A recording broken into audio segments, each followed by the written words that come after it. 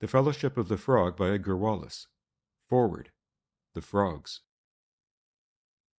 It was of interest to those who study the psychology of the mass that, under the prosperous but otherwise insignificant James G. Bliss became the object of their attention, the doings and growth of the Frogs were almost unnoticed. There were strong references in some of the country newspapers to the lawless character of the association. One Sunday journal had an amusing article headed, "Tramps Trade Union Takes Frog for Symbol of Mystic Order," and gave a humorous and quite fanciful extract from its rules and ritual. The average man made casual references.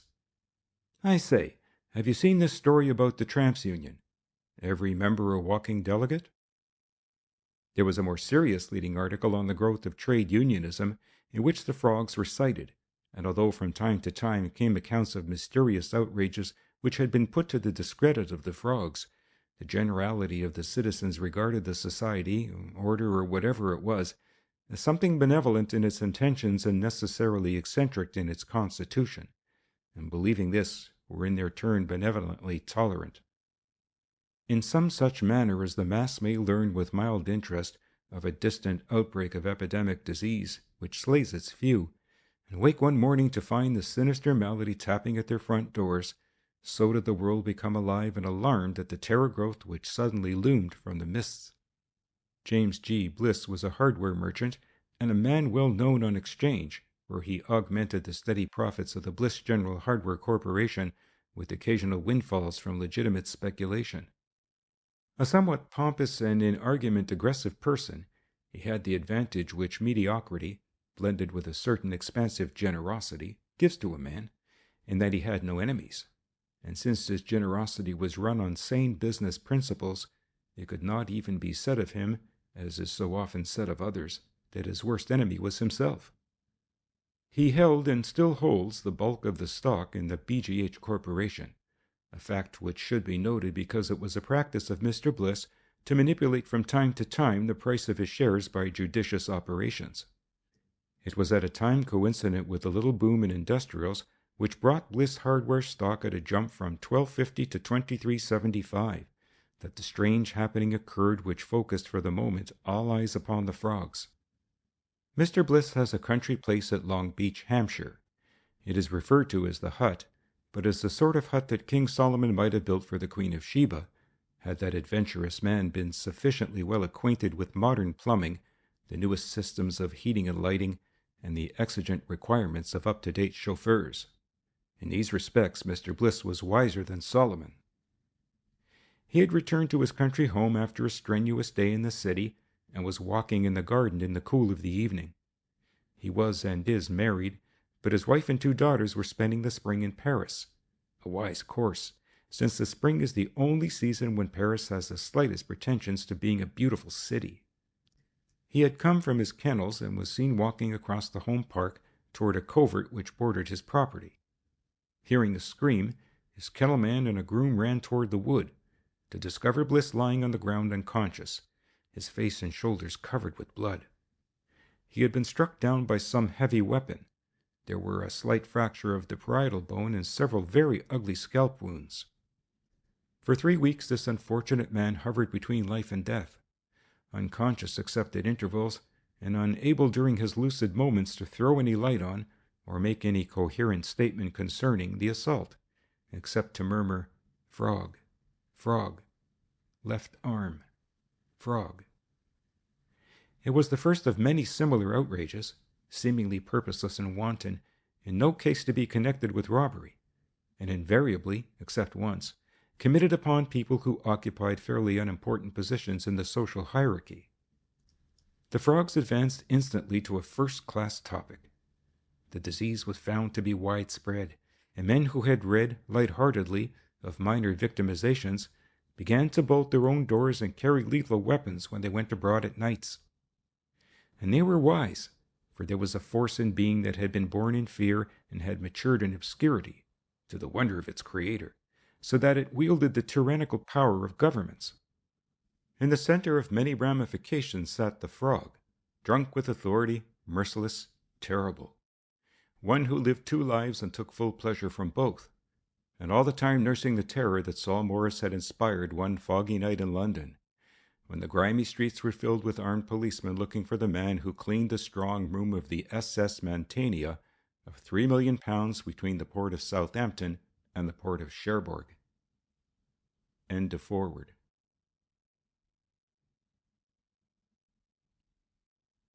Chapter 1. At Maytree Cottage. A dry radiator coincided with a burst tire. The second coincidence was the proximity of Maytree Cottage on the Horsham Road.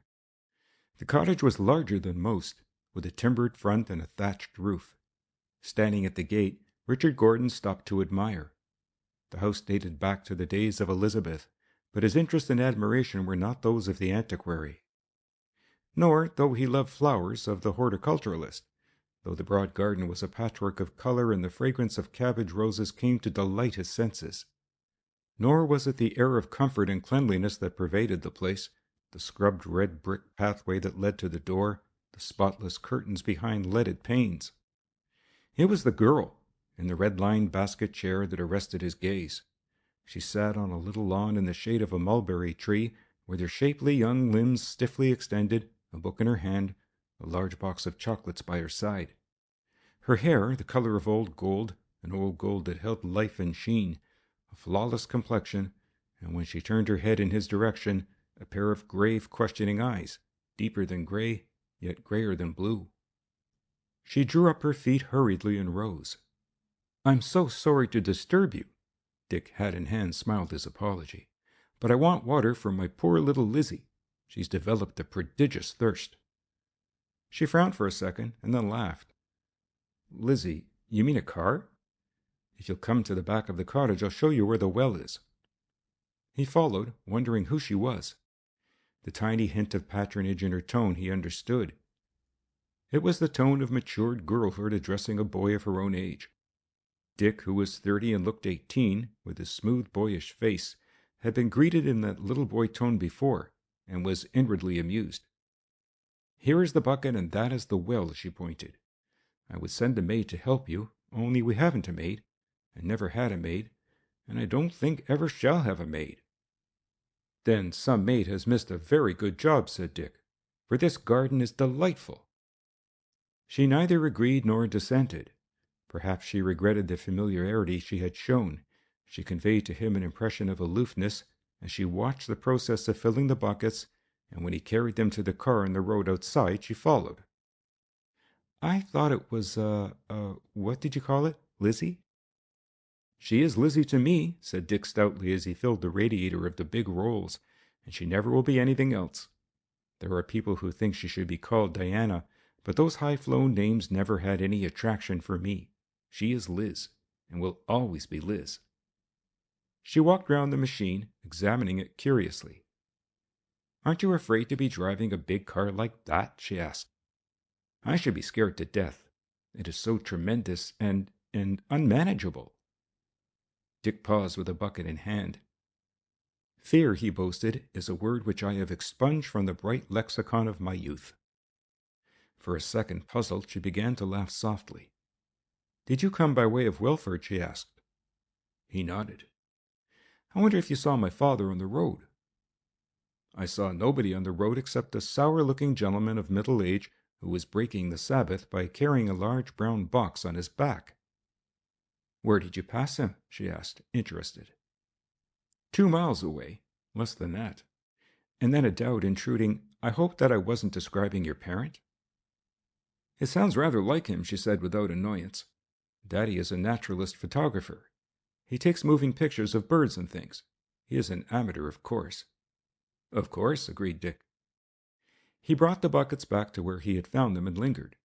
Searching for an excuse, he found it in the garden.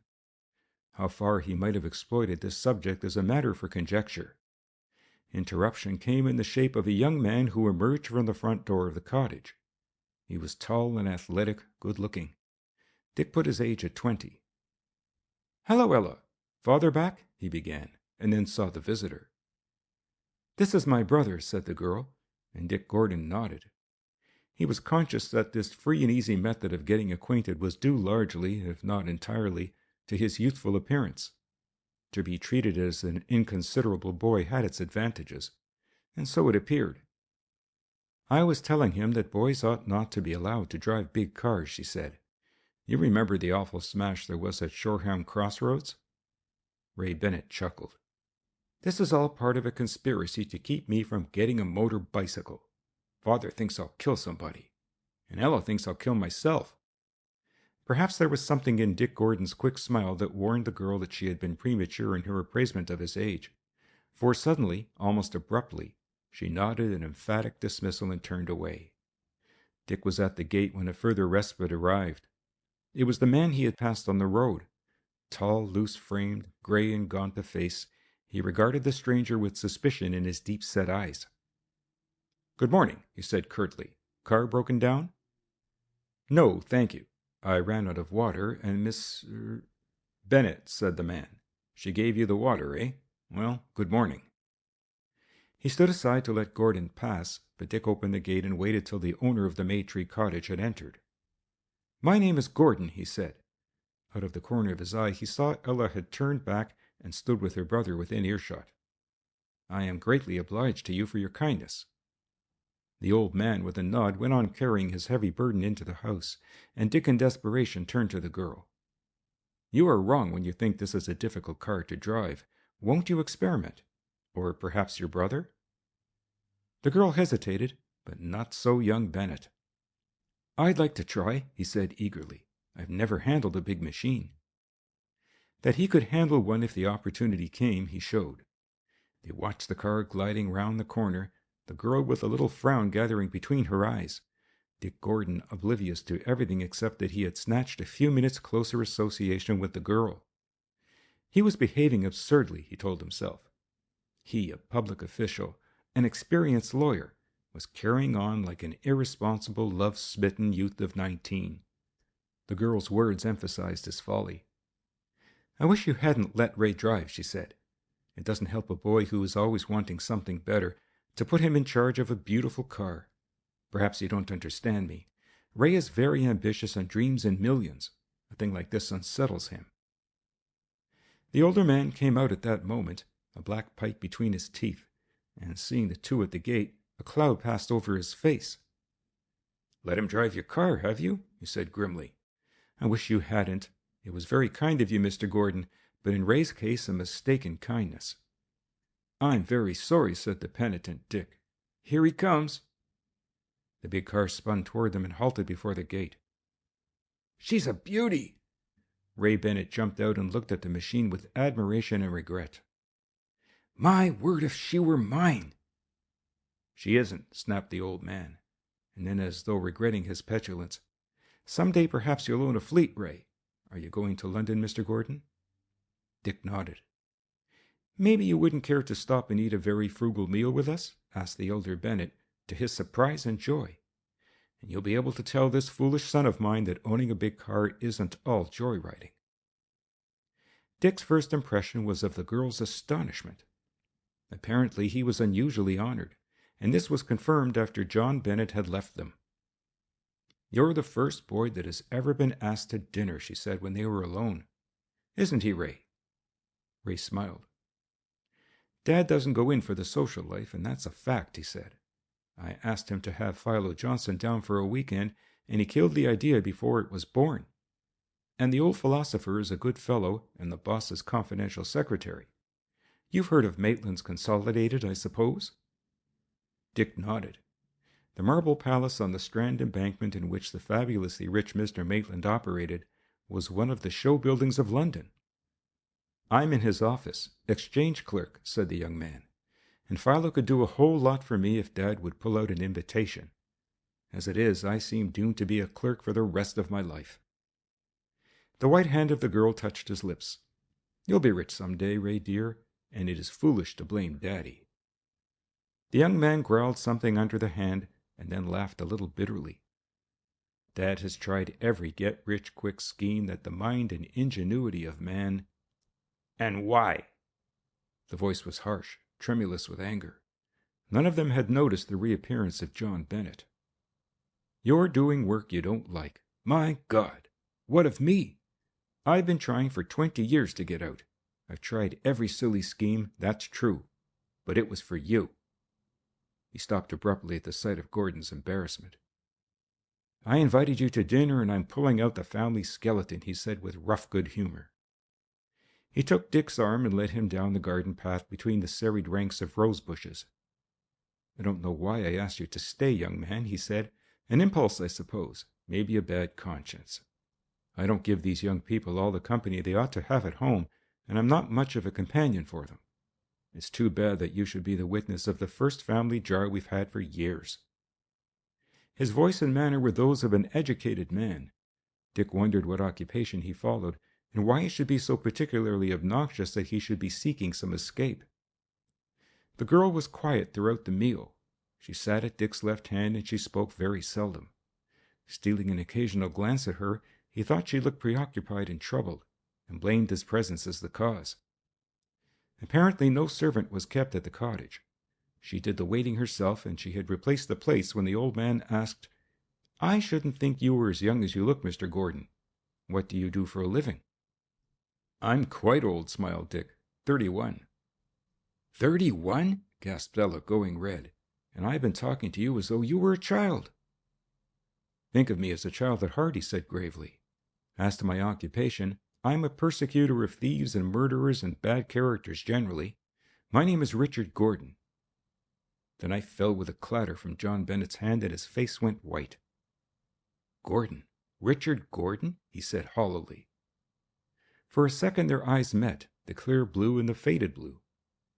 "Yes, I am the assistant director of prosecution," said Gordon quietly, "and I have an idea that you and I have met before."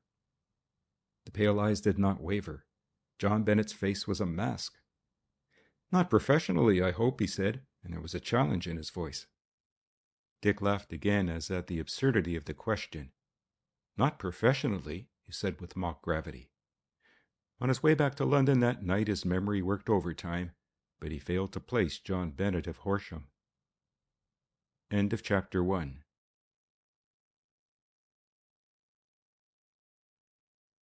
Chapter 2. A Talk About Frogs. Maitland's Consolidated had grown from one small office to its present palatial proportions in a comparatively short space of time. Maitland was a man advanced in years, patriarchal in appearance, sparing of speech. He had arrived in London unheralded, and had arrived, in the less accurate sense of the word, before London was aware of his existence. Dick Gordon saw the speculator for the first time as he was waiting in the marble-walled vestibule.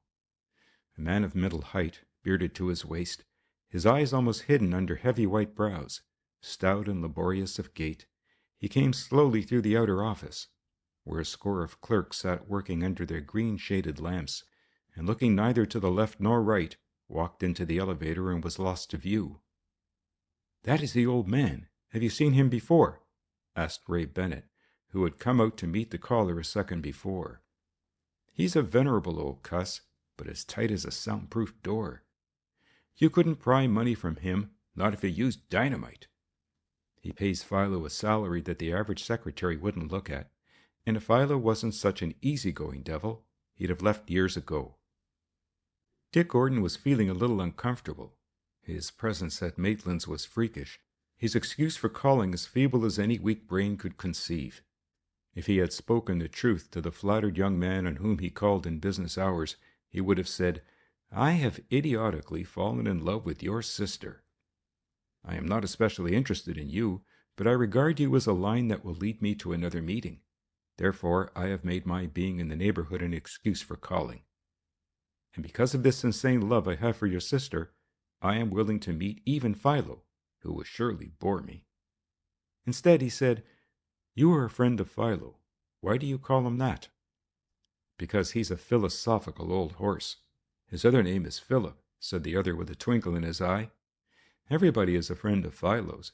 He's the kind of man that makes friendship easy." The elevator door opened at that moment, and a man came out.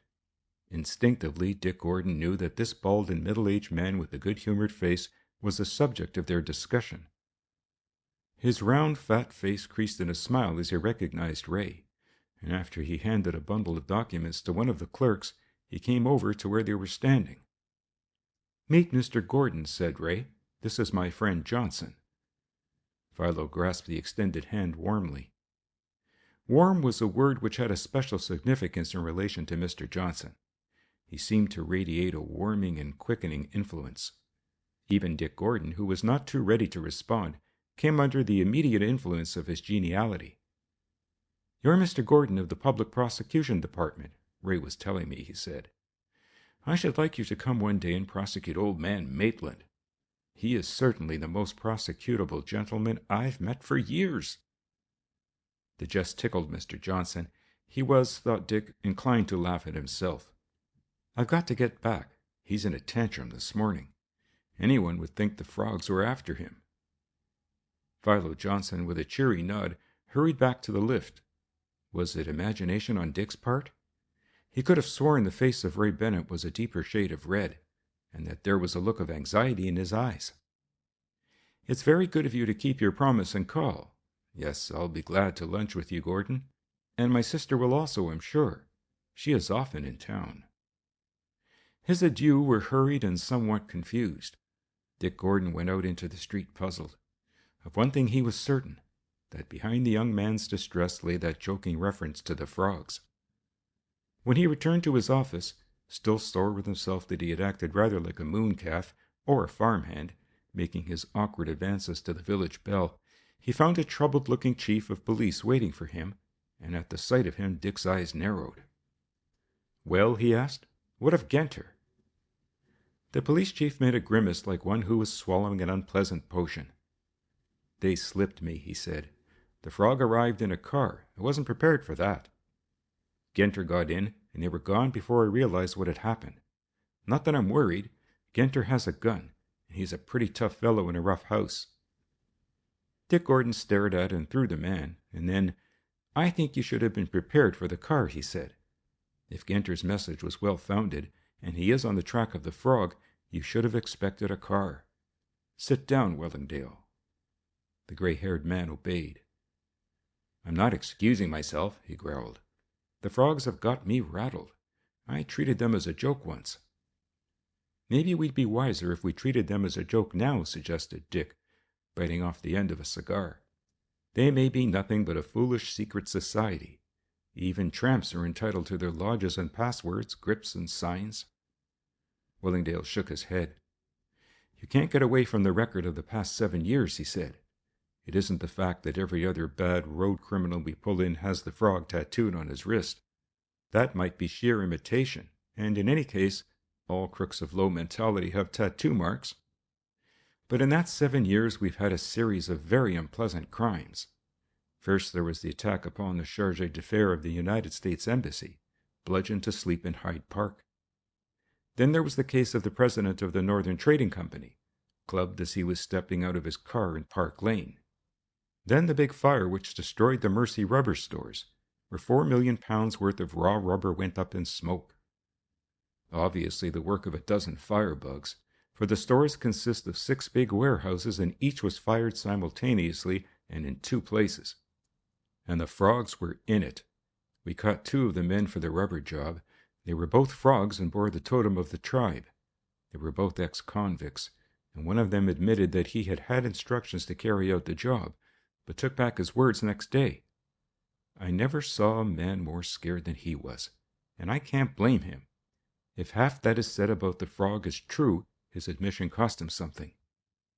There it is, Mr. Gordon. I can give you a dozen cases. Genter has been 2 years on the track. He has been tramping the country, sleeping under hedges, hogging in with all sorts of tramps, stealing rides with them and thieving with them. And when he wrote me and said he had got into touch with the organization and expected to be initiated, I thought we were near to getting them. I've had Genter shadowed since he struck town. I'm sick about this morning." Dick Gordon opened a drawer of his desk, took out a leather folder and turned the leaves of its contents. They consisted of pages of photographs of men's wrists. He studied them carefully, as though he were looking at them for the first time, though in truth he had examined these records of captured men almost every day for years. Then he closed the portfolio thoughtfully and put it away in the drawer. For a few minutes he sat, drumming his fingers on the edge of the writing table, a frown on his youthful face.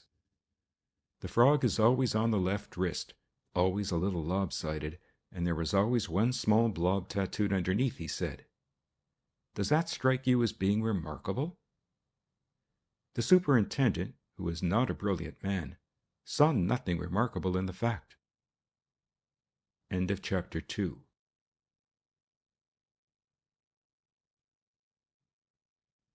Chapter 3. The Frog. It was growing dark when the two tramps, skirting the village of Morby, came again to the post road. The circumvention of Morby had been a painful and tiring business, for the rain which had been falling all day had transformed the ploughed fields into glutinous brown seas that made walking a test of patience. One was tall and shaven, shabby, his faded brown coat was buttoned to his chin, his sagged and battered hat rested on the back of his head. His companion seemed short by comparison, though he was a well-made, broad-shouldered man, above the average height. They spoke no word as they plodded along the muddy road. Twice the shorter man stopped and peered backward in the gathering darkness, as though searching for a pursuer, and once he clutched the big man's arm and drew him to hiding behind the bushes that fringed the road. This was when a car tore past with a roar and a splattering of liquid mud. After a while they turned off the road, and crossing a field, came to the edge of a wild waste of land traversed by an ancient cart track. "We're nearly there," growled the smaller man, and the other grunted. But for all his seeming indifference, his keen eyes were taking in every detail of the scene. Solitary building on the horizon, looked like a barn. Essex County, he guessed this from the indicator number on the car that had passed. Wasteland probably led to a disused clay pit, or was it a quarry? There was an old notice board fixed to a groggy post near the gate through which the cart track passed. It was too dark to read the faded lettering, but he saw the word lime. Limestone? It would be easy to locate. The only danger was if the frogs were present in force. Under cover of his overcoat, he felt for the Browning and slipped it into his overcoat pocket. If the frogs were in strength, there might be a tough fight. Help there was none. He never expected there would be. Carlo had picked him up on the outskirts of the city in his disreputable car, and had driven him through the rain, tacking and turning, following secondary roads, avoiding towns and hamlets, so that, had he been sitting by the driver's side, he might have grown confused. But he was not. He was sitting in the darkness of the little van and saw nothing. Wellingdale, with the shadows who had been watching him, had not been prepared for the car. A tramp with a motor car was a monstrosity. Even Genter himself was taken aback when the car drew up to the pavement where he was waiting, and the voice of Carlo hissed, "Jump in!" They crossed the crest of a weed-grown ridge. Below, Genter saw a stretch of ground littered with rusting trolleys, twisted de Corville rails, and pitted with deep, rain-filled holes. Beyond, on the sharp line of the quarry's edge, was a small wooden hut, and towards this Carlo led the way. "Not nervous, are you?" he asked, and there was a sneer in his voice. "Not very," said the other coolly. "I suppose the fellows are in that shack?" Carlo laughed softly. "There are no others," he said. "Only the frog himself. He comes up the quarry face. There's a flight of steps that come up under the hut. Good idea, eh? The hut hangs over the edge, and you can't even see the steps, not if you hang over. I tried once. They'd never catch him, not if they brought 40 million cops." "Suppose they surrounded the quarry," suggested Genter, but the man scoffed. "Wouldn't he know it was being surrounded before he came in? He knows everything, does the frog." He looked down at the other's hand. "It won't hurt," he said, "and it's worth it if it does. You'll never be without a friend again, Harry. If you get into trouble, there's always the best lawyer to defend you. And you're the kind of chap we're looking for. There is plenty of trash. Poor fools that want to get in for the sake of the pickings. But you'll get big work, and if you do a special job for him, there's hundreds and hundreds of money for you. If you're hungry or ill, the frogs will find you out and help you. That's pretty good, ain't it?" Genter said nothing. They were within a dozen yards of the hut now, a strong structure built of stout timber bulks, with one door and a shuttered window. Motioning Genter to remain where he was, the man called Carlo went forward and tapped on the door. Genter heard a voice. and then he saw the man step to the window and the shutter open an inch. There followed a long conversation in an undertone, and then Carlo came back. "He says he has a job for you that will bring in 1,000. You're lucky. Do you know Rochmore?" Genter nodded. He knew that aristocratic suburb. "There's a man there that has got to be coshed. He comes home from his club every night by the 11:05, walks to his house. It is up a dark road, and a fellow could get him with a club without trouble. Just one smack and he's finished. He's not killing, you understand." "Why does he want me to do it?" asked the tall tramp curiously. The explanation was logical. All new fellows have to do something to show their pluck and straightness. What do you say? Genter had not hesitated. "I'll do it," he said. Carlo returned to the window, and presently he called his companion. "Stand here and put your left arm to the window," he ordered. Genter pulled back the cuff of his sodden coat and thrust his bare arm through the opening. His hand was caught in a firm grip, and immediately he felt something soft and wet pressed against his wrist. A rubber stamp, he noted mentally, and braced himself for the pain which would follow. It came, with rapid pricking of 1,000 needles, and he winced. Then the grip on his hand relaxed, and he withdrew it, to look wonderingly on the blurred design of ink and blood that the tattooer had left. "Don't wipe it," said a muffled voice from the darkness of the hut. "Now you may come in." The shutter closed and was bolted. Then came the snick of a lock turning, and the door opened. Genter went into the pitch-black darkness of the hut and heard the door locked by the unseen occupant. "Your number is K971, said the hollow voice. "When you see that in the personal column of the Times, you report here, wherever you are. Take that." Genter put out his hand, and an envelope was placed in his outstretched palm. It was as though the mysterious frog could see, even in that blackness. "There is journey money and a map of the district. If you spend the journey money, or if you fail to come when you are wanted, you will be killed. Is that clear?" "Yes." "You will find other money that you can use for your expenses. Now listen. At Rochmore, 17 Park Avenue, lives Hallwell Jones, the banker." He must have sensed the start of surprise which the recruit gave. "You know him?" "Yes, worked for him years ago," said Genter. Stealthily he drew his Browning from his pocket and thumbed down the safety catch. "Between now and Friday he has to be clubbed. You need not kill him. If you do, it doesn't matter. I expect his head's too hard." Genter located the man now, and growing accustomed to the darkness, guessed rather than saw the bulk of him. Suddenly his hand shot out and grasped the arm of the frog. "I've got a gun and I'll shoot," he said between his teeth. "I want you, frog. I am Inspector Genter from police headquarters, and if you resist, I'll kill you." For a second there was a deathly silence. Then Genter felt his pistol wrist seized in a vice-like grip. He struck out with his other hand, but the man stooped and the blow fell in the air, and then with a wrench the pistol was forced out of the big man's hand, and he closed with his prisoner. So doing, his face touched the frog's. Was it a mask he was wearing? The cold mica goggles came against his cheek. That accounted for the muffled voice. Powerful as he was, he could not break away from the arms which encircled him, and they struggled backward and forward in the darkness. Suddenly the frog lifted his foot, and Genter, anticipating the kick, swerved round. There was a crash of broken glass, and then something came to the detective, a faint but pungent odor. He tried to breathe, but found himself strangling, and his arms fell feebly by his side. The frog held him for a minute, and then let the limp figure fall with a thud to the ground. In the morning a London police patrol found the body of Inspector Genter lying in the garden of an empty house, and rang for an ambulance.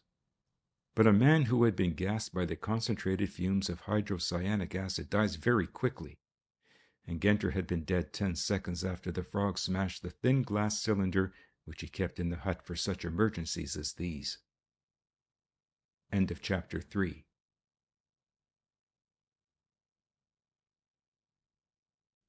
Chapter 4. Elk. There was no detective in the world who looked less like a police officer, and a clever police officer, than Elk. He was tall and thin, and a slight stoop accentuated his weediness.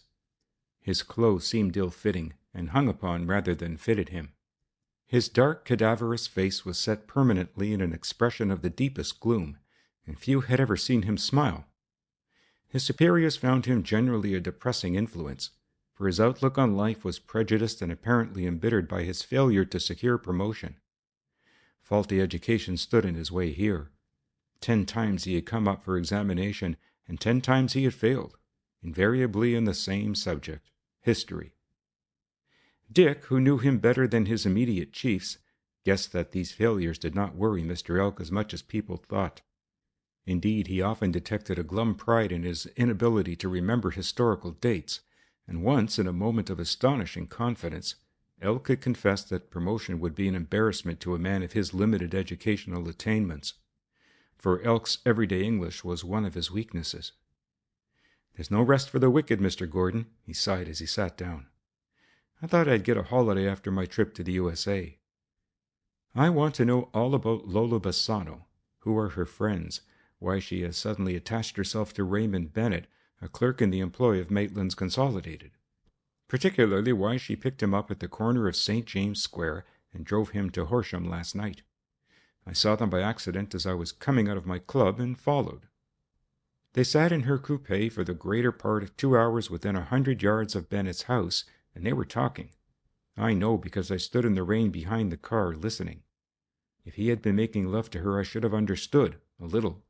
But they were talking, and talking money. I heard certain sums mentioned. At 4 o'clock he got out of the car and went into his house, and Lola drove off. Elk, puffing, sadly shook his head. "Lola wouldn't talk about anything but money anyway," he said. "She's like Queen What's-Her-Name, who died in 1077, or maybe it was 1573. She married King Henry, or it may have been Charles, because she wanted a gold snuff-box he had. I'm not sure whether it was a gold snuff-box or a silver bed. Anyway, she got it and was beheaded in... I don't remember the date." "Thank you for the parallel," smiled Dick. "But Lola is not after snuff-boxes of gold or silver. Young Bennett hasn't 2 pence of his own. There is something particularly interesting to me about this acquaintance." Elk smoked thoughtfully, watching the smoke rings rise to the ceiling. "Bennett's got a sister," he said, to the other's amazement. "Pretty as far as looks go. Old man Bennett's a crook of some kind. Doesn't do any regular work, but goes away for days at a time and comes back looking ill." "You know them?" Elk nodded. "Old man Bennett attracted me. Somebody reported his movements as suspicious, the local police. They've got nothing to do except guard chickens, and naturally they look on anybody who doesn't keep chickens as being a suspicious character. I kept old Bennett under observation, but I never got to the bottom of his movements. He has run lots of queer stunts. He wrote a play once and put it on. It went dead on the 4th night. Then he took to playing the races on a system. That nearly broke him. Then he started a correspondence school at Horsham, how to write good English, and he lost money. Now he's taking pictures." "How long has he been trying those methods of getting a living?" "Years. I traced a typewriting agency to him 17 years ago. They haven't been all failures. He made money out of some, but I'd give my head to know what his regular game is. Once a month regular, sometimes twice, sometimes more often, he disappears and you can't find him or trail him. I've sounded every crook in town, but they're as much puzzled as I am. Lou Brady, that's the big sporting fellow who worked with Lola, he's interested too. He hates Bennett. Years ago he tackled the old man and tried to bully him into telling him what his lay was, and Bennett handled him rough." "The old man?" asked Dick incredulously. "The old man. He's as strong as an ox. Don't forget it. I'll see Lola. She's not a bad girl, up to a point. Personally, vamps never appealed to me. Genter's dead, they tell me. The frog's in that too?" "There's no doubt about it," said Dick, rising. "And here Elk is one of the men who killed him." He walked to the window and looked out, Elk behind him. The man who had stood on the sidewalk had disappeared. "Where?" asked Elk. "He's gone now. At that moment the window shattered inward, and splinters of glass stung his face. Another second, and Elk was dragged violently to cover. "From the roof of Onslow Gardens," said Richard Gordon calmly. "I wondered where the devils would shoot from, That's twice they've tried to get me since daylight. A spent cartridge on the flat roof of 94, Onslow Gardens, and the print of feet were all the evidence that the assassin left behind. Number 94 was empty except for a caretaker, who admitted that he was in the habit of going out every morning to buy provisions for the day. Admission had been gained by the front door. There was a tradesman who saw a man let himself into the house, carrying what looked to be a fishing rod under his arm, but which undoubtedly was a rifle in a cloth case. Very simple, said Dick, and of course from the frog's point of view effective. The shooter had half a dozen ways of escape, including the fire escape. Elk was silent and glum. Dick Gordon as silent but cheerful until the two men were back in his office. It was my inquiry at the garage that annoyed them, he said, and I'll give them this credit, that they are rapid. I was returning to my house when the first attempt was made. The most ingenious effort to run me down with a light car. The darn thing even mounted the pavement after me. Number?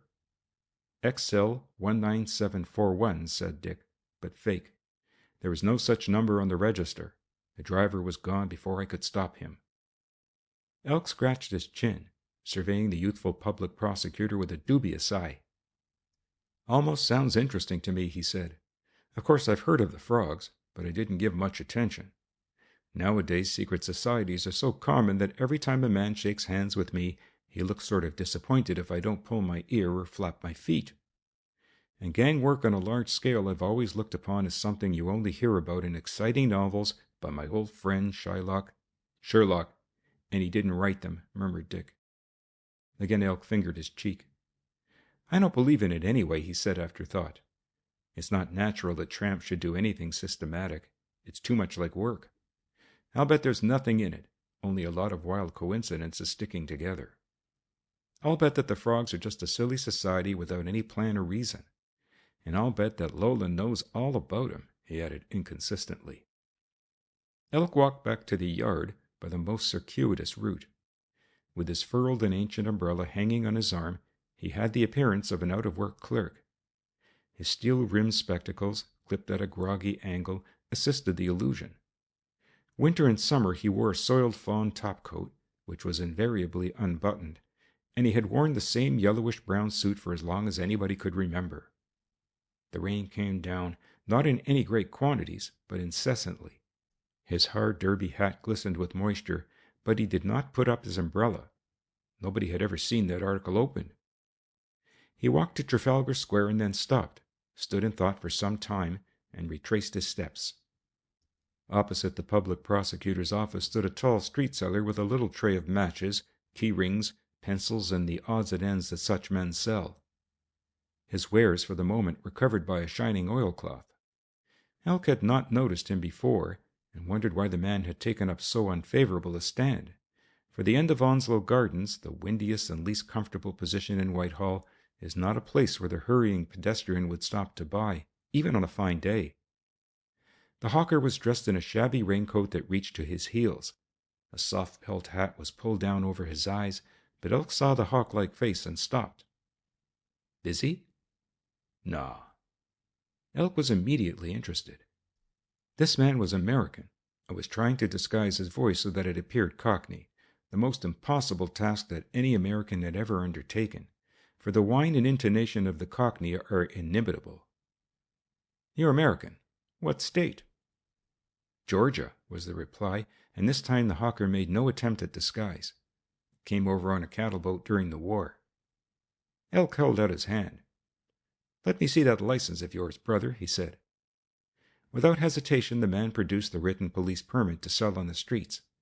It was made out in the name of Joshua Broad and was in order. You're not from Georgia, said Elk, but that doesn't matter. You're from Hampshire or Massachusetts. Connecticut, to be exact, said the man coolly, but I've lived in Georgia. Want a key ring? There was a gleam of amusement in his eyes, the merest flash.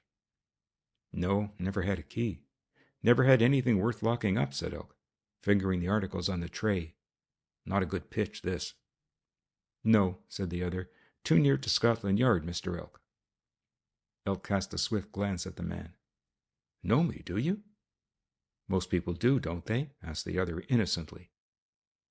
Elk took the peddler in from the soles of his stout shoes to his sodden hat, and with a nod went on. The hawker looked after the detective until he was out of sight, and then, fixing a cover over his tray, strapped it tight and walked in the direction Elk had taken.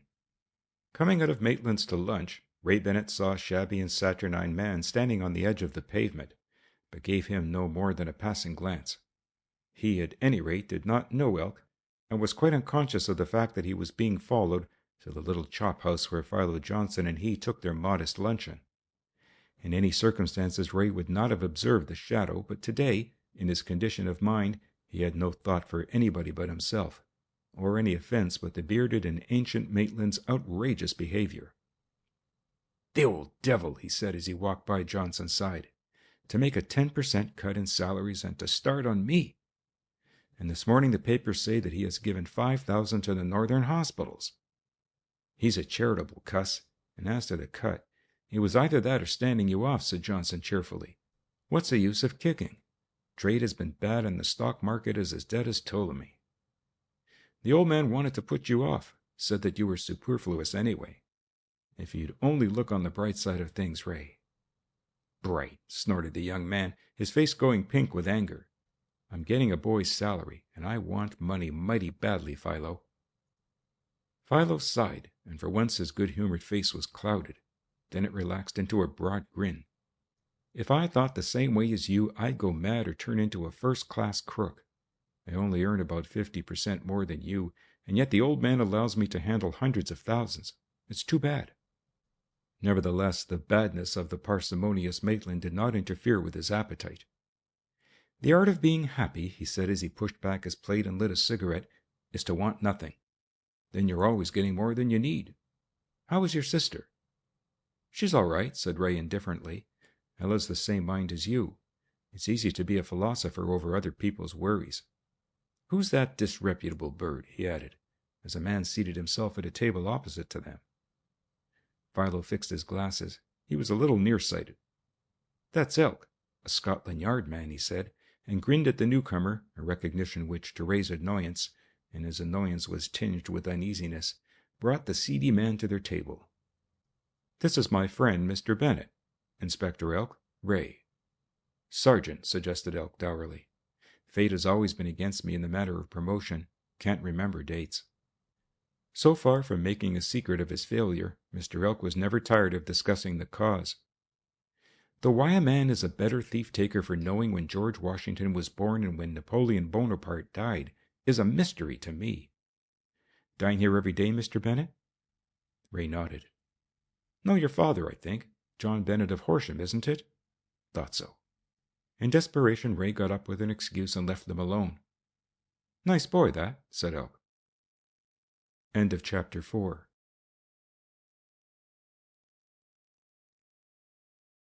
Chapter 5. Mr. Maitland Goes Home. They were nearing the imposing home of Maitland's Consolidated when Mr. Johnson suddenly broke off in the middle of an interesting exposition of his philosophy and quickened his pace. On the pavement ahead of them he saw Ray Bennett, and by his side the slim figure of a girl. Their backs were toward the two men, but Elk guessed rightly when he decided that the girl was Ella Bennett. He had seen her twice before, and he had a wonderful memory for backs. Turning as the stout man came up to her, hat in hand, she greeted him with a quick and friendly smile.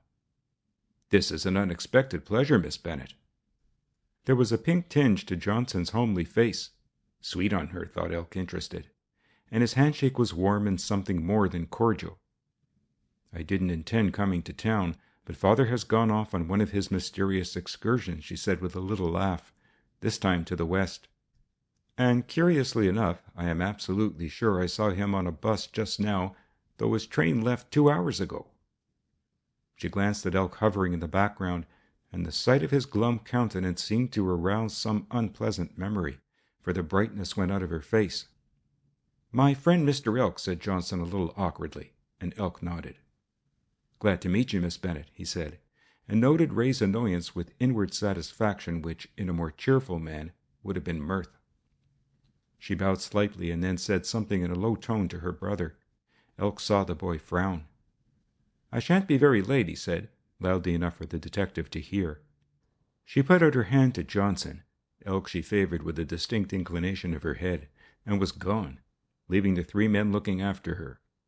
Two, for when Mr. Elk looked around, the boy had disappeared into the building. "You know Miss Bennet?" "Slightly," said Elk grudgingly. "I know almost everybody slightly. Good people and bad people. The gooder they are, the slighter I know 'em. Queer devil." "Who?" asked the startled Johnson. "You mean her father? I wish he wasn't so chilly with me." Elk's lips twitched. "I guess you do," he said dryly. "So long." He strolled aimlessly away as Johnson walked up the steps into Maitland's, but he did not go far. Crossing the road, he retraced his steps and took up his station in the doorway. At 4 o'clock, a taxicab drew up before the imposing door of Maitland's Consolidated, and a few minutes later the old man shuffled out, looking neither to the right nor to the left. Elk regarded him with more than ordinary interest. He knew the financier by sight, and had paid 2 or 3 visits to the office in connection with certain petty thefts committed by cleaners. In this way he had become acquainted with Philo Johnson, for old Maitland had delegated the interview to his subordinate. Elk judged the old man to be in the region of 70, and wondered for the first time where he lived and in what state. Had he relations? It was a curious fact that he knew nothing whatever about the financier, the least paragraph of any of the big city forces. The detective had no business with the head of this flourishing firm. His task was to discover the association between Lola Bassano and this impecunious clerk. He knew inside him that Dick Gordon's interest in the young man was not altogether disinterested, and suspected rightly that the pretty sister of Ray Bennett lay behind it.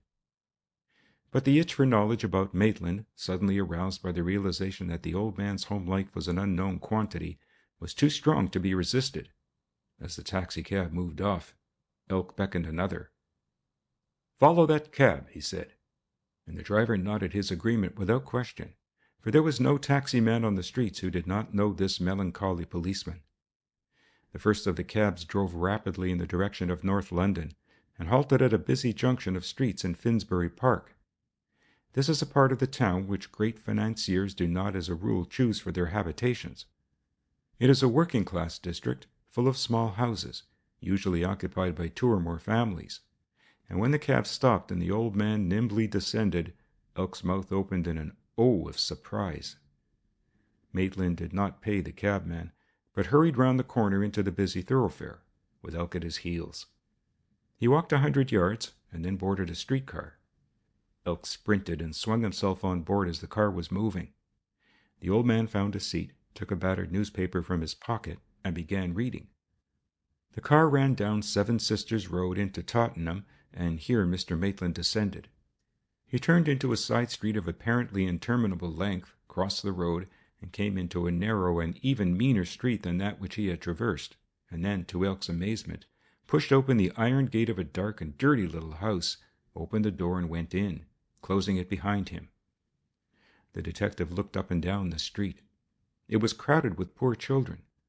Elk looked at the house again, scarcely believing his eyes.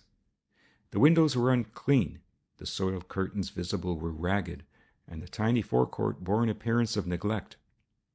And this was the home of Ezra Maitland, a master of millions, the man who gave £5,000 to the London hospitals. It was incredible. He made up his mind, and walking to the door, knocked. For some time there was no reply, and then he heard the shuffle of slippered feet in the passage, and an old woman with a yellow face opened the door. "Excuse me," said Elk. "I think the gentleman who just came in dropped this." He produced a handkerchief from his pocket, and she glared at it for a moment, and then, reaching out her hand, took it from him and slammed the door in his face. "And that's the last of my good handkerchief," thought Elk bitterly. He had caught one glimpse of the interior, a grimy-looking passage with a strip of faded carpet and a flight of uncovered stairs. He proceeded to make a few local inquiries. "Maitland or Mainland, I don't know which," said a tradesman who kept a general store at the corner. "The old gentleman comes out every morning at 9 and comes home just about this hour. I don't know who or what he is. I can tell you this, though, he doesn't eat much. He buys all his goods here. What those 2 people live on, an ordinary healthy child would eat at one meal." Elk went back to the west a little mystified. The miser was a common figure of fiction, and not uncommonly met with in real life. But old Maitland must be a super miser, he thought, and decided to give the matter a little further attention. For the moment he was concentrating his efforts upon Miss Lola Bassano, that interesting lady. In one of the fashionable thoroughfares leading from Cavendish Square is a block of flats, occupied by wealthy tenants. Its rents are remarkably high, even for that exclusive quarter, and even Elk, who was not easily surprised, was a little staggered when he learnt that Lola Bassano occupied a suite in this expensive building. It was to Quarry House that he made his way after returning to Maitland's office, to find the premises closed. There was no indicator on the wall, but the liftman, who regarded Elk with some suspicion, as he was entitled to do, announced that Miss Bassano lived on the 3rd floor. "How long has she been here?" asked Elk. "That's no business of yours," said the liftman, "and I think what you want, my friend, is the tradesman's entrance." "I've often wondered," ruminated Elk, "what people like you do their thinking with." "Now look here," began the liftman indignantly. "Look here," retorted Elk, and at the sight of his badge the man grew more polite and more informative. "She's been here 2 months," he said, "and to tell you the truth, Mr. Elk, I've often wondered how she got a suite in Quarry House. They tell me she used to run a gambling joint on Jermyn Street. You haven't come to raid her, have you?" he asked anxiously. "That'd get Quarry House a pretty bad name." "I've come to make a friendly call," said Elk carefully. "That's the door." The man stepped out of the lift and pointed to one of the 2 sober mahogany doors on the landing. "This other flat belongs to an American millionaire." "Is there such a thing?" asked Elk. He was about to say something more when the liftman walked to the door and peered at one of its polished panels. "That's queer," he said. "What do you make of this?" Elk joined him, and at a glance saw and understood. On the panel had been stamped a small white frog, an exact replica of those he had seen that morning on the photographs that Dick Gordon had shown him. A squatting frog, slightly askew. He touched it. The ink was still wet and showed on his finger. And then the strangest thing of all happened. The door opened suddenly, and a man of middle age appeared in the doorway. In his hand was a long-barreled Browning, and it covered the detective's heart. "Put up your hands," he said sharply. Then he stopped and stared at the detective. Elk returned the gaze speechless, for the elegantly dressed man who stood there was the hawk-faced peddler he had seen in Whitehall. The American was the first to recover. Not a muscle of his face moved, but Elk saw again that light of amusement in his eyes as he stepped back and opened the door still wider. "Come right in, Mr. Elk," he said, and to the amazed liftman, "It's all right, Worth. I was practicing a little joke on Mr. Elk." He closed the door behind him, and with a gesture beckoned the detective into a prettily furnished drawing room. Elk went in, leaving the matter of the frog on the door for discussion later. "We're quite alone, Mr. Elk, so you needn't lower your voice when you talk of my indiscretions. Will you smoke a cigar?" Elk stretched out his fingers mechanically and selected a big cabana. "Unless I'm greatly mistaken, I saw you this morning," he began. "You weren't mistaken at all," interrupted the other coolly. "You saw me on Whitehall. I was peddling key rings. My name is Joshua Broad. You haven't anything on me for trading in a false name." The detective lit his cigar before he spoke. "This apartment must cost you a whole lot to keep up," he said slowly, "and I don't blame you for trying to earn something on the side. But it seems to me that peddling key rings is a very poor proposition for a first-class businessman." Joshua Broad nodded. "I haven't made $1 million out of that business," he said, "but it amuses me, Mr. Elk. I am something of a philosopher." He lit a cigar and settled himself comfortably in a deep chintz-covered armchair, his legs crossed, the picture of contentment. "As an American, I am interested in social problems, and I have found that the best way to understand the very poor of any country is to get right down amongst them." His tone was easy, apologetic, but quite self-possessed.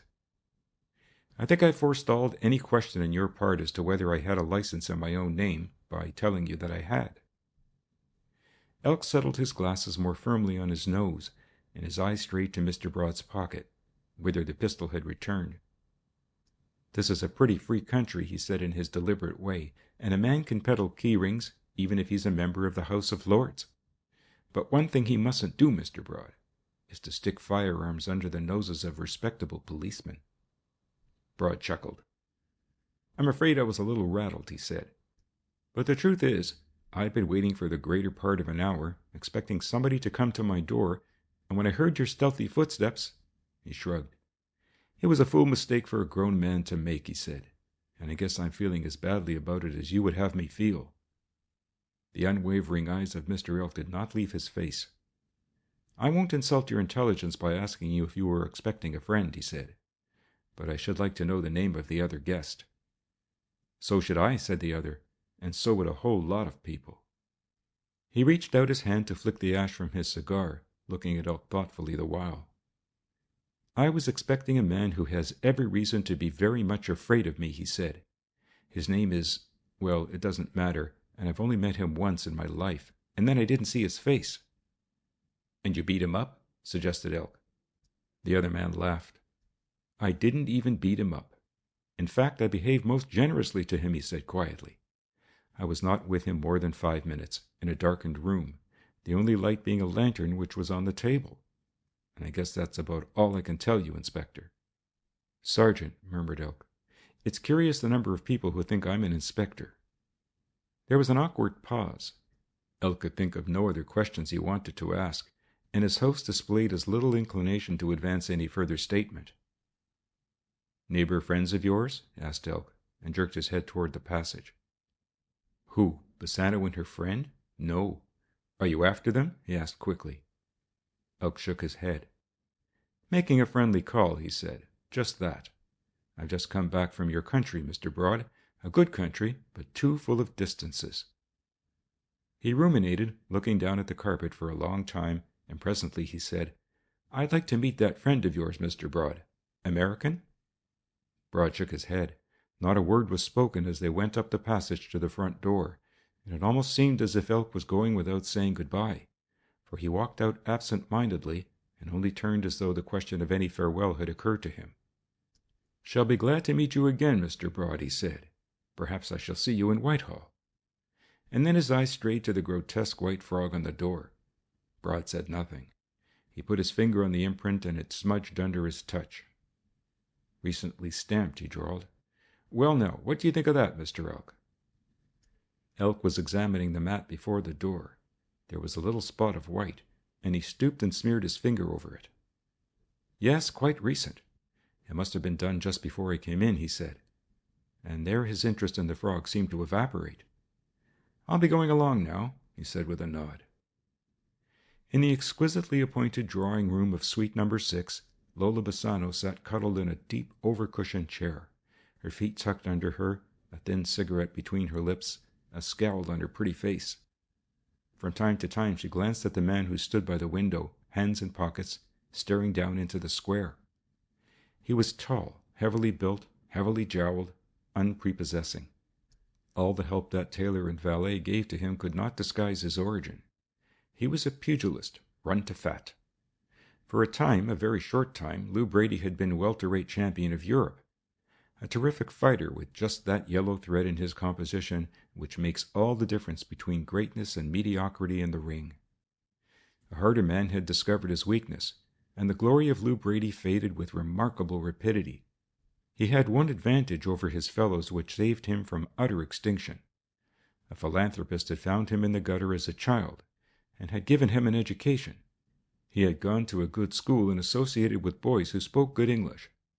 The benefit of that association he had never lost, and his voice was so curiously cultured that people who for the first time heard this brute man speak listened open-mouthed. What time do you expect that rat of yours? He asked. Lola lifted her silk-clad shoulders, took out her cigarette to yawn, and settled herself more cozily. I don't know. He leaves his office at 5. The man turned from the window and began to pace the room slowly. Why Frog worries about him I don't know, he grumbled. Lola, I'm surely getting tired of old man Frog. Lola smiled and blew out a ring of smoke. Perhaps you're tired of getting money for nothing, Brady, she said. Personally speaking, that kind of weariness never comes to me. There is one thing sure. Frog wouldn't bother with young Bennett if there wasn't something in it. He pulled out a watch and glanced at its jeweled face. 5 o'clock. I suppose that fellow doesn't know you're married to me?" "Don't be a fool," said Lola wearily. "Am I likely to boast about it?" He grinned and resumed his pacings. Presently he heard the faint tinkle of the bell and glanced at the girl. She got up, shook the cushions, and nodded. "Open the door," she said, and the man went out of the room obediently. Ray Bennett crossed the room with quick strides and caught the girl's hand in both of his. "I'm late. Old Johnson kept me running around after the clerks had gone." "Moses, this is a fine room, Lola. I hadn't any idea you lived in such style." "You know Lou Brady?" Ray nodded smilingly. He was a picture of happiness, and the presence of Lou Brady made no difference to him. He had met Lola at a supper club and knew that she and Brady had some business association. Moreover, Ray prided himself upon that confusion of standards which is called broad-mindedness. He visualized a new social condition which was superior to the bondage which old-fashioned rules of conduct imposed upon men and women in their relationship one to the other. He was young, clean-minded, saw things as he would have them be. Breadth of mind not infrequently accompanies limitation of knowledge. "Now for your wonderful scheme," he said, as at a gesture from her he settled himself by the girl's side. "Does Brady know?" "It is Lou's idea," she said lightly. "He is always looking out for opportunities, not for himself but for other people." "It's a weakness of mine," said Lou apologetically. "And anyway, I don't know if you'll like the scheme. I'd have taken it on myself, but I'm too busy. Did Lola tell you anything about it?" Ray nodded. "I can't believe it," he said. "I always thought such things belonged to magazine stories. Lola says that the government of Japan wants a secret agent in London, somebody they can disown if necessary. But what is the work?" "There you've got me," said Lou, shaking his head. "So far as I can discover, you've nothing to do but live. Perhaps they'll want you to keep track of what is going on in the political world. The thing I don't like about it is that you'll have to live a double life. Nobody must know that you're a clerk in Maitland's. You can call yourself by any name you like, and you'll have to make your domestic arrangements as best you know." "That will be easy," interrupted the boy. "My father says I ought to have a room in town. He thinks the journey to and from Horsham every day is too expensive. I fixed that with him on Sunday. I shall have to go down to the cottage some weekends, but what am I to do, and to whom do I report?" Lola laughed softly. "Poor boy," she mocked. "The prospect of owning a beautiful flat and seeing me every day is worrying him." End of chapter 5.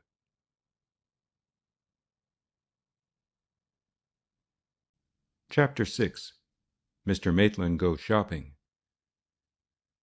Eldor Street, Tottenham, was one of the thousands of drab and ugly thoroughfares that make up the central suburbs of London. Imagine 2 rows of houses set on either side of a straight street, lighted at economic intervals by yellow lamps. Each house has a protuberance, called a bay window.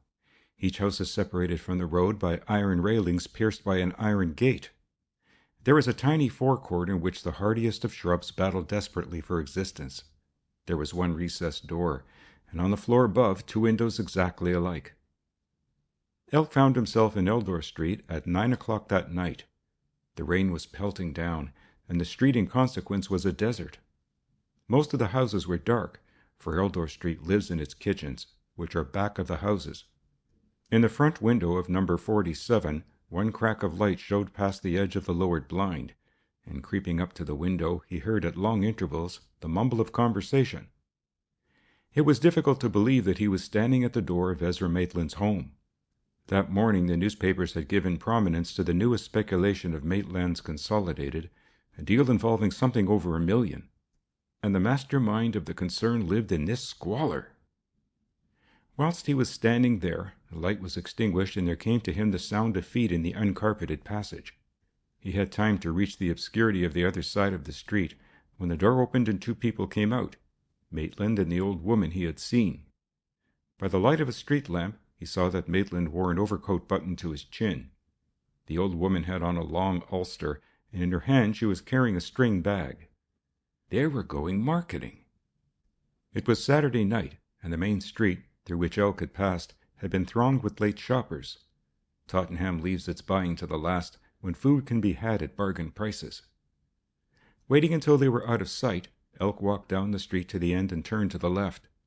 He followed a wall covered with posters until he reached a narrow opening. This was the passage between the gardens, a dark, unlighted alleyway, 3 feet wide and running between tar-coated wooden fences. He counted the gates on his left with the help of his flashlamp, and after a while stopped before one of them and pushed gently. The gate was locked. It was not bolted. There was a keyhole that had the appearance of use. Elk grunted his satisfaction, and taking from his pocket a wallet, extracted a small wooden handle, into which he fitted a steel hook, chosen with care from a dozen others. This he inserted into the lock and turned. Evidently the lock was more complicated than he had expected. He tried another hook of a different shape, and yet another. At the 4th trial the lock turned, and he pushed open the door gently. The back of the house was in darkness, the yard singularly free from the obstructions which he had anticipated. He crossed to the door leading into the house. To his surprise it was unfastened, and he replaced his tools in his pocket. He found himself in a small scullery. Passing through a door into the bare passage, he came to the room in which he had seen the light. It was meanly and shabbily furnished. The armchair near the fireplace had broken springs, there was an untidy bed in one corner, and in the center of the room a table covered with a patched cloth. On this were 2 or 3 books and a few sheets of paper, covered with the awkward writing of a child. Elk read curiously. "Look at the dog," it ran. "The man goes up to the dog, and the dog barks at the man." There was more in a similar strain. The books were children's primers of an elementary kind. Looking round, he saw a cheap gramophone, and on the sideboard 6 scratched and chipped records. The child must be in the house. Turning on the gas, he lit it, after slipping a bolt in the front door to guard against surprise. In the more brilliant light, the poverty of the room staggered him. The carpet was worn and full of holes. There was not one article of furniture which had not been repaired at some time or other. On the dingy sideboard was a child's abacus, a frame holding wires on which beads were strung, and by means of which the young are taught to count. A paper on the mantelpiece attracted him. It was a copy of the £1,000,000 contract which Maitland had signed that morning. His neat signature, with the characteristic flourish beneath, was at the foot. Elk replaced the paper and began a search of the apartment. In a cupboard by the side of the fireplace he found an iron money-box, which he judged was half full of coins. In addition, there were nearly 100 letters addressed to E. Maitland, 47 Eldor Street, Tottenham. Elk, glancing through them, recognized their unimportance. Every one was either a tradesman's circular or those political pamphlets with which candidates flood their constituencies, and they were all unopened. Mr. Maitland evidently knew what they were also, and had not troubled to examine their contents. Probably the hoarding instincts of age had made him keep them. There was nothing else in the room of interest. He was certain that this was where the old man slept. Where was the child? Turning out the light, he went upstairs. One door was locked, and here his instruments were of no avail, for the lock was a patent one and was recently fixed. Possibly the child was there, he thought. The second room, obviously the old woman's, was as meanly furnished as the parlor. Coming back to the landing, his foot was poised to reach the first stair when he heard a faint click. It came from below, and was the sound of a door closing. Elk waited, listening. The sound was not repeated, and he descended softly. At first he thought that the old man had returned, and was trying his key on the bolted door, but when he crept to the door to listen, he heard no sound, and slipping back the bolt, he went to the second of the rooms on the ground floor and put his light on the door. Elk was a man of keen observation. Very little escaped him, and he was perfectly certain that this door had been ajar when he had passed it on entering the house. It was closed now and fastened from the inside, the key being in the lock.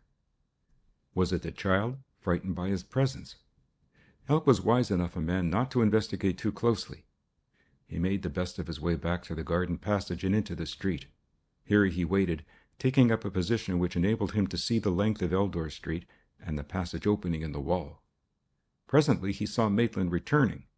The old man was carrying the string bag, which now bulged. Elk saw the green of a cabbage as they passed under the light. He watched them until the darkness swallowed them up, and heard the sound of their closing door. 5 minutes later a dark figure came from the passage behind the houses. It was a man, and Elk, alert and watchful, swung off in pursuit. The stranger plunged into a labyrinth of little streets with the detective at his heels. He was walking quickly, but not too quickly for Elk, who was something of a pedestrian.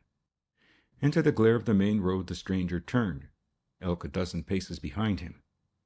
He could not see his face, nor did he until his quarry stopped by the side of a waiting car, opened the door and jumped in.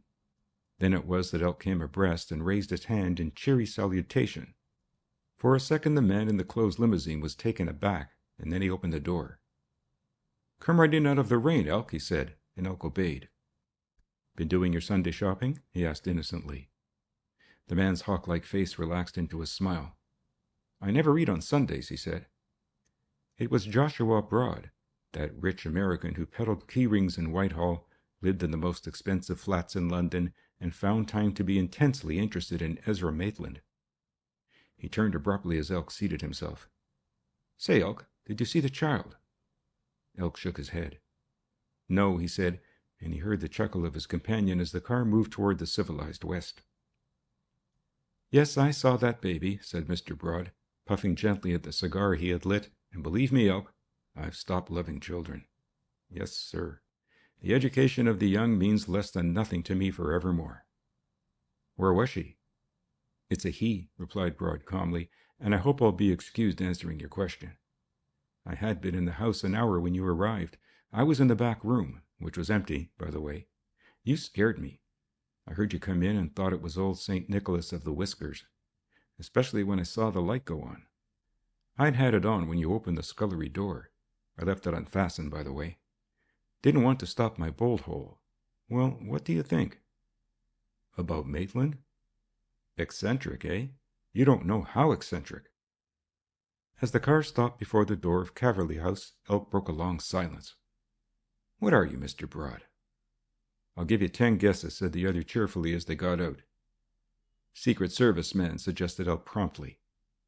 "Wrong. You mean U.S.? No, you're wrong.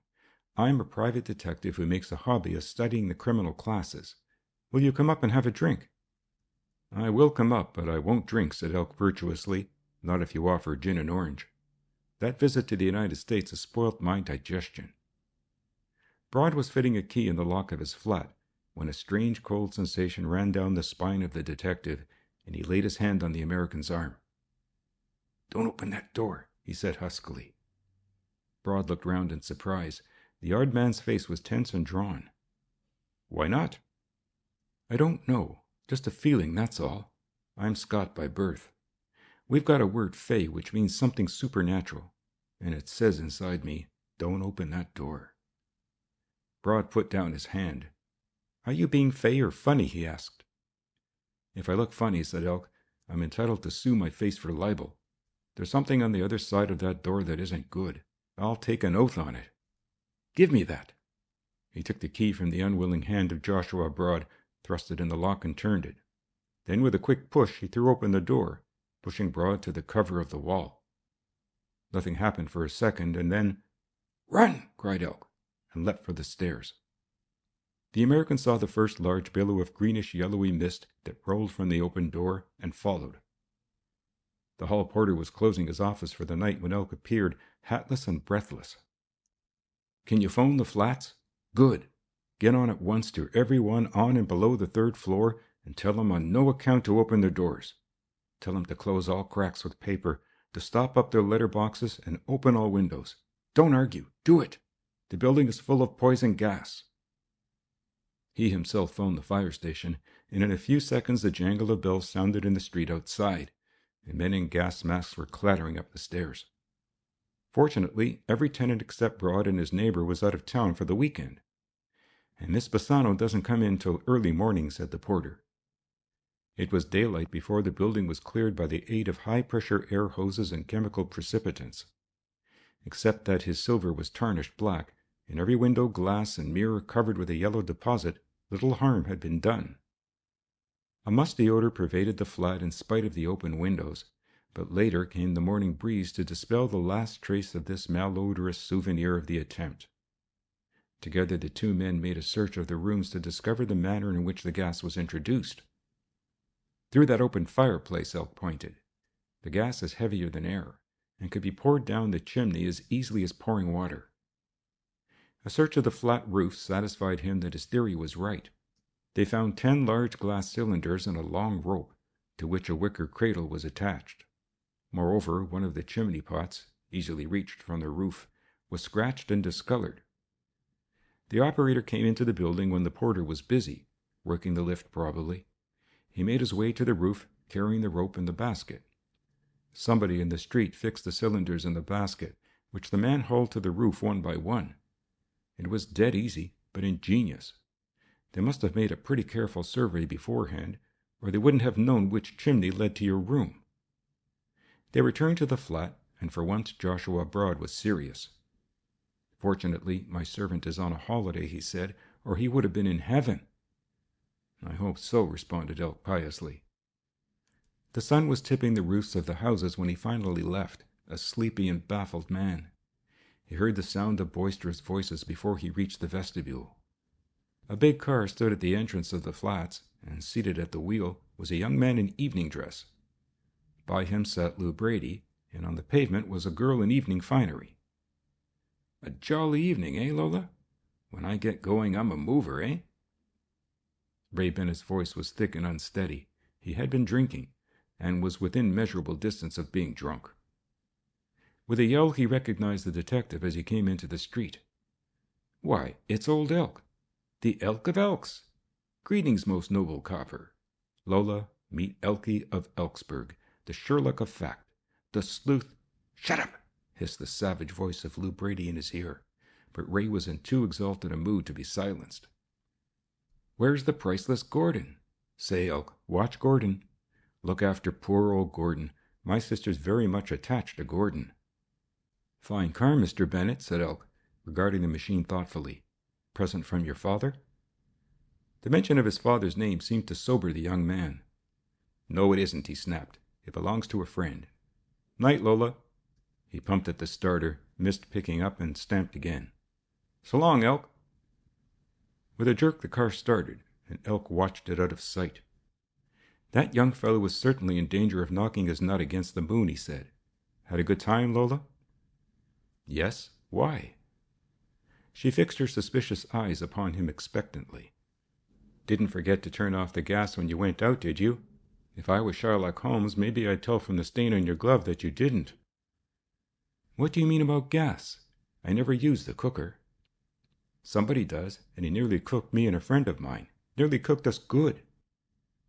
He saw her frown. Since she was a woman, he expected her to be an actress, but somehow he was ready to believe in her sincerity. "There's been a gas attack at Quarry House," he explained, "and not cooking gas either.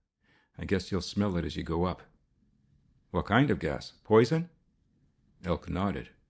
"But who put it there, emptied it, or whatever is done with gas?"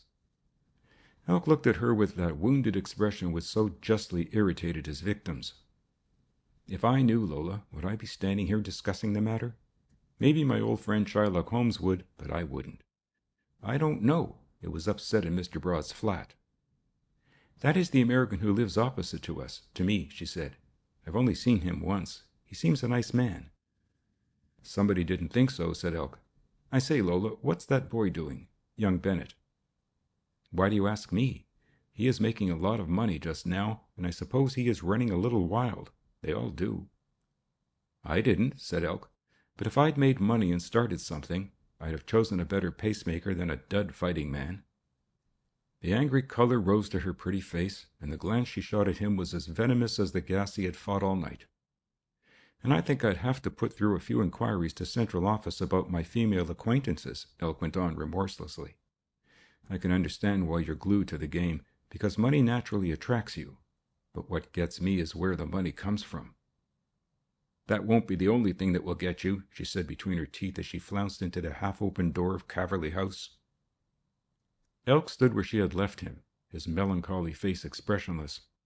For 5 minutes he stood so, and then walked slowly in the direction of his modest bachelor home.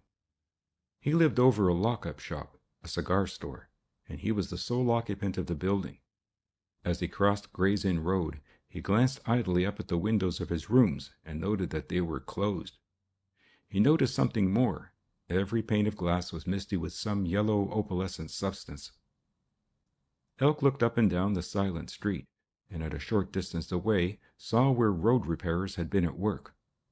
The night watchman dozed before his fire, and did not hear Elk's approach or remark his unusual action. The detective found in a heap of gravel 3 rounded pebbles, and these he took back with him. Standing in the center of the road, he threw one of the pebbles unerringly. There was a crash of glass as the window splintered. Elk waited, and presently he saw a yellow wraith of poison vapor curl out and downward through the broken pane. "This is getting monotonous," said Elk wearily, and walked to the nearest fire alarm. End of chapter 6.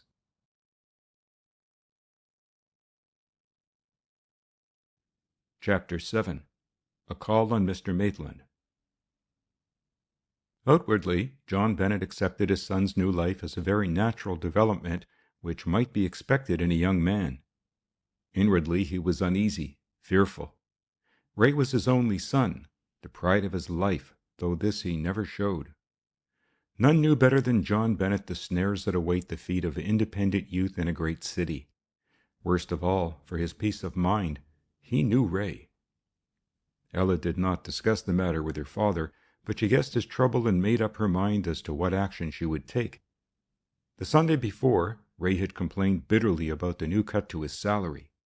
He had been desperate and had talked wildly of throwing up his work and finding a new place. And that possibility filled Ella with dismay. The Bennets lived frugally on a very limited income. Apparently her father had few resources, though he always gave her the impression that from one of these he received a fairly comfortable income. The cottage was Bennet's own property, and the cost of living was ridiculously cheap. A woman from the village came in every morning to do heavy work, and once a week to assist with the wash. That was the only luxury which her father's meager allowance provided for, so that she faced the prospect of an out-of-work Ray with alarm and decided upon her line of action.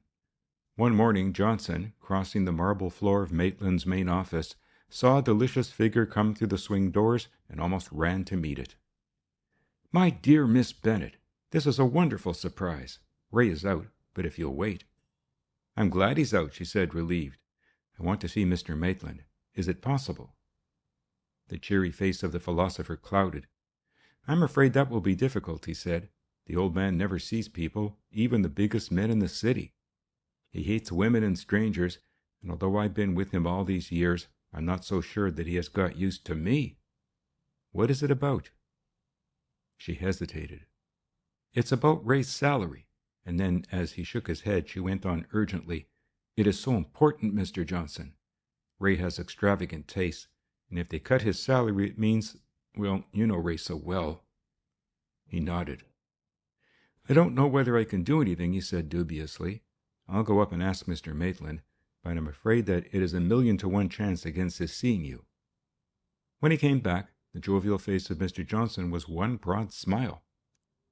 "Come up before he changes his mind," he said, and led her to the lift. "You'll have to do all the talking, Miss Bennet. He's an eccentric old cuss and as hard as flint." He showed her into a small and comfortably furnished room, and waved his hand to a writing table littered with papers. "My little den," he explained. From the den a large rosewood door opened upon Mr. Maitland's office. Johnson knocked softly, and with a heart that beat a little faster, Ella was ushered into the presence of the strange old man who at that moment was dominating the money market. The room was large, and the luxury of the fittings took her breath away. The walls were of rosewood inlaid with exquisite silver inlay. Light came from concealed lamps in the cornice as well as from the long stained-glass windows. Each article of furniture in the room was worth a fortune, and she guessed that the carpet, into which her feet sank, equaled in costliness the whole contents of an average house. Behind the vast ormolu writing table sat the great Maitland, bolt upright, watching her from under his shaggy white brows. A few stray hairs of his spotless beard rested on the desk, and as he raised his hand to sweep them into place, she saw he wore fingerless woolen gloves. His head was completely bald. She looked at his big ears, standing away from his head, fascinated. Patriarchal, yet repulsive. There was something gross, obscene about him that hurt her. It was not the untidiness of his dress, It was not his years. Age brings refinement, that beauty of decay that the purists call caducity. This old man had grown old coarsely. His scrutiny lacked the assurance she expected. It almost seemed that he was nervous, ill at ease. His gaze shifted from the girl to his secretary, and then to the rich coloring of the windows, and then furtively back to Ella again. "This is Miss Bennet, sir. You remember that Bennet is our exchange clerk, and a very smart fellow indeed. Miss Bennet wants you to reconsider your decision about that salary cut." "You see, Mr. Maitland," Ella broke in, "we're not particularly well off, and the reduction makes a whole lot of difference to us." Mr. Maitland wagged his bald head impatiently. "I don't care whether you're well off or not well off," he said loudly. "When I reduce salaries, I reduces 'em, see?" She stared at him in amazement. The voice was harsh and common. The language and tone were of the gutter. In that sentence he confirmed all her first impressions. "If he don't like it, he can go, and if you don't like it," he fixed his dull eyes on the uncomfortable-looking Johnson, "you can go too. There's lots of fellers I can get. Pick 'em up on the streets. Millions of 'em. That's all." Johnson tiptoed from the presence and closed the door behind her. "He's a horror," she gasped. "How can you endure contact with him, Mr. Johnson?" The stout man smiled quietly. "Millions of 'em," he repeated, "and he's right. With 1.5 million unemployed on the streets, I can't throw up a good job." "I'm sorry," she said, impulsively putting her hand on his arm. "I didn't know he was like that," she went on more mildly. "He's terrible." "He's a self-made man, and perhaps he would have been well advised to have got an artisan to do the job," smiled Johnson, "but he's not really bad. I wonder why he saw you." "Doesn't he see people?" He shook his head. "Not unless it's absolutely necessary, and it only happens about twice a year. I don't think there is anybody in this building that he's ever spoken to, not even the managers." He took her down to the general office. Ray had not come back. "The truth is," confessed Johnson when she asked him, "that Ray hasn't been to the office this morning. He sent word to say that he wasn't feeling any too good, and I fixed it so that he has a day off." "He's not ill?" she asked in alarm, but Johnson reassured her. "No. I got on the telephone to him. He has a telephone at his new flat."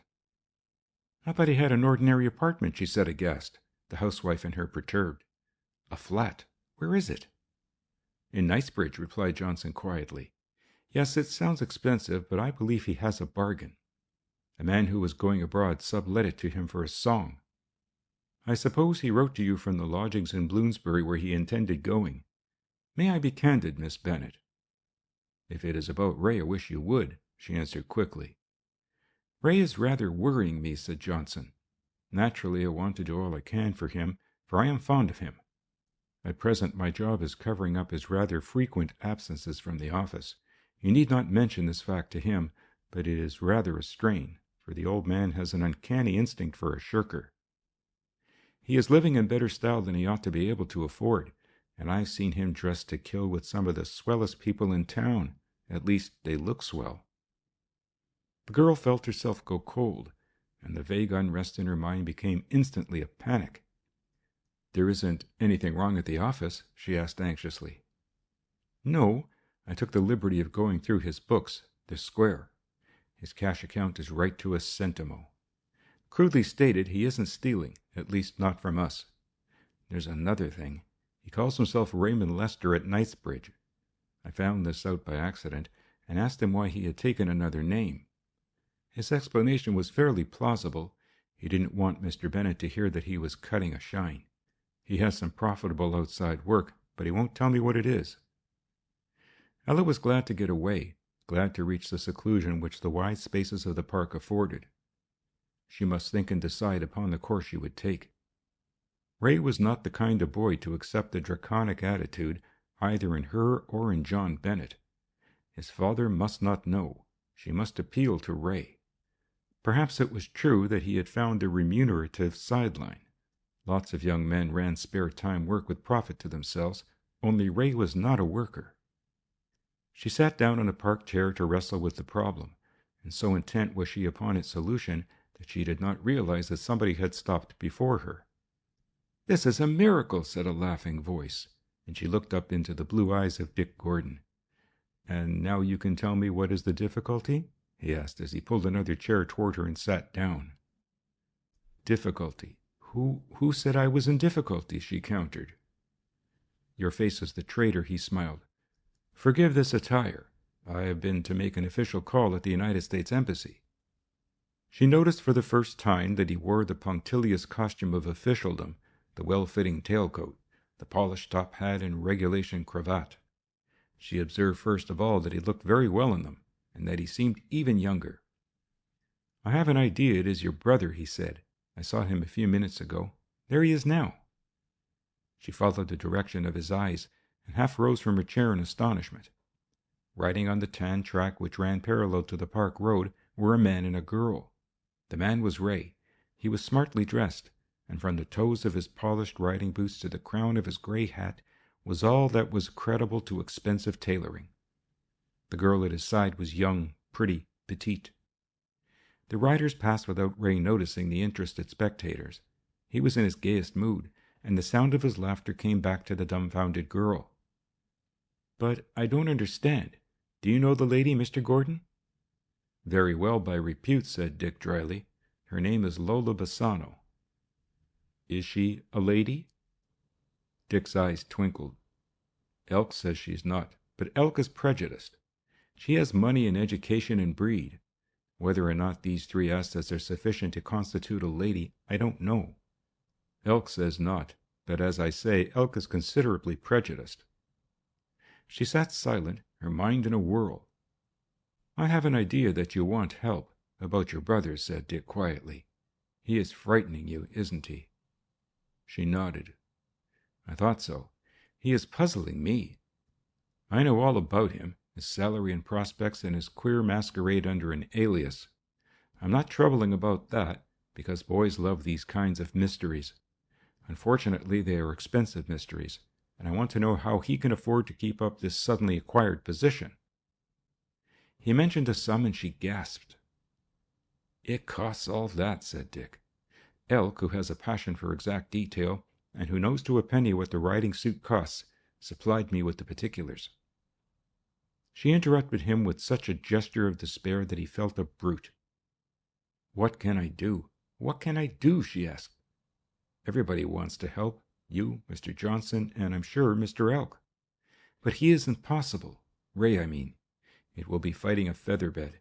It may seem absurd to you, so much fuss over Ray's foolish escapade, but it means, oh, so much to us, Father and me." Dick said nothing. It was too delicate a matter for an outsider to intrude upon. But the real delicacy of the situation was compromised in the boy's riding companion. As though guessing his thoughts, she asked suddenly, "Is she a nice girl, Miss Bassano? I mean, is she one whom Ray should know?" "She is very charming," he answered after a pause, and she noted the evasion and carried the subject no further. Presently she turned the talk to her call on Ezra Maitland, and he heard her description without expressing surprise. "He's a rough diamond," he said. "Elk knows something about him which he refuses to tell. Elk enjoys mystifying his chiefs even more than detecting criminals. But I've heard about Maitland from other sources." "Why does he wear gloves in the office?" she asked unexpectedly. "Gloves? I didn't know that," he said, surprised. "Why shouldn't he?" She shook her head. "I don't know. It was a silly idea, but I thought it has only occurred to me since—" He waited. "When he put up his hand to smooth his beard, I'm almost sure I saw a tattoo mark on his left wrist, just the edge of it showing above the end of the glove. The head and eyes of a frog." Dick Gordon listened, thunderstruck. "Are you sure it wasn't your imagination, Miss Bennet?" he asked. "I am afraid the frog is getting on all our nerves." "It may have been," she nodded, "but I was within a few feet of him, and a patch of light, reflected from his blotter, caught the wrist for a second." "Did you speak to Johnson about it?" She shook her head. "I thought afterwards that even he, with all his long years of service, might not have observed the tattoo mark. I remember now that Ray told me Mr. Maitland always wore gloves, summer and winter." Dick was puzzled. It was unlikely that this man, the head of a great financial corporation, should be associated with a gang of tramps, and yet— "When is your brother going to Horsham?" he asked. "On Sunday," said the girl. "He has promised father to come to lunch." "I suppose," said the cunning young man, "that it isn't possible to ask me to be a fourth?" "You will be a fifth," she smiled. "Mr. Johnson is coming down too. Poor Mr. Johnson is scared of father, and I think the fear is mutual. Father resembles Maitland in that respect, that he does not like strangers. I'll invite you anyway," she said, and the prospect of the Sunday meeting cheered her. El came to see him that night, just as he was going out to a theater, and Dick related the girl's suspicion. To his surprise, Elk took the startling theory very coolly.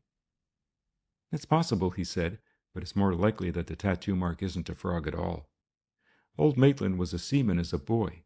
At least that is what the only biography of him in existence says. It's a half-column that appeared in a London newspaper about 12 years ago, when he bought up Lord Meister's place on the Embankment and began to enlarge his offices. I'll tell you this, Mr. Gordon, that I'm quite prepared to believe anything of old Maitland." "Why?" asked Dick in astonishment. He knew nothing of the discoveries which the detective had made. "Because I just should," said Elk. "Men who make millions are not ordinary. If they were ordinary, they wouldn't be millionaires. I'll inquire about that tattoo mark." Dick's attention was diverted from the frogs that week by an unusual circumstance. On the Tuesday, he was sent for by the Foreign Minister's secretary, and to his surprise, he was received personally by the august head of that department. The reason for this signal honor was disclosed. "Captain Gordon," said the minister, "I am expecting from France the draft commercial treaty that is to be signed as between ourselves and the French and Italian governments. It is very important that this document should be well guarded, because, and I can tell you this in confidence, it deals with a revision of tariff rates. I won't compromise you by telling you in what manner the revisions are applied, but it is essential that the King's messenger who is bringing the treaty should be well guarded, and I wish to supplement the ordinary police protection by sending you to Dover to meet him. It is a little outside your duties, but your intelligence work during the war must be my excuse for saddling you with this responsibility. 3 members of the French and Italian secret police will accompany him to Dover, when you and your men will take on the guard duty, and remain until you personally see the document deposited in my own safe." Like many other important duties, this proved to be wholly unexciting. The messenger was picked up on the quay at Dover, shepherded into a Pullman coupe which had been reserved for him, and the passageway outside the coupe was patrolled by 2 men from Scotland Yard. At Victoria, a car, driven by a chauffeur policeman and guarded by armed men, picked up the messenger and Dick and drove them to Caldon Gardens. In his library, the Foreign Secretary examined the seals carefully, and then, in the presence of Dick and the detective inspector, who had commanded the escort, placed the envelope in the safe.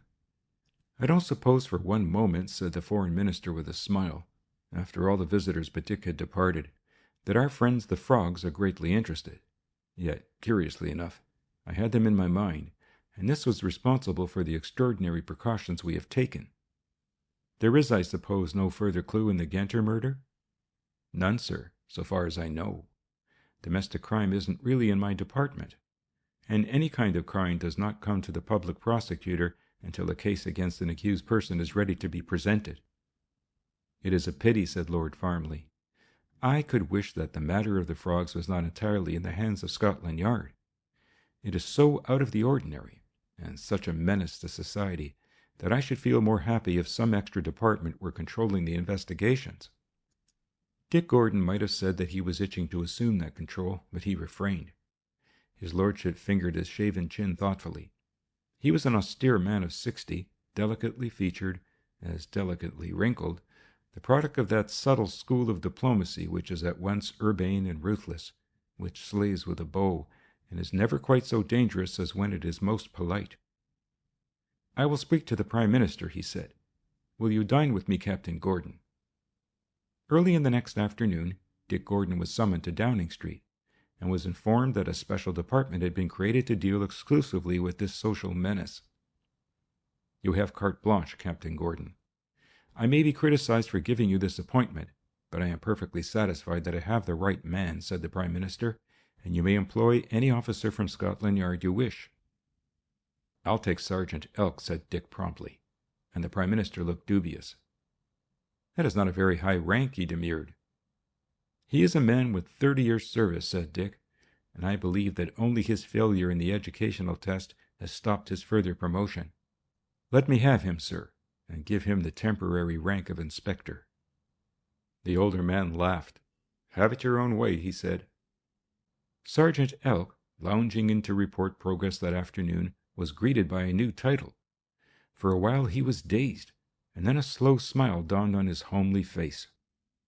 "I'll bet I'm the only inspector in England who doesn't know where Queen Elizabeth is buried," he said, not without pride. End of chapter 7.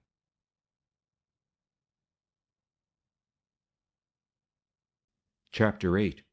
The Offensive Ray. It was perfectly absurd, Dick told himself a dozen times during the days which followed, that a grown man of his experience should punctiliously and solemnly strike from the calendar, one by one, the days which separated him from Sunday. A schoolboy might so behave, but it would have to be a very callow schoolboy. And a schoolboy might sit at his desk and dream away the time that might have been devoted to official correspondence. A pretty face, Dick had admired many.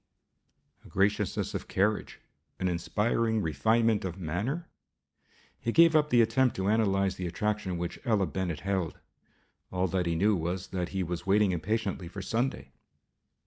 When Dick opened the garden gate, he saw the plump figure of philosophical Johnson ensconced cozily in a garden chair. The secretary rose with a beaming smile and held out his hand. Dick liked the man. He stood for that patient class which, struggling under the stifling handicap of its own mediocrity, has its superlative virtue in loyalty and unremitting application to the task it finds at hand. "Ray told me you were coming, Mr. Gordon.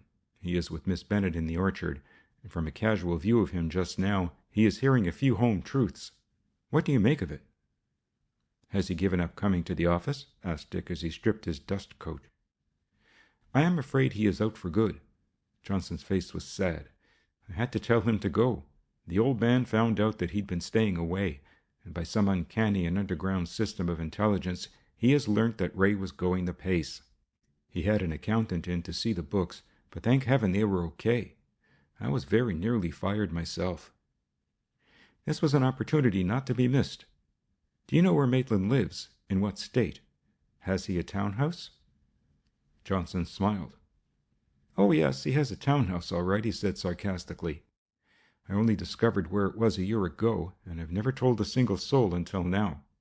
And even now I won't give details.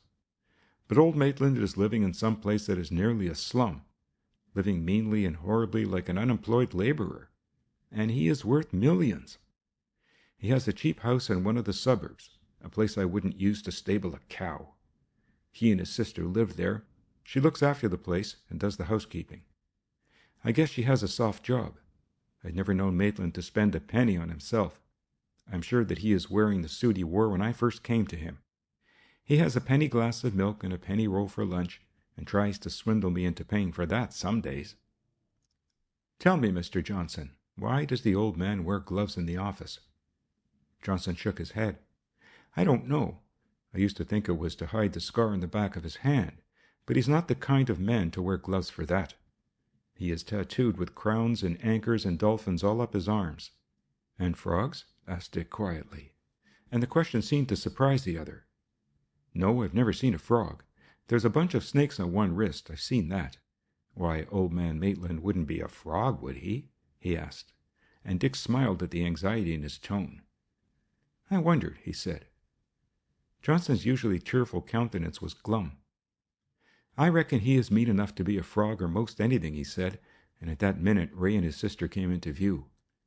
On Ray's forehead sat a thundercloud, which deepened at the sight of Dick Gordon. The girl was flushed and obviously on the verge of tears. "Hello, Gordon," the boy began without preliminary. "I fancy you're the fellow that has been carrying yarns to my sister. You set Elk to spy on me. I know because I found Elk in the act." "Ray, you're not to speak like that to Mr. Gordon," interrupted the girl hotly. "He has never told me anything to your discredit. All I know I have seen. You seem to forget that Mr. Gordon is father's guest." Everybody is fussing over me, Ray grumbled. Even old Johnson. He grinned sheepishly at the bald man, but Johnson did not return the smile. Somebody has got to worry about you, boy, he said. The strained situation was only relieved when John Bennett, camera on back, came up the red path to greet his visitors. Why, Mr. Johnson, I owe you many apologies for putting you off, but I'm glad to see you here at last. How is Ray doing at the office? Johnson shot a helpless and pathetic glance at Dick. Fine, Mr. Bennett, he blurted. So John Bennett was not to be told that his son had launched forth on a new career? The fact that he was fathering this deception made Dick Gordon a little uncomfortable. Apparently it reduced Mr. Johnson to despair, for when a somewhat tense luncheon had ended and they were alone again in the garden, that worthy man unburdened himself of his trouble. I feel that I'm playing it low on old Bennett, he said. Ray should have told him. Dick could only agree. He was in no mood to discuss Ray at the moment. The boy's annoyance and self-assurance irritated him, and it did not help matters to recognize the sudden and frank hostility which the brother of Ella Bennett was showing toward him. That was disconcerting, and emphasized his anomalous position in relation to the Bennetts. He was discovering what many young men in love have to discover, that the glamour which surrounds their dears does not extend to the relations and friends of their dears. He made yet another discovery.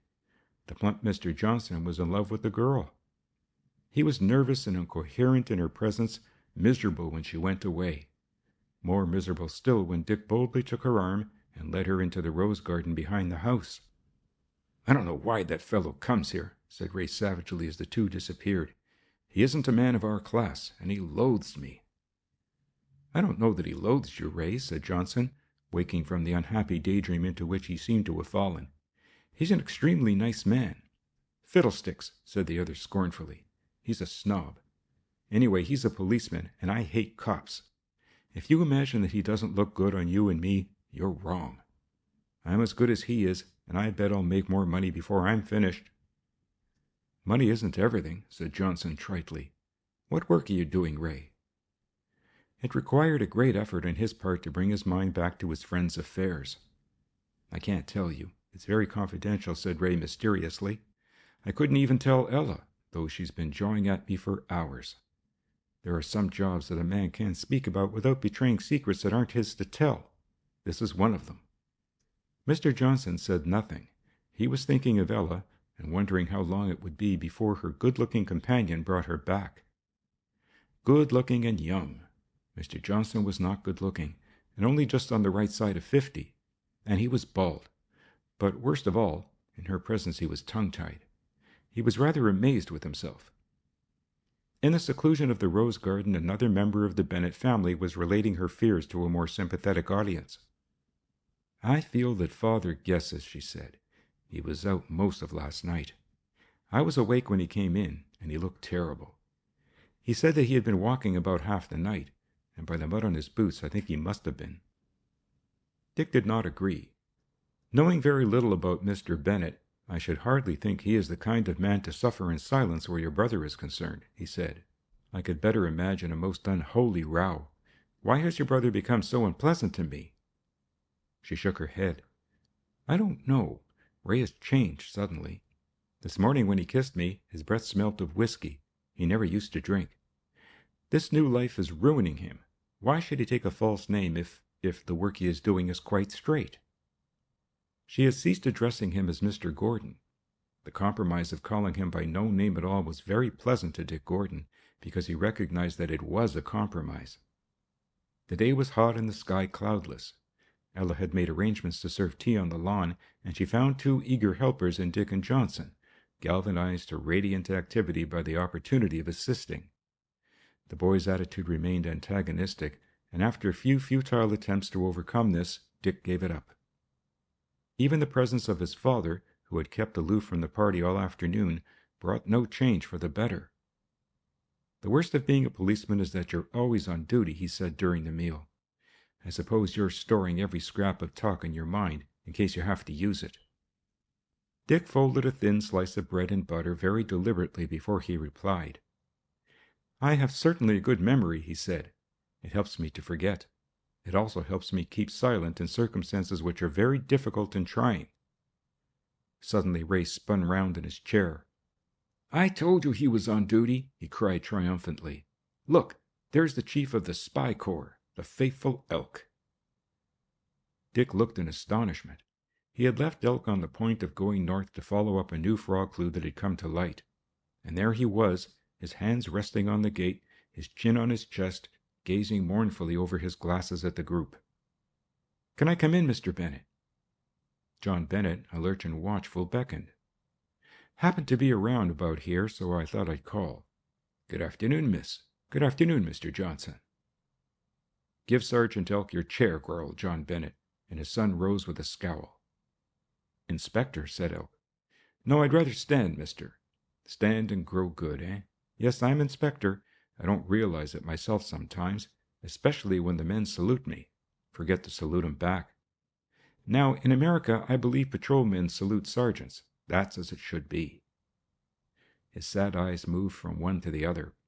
"I suppose your promotion has made a lot of crooks very scared, Elk?" sneered Ray. "Why, yes, I believe it has. Especially the amateurs," said Elk. "The crooks that are only fly nuts. The fancy crooks who think they know it all, and will go on thinking so till one day somebody says, 'Get your hat. The chief wants you.'" "Otherwise," confessed Elk modestly, "the news has created no sensation, and London is just as full as ever of tale pitchers who'll let you distribute their money amongst the poor if you'll only loan 'em 100 to prove your confidence. And," Elk continued after a moment's cogitation, "there's nearly as many dud prize fighters living on blackmail and robbery, and almost as many beautiful young ladies running faro parlors and dance emporiums." Ray's face went a dull red, and if looks could blast, Inspector Elk's friends would have been speaking of him in hushed tones. Only then did he turn his attention to Dick Gordon. "I was wondering, Captain, if I could have a day off next week. I have a little family trouble." Dick, who did not even know that his friend had a family, was startled. "I'm sorry to hear that, Elk," he said sympathetically. Elk sighed. "It's hard on me," he said, "but I feel I ought to tell you, if you'll excuse me, Miss Bennet." Dick rose and followed the detective to the gate, and then Elk spoke in a low tone. "Lord Farmley's house was burgled at 1 o'clock this morning, and the frogs have got away with the draft treaty." Watching the two furtively, the girl saw nothing in Dick Gordon's demeanor to indicate that he had received any news which was of consequence to himself. He came slowly back to the table. "I am afraid I must go," he said. "Elk's trouble is sufficiently important to take me back to town." He saw the regret in Ella's eyes and was satisfied. The leave-taking was short, for it was very necessary that he should get back to town as quickly as his car could carry him. On the journey, Elk told him all that he knew. Lord Farmley had spent the weekend in his townhouse. He was working on 2 new clauses which had been inserted on the private representation of the American ambassador, who as usual held a watching brief in the matter, but managed, also as usual, to secure the amendment of a clause dealing with transshipments that, had it remained unamended, would have proved detrimental to his country. All this Dick learnt later. He was unaware at the time that the embassy knew of the treaty's existence. Lord Farmley had replaced the document in the safe, which was a sham of the latest make, and built into the wall of his study, locked and double-locked the steel doors, switched on the burglar alarm, and went to bed. He had no occasion to go to the safe until after lunch. To all appearances, the safe doors had not been touched. After lunch, intending to work again on the treaty, he put his key in the lock, to discover that when it turned, the words met no resistance. He pulled at the handle, and it came away in his hand. The safe was open in the sense that it was not locked, and the treaty, together with his notes and amendments, had gone. "How did they get in?" asked Dick as the car whizzed furiously along the country road. "Pantry window. Butler's pantries were invented by a burglar architect," said Elk. "It's a real job, the finest bit of work I've seen in 20 years, and there are only 2 men in the world who could have done it. No fingerprints, no ugly holes blown into the safe, everything neat and beautifully done. It's a pleasure to see." "I hope Lord Farmley has got as much satisfaction out of the workmanship as you have," said Dick grimly, and Elk sniffed. "He wasn't laughing," he said, "at least not when I came away." His lordship was not laughing when Elk returned. "This is terrible, Gordon, terrible. We're holding a cabinet on the matter this evening. The Prime Minister has returned to town. This means political ruin for me." "You think the frogs are responsible?" Lord Farmley's answer was to pull open the door of the safe. On the inside panel was a white imprint, an exact replica of that which Elk had seen on the door of Mr. Broad's flat. It was almost impossible for the non-expert to discover how the safe had been opened. It was Elk who showed the fine work that had extracted the handle and had enabled the thieves to shatter the lock by some powerful explosive which nobody in the house had heard. "They used a silencer," said Elk. "It's just as easy to prevent gases escaping too quickly from a lock as it is from a gun barrel. I tell you, there are only 2 men who could have done this." "Who are they?" "Young Harry Lyme is one. He's been dead for years. And Saul Morris is the other. And Saul's dead too." "As the work is obviously not that of 2 dead men, you will be well advised to think of a third," said his lordship, pardonably annoyed. Elk shook his head slowly. "There must be a third, and he's the cleverest of the lot," he said, speaking his thoughts aloud. "I know the lot. Wall Corman, George the Rat, Billy Harp, Ike Valleco, Feeny Moore, and I'll take an oath that it wasn't any of them. This is master work, my lord. It's the work of a great artist such as we seldom meet nowadays, and I fancy I know who he is." Lord Farmley, who had listened as patiently as he could to this rhapsody, stalked from the library soon after, leaving the men alone. "Captain," said Elk, walking after the peer and closing the door, "do you happen to know where old Bennett was last night?" Elk's tone was careless, but Dick Gordon felt the underlying significance of the question, and for a moment, realizing all that lay behind the question, all that it meant to the girl, who was dearer to him than he had guessed, his breath came more quickly. "He was out most of the night," he said. "Miss Bennet told me that he went away on Friday and did not return until this morning at daybreak. Why?" Elk took a paper from his pocket, unfolded it slowly, and adjusted his glasses. "I've had a man keeping tag of Bennett's absences from home," he said slowly. "It was easy, because the woman who goes every morning to clean his house has a wonderful memory. He has been away 15 times this past year, and every time he has gone there's been a first-class burglary committed somewhere." Dick drew a long breath. "What are you suggesting?" he asked. "I'm suggesting," replied Elk deliberately, "that if Bennett can't account for his movements on Saturday night, I'm going to pull him in. Saul Morris I've never met, nor young Wall Corman either. They were before I did big work. But if my idea is right, Saul Morris isn't as dead as he ought to be. I'm going down to see Brother Bennett, and I think perhaps I'll be doing a bit of resurrecting." End of chapter 8.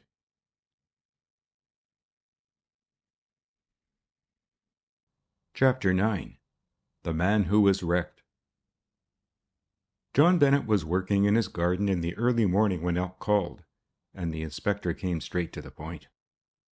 "There was a burglary committed at the residence of Lord Farmley on Saturday night and Sunday morning, probably between midnight and 3 o'clock. The safe was blown and important documents stolen. I'm asking you to account for your movements on Saturday night and Sunday morning." Bennett looked the detective straight in the eyes. "I was on the London road. I walked from town. At 2 o'clock I was speaking with a policeman in Dorking.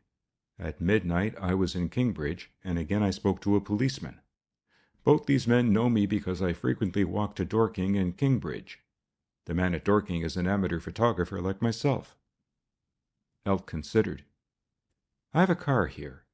Suppose you come along and see these policemen," he suggested, and to his surprise Bennett agreed at once.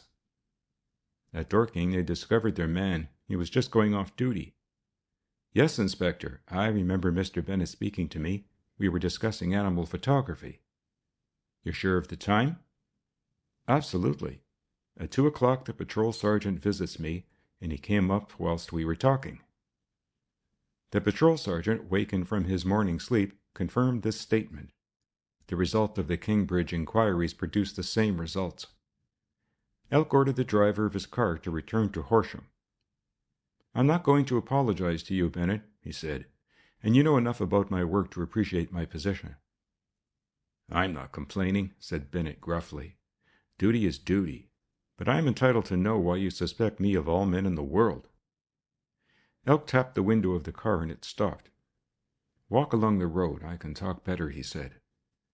They got out and went some distance without speaking. "Bennett, you're under suspicion for 2 reasons. You're a mystery man in the sense that nobody knows how you get a living. You haven't an income of your own. You haven't an occupation, and at odd intervals you disappear from home and nobody knows where you go. If you were a younger man, I'd suspect a double life in the usual sense. But you're not that kind. That is suspicious circumstance number 1. Here is number 2. Every time you disappear, there's a big burglary somewhere. And I've an idea it's a frog steal. I'll give you my theory. These frogs are mostly dirt. There isn't enough brain in the whole outfit to fill an average nut. I'm talking about the mass of them. There are clever men higher up, I grant, but they don't include the regular fellows who make a living from crime. These boys haven't any time for such nonsense.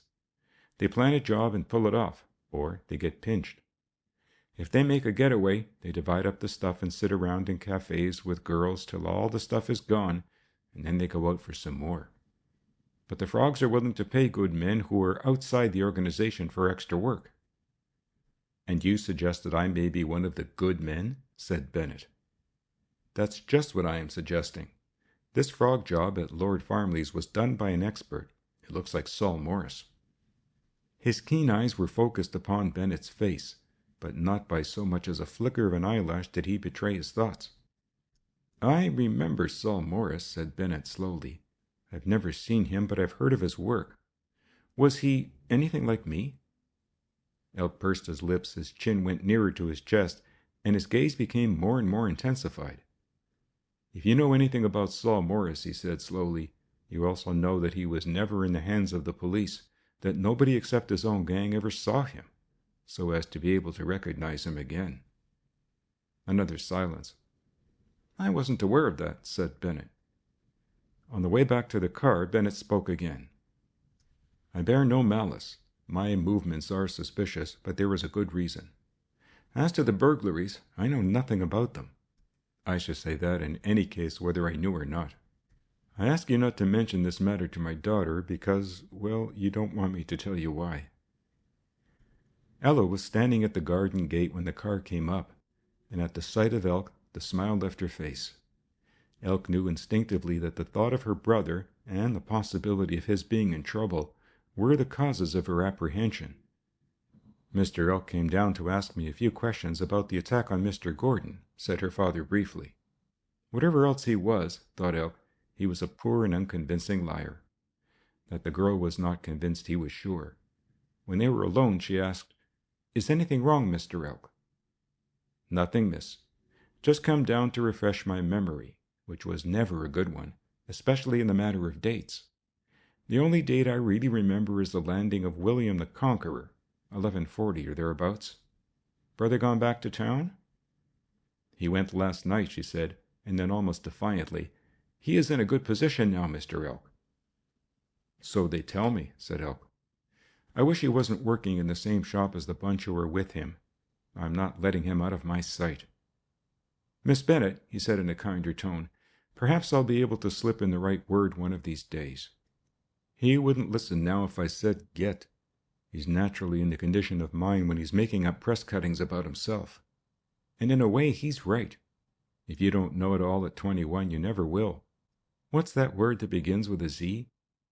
Zenith. That's it. He's at the zenith of his sure and certainness. From now on, he'll start unloading his cargo of dreams and take in ballast. But he'll hate to hear the derricks at work." "You talk like a sailor," she smiled in spite of her trouble. "I was that once," said Elk. "Same as old man Maitland, though I've never sailed with him. I guess he left the sea years before I was born." "Like him?" "Mr. Maitland? No," she shivered. "I think he is a terrible man." Elk did not disagree. To Dick Gordon that morning he confessed his error. "I don't know why I jumped at Bennett," he said. "I'm getting young. I see the evening newspapers have got the burglary." "But they do not know what was stolen," said Dick in a low voice. "That must be kept secret." They were in the inner bureau, which Dick occupied temporarily. 2 men were at work in his larger office, replacing a panel which had been shattered by the bullet which had been fired at him on the morning Elk came into the case. And it was symptomatic of the effect that the frogs had had upon headquarters that both men had almost mechanically scrutinized the left arms of the workman. The sight of the damaged panel switched Elk's thoughts to a matter which he had intended raising before, the identity of the tramp Carlo. In spite of the precautions Gordon had taken, and although the man was under observation, Carlo had vanished, and the combined efforts of headquarters and the country officers had failed to locate him. It was a sore point with Gordon, as Elk had reason to know. For Carlo was the reputable number 7, the most important man in the organization after the frog himself. "I'd like to see this Carlo," he said thoughtfully. "There's not much use in putting another man out on the road to follow up Genter's work. That system doesn't work twice. I wonder how much Lola knows." "Of the frogs? They wouldn't trust a woman," said Dick. "She may work for them, but as you said, it is likely they bring in outsiders for special jobs and pay them well." Elk did not carry the matter any further, and spent the rest of the day in making fruitless inquiries. Returning to his room at headquarters that night, he sat for a long time hunched up in his chair, his hands thrust into his trouser pockets, staring down at the blotting pad. Then he pressed the bell, and his clerk Balder came. "Go to records. Get me all that is known about every safe breaker known in this country. You needn't worry about the German and French, but there's a Swede or 2 who are mighty clever with the lamp. And of course there are the Americans." They came after a long interval, a considerable pile of papers, photographs, and fingerprints. "You can go, Balder. The night man can take them back." He settled himself down to an enjoyable night's reading. He was nearing the end of the pile when he came to the portrait of a young man with a drooping mustache and a bush of curly hair. It was one of those sharp positives that unromantic police officers take, and showed whatever imperfections of skin there were. Beneath the photograph was the name carefully printed, Henry John Lyme, R.V. R.V. was the prison code. Every year from 1874 to 1899 was indicated by a capital letter in the alphabet. Thereafter ran the small letters. The R meant that Henry J. Lyme had been sentenced to penal servitude in 1891. The V that he had suffered a further term of convict imprisonment in 1895. Elk read the short and terrible record. Born in Guernsey in 1873, the man had been 6 times convicted before he was 20. The minor convictions are not designated by letters in the code. In the space at the foot of the blank in which particulars were given of his crime were the words, "Dangerous, carries firearms." In another hand, and in the red ink which is used to close a criminal career, was written, "Died at sea, Channel Queen, Black Rock, February 1, 1898. Elk remembered the wreck of the Guernsey mail packet on the Black Rocks. He turned back the page to read particulars of the dead man's crimes, and the comments of those who from time to time had been brought into official contact with him. In these scraps of description was the real biography. Works alone was one comment, and another, "No woman clue. Women never seen with him." A third scrawl was difficult to decipher, but when Elk mastered the evil writing, he half rose from the chair in his excitement. It was, "Add to body marks in General DCP 14, frog tattooed left wrist. New, JJM." The date against which this was written was the date of the man's last conviction. Elk turned up the printed blank DCP 14 and found it to be a form headed Description of Convicted Person. The number was the classification. There was no mention of tattooed frogs. Somebody had been careless. Word by word he read the description. Henry John Lyme, A. Young Harry, A. Thomas Martin, A. Boy Peace, A. Boy Harry. There were 5 lines of aliases. Burglar, dangerous, carries firearms. Height 5 foot 6 inches. Chest 38. Complexion fresh. Eyes gray. Teeth good. Mouth regular. Dimple in chin. Nose straight. Hair brown. Wavy. Worn long. Face round. Mustache drooping. Wears side whiskers. Feet and hands normal. Little toe, left foot amputated, first joint owing to accident. H.M. Prison, Portland. Speaks well, writes good hand. Hobbies none. Smokes cigarettes. Poses as public official, tax collector, sanitary inspector, gas or waterman. Speaks French and Italian fluently. Never drinks, plays cards, but no gambler. Favorite hiding place, Rome or Milan. No conviction abroad. No relations. Excellent organizer. Immediately after crime, look for him at good hotel in Midlands or working to Hull for the Dutch or Scandinavian boats. Has been known to visit Guernsey. Here followed the Bertillon measurements and body marks. This was in the days before the introduction of the fingerprint system. But there was no mention of the frog on the left wrist. Elk dropped his pen in the ink and wrote in the missing data. Underneath he added, "This man may still be alive," and signed his initials. End of chapter 9.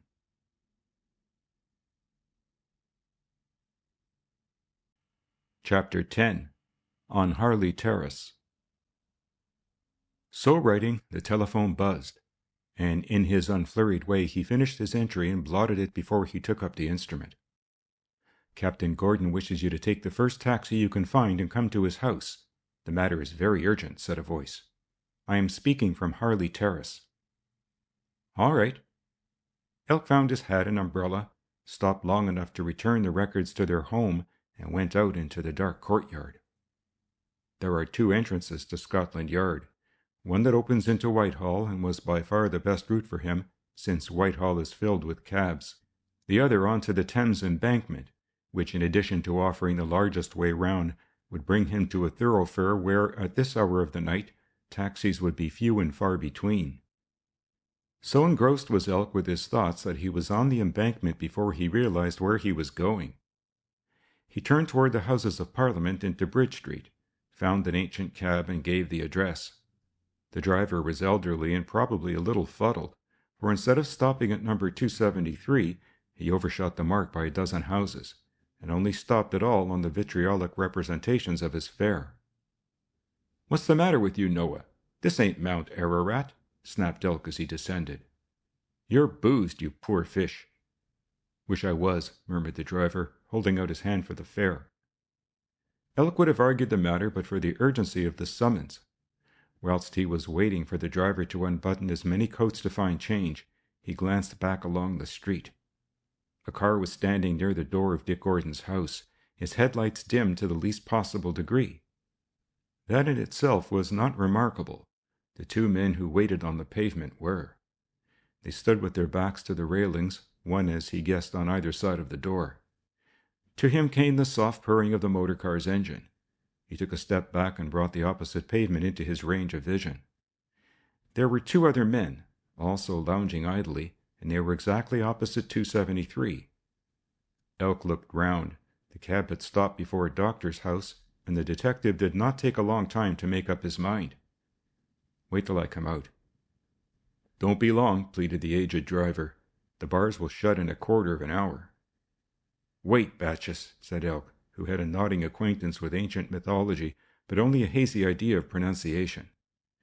Bacchus growled, but waited. Fortunately, the doctor was at home, and to him Elk revealed his identity. In a few seconds he was connected with the Mary Lane police station. "Elk, Central Office speaking," he said rapidly, and gave his code number. "Send every man you can put your hand on to close Harley Terrace north and south of 273. Stop all cars from the moment you get my signal. 2 long, 2 short flashes. How soon can your men be in place?" "In 5 minutes, Mr. Elk. The night reliefs are parading, and I have a couple of motor trucks here. Just pinched the drivers for being drunk." He replaced the receiver and went into the hall. "Anything wrong?" asked the startled doctor as Elk slid back the jacket of his automatic and pushed the safety catch into place. "I hope so, sir," said Elk truthfully. "If I've turned out the division because a few innocent fellows are leaning against the railings of Harley Terrace, I'm going to get myself into trouble." He waited 5 minutes, then opened the door and went out. The men were still in their positions, and as he stood there, 2 motor trucks drove into the thoroughfare from either end, turned broadside in the middle of the road, and stopped. Elk's pocket lamp flashed to left and right, and he jumped for the pavement. And now he saw that his suspicions were justified. The men on the opposite pavement came across the road at the double, and leapt to the running board of the car with the dim lights as it moved. Simultaneously, the two who had been guarding the entrance of 273 sprang into the machine. But the fugitives were too late. The car swerved to avoid the blocking motor truck, but even as it turned, the truck ran backwards. There was a crash, a sound of splintering glass, and by the time Elk arrived, the 5 occupants of the car were in the hands of the uniformed policemen who swarmed at the end of the street. The prisoners accepted their capture without resistance. One, the chauffeur, who tried to throw away a revolver unobtrusively, was detected in the act and handcuffed, but the remainder gave no trouble. At the police station, Elk had a view of his prisoners. 4 very fine specimens of the genus tramp, wearing their new ready-to-wear suits awkwardly. The 5th, who gave a Russian name, and was obviously the driver, a little man with small sharp eyes that glanced uneasily from face to face. 2 of the prisoners carried loaded revolvers. In the car they found 4 walking sticks heavily weighted. "Take off your coats and roll up your sleeves," commanded the inspector. "You needn't trouble, Elk." It was the little chauffeur speaking. "All us boys are good frogs." "There ain't any good frogs," said Elk. "There's only bad frogs and the worst frog of all. But we won't argue. Let these men into their cells, Sergeant, and keep them separate. I'll take Litvinov to headquarters." The chauffeur looked uneasily from Elk to the station's sergeant. "What's the great idea?" he asked. "You're not allowed to use the 3rd degree in England." "The law has been altered," said Elk ominously, and re-snapped the handcuffs on the man's wrists. The law had not been altered, but this the little Russian did not know.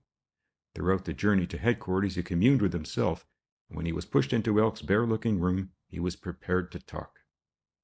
Dick was waiting for the detective when he came back to Harley Terrace and heard the story. "I never dreamt that it was a plant until I spotted the lads waiting for me," said Elk. "Of course you didn't telephone. They caught me napping there. Thorough.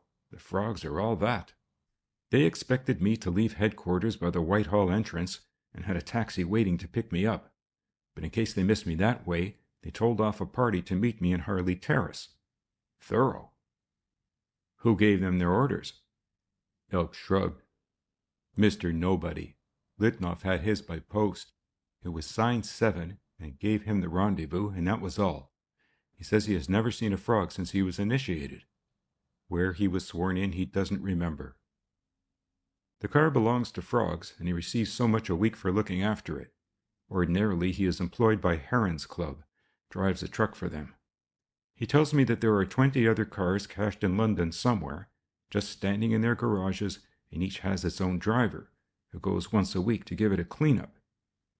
Heron's Club, that is the dance club which Lola and Lou Brady are interested in," said Dick thoughtfully, and Elk considered. "I never thought of that. Of course, it doesn't mean that the management of Heron's know anything about Litvinov's evening work. I'll look up that club."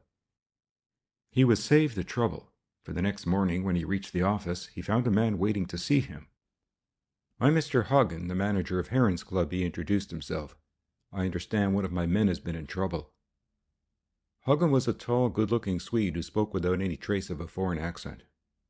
"How have you heard that, Mr. Hagn?" asked Elk suspiciously. "The man has been under lock and key since last night, and he hasn't held any communication with anybody." Mr. Hagn smiled. "You can't arrest people and take them to a police station without somebody knowing all about it," he said with truth. "One of my waiters saw Litvinov being taken to Mary Lane handcuffed, and as Litvinov hasn't reported for duty this morning, there was only one conclusion to be drawn. What is the trouble, Mr. Elk?" Elk shook his head. "I can't give you any information on the matter," he said. "Can I see him?" "You can't even see him," said Elk. "He has slept well and sends his love to all kind friends." Mr. Hagn seemed distressed. "Is it possible to discover where he put the key of the coal cellar?" he urged. "This is rather important to me. This man usually keeps it." The detective hesitated. "I can find out," he said, and leaving Mr. Hagn under the watchful eyes of his secretary, he crossed the yard to the cells where the Russian was held. Litvinov rose from his plank bed as the cell door opened. "Friend of yours called," said Elk. "Wants to know where you put the key of the coal cellar." It was only the merest flicker of light and understanding that came to the little man's eyes, but Elk saw it. "Tell him I believe I left it with the Wandsworth man," he said. Said Elk, and went back to the waiting Hagn. "He said he left it in the Pentonville Road," said Elk untruthfully, but Mr. Hagn seemed satisfied. Returning to the cells, Elk saw the gaoler. "Has this man asked you where he was to be taken from here?" "Yes, sir," said the officer. "I told him he was going to Wandsworth Prison. We usually tell prisoners where they are going on remand, in case they wish to let their relatives know." Elk had guessed right. The inquiry about the key was prearranged.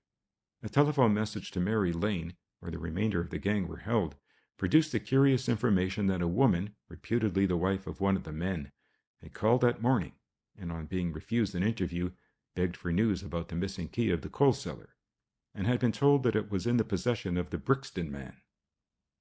"The men are to be remitted to Wormwood Scrubbs Prison, and they are not to be told where they are going," ordered Elk. That afternoon, a horse-driven prison van drew out of Cannon Row and rumbled along Whitehall. At the junction of St. Martin's Lane and Shaftesbury Avenue, a carelessly driven motor lorry smashed into its side, slicing off the near wheel. Instantly there came from nowhere a crowd of remarkable appearance. It seemed as if all the tramps in the world had been lying in wait to crowd about the crippled van. The door was wrenched open, and the gaoler on duty hauled forth. Before he could be handled, the van disgorged 20 Central Office men, and from the side streets came a score of mounted policemen, clubs in hand. The riot lasted less than 3 minutes. Some of the wild-looking men succeeded in making their escape, but the majority, chained in twos, went meekly enough between their mounted escorts. Dick Gordon, who was also something of an organizer, watched the fight from the top of an omnibus, which, laden with policemen, had shadowed the van. He joined Elk after the excitement had subsided. "Have you arrested anybody of importance?" he asked. "It's too early to say," said Elk. "They look like ordinary tadpoles to me. I guess Litnoff is in Wandsworth by now. I sent him in a closed police car before the van left." Arrived at Scotland Yard, he paraded the frogs in 2 open ranks, watched at a distance by the curious crowd which packed both entrances. One by one he examined their wrists, and in every case the tattoo mark was present. He finished his scrutiny at last, and his captives were herded into an inner yard under an armed guard. "One man wants to speak to you, sir." The last file had disappeared when the officer in charge reported, and Elk exchanged a glance with his chief. "See him," said Dick. "We can't afford to miss any information." A policeman brought the frog to them, a tall man with a week's growth of beard, poorly dressed and grimy. His battered hat was pulled down over his eyes, his powerful wrists visible beneath the sleeves of a jacket that was made for a smaller man. "Well, Frog," said Elk, glowering at him, "what's your croak?" "Croak is a good word," said the man, and at the sound of his voice Elk stared. "You don't think that old police car of yours is going to reach Wandsworth, do you?" "Who are you?" asked Elk, peering forward. "They want Litnoff badly," said the frog. "They want to settle with him, and if the poor fish thinks it's brotherly love that makes old man Frog go to all this trouble, he's reserved a big jar for himself." "Broad! What?" The American licked his finger and wiped away the frog from his wrist. "I'll explain after, Mr. Elk, but take a friend's advice and call up Wandsworth." Elk's telephone was buzzing furiously when he reached his office. It was Wandsworth Station calling.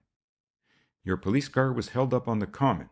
2 of your men were wounded, and the prisoner was shot dead," was the report. "Thank you," said Elk bitterly. End of chapter 10.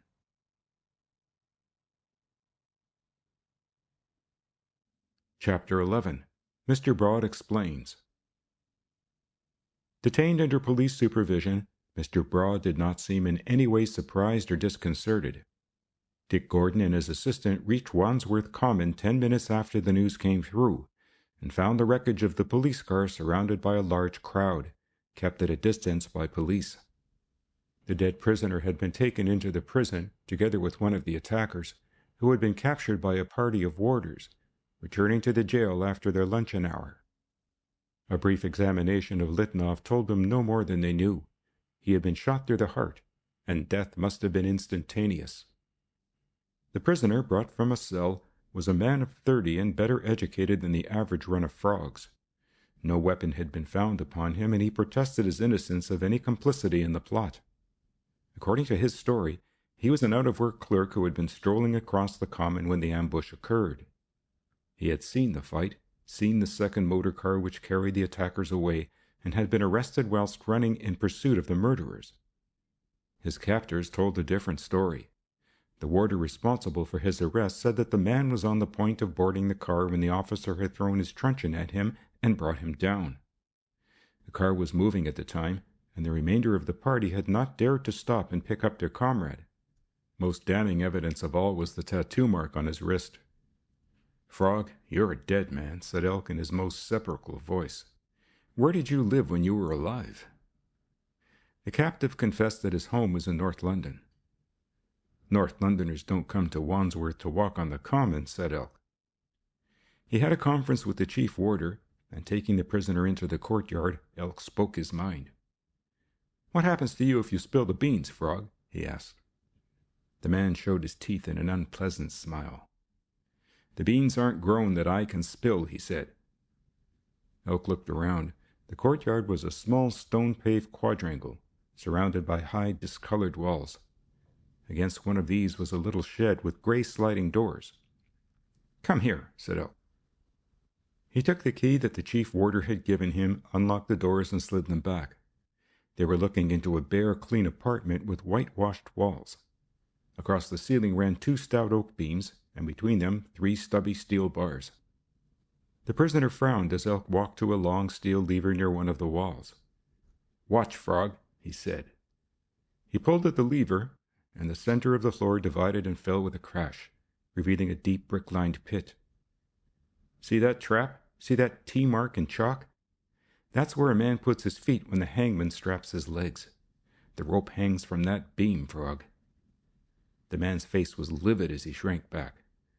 "You can't hang me," he breathed. "I've done nothing." "You've killed a man," said Elk as he pulled the doors to and locked them. "You're the only fellow we've got, and you'll have to suffer for the lot. Are them beans growing?" The prisoner raised a shaking hand to his lips. "I'll tell you all I know," he said huskily. Elk led him back to his cell. An hour later, Dick was speeding back to his headquarters with considerable information. His first act was to send for Joshua abroad, and the eagle-faced tramp came cheerfully. "Now, Mr. Broad, I'll have your story," said Dick, and motioned the other to be seated.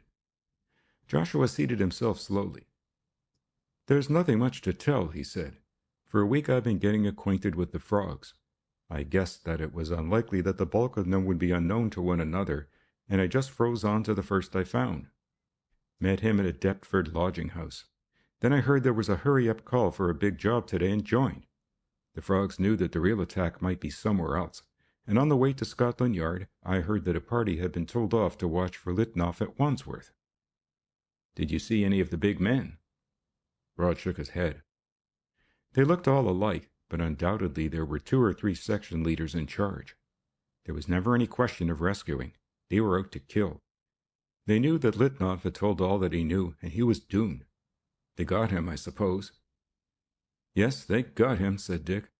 "And then, what is your interest in the frogs?" "Purely adventitious," replied the other lazily. "I'm a rich man with a whole lot of time on my hands, and I have a big interest in criminology. A few years ago I heard about the frogs, and they seized on my imagination. Since then I've been trailing them." His gaze did not waver under Dick Gordon's scrutiny. "Now, will you tell me," said Dick quietly, "how you became a rich man? In the latter days of the war you arrived in this country on a cattle boat, with about $20 in your pocket.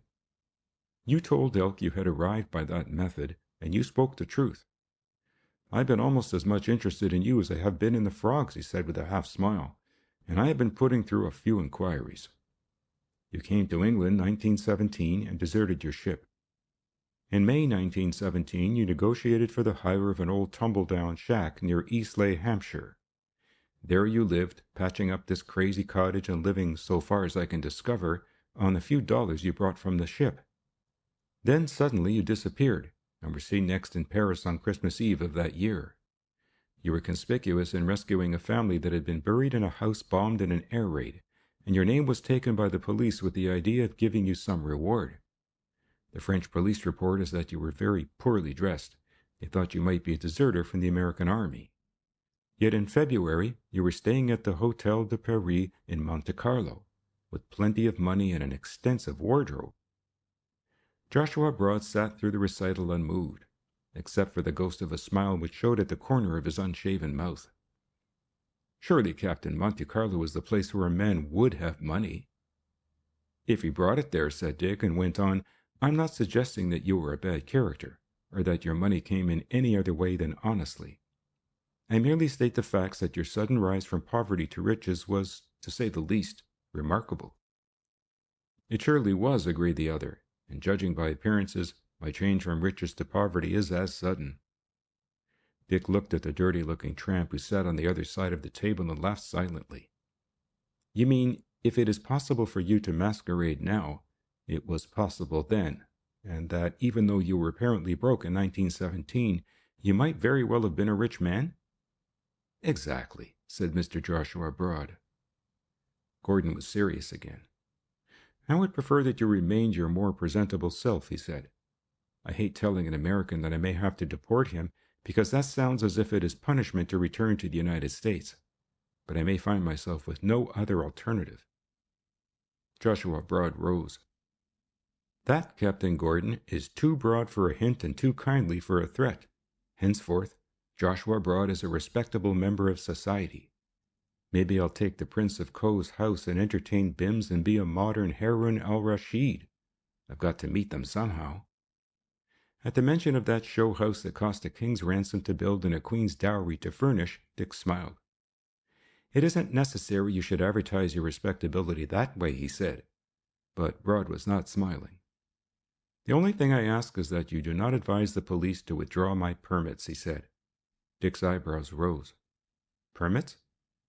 I carry 2 guns, and the time is coming when 2 won't be enough, said Mr. Broad, and it is coming soon. End of chapter 11. Chapter 12. The Embellishment of Mr. Maitland. There was a concert that night at the Queen's Hall, and the spacious auditorium was crowded to hear the summer recital of a great violinist. Dick Gordon, in the midst of an evening's work, remembered that he had reserved a seat. He felt fagged, baffled, inclined to hopelessness. A note from Lord Farmley had come to him, urging instant action to recover the lost commercial treaty. It was such a letter as a man, himself worried, would write without realizing that in doing so he was passing on his panic to those who it was very necessary should not be stampeded into precipitate action. It was a human letter, but not statesmanlike. Dick decided upon the concert. He had finished dressing when he remembered that it was more than likely that the omniscient frogs would know of his reservation. He must take the risk, if risk there was. He phoned to the garage where his own machine was housed and hired a closed car, and in 10 minutes was one of 2,000 people who were listening, entranced, to the master. In the interval he strolled out to the lobby to smoke, and almost the first person he saw was a central office man who avoided his eye. Another detective stood by the stairway leading to the bar, and a third was smoking on the steps of the hall outside. But the sensation of the evening was not this evidence of Elk's foresight.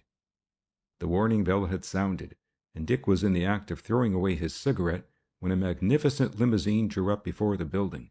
A smart footman alighted to open the door, and there stepped heavily to the pavement Mr. Ezra Maitland. Dick heard a gasp behind him, and turned his head to see Elk in the one and only dress suit he had ever possessed. "Mother of Moses," he said in an odd voice. And there was a reason for his astonishment. Not only was Mr. Maitland's equipage worthy of a reigning monarch, with its silver fittings, lacquered body, and expensively uniformed servants, but the old man was wearing a dress suit of the latest fashion. His beard had been shortened a few inches, and across the spotless white waistcoat was stretched a heavy gold chain. On his hand, many rings blazed and flashed in the light of the street standard. There was a camellia in his perfect lapel, and on his head the glossiest of silk hats. Leaning on a stick of ebony and ivory, he strutted across the pavement. silk stocks, patent leather shoes. My God, look at his rings, hissed Elk. His profanity was almost excusable. The vision of splendor passed through the doors into the hall. He's gone gay, said Elk hollowly, and followed like a man in a dream. From where he was placed, Dick had a good view of the millionaire. He sat throughout the second part of the program with closed eyes, and so slow was he to start applauding after each item that Dick was certain that he had been asleep and the clapping had awakened him. Once he detected the old man's stifling yawn in the very midst of the second movement of Elgar's violin concerto, which held the audience spellbound by its delicate beauty. With his big hands, now enshrined in white kid gloves, crossed on his stomach, the head of Mr. Maitland nodded and jerked. When at last the concert was over, he looked round fearfully, as though to make absolutely certain that it was over, then rose and made his way out of the hall, the silk hat held clumsily in his hand. The manager came in haste to meet him. "I hope, Mr. Maitland, you enjoyed yourself," Dick heard him say. Very pooty," replied Maitland hoarsely. "That fiddler ought to play a few tunes, though. Nothing like a hornpipe on a fiddle." The manager looked after him open-mouthed, then hurried out to help the old man into his car. "Gay, he's gay," said Elk, as bewildered as the manager. "Jumping snakes, who was that?" He addressed the unnecessary question to the manager, who had returned from his duty. "That is Maitland, the millionaire, Mr. Elk," said the other. "First time we've had him here, but now that he's come to live in town—" "Where is he living?" asked Elk. "He has taken the Prince of Coe's house in Berkeley Square," said the manager. Elk blinked at him. "Say that again." "He has taken the Prince of Coe's house," said the manager, "and what is more, has bought it. The agent told me this afternoon." Elk was incapable of comment, and the manager continued his surprising narrative. "I don't think he knows much about music, but he has booked seats for every big musical event next season. His secretary came in this afternoon. He seemed a bit dazed." Poor Johnson, thought Dick. He wanted me to fix dancing lessons for the old boy. Elk clapped his hand to his mouth. He had an insane desire to scream. "As a matter of fact, I fixed them. He's a bit old, but Socrates or somebody learnt Greek at 80, and maybe Mr. Maitland's regretting the wasted years of his life. I admit it is a bit late to start nightclubs." Elk laid a chiding hand upon the managerial shoulder. "You certainly deceived me, brother," he said, "and here was I, drinking it all in, and you with a face as serious as the dial of a poorhouse clock. You put it all over, Elk, and I'm man enough to admit you fooled me." "I don't think our friend is trying to fool you," said Dick quietly. "You really mean what you say? Old Maitland has started dancing in nightclubs?" "Certainly," said the other. "He hasn't started dancing, but that is where he has gone tonight, to the Herons. I heard him tell the chauffeur." It was incredible, but a little amusing, most amusing of all to see Elk's face. The detective was frankly dumbfounded by the news. "Herons is my idea of a good finish to a happy evening," said Elk at last, drawing a long breath. He beckoned one of his escort. "How many men do you want to cover Herons Club?" he asked. 6 was the prompt reply. 10 to rate it, and 20 for a rough house. "Get 30, said Elk emphatically. Herons from the exterior was an unpretentious building, but once under the curtained doors, and the character of its exterior was forgotten. A luxurious lounge, softly lit and heavily carpeted, led to the large saloon, which was at once restaurant and dance hall. Dick stood in the doorway awaiting the arrival of the manager, and admired the richness and subtle suggestion of coziness which the room conveyed. The tables were set about an oblong square of polished flooring. From a gallery at the far end came the strain of a colored orchestra, and on the floor itself a dozen couples swayed and glided in rhythm to the staccato melody. "Gilded vice," said Elk disparagingly. "A regular haunt of sin and self-indulgence. I wonder what they charge for the food. There's Methuselah." Methuselah was sitting, a conspicuous figure, at the most prominent table in the room. His polished head glistened in the light from the crystal candelabras, and in the shadow that it cast, his patriarchal beard so melted into the white of his snowy shirt front that for a moment Dick did not recognize him. Before him was set a large glass mug filled with beer. "He's human anyway," said Elk. Hagn came at that moment, smiling, affable, willing to oblige. "This is an unexpected pleasure, Captain," he said. "You want me to pass you in? Gentlemen, there is no necessity. Every police officer of rank is an honorary member of the club." He bustled in, threaded his way between the tables, and found them a vacant sofa in one of the alcoves. There were revelers whose faces showed alarm at the arrival of the new guests. One at least stole forth and did not come back. "We have many notable people here tonight," said Hagn, rubbing his hands. "There are Lord and Lady Belfin," he mentioned others, "and that gentleman with the beard is the great Maitland. His secretary is here somewhere. Poor gentleman, I fear he is not happy. But I invited him myself. It is sometimes desirable that we should elect the, what shall I say, higher servants of important people." "Johnson?" asked Dick in surprise. "Where?" Presently he saw that plump and philosophical man. He sat in a remote corner, looking awkward and miserable in his old-fashioned dress clothes. Before him was a glass which, Dick guessed, contained an orange squash. A solemn, frightened figure he made, sitting on the edge of his chair, his big red hands resting on the table. Dick Gordon laughed softly and whispered to Elk, "Go and get him." Elk, who was never self-conscious, walked through the dancers and reached Mr. Johnson, who looked up startled and shook hands with the vigor of one rescued from a desert island. "It was good of you to ask me to come over," said Johnson as he greeted Dick. "This is new to me, and I am feeling about as much at home as a chicken in a pie." "Your first visit?"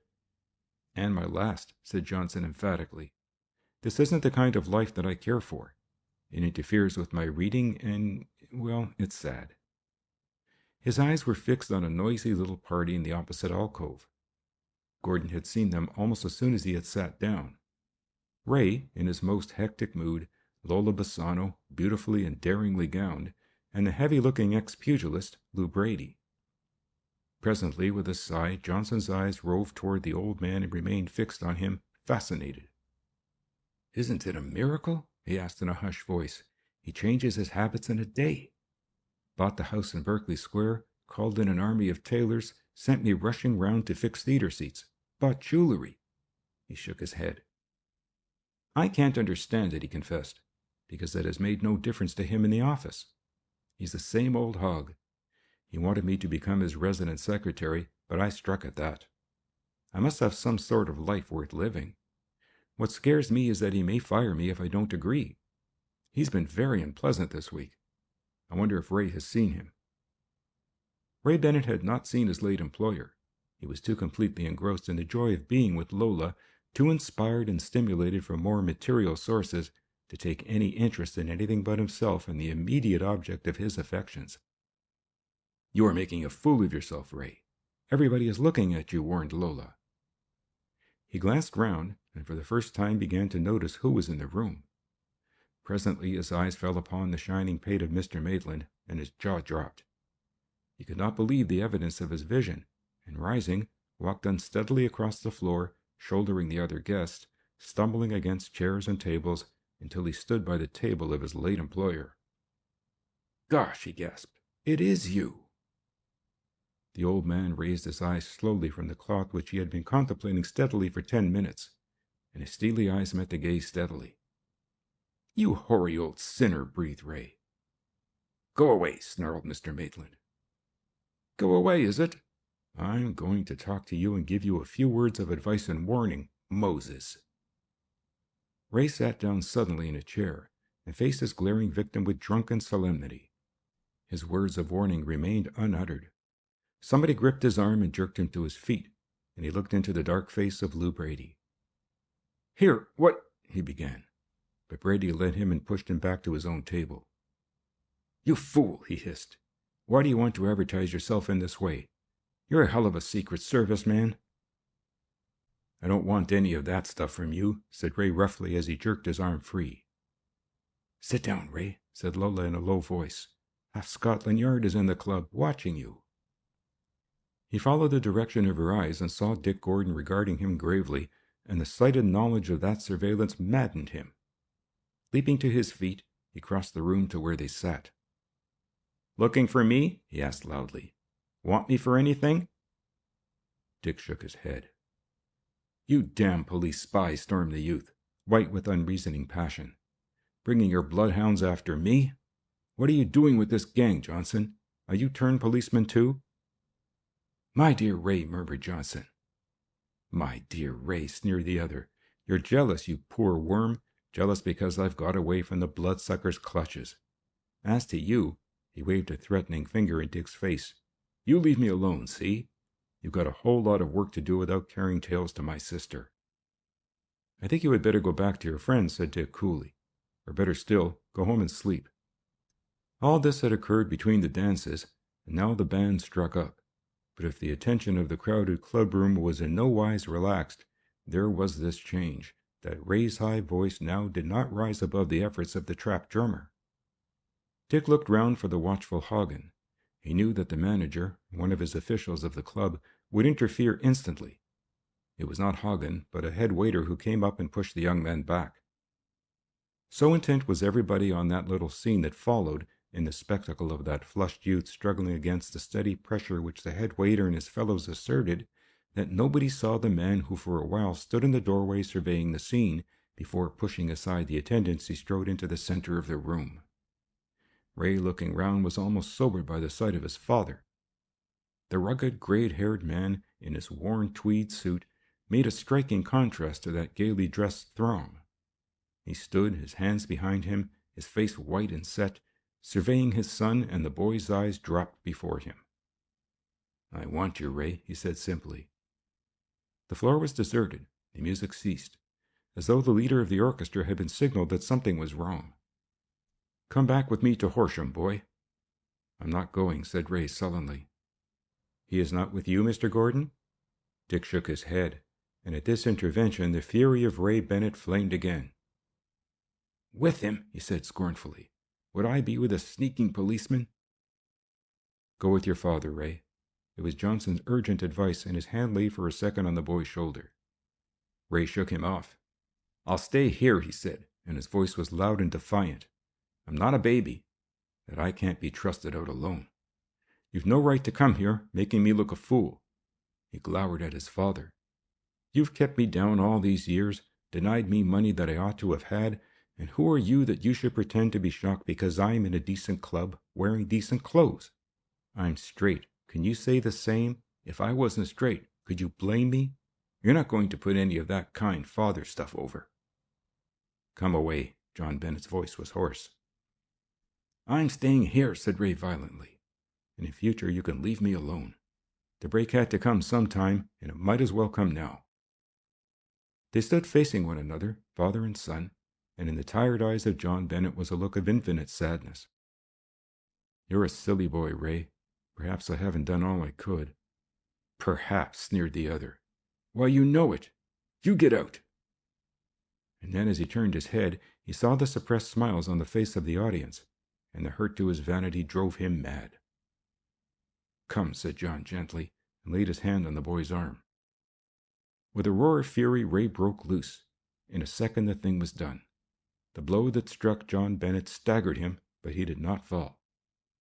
And then, through the guests who thronged about the two, came Ella. She realized instantly what had happened.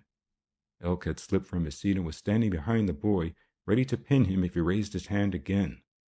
But Ray Bennett stood, frozen with horror, speechless, incapable of movement. "Father," the white-faced girl whispered the word. The head of John Bennett dropped, and he suffered himself to be led away. Dick Gordon wanted to follow and comfort, but he saw Johnson going after them and went back to his table. Again the music started, and they took Ray Bennett back to his table, where he sat, head on hand, till Lola signaled the waiter to bring more wine. "There are times," said Elk, "when the prodigal son and the fatted calf look so like one another that you can't tell them apart." Dick said nothing, but his heart bled for the mystery man of Horsham, for he had seen in John Bennett's face the agony of the damned. End of chapter 12.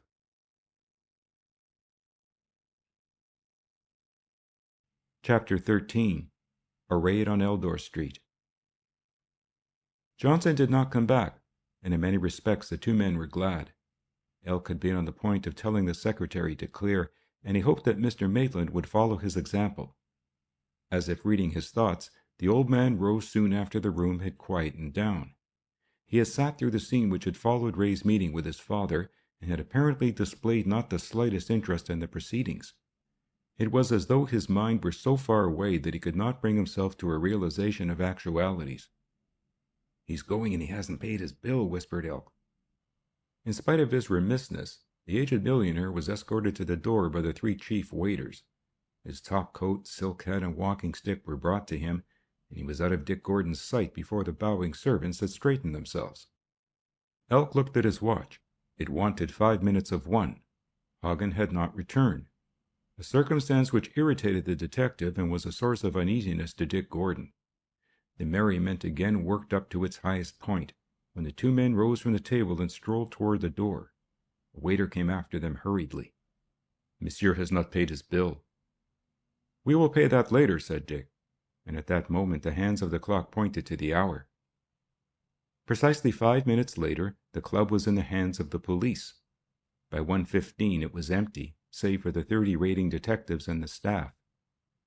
"Where is Hagn?" Dick asked the chief waiter. "He has gone home, monsieur," said the man sullenly. "He always goes home early."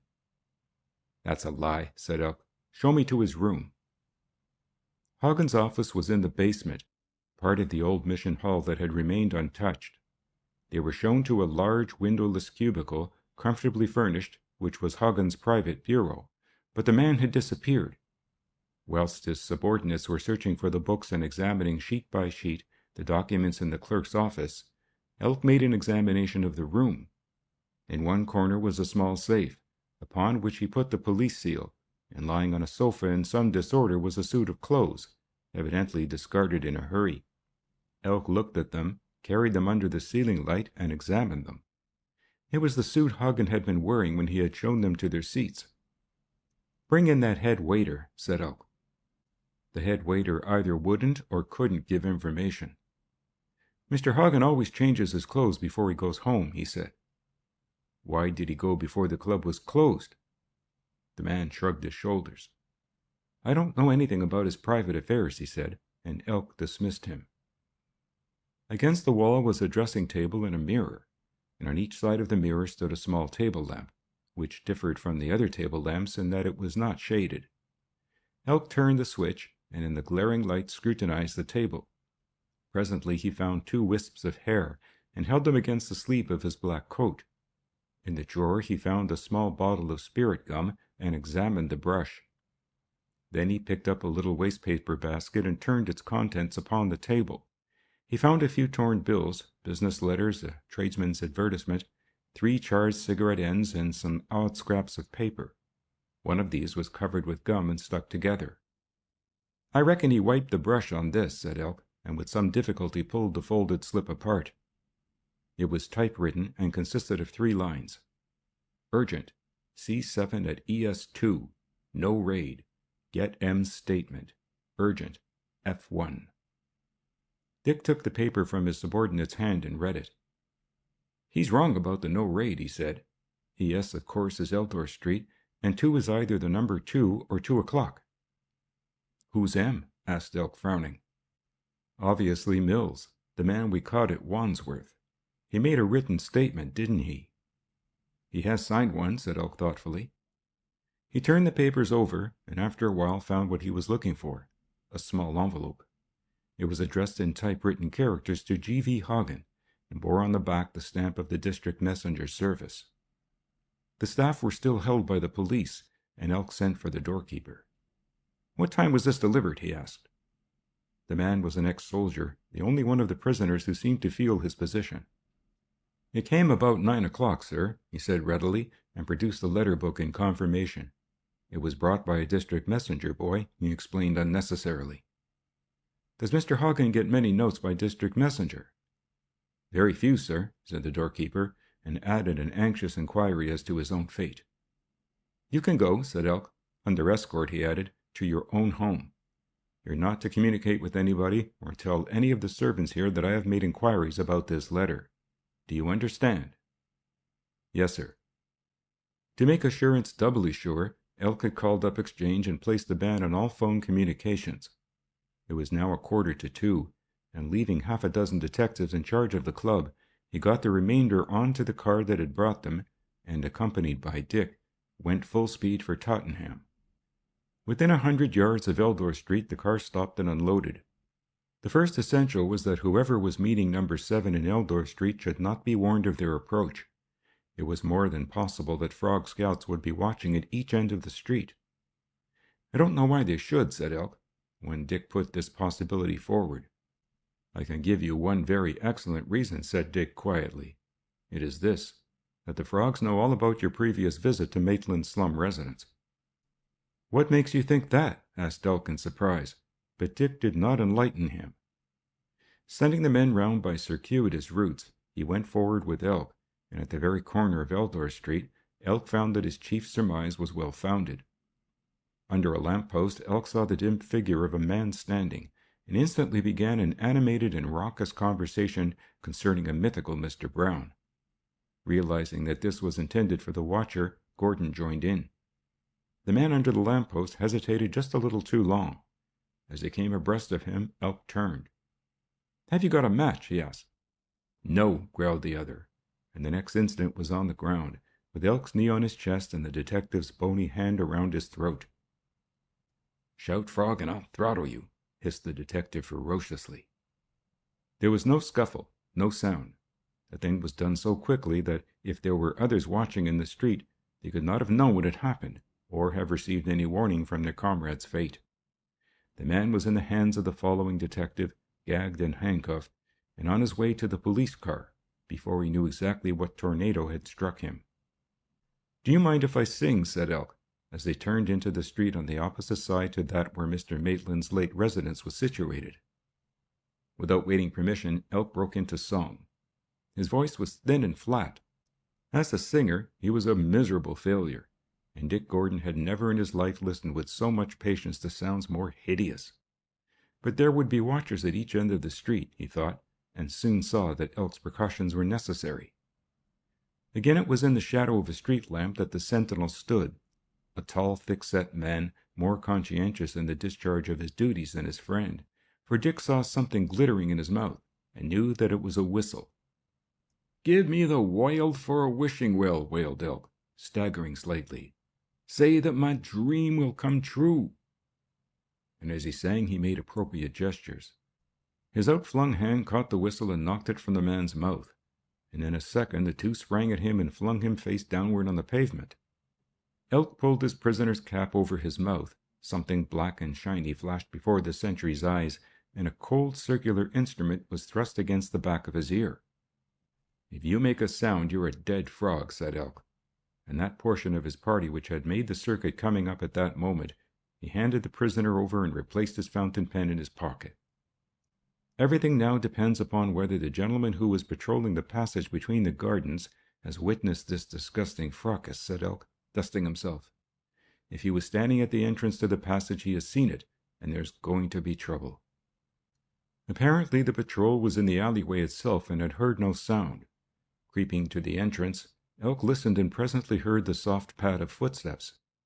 He signaled to Dick to remain where he was and slipped into the passage, walking softly, but not so softly that the man on guard at the back gate of Mr. Maitland's house did not hear him. "Who's that?" he demanded in a gruff voice.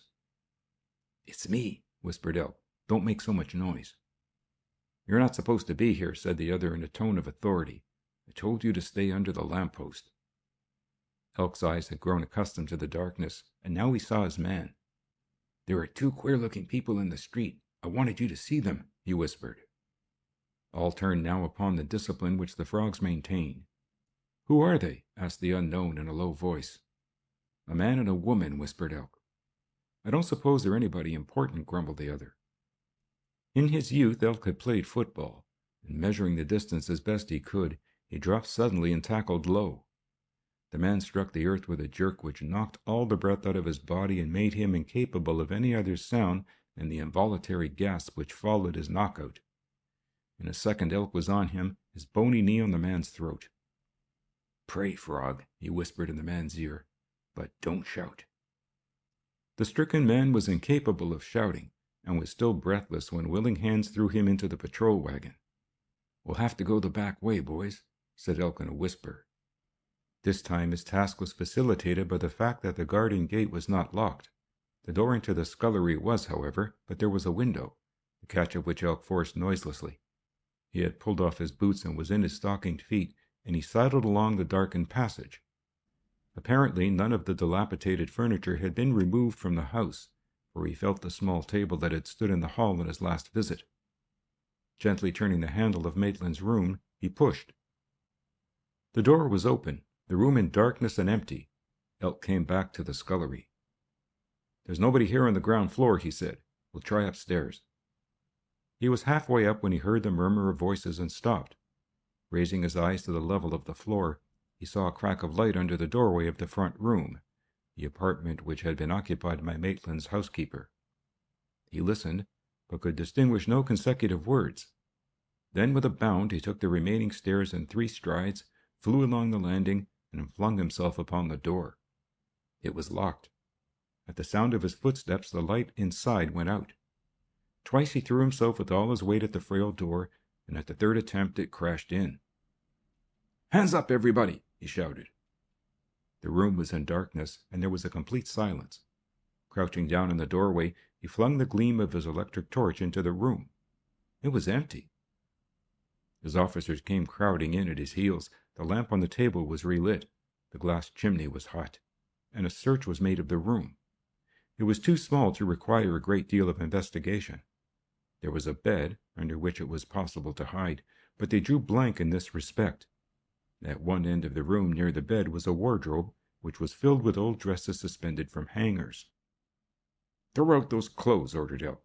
"There must be a door there into the next house." A glance at the window showed him that it was impossible for the inmates of the room to have escaped that way. Presently the clothes were heaped on the floor, and the detectives were attacking the wooden back of the wardrobe, which did, in fact, prove to be a door leading into the next house. Whilst they were so engaged, Dick made a scrutiny of the table, which was littered with papers. He saw something and called Elk. "What is this, Elk?" The detective took the 4 closely typed sheets of paper from his hand. "Mill's confession," he said in amazement. "There are only 2 copies, one of which I have, and the other is in the possession of your department, Captain Gordon." At this moment the wardrobe backing was smashed in, and the detectives were pouring through to the next house. And then it was that they made the interesting discovery that, to all intents and purposes, communication was continuous between a block of 10 houses that ran to the end of the street, and they were not untenanted. 3 typical frogs occupied the first room into which they burst. They found others on the lower floor, and it soon became clear that the whole of the houses comprising the end block had been turned into a sleeping place for the recruits of frogdom. Since any one of these might have been number 7, they were placed under arrest.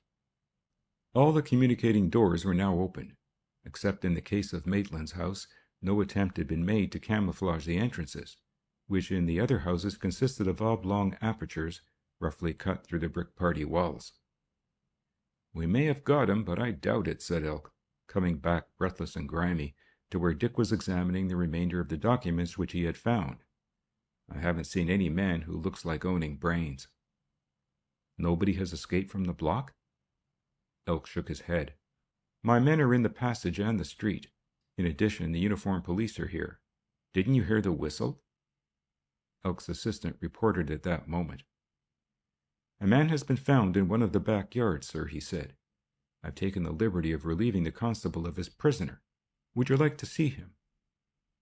"Bring him up," said Elk, and a few minutes later a handcuffed man was pushed into the room. He was above medium height.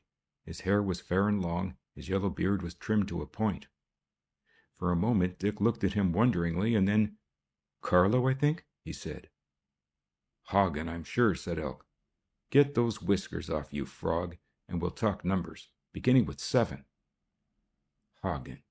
Even now Dick could not believe his eyes. The wig was so perfectly made, the beard so cunningly fixed, that he could not believe it was the manager of Heron's Club. But when he heard the voice, he knew that Elk was right. "Number 7, eh?" drawled Hagn. "I guess number 7 will get through your cordon without being challenged, Mr. Elk. He's friendly with the police. What do you want me for?" "I want you for the part you played in the murder of Chief Inspector Genter on the night of the 14th of May, said Elk. Hagen's lips curled. Why don't you take Braud? He was there. Perhaps he'll come as witness for me. When I see him, began Elk. Look out of the window, interrupted Hagn. He's there. Dick walked to the window and, throwing up the sash, leaned out. A crowd of locals in shawls and overcoats were watching the transference of the prisoners. Dick caught the sheen of a silk hat, and the unmistakable voice of Braud hailed him. Good morning, Captain Gordon. Frog stock kind of slumped, hasn't it? By the way, did you see the baby? End of chapter 13.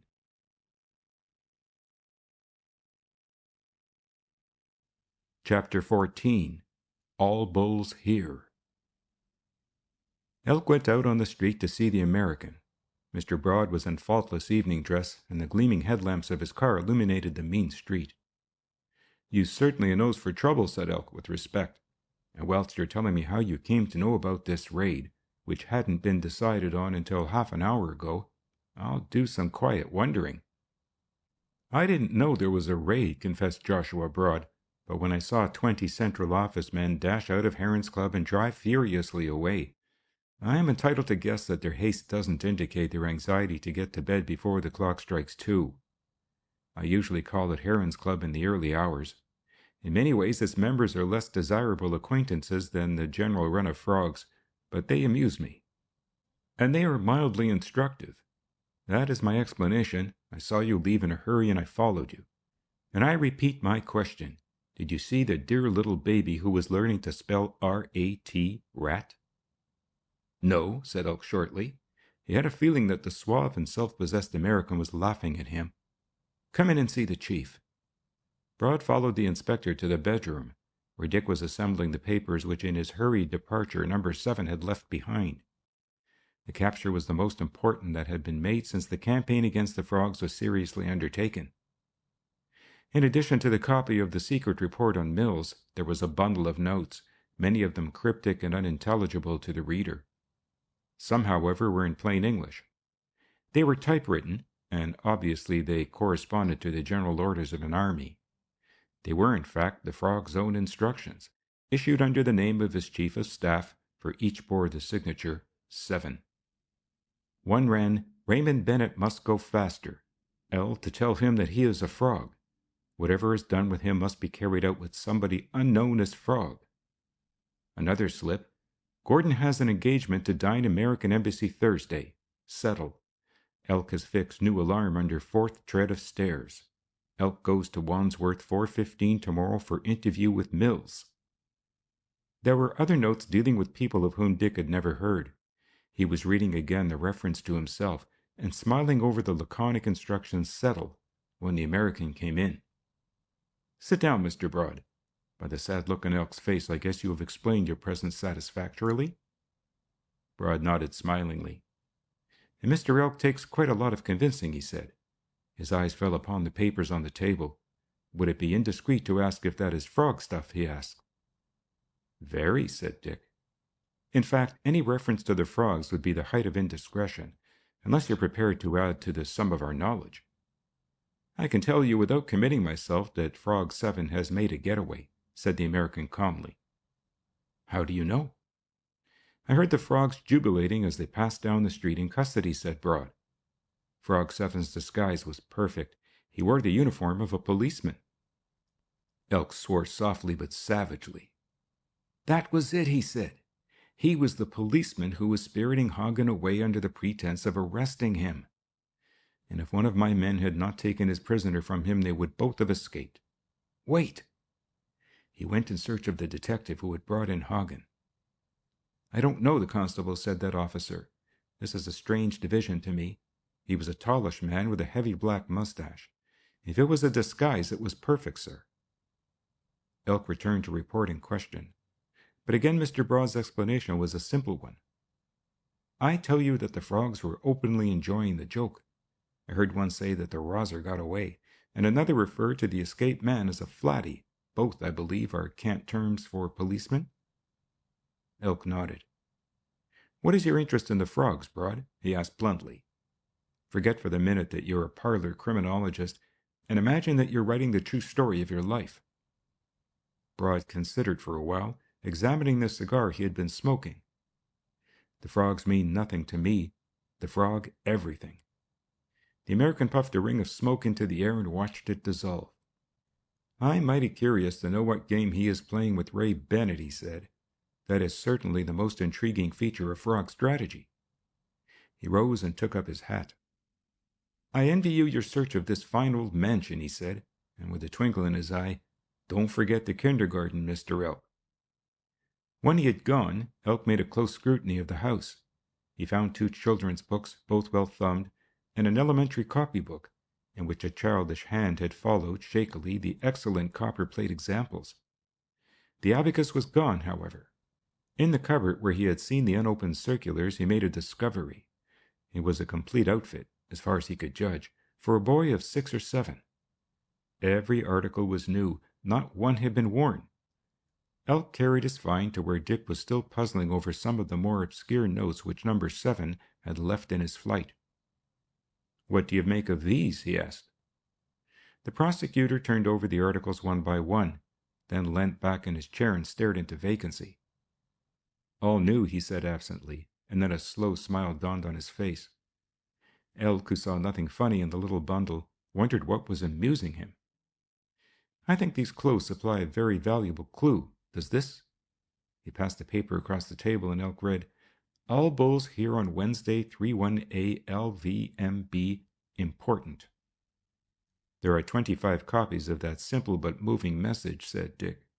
"And as there are no envelopes for any of the instructions, I can only suppose that they are dispatched by Hagn, either from the club or his home. This is how far I have got in figuring the organization of the frogs. Frog number 1 works through 7, who may or may not be aware of his chief's identity.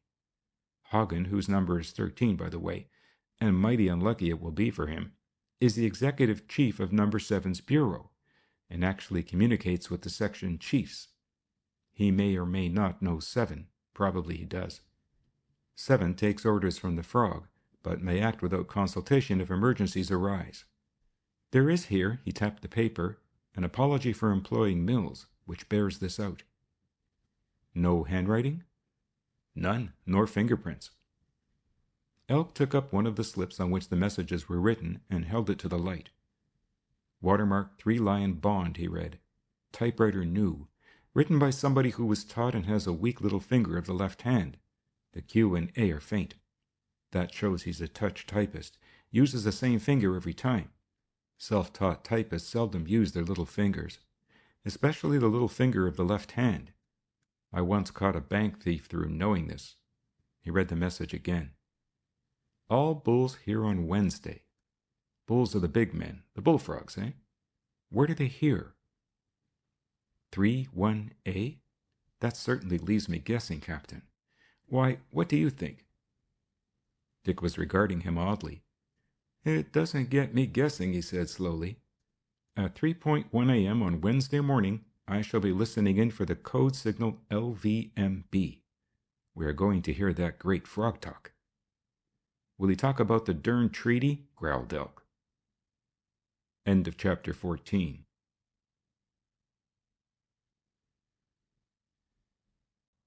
Chapter 15. The Morning After. Ray Bennett woke with a groan.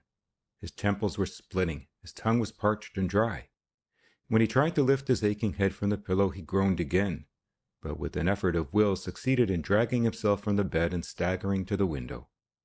He pushed open a leaded casement and looked out upon the green of Hyde Park, and all the time his temples throbbed painfully. Pouring a glass of water from a carafe, he drank greedily, and sitting down on the edge of the bed, his head between his hands, he tried to think.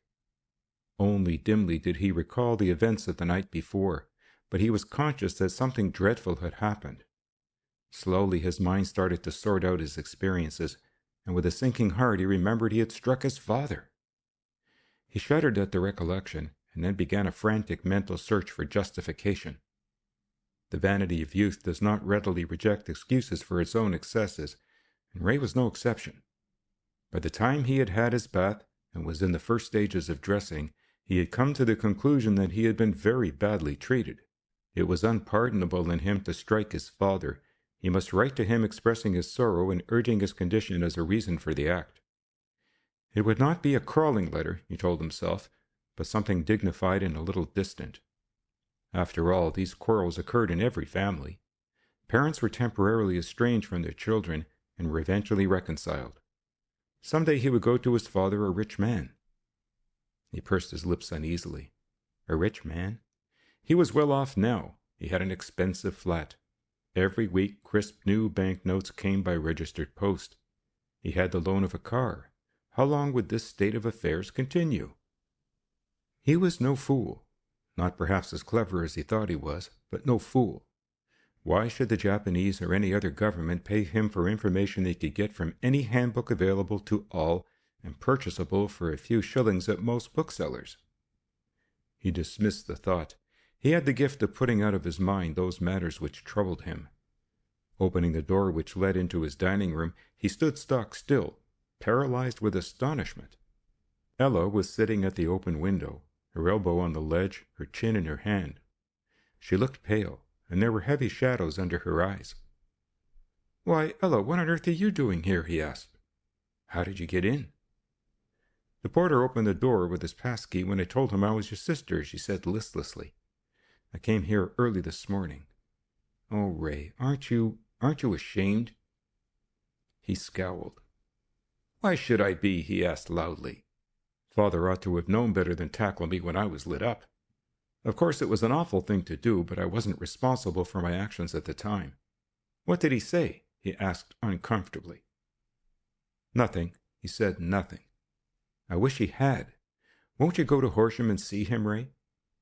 "No. Let it blow over for a day or two," he said hastily.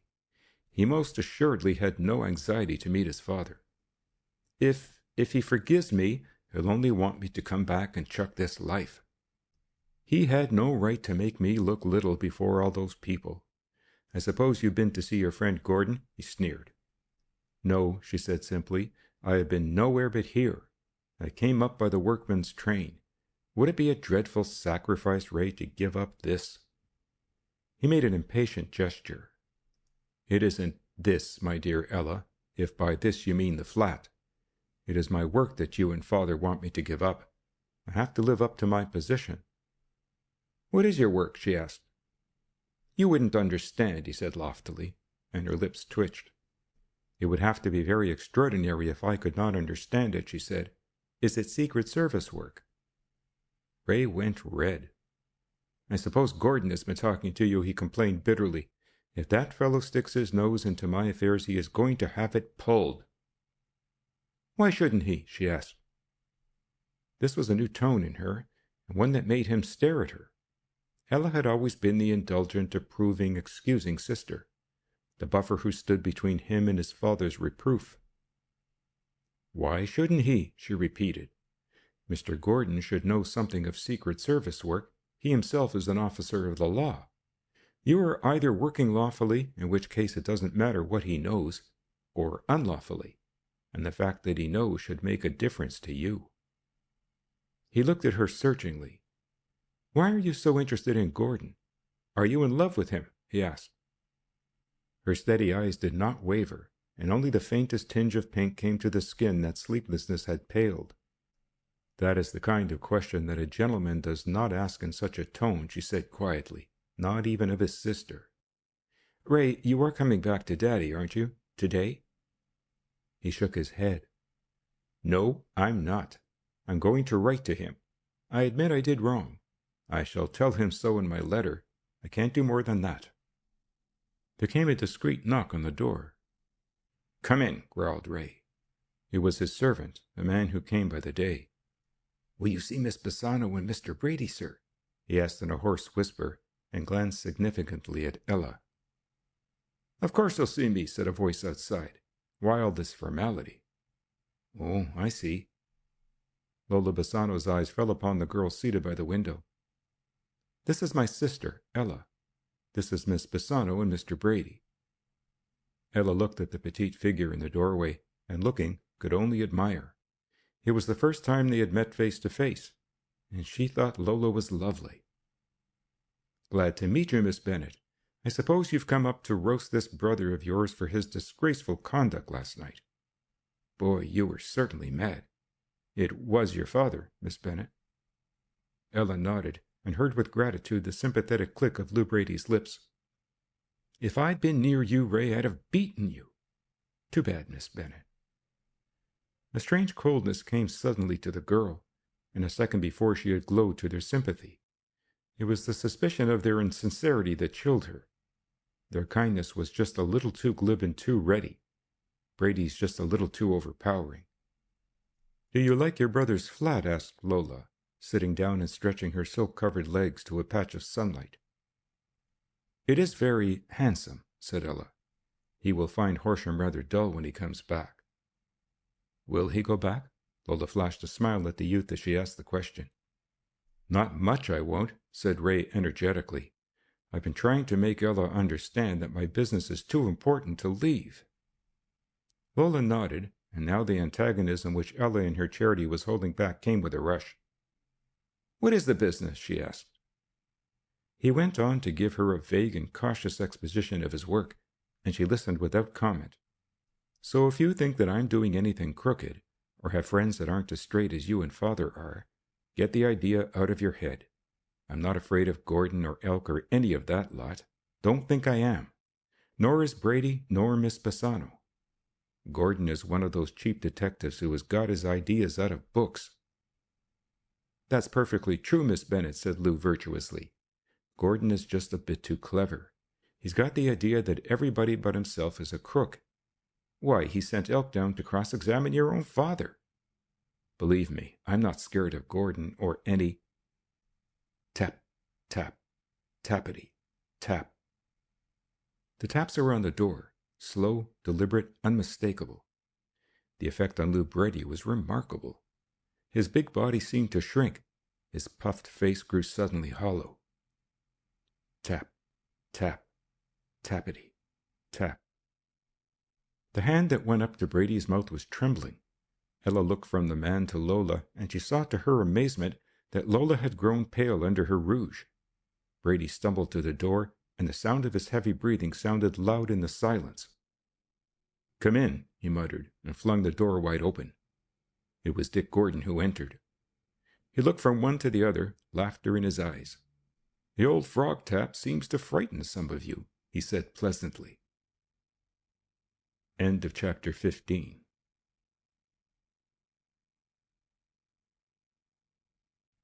Chapter 16. Ray Learns the Truth. Lola was the quickest to recover. What do you mean, Frog Tap? Got that frog stuff roaming loose in your head, haven't you? It is a new accomplishment, said Dick with mock gravity. A 33-degree frog taught me. It's the signal the old Grandmaster Frog gives when he enters the presence of his inferiors. Your 33-degree frog is probably lying, said Lola, her color returning. Anyway, Mills... I never mentioned Mills, said Dick. I know it was he. His arrest was in the newspapers. It hasn't even appeared in the newspapers, said Dick, unless it was splashed in the Frog Gazette, probably on the personality page. He inclined his head toward the girl. Ray, for the moment, he would have ignored if the young man had not taken a step toward him. Do you want anything, Gordon? He asked. I want a private talk with you, Bennet, said Dick. There's nothing you can't say before my friends, said Ray, his ready temper rising. The only person I recognize by that title is your sister, replied Gordon. Let us go, Lou, said Lola with a shrug, but Ray Bennet stopped them. Wait a minute. Is this my house or isn't it? He demanded furiously. You can clear out, Gordon. I've had just about as much of your interference as I want. You push your way in here, you're offensive to my friends, you practically tell them to get out. I like your nerve. There's the door, you can go. I'll go if you feel that way, said Dick, but I want to warn you. Pshaw, I'm sick of your warnings. I want to warn you that the Frog has decided that you've got to earn your money. That is all. There was a dead silence, which Ella broke. The Frog? She repeated open-eyed. But Mr. Gordon, Ray isn't with the Frogs. Perhaps it will be news to him, but he is, said Dick. These two people are faithful servants of the reptile, he pointed. Lola is financed by him. Her husband is financed by him. You're a liar, screamed Ray. Lola isn't married. You're a sneaking liar. Get out before I throw you out. You poor frog chaser. You think everything that's green lives in a pond. Get out and stay out. It was Ella's appealing glance that made Dick Gordon walk to the door. Turning, his cold gaze rested on Lou Brady. There is a big question mark against your name in the frog book, Brady. You watch out. Lou shrank under the blow, for blow it was. Had he dared, he would have followed Gordon into the corridor and sought further information. But here his moral courage failed him, and he stood, a pathetic figure, looking wistfully at the door that the visitor had closed behind him. For God's sake, let us get some air in the room, snarled Ray, thrusting open the windows. That fellow is a pestilence. Married. Trying to get me to believe that. Ella had taken up her handbag from the sideboard where she had placed it. Going, Ella? She nodded. Tell father I'll write anyway. Talk to him, Ella, and show him where he was wrong. She held out her hand. Goodbye, Ray, she said. Perhaps one day you will come back to us. Please God, this madness will end soon. Oh, Ray, it isn't true about the frogs, is it? You aren't with those people. His laugh reassured her for the moment. Of course I'm not. It's about as true as the yarn that Lola is married. Gordon was trying to make a sensation. That's the worst of these third-rate detectives. They live on sensation. She nodded to Lola as he escorted her to the lift. Lou Brady watched her with hungry eyes. What did he mean, Lola? Asked Brady as the door closed behind the two. That fellow knows something. There's a mark against my name in the frog book. That sounds bad to me. Lola, I'm finished with these frogs. They're getting on my nerves. You're a fool, she said calmly. Gordon has got just the effect he wanted. He has scared you. Scared? He answered savagely. Nothing scares me. You're not scared because you've no imagination. I'm not scared, but worried, because I'm beginning to see that the frogs are bigger than I dreamt. They killed that Scotsman McLean the other day, and they're not going to think twice about settling with me. I've talked to these frogs, Lola. They do anything from murder upwards. They look on the frog as a god. He's a religion with them. A question mark against my name. I believe it, too. I've talked flip about him, and they won't forgive that. Hush, she warned him in a low voice as the door handle turned and Ray came back. Phew, he said. Thank God she's gone. What a morning. Frogs, frogs, frogs. The poor fool. Lola opened a small jeweled case and took out a cigarette and lit it, extinguishing the match with a snick of her fingers. Then she turned her beautiful eyes upon Ray. What is the matter with the frogs anyway? She asked coolly. They pay well and they ask for little. Ray gaped at her. You're not working for them, are you? He asked, astonished. Why, they're just low tramps who murder people. She shook her head. Not all of them, she corrected. They are only the body. The big frogs are different. I am one and Lou is one. What the devil are you talking about? Demanded Lou, half in fear, half in wrath. He ought to know, and he has got to know sooner or later, said Lola, unperturbed. He's too sensible a boy to imagine that the Japanese or any other embassy is paying his overhead charges. He's a frog. Ray collapsed into a chair, incapable of speech. A frog? He repeated mechanically. What do you mean? Lola laughed. I don't see that it is any worse being a frog than an agent of another country, selling your own country's secrets, she said. Don't be silly, Ray. You ought to be pleased and honored. They chose you from thousands because they wanted the right kind of intelligence. And so she flattered and soothed him until his plastic mind, wax in her hands, took another shape. I suppose that is all right, he said at last. Of course I wouldn't do anything really bad, and I don't approve of all this clubbing, but as you say, the frog can't be responsible for all that his people do. But on one thing I'm firm, Lola. I'll have no tattooing. She laughed and extended her white arm. Am I marked? She asked. Is Lou marked? No, the big people aren't marked at all. Boy, you've a great future. Ray took her hand and fondled it. Lola, About that story that Gordon told. You're being married.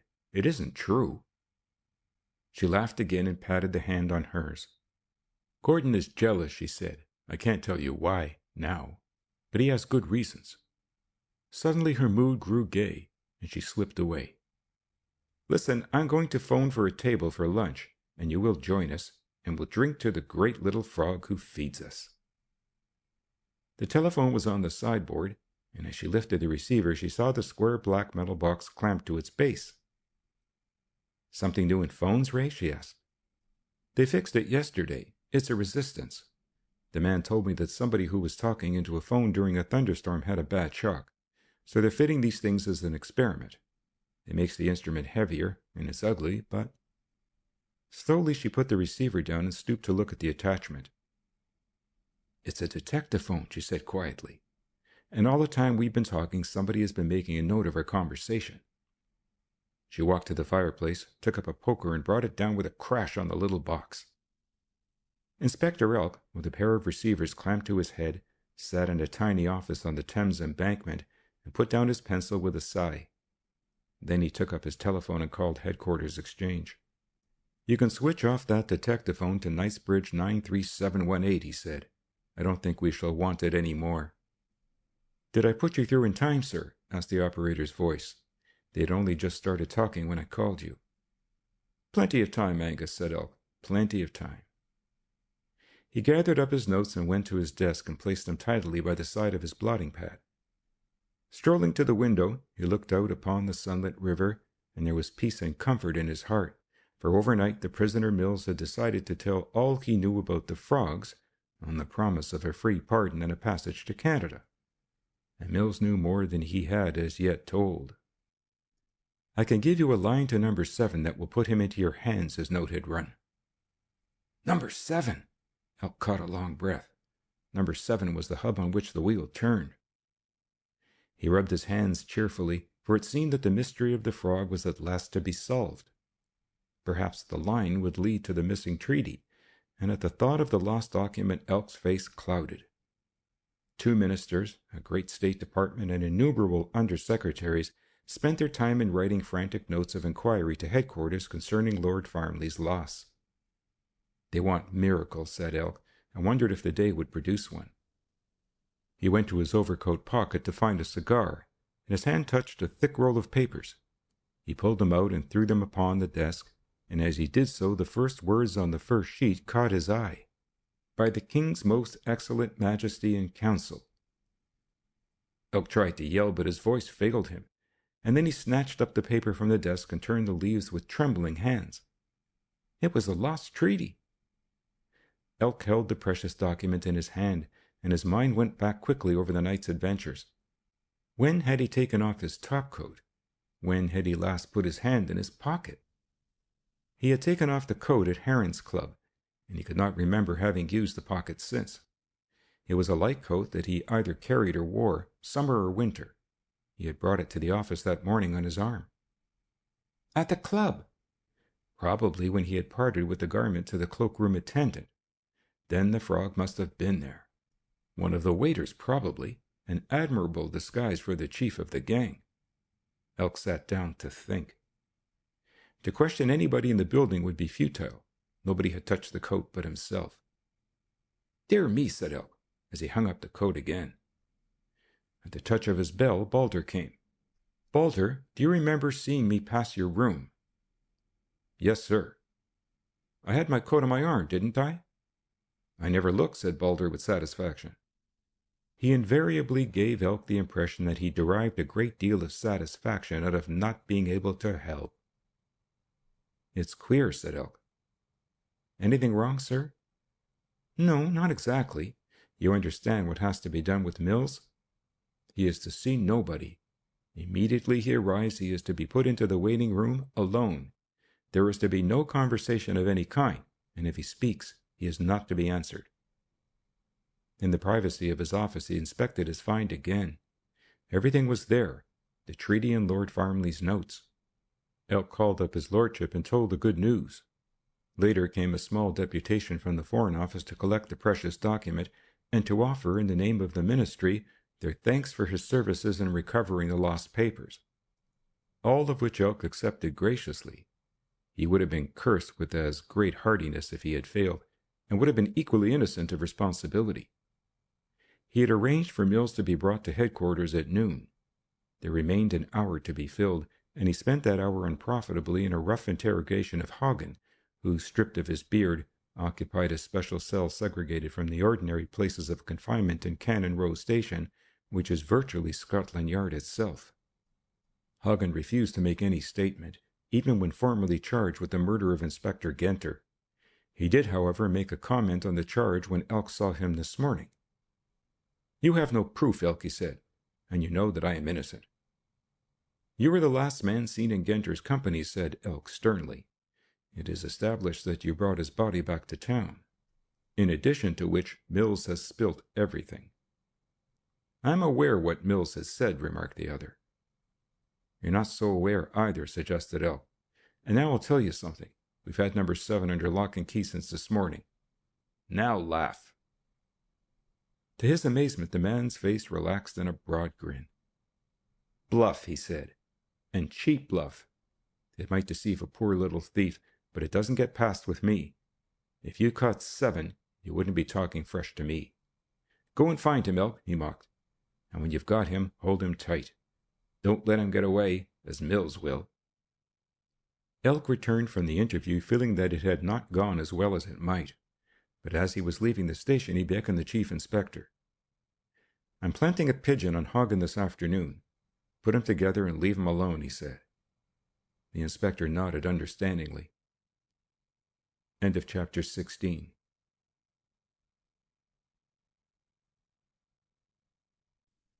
Chapter 17. The Coming of Mills. On the morning that Elk waited for the arrival of the informer, elaborate precautions were being made to transfer the man to headquarters. All night the prison had been surrounded by a cordon of armed guards, whilst patrols had remained on duty in the yard where he was confined. The captured frog was a well-educated man who had fallen on evil times and had been recruited when on the road through the agency of 2 tramping members of the fraternity. From the first statement he made, it appeared that he had acted as section leader, his duty being to pass on instructions and calls to the rank and file, to report casualties and to assist in the attacks which were made from time to time upon those people who would earn the frog's enmity. Apparently, only section leaders and trustees were given this type of work. They brought him from his cell at 11 o'clock, and the man, despite his assurance, was nervous and apprehensive. Moreover, he had a cold and was coughing. This may have been a symptom of nerves also. At 11:15, the gates of the prison were opened, and 3 motorcyclists came out abreast. A closed car followed, the curtains drawn. On either side of the car rode other armed men on motorcycles, and a second car, containing Central Office men, followed. The cortege reached Scotland Yard without mishap. The gates at both ends were closed, and the prisoner was rushed into the building. Balder, Elk's clerk, and a detective sergeant took charge of the man, who was now white and shaking, and he was put into a small room adjoining Elk's office, a room the windows of which were heavily barred. It had been used for the safe holding of spies during the war. 2 men were put on duty outside the door, and the discontented Balder reported, "We've put that fellow in the waiting room, Mr. Elk." "Did he say anything?" asked Dick, who had arrived for the interrogation. "No, sir, except to ask if the window could be shut. I shut it." "Bring the prisoner," said Elk. They waited a while, heard the clash of keys, and then an excited buzz of talk. Then Balder rushed in. "He's ill, fainted or something," he gasped, and Elk sprang past him, along the corridor into the guardroom. Mills half sat, half lay against the wall. His eyes were closed, his face was ashen. Dick bent over the prisoner and laid him flat on the ground. Then he stooped and smelt. "Cyanide of potassium," he said. "The man is dead." That morning, Mills had been stripped to the skin and every article of clothing searched thoroughly and well. As an additional precaution, his pockets had been sewn up. To the 2 detectives who accompanied him in the car, he had spoken hopefully of his forthcoming departure to Canada. None but police officers had touched him, and he had had no communication with any outsider. The first thing that Dick Gordon noticed was the window, which Balder said he had shut. It was open some 6 inches at the bottom. "Yes, sir, I'm sure I shut it," said the clerk emphatically. "Sergeant Yeller saw me." The sergeant was also under that impression. Dick lifted the window higher and looked out. 4 horizontal bars traversed the brickwork, but by craning his head, he saw that, a foot away from the window and attached to the wall, was a long steel ladder running from the roof, as he guessed, to the ground. The room was on the 3rd floor, and beneath was a patch of shrub-filled gardens. Beyond that, high railings. "What are those gardens?" he asked, pointing to the space on the other side of the railings. "They belong to Onslow Gardens," said Elk. "Onslow Gardens?" said Dick thoughtfully. "Wasn't it from Onslow Gardens that the frogs tried to shoot me?" Elk shook his head helplessly. "What do you suggest, Captain Gordon?" "I don't know what to suggest," admitted Dick. "It doesn't seem an intelligent theory that somebody climbed the ladder and handed poison to Mills. Less acceptable that he would be willing to take the dose. There is the fact. Balder swears that the window was shut, and now the window is open. You can trust Balder?" Elk nodded. The divisional surgeon came soon after and, as Dick had expected, pronounced life extinct, and supported the view that cyanide was the cause. "Cyanide has a peculiar odor," he said. "I don't think there's any doubt at all that the man was killed, either by poison administered from outside, or by poison taken voluntarily by himself." After the body had been removed, Elk accompanied Dick Gordon to his Whitehall office. "I have never been frightened in my life," said Elk, "but these frogs are now on top of me. Here is a man killed practically under our eyes. He was guarded, he was never let out of our sight, except for the few minutes he was in that room, and yet the frog can reach him. It's frightening, Captain Gordon." Dick unlocked the door of his office and ushered Elk into the cozy interior. "I know of no better cure for shaken nerves than a cabana Cesar," he said cheerfully, "and without desiring to indulge in boastful gesture, I can only tell you, Elk, that they don't frighten me any more than they frighten you. Frog is human, and has very human fears. Where is friend Broad?" "The American?" Dick nodded, and Elk, without a second's hesitation, pulled the telephone toward him and gave a number. After a little delay, Broad's voice answered him. "That you, Mr. Broad? What are you doing now?" asked Elk, in that caressing tone he adopted for telephone conversation.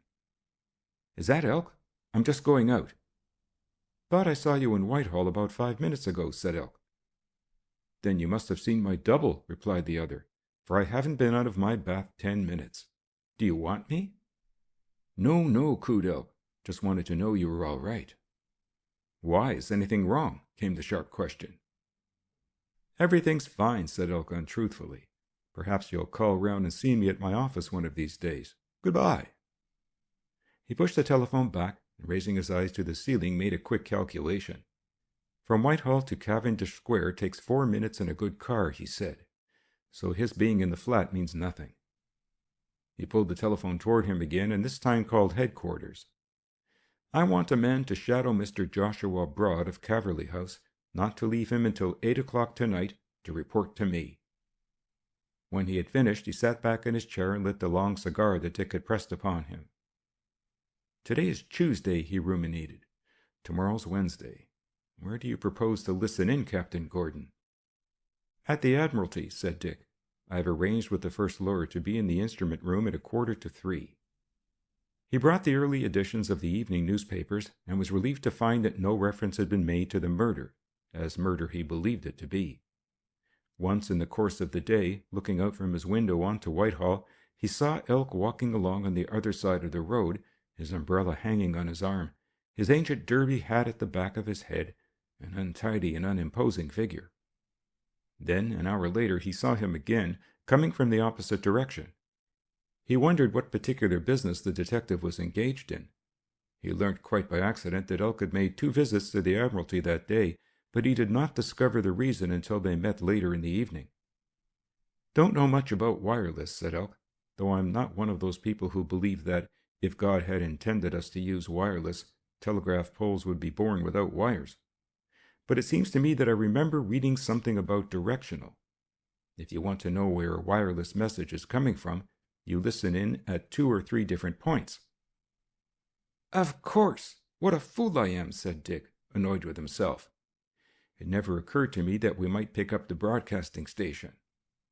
"I get these ideas," explained Elk modestly. "The Admiralty have sent messages to Milford Haven, Harwich, Portsmouth, and Plymouth, telling ships to listen in and give us the direction. The evening papers haven't got that story." "You mean about Mills?" "No, thank heaven. It is certain to come out at the inquest, but I've arranged for that to be postponed for a week or two, and somehow I feel that within the next few weeks things will happen." "To us," said Elk ominously. "I dare not eat a grilled sausage since that fellow was killed, and I'm partial to sausages." End of chapter 17.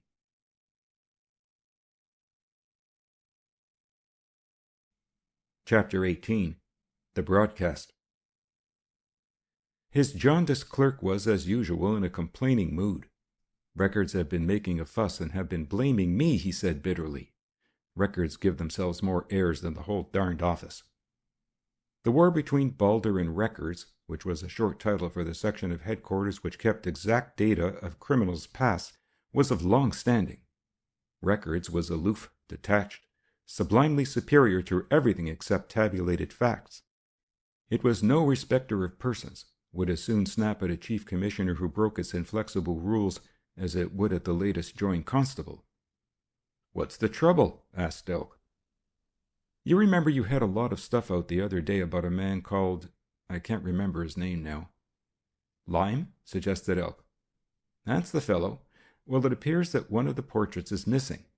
The morning after you were looking at them, I went to Records and got the documents again for you, thinking you wanted to see them in the morning. When you didn't turn up, I returned them, and now they say the portrait and measurements are short." "Do you mean to say they're lost?" "If they're lost," said the morose Balder, "then Records have lost them. I suppose they think I'm a frog or something. They're always accusing me of mislaying their fingerprint cards. I've promised you a chance to make a big noise, Balder, and now I'm going to give it to you. You've been passed over for promotion, son, because the men upstairs think you were one of the leaders of the last strike. I know that passed over feeling. It turns you sour. Will you take a big chance?" Balder nodded, holding his breath. "Haggen's in the special cell," said Elk. "Change into your civilian kit, roughen yourself up a bit, and I'll put you in with him. If you're scared, I'll let you carry a gun and fix it so that you won't be searched. Get Haggen to talk. Tell him that you were pulled in over the Dundee murder. He won't know you. Get that story, Balder, and I'll have the stripes on your arm in a week." Balder nodded. The querulous character of his voice had changed when he spoke again. "It's a chance," he said, "and thank you, Mr. Elk, for giving it to me." An hour later, a detective brought a grimy-looking prisoner into Cannon Row and pushed him into the steel pen, and the only man who recognized the prisoner was the chief inspector who had waited for the arrival of the Pigeon. It was that high official himself who conducted Balder to the separate cell and pushed him in. "Good night, frog," he said. Balder's reply was unprintable. After seeing his subordinate safely caged, Elk went back to his room, locked the door, cut off his telephone, and lay down to snatch a few hours' sleep. It was a practice of his, when he was engaged in any work which kept him up at night, to take these intermediate siestas, and he had trained himself to sleep as and when the opportunity presented itself. It was unusual in him, however, to avail himself of the office sofa, a piece of furniture to which he was not entitled, and which, as his superiors had often pointed out, occupied space which might better be employed. For once, however, he could not sleep. His mind ranged from Balder to Dick Gordon, from Lola Bassano to the dead man Mills. His own position had been seriously jeopardized, but that worried him not at all. He was a bachelor, had a snug sum invested. His mind went to the puzzling Maitland. His association with the frogs had been proved almost up to the hilt, and Maitland was in a position to benefit by these many inexplicable attacks which had been made upon seemingly inoffensive people. The old man lived a double life. By day, the business martinet, before whom his staff trembled, the cutter of salaries, the shrewd manipulator of properties; by night, the associate of thieves and worse than thieves. Who was the child? That was another snag. Nothing but snags, growled Elk, his hands under his head, looking resentfully at the ceiling. Nothing but snags. Finding he could not sleep, he got up and went across to Cannon Row. The jailer told him that the new prisoner had been talking a lot to Hagn, and Elk grinned. He only hoped that the new prisoner would not be tempted to discuss his grievances against the police administration. At 2:45 he joined Dick Gordon in the instrument room at the Admiralty. An operator had been placed at their disposal, and after the preliminary instructions they took their place at the table where he manipulated his keys. Dick listened, fascinated, hearing the calls of far-off ships and the chatter of transmitting stations. Once he heard a faint squeak of sound, so faint that he wasn't sure that he had not been mistaken. "Cape Race," said the operator. "You'll hear Chicago in a minute. He usually gets talkative round about now." As the hands of the clock approached 3, the operator began varying his wavelengths, reaching out into the ether for the message which was coming. Exactly at 1 minute after 3, he said suddenly, "There is your LVMB." Dick listened to the staccato sounds, and then, "All frogs listen. Mills is dead. Number 7 finished him this morning. Number 7 receives a bonus of £100. The voice was clear and singularly sweet. It was a woman's. 23rd District will arrange to receive Number 7's instructions at the usual place. Dick's heart was beating thunderously. He recognized the speaker, knew the soft cadences, the gentle intonations. There could be no doubt at all. It was Ella Bennett's voice. Dick felt a sudden sensation of sickness, but looking across the table and seeing Elk's eyes fixed upon him, he made an effort to control his emotions.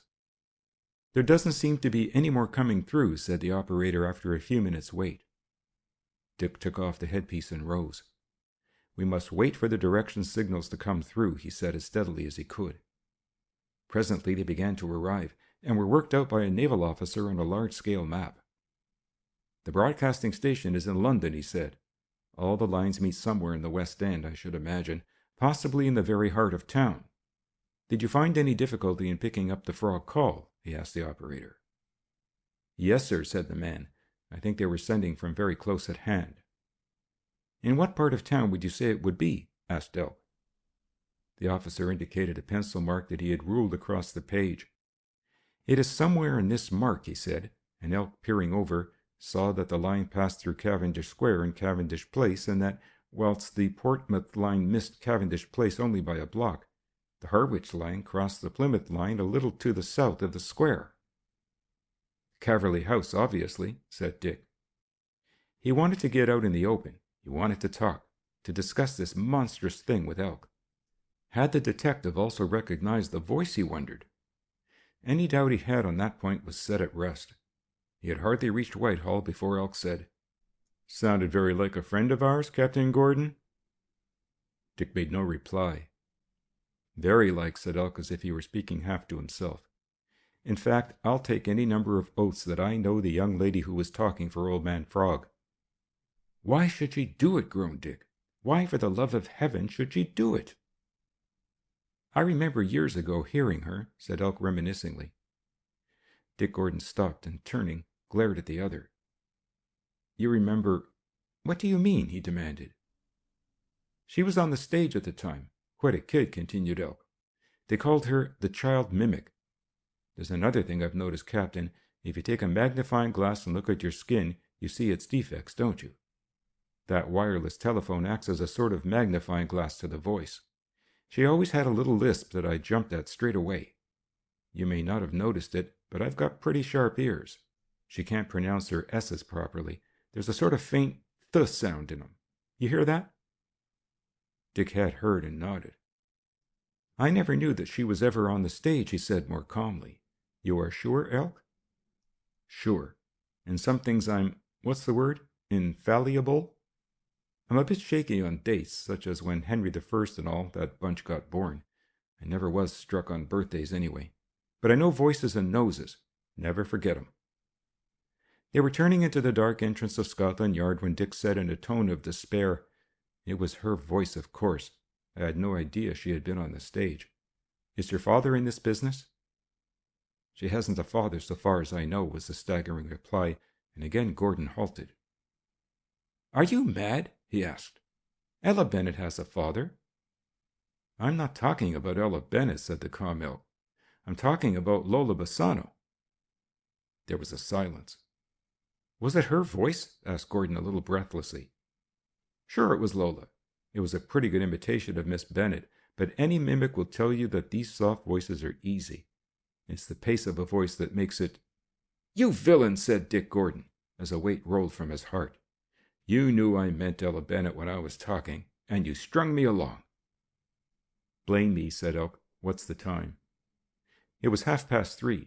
He gathered his reserves, and 10 minutes later the police cars dropped the party at the closed door of Quarry House. The bell brought the night porter, who recognized Elk. More gas trouble? He asked. Want to see the house plans, said Elk, and listened as the porter detailed the names, occupations, and peculiarities of the tenants. Who owns this block? Asked the detective. This is one of Maitland's properties, Maitland's Consolidated. He's got the Prince of Coe's house in Berkeley Square, and don't worry about giving me his family history. What time did Miss Bassano come in? She's been in all evening, since 11. Anybody with her? The man hesitated. Mr. Maitland came in with her, but he went soon after. Nobody else? Nobody except Mr. Maitland. Give me your master key.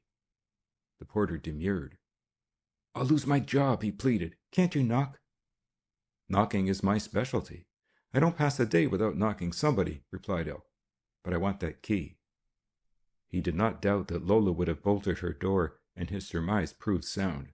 He had both to knock and ring before the light showed behind the transom, and Lola in a kimono and boudoir cap appeared. What is the meaning of this, Mr. Elk? She demanded. She did not even attempt to appear surprised. A friendly call. Can I come in? She opened the door wider, and Elk went in, followed by Gordon and 2 detectives. Dick she ignored. I'm seeing the commissioner tomorrow, she said, and if he doesn't give me satisfaction, I'll get on to the newspapers. This persecution is disgraceful. To break into a single girl's flat in the middle of the night when she is alone and unprotected. If there is any time when a single girl should be alone and unprotected, it is in the middle of the night, said Elk primly. I'm just going to have a look at your little home, Lola. We've got information that you've been burgled, Lola. Perhaps at this very minute there's a sinister man hidden under your bed. The idea of leaving you alone, so to speak, at the mercy of unlawful characters is repugnant to our feelings.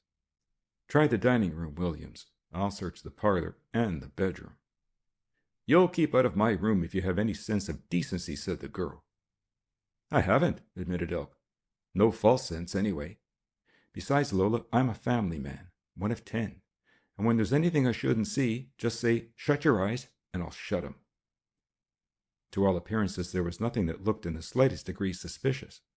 A bathroom led from the bedroom, and the bathroom window was open. Flashing his lamp along the wall outside, Elk saw a small glass spool attached to the wall. Looks to me like an insulator, he said. Returning to the bedroom, he began to search for the instrument. There was a tall mahogany wardrobe against one of the walls.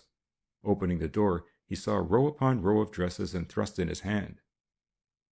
It was the shallowest wardrobe he had ever seen, and the backing was warm to the touch. Hot cupboard, Lola? He asked.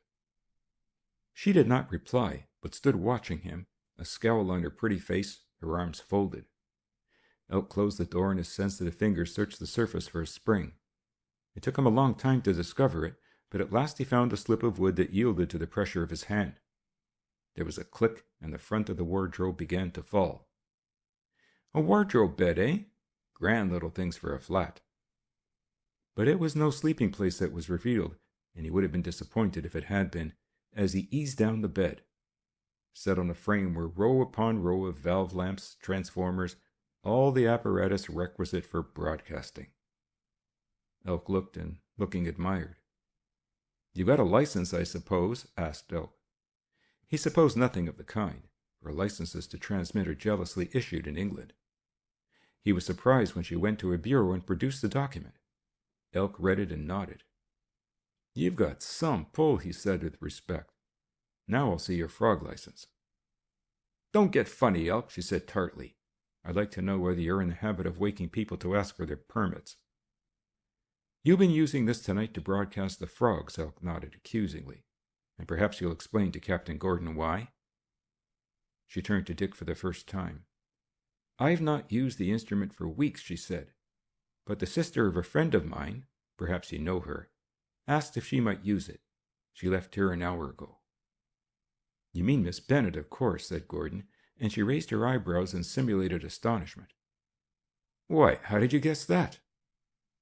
I guessed it, said Elk, the moment I heard you giving one of your famous imitations. I guessed she was around teaching you how to talk like her. Lola, you're cooked. Miss Bennet was standing right alongside me when you started talking frog language.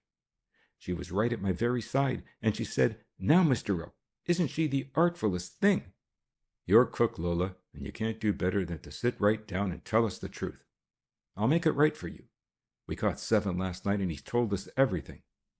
Frog will be in irons today, and I came here to give you the last final chance of getting out of all your trouble. Isn't that wonderful of you, she mocked him. So you've caught 7, and you're catching the frog. Put a pinch of salt on his tail. Yes, said the imperturbable Elk untruthfully, we caught 7 and Hagn split. But I like you, Lol, always did. There's something about you that reminds me of a girl I used to be crazy about. I never married her. It was a tragedy. Not for her, said Lola. Now I'll tell you something, Elk. You haven't caught anybody and you won't. You put a flat-footed stool pigeon named Balder into the same cell as Hagn with the idea of getting information, and you're going to have a jar. In other circumstances, Dick Gordon would have been amused by the effect of this revelation upon Elk. The jaw of the unhappy detective dropped as he glared helplessly over his glasses at the girl, smiling her triumph. Then the smile vanished. Hagn wouldn't talk because Frog could reach him, as he reached Mills and Litnoff, as he will reach you when he decides you're worthwhile. And now you can take me if you want. I'm a frog. I never pretend I'm not. You heard all the tale that I told Ray Bennett, heard it over the detectaphone you planted. Take me and charge me. Elk knew that there was no charge upon which he could hold her, and she knew that he knew. Do you think he'll get away with it, Bassano? It was Gordon who spoke, and she turned her wrathful eyes upon him. I've got a Miss to my name, Gordon, she rapped at him. Sooner or later you'll have a number, said Dick calmly. You and your crowd are having the time of your young lives, perhaps because I'm incompetent or because I'm unfortunate, but some day we shall get you, either I or my successor. You can't fight the law and win because the law is everlasting and constant. A search of my flat I don't mind, but a sermon I will not have, she said contemptuously. And now, if you men have finished, I should like to get a little beauty sleep. That is the one thing you don't require, said the gallant Elk, and she laughed. You're not a bad man, Elk, she said. You're a bad detective, but you've a heart of gold. If I had, I shouldn't trust myself alone with you, was Elk's parting shot. End of chapter 18.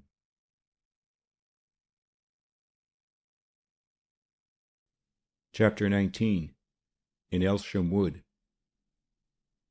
Dick Gordon, in the sudden lightening of his heart which had come to him when he realized that his horrible fears were without foundation, was inclined to regard the night as having been well spent. This was not Elk's view. He was genuinely grave as they drove back to headquarters. I'm frightened of these frogs, and I admit it, he confessed. There's a bad leakage somewhere. How should she know that I put Balder in with Hagn? That has staggered me.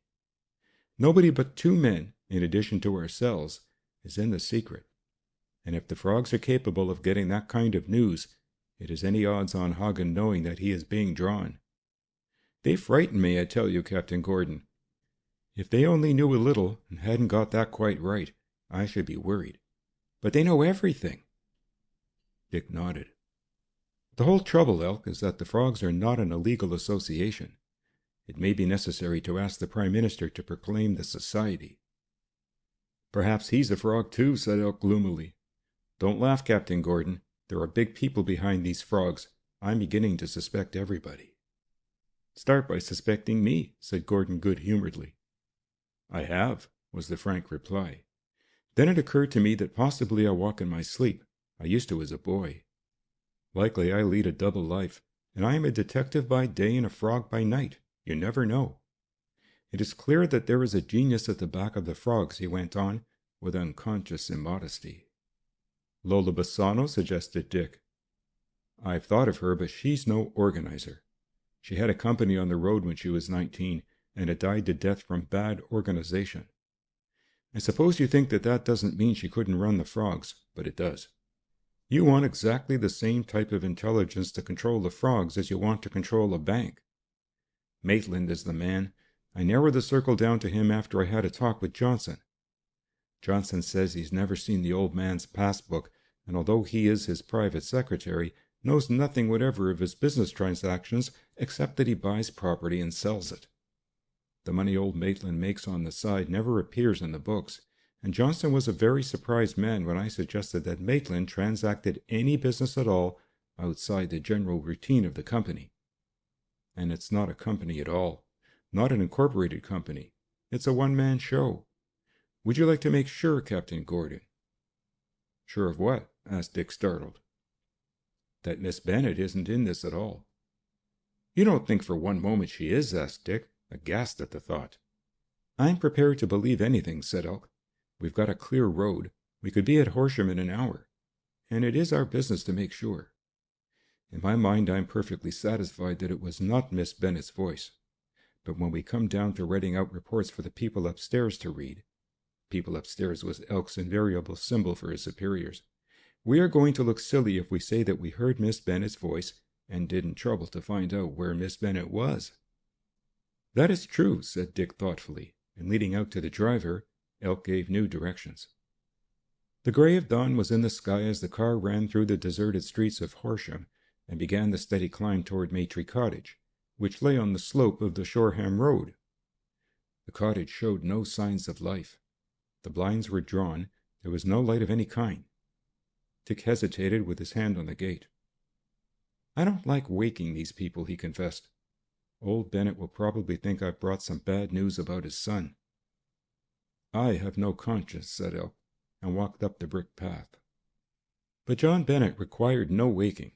Elk was hailed from one of the windows above, and looking up, saw the mystery man leaning with his elbows on the windowsill. What's the trouble, Elk? He asked in a low voice, as though he did not wish to awaken his daughter. No trouble at all, said Elk cheerfully. We picked up a wireless telephone message in the night, and I'm under the impression that it was your daughter's voice I heard. John Bennet frowned, and Dick saw that he doubted the truth of this explanation. It is perfectly true, Mr. Bennet, he said. I heard the voice, too. We were listening in for a rather important message, and we heard Miss Bennet in circumstances which make it necessary for us to assure ourselves that it was not she who was speaking. The cloud passed from John Bennet's face.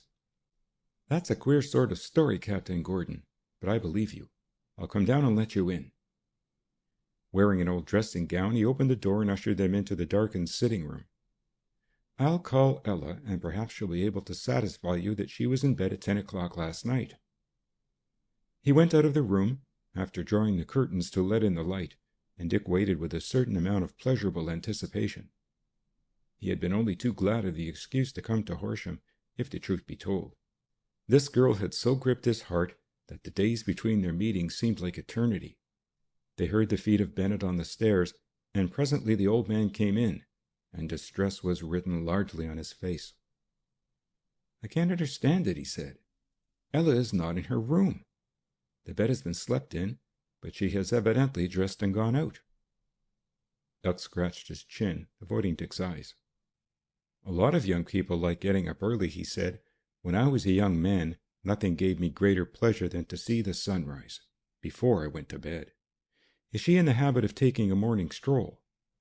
John Bennet shook his head. I've never known her to do that before. It's curious I did not hear her, because I slept very badly last night. Will you excuse me, gentlemen? He went upstairs and came down in a few minutes, dressed. Together they passed out into the garden. It was now quite light, though the sun had not yet tipped the horizon. John Bennet made a brief but fruitless search of the ground behind the cottage, and came back to them with a confession of failure. He was no more troubled than Dick Gordon. It was impossible that it could have been she, that Elk was mistaken. Yet Lola had been emphatic. Against that, the hall porter at Calverley House had been equally certain that the only visitor to Lola's flat that night was the aged Mr. Maitland, and so far as he knew, or Elk had been able to discover, there was no other entrance into the building. "I see you have a car here. You came down by road. Did you pass anybody?" Dick shook his head. "Do you mind if we take the car in the opposite direction toward Shoreham?" "I was going to suggest that," said Gordon. "Isn't it rather dangerous for her, walking at this hour? The roads are thronged with tramps." The older man made no reply. He sat with the driver, his eyes fixed anxiously upon the road ahead. The car went 10 miles at express speed, then turned, and began a search of the side roads. Nearing the cottage again, Dick pointed. "What is that wood?" he asked, pointing to a dense wood to which a narrow road led. "That is Elsham Wood. She wouldn't go there." He hesitated. "Let us try it," said Dick, and the bonnet of the car was turned on to a narrow road. In a few minutes they were running through a glade of high trees, the entwining tops of which made the road a place of gloom. "There are car tracks here," said Dick suddenly, but John Bennet shook his head. "People come here for picnics," he said, but Dick was not satisfied. These marks were new, and presently he saw them turn off the road to a ride between the trees. He caught no glimpse of a car, however. The direction of the track supported the old man's theory. The road ended a mile farther along, and beyond that was a waste of bracken and tree stumps, for the wood had been extensively thinned during the war. With some difficulty, the car was turned and headed back again. They came through the glade into the open, and then Dick uttered a cry. John Bennet had already seen the girl. She was walking quickly in the center of the road and stepped onto the grassy border without looking round as the car came abreast of her. Then, looking up, she saw her father and went pale. He was in the road in a moment. "My dear," he said reproachfully, "where have you been at this hour?" She looked frightened, Dick thought. The eyes of Elk narrowed as he surveyed her. "I couldn't sleep, so I dressed and went out, father," she said, and nodded to Dick. "You're a surprising person, Captain Gordon. Why are you here at this hour?" "I came to interview you," said Dick, forcing a smile. "Me?" She was genuinely astonished. "Why me?" "Captain Gordon heard your voice on a wireless telephone in the middle of the night and wanted to know all about it," said her father. If he was relieved, he was also troubled. Looking at him, Elk suddenly saw the relief intensified, and with his quick intuition guessed the cause before John Bennet put the question. "Was it Ray?" he asked eagerly. "Did he come down?" She shook her head. "No, father," she said quietly. "And as to the wireless telephone, I have never spoken into a wireless telephone, and I don't think I've ever seen one," she said. "Of course you haven't," said Dick. "Only we were rather worried when we heard your voice. But Mr. Elk's explanation, that it was somebody speaking whose voice was very much like yours, is obviously correct." "Tell me this, Miss Bennet," said Elk quietly. "Were you in town last night?" She did not reply. "My daughter went to bed at 10, said John Bennet roughly. "What is the sense of asking her whether she was in London last night?" "Were you in town in the early hours of this morning, Miss Bennet?" persisted Elk, and to Dick's amazement she nodded. "Were you at Calverley House?" "No," she answered instantly. "But Ella, what were you doing in town?" asked John Bennet. "Did you go to see that wretched brother of yours?" Again the hesitation, and then, "No." "Did you go by yourself?" "No," said Ella, and her lip trembled. "I wish you wouldn't ask me any further questions. I'm not a free agent in the matter. Daddy, you've always trusted me. You'll trust me now, won't you?" He took her hand and held it in both of his. "I'll trust you always, girlie," he said, "and these gentlemen must do the same." Her challenging eyes met Dick's, and he nodded. "I am one who will share that trust," he said, and something in her look rewarded him. Elk rubbed his chin fiercely. "Being naturally of a trusting nature, I should no more think of doubting your word, Miss Bennet, than I should of believing myself." He looked at his watch. "I think we'll go along and fetch poor old Balder from the house of sin," he said. "You'll stop and have some breakfast?" Dick looked pleadingly at Elk. and the detective, with an air of resignation, agreed. "Anyway, Balder won't mind an hour more or less," he said. Whilst Ella was preparing the breakfast, Dick and Elk paced the road outside. "Well, what do you think of it, Captain?" "I don't understand, but I have every confidence that Miss Bennet has not lied," said Dick. "Faith is a wonderful thing," murmured Elk, and Dick turned on him sharply. "What do you mean?" "I mean what I say. I have got faith in Miss Bennet," he said soothingly. "And after all, she's only another little bit of the jigsaw puzzle that will fall into place when we fix the piece that's shaped like a frog. And John Bennet's another," he said after a moment's thought. From where they stood they could see, looking towards Shoreham, the opening of the narrow Elsham Wood road. "The thing that puzzled me," Elk was saying, "is why she should go into that wood in the middle of the night." He stopped, lowering his head. There came to them the soft purr of a motor car. "Where is that?" he asked. The question was answered instantly. Slowly there came into view from the wood road the bonnet of a car, followed immediately by the remainder of a large limousine, which turned toward them, gathering speed as it came. A moment later it flashed past them, and they saw the solitary occupant. "Well, I'm damned," said Elk, who very infrequently indulged in profanity, but Dick felt that on this occasion at least he was justified. For the man in the limousine was the bearded Ezra Maitland, and he knew that it was to see Maitland that the girl had gone to Elsham Wood. End of chapter 19.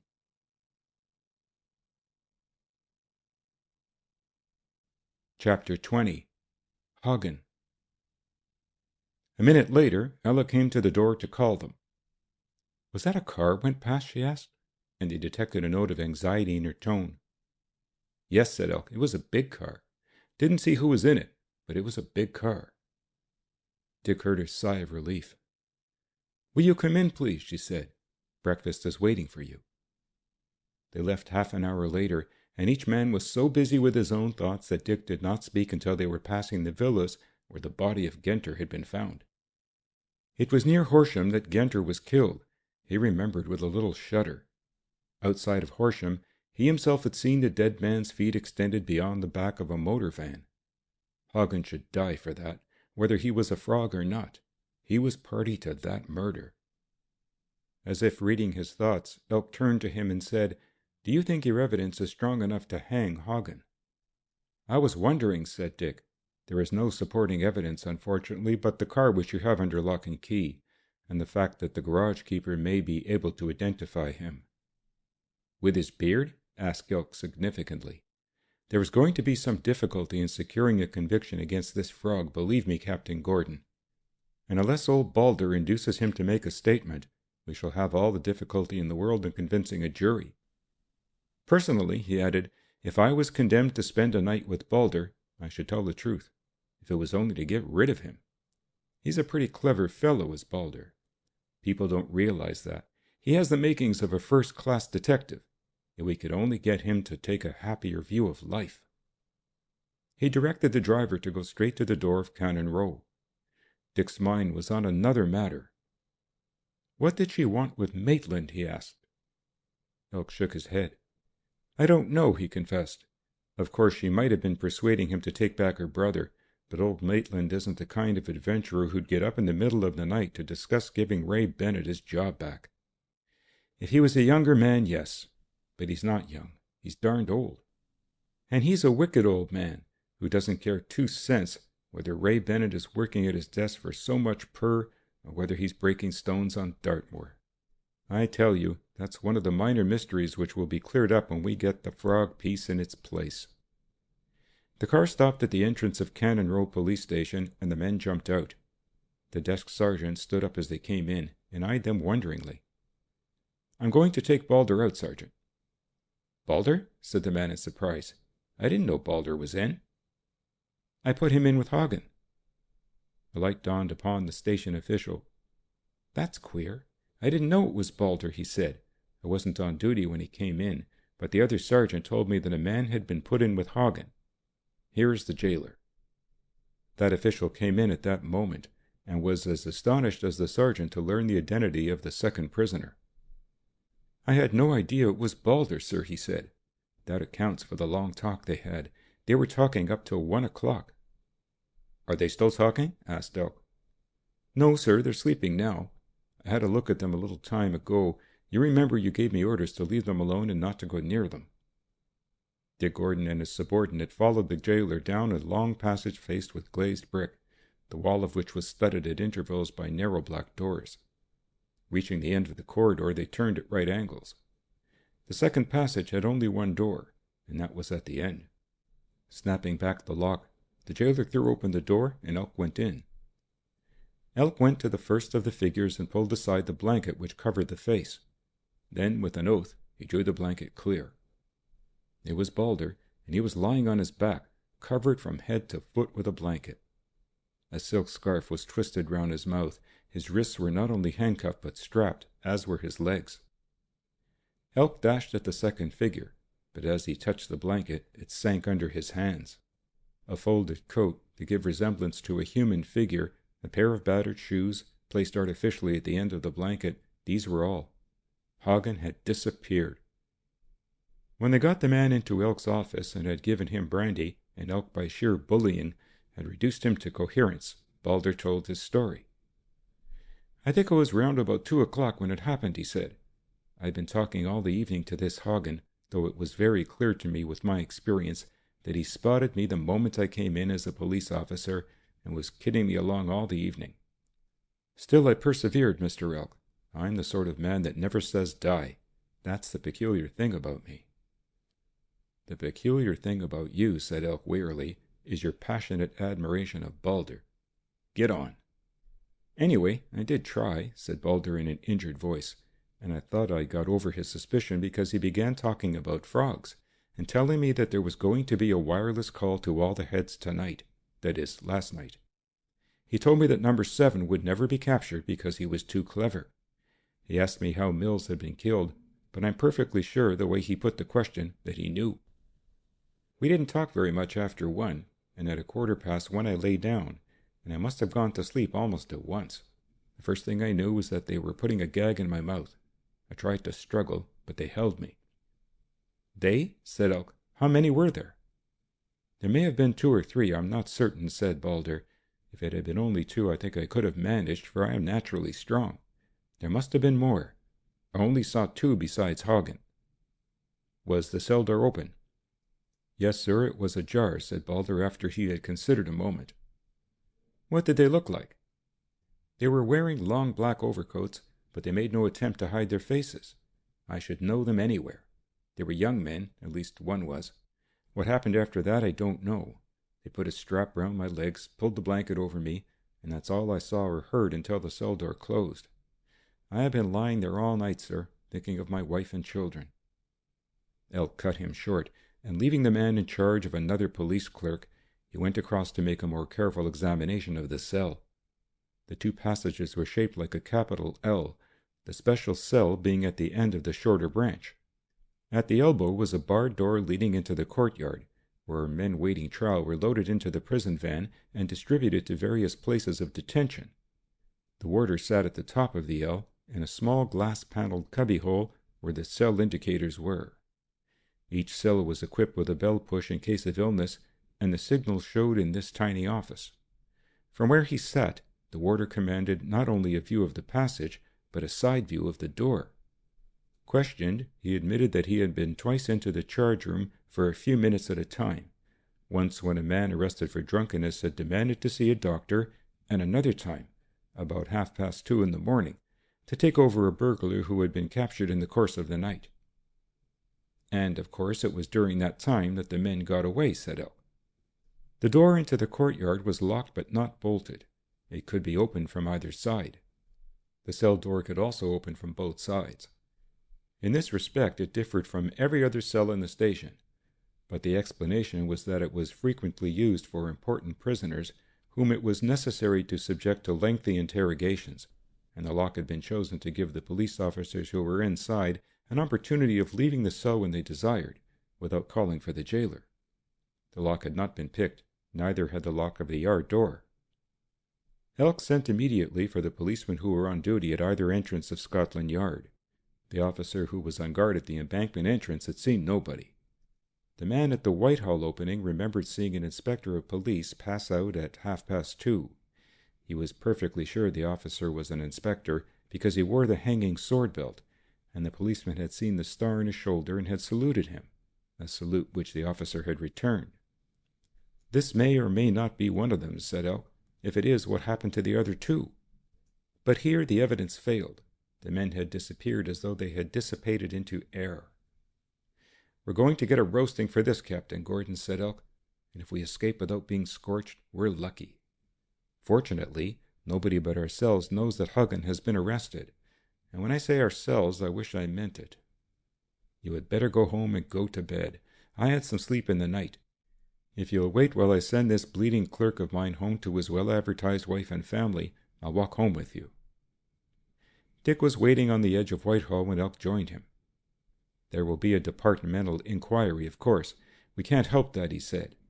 "The only thing that worries me is that I've got poor old Balder into bad odor, and I was trying to put him right. I don't know what the experience of the Boy Scouts is," he went off at a tangent, "but my own is that the worst service you can render to a man is to try to do him a good turn." It was now nearly 10 o'clock, and Dick was feeling faint with hunger and lack of sleep, for he had eaten nothing at Horsham. Once or twice as they walked toward Harley Terrace, Elk looked back over his shoulder. "Expecting anybody?" asked Dick, suddenly alive to the possibility of danger. "No, not exactly," said Elk, "but I've got a hunch that we're being followed." "I saw a man just now who I thought was following us," said Dick, "a man in a fawn raincoat." "Oh, him?" said Elk, indifferent alike to the rules of grammar in the presence of his shadow. "That is one of my men.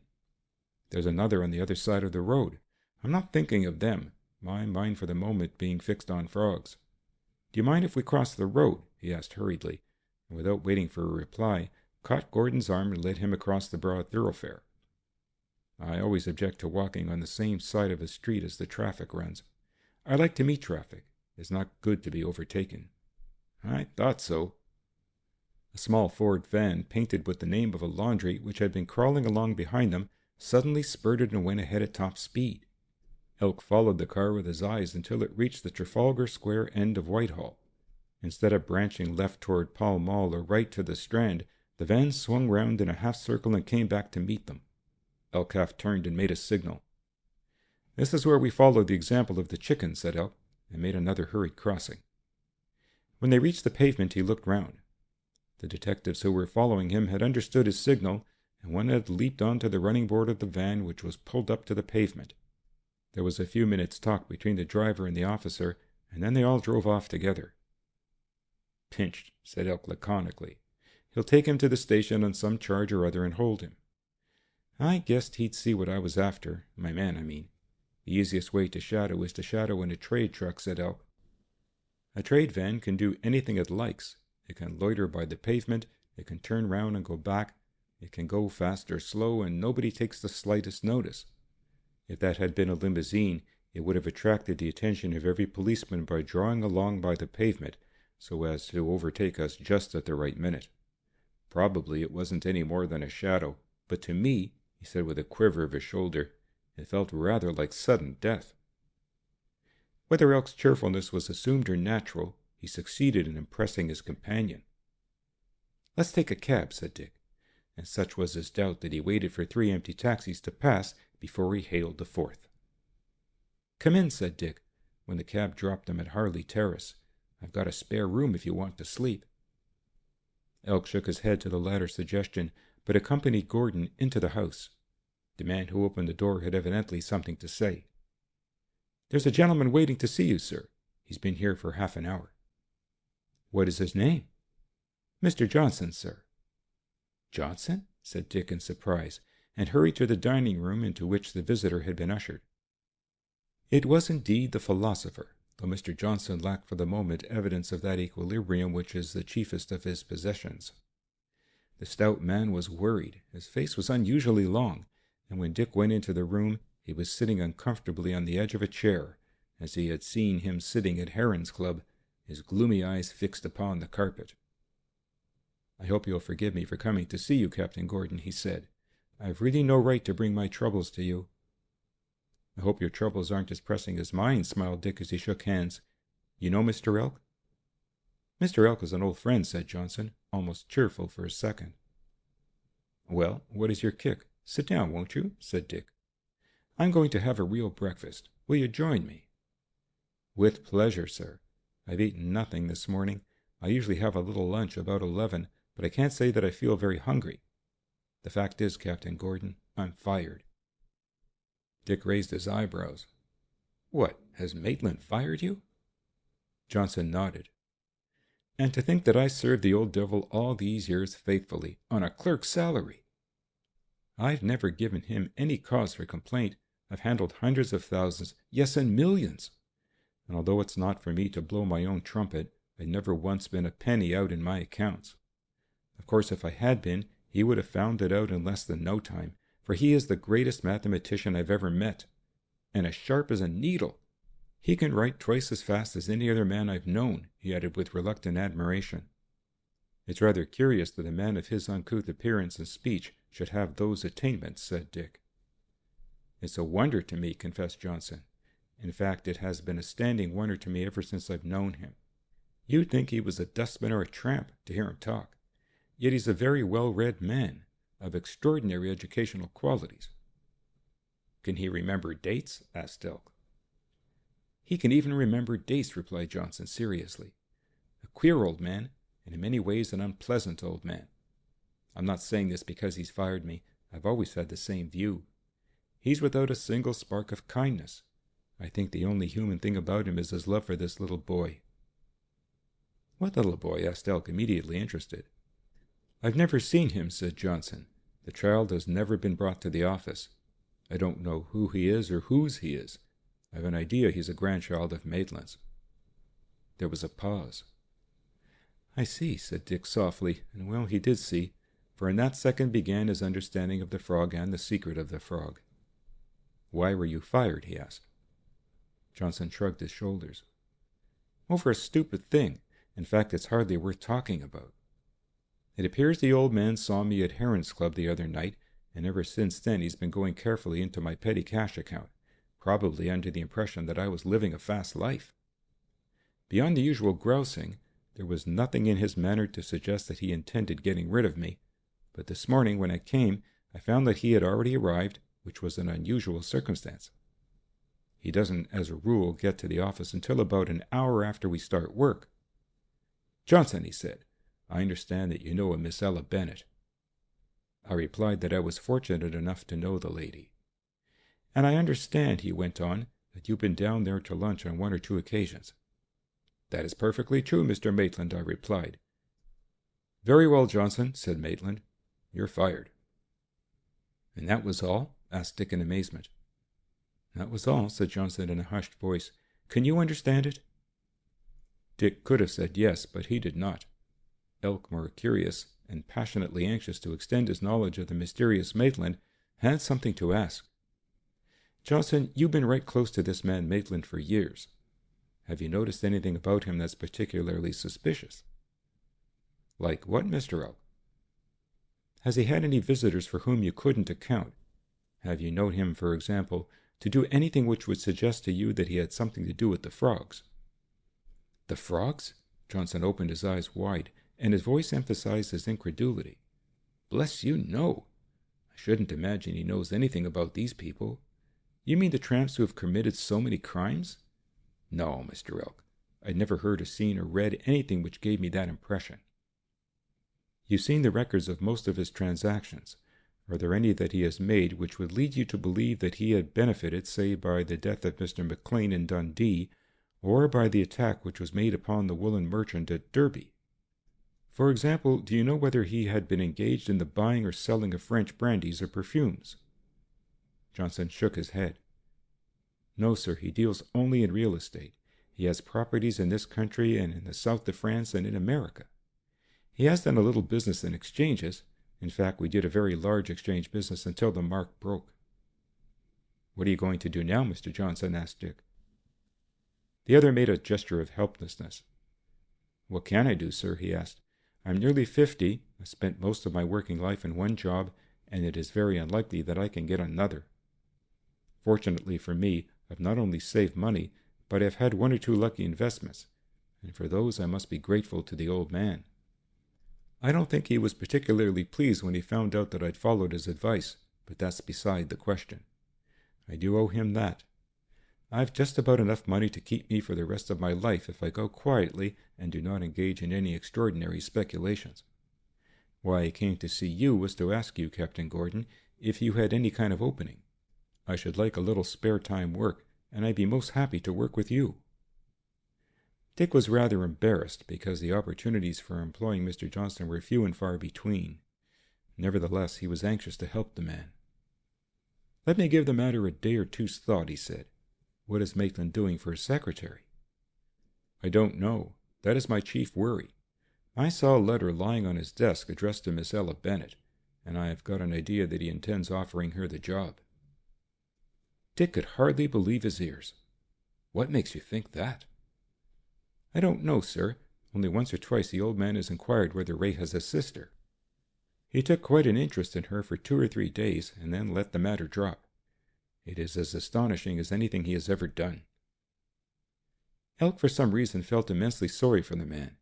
He was so obviously and patently unfitted for the rough and tumble of competition, and the opportunities which awaited a man of 50 worn to one groove were practically non-existent. "I don't know that I can help you either, Mr. Johnson," he said. "As far as Miss Bennet is concerned, I imagine that there is no possibility of her accepting any such offer, supposing Maitland made it. I'll have your address in case I want to communicate with you." 431 Fitzroy Square, replied Johnson, and produced a somewhat soiled card with an apology. "I haven't much use for cards," he said. He walked to the door and hesitated with his hand on its edge. I'm very fond of Miss Bennet," he said, "and I'd like her to know that Maitland isn't as bad as he looks. I've got to be fair to him." "Poor devil," said Elk, watching the man through the window as he walked dejectedly along Harley Terrace. "It's tough on him. You nearly told him about seeing Maitland this morning." "I saw that, and was ready to jump in. It's the young lady's secret." "I wish to heaven it wasn't," said Dick sincerely, and remembered that he had asked Johnson to stay to breakfast.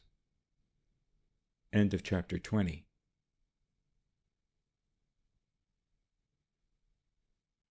Chapter 21. Mr. Johnson's Visitor. There is a certain murky likeness between the houses in Fitzroy Square, London, and Gramercy Park, New York.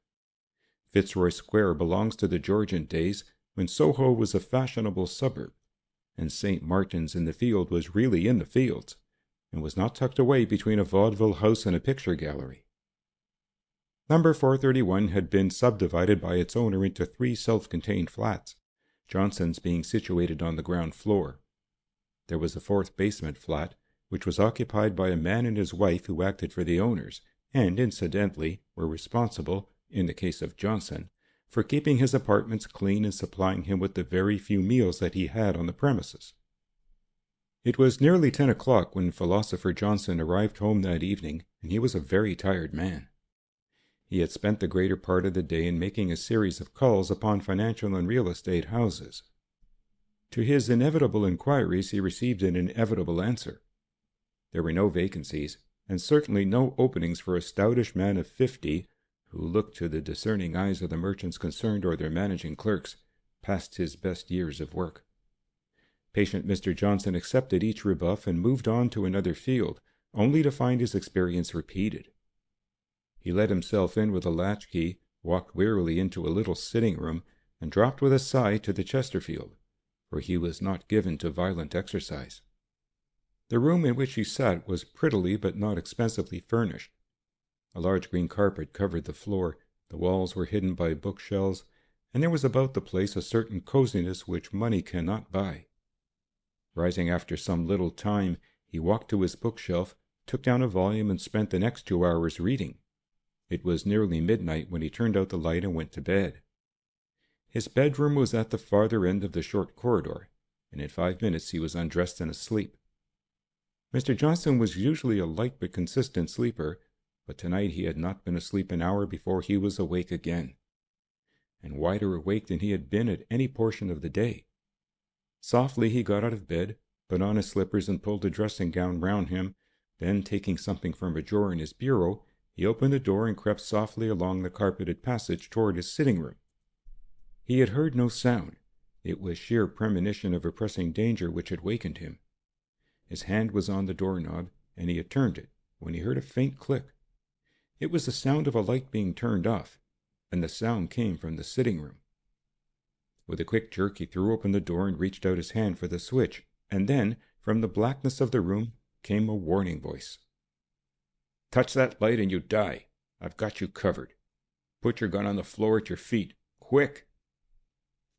Johnson stooped and laid down the revolver he had taken from his bureau. "Now step aside and step lively," said the voice.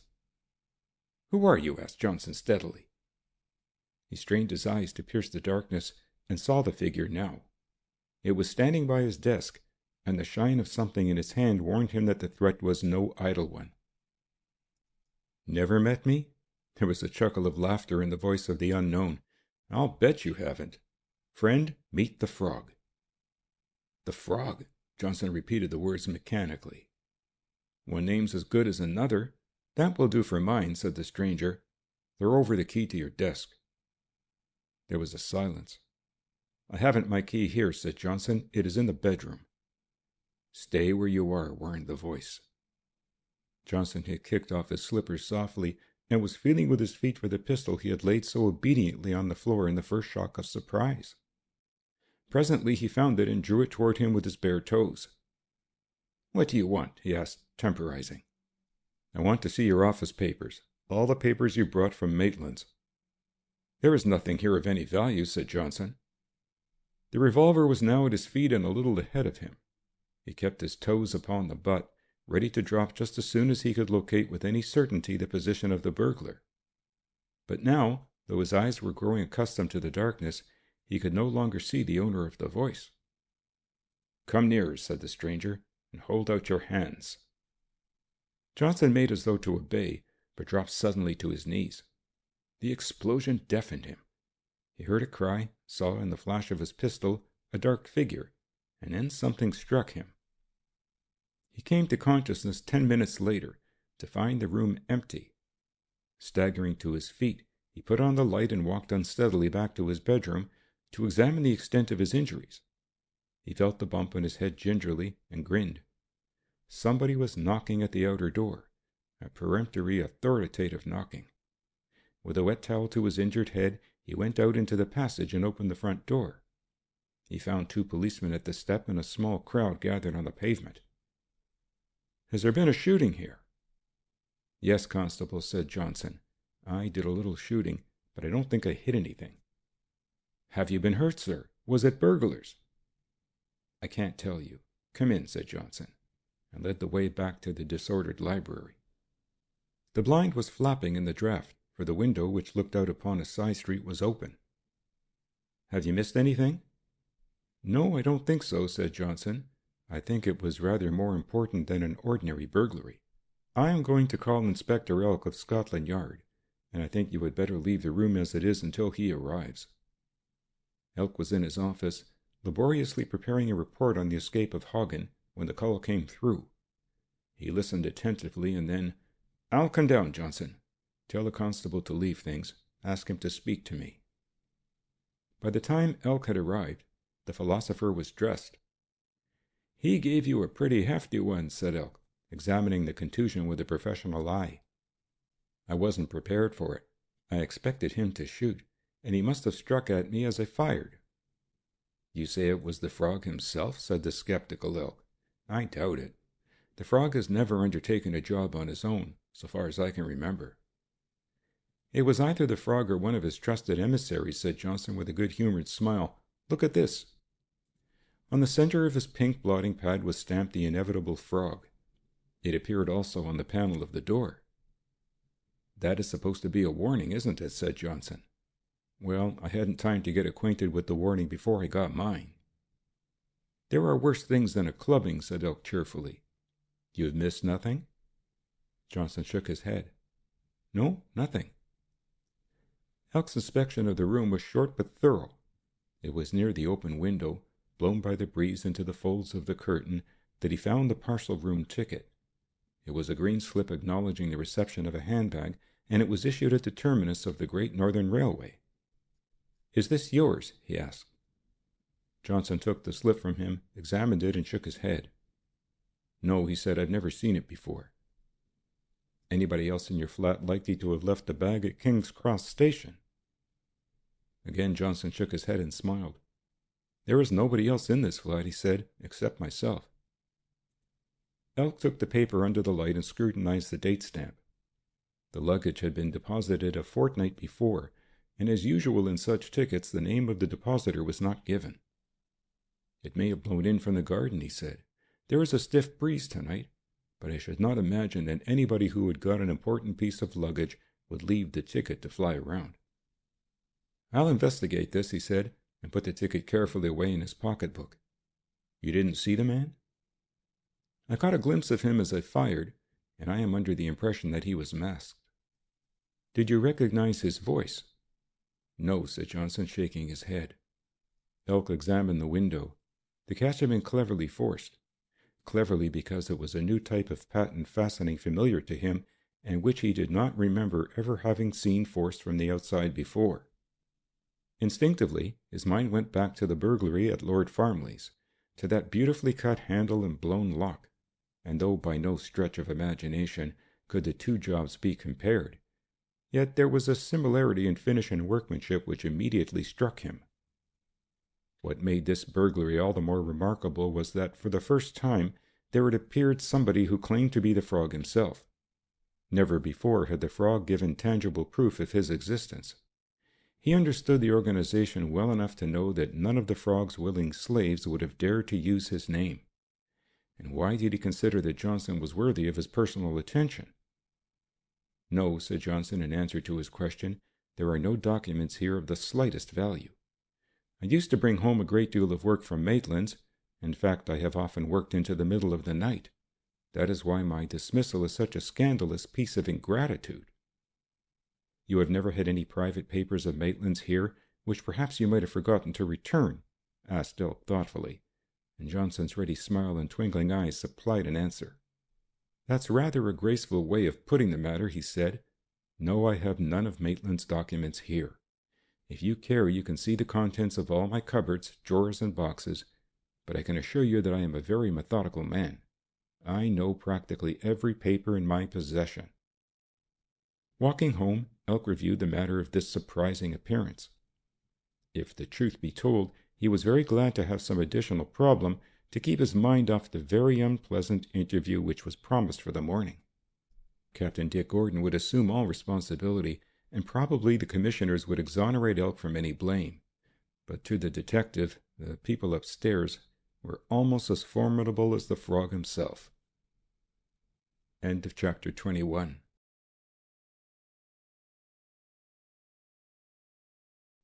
Chapter 22. The Inquiry. He intended making an early call at King's Cross to examine the contents of the bag, but awoke the next morning, his mind filled with the coming inquiry to the exclusion of all other matters.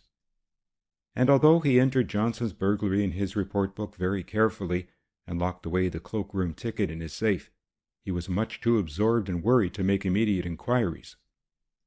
Dick arrived for the inquiry, and his assistant gave him a brief sketch of the burglary in Fitzroy Square. "Let me see that ticket," he asked. Elk, unlocking the safe, produced the green slip. "The ticket has been attached to something," said Dick, carrying the slip to the window.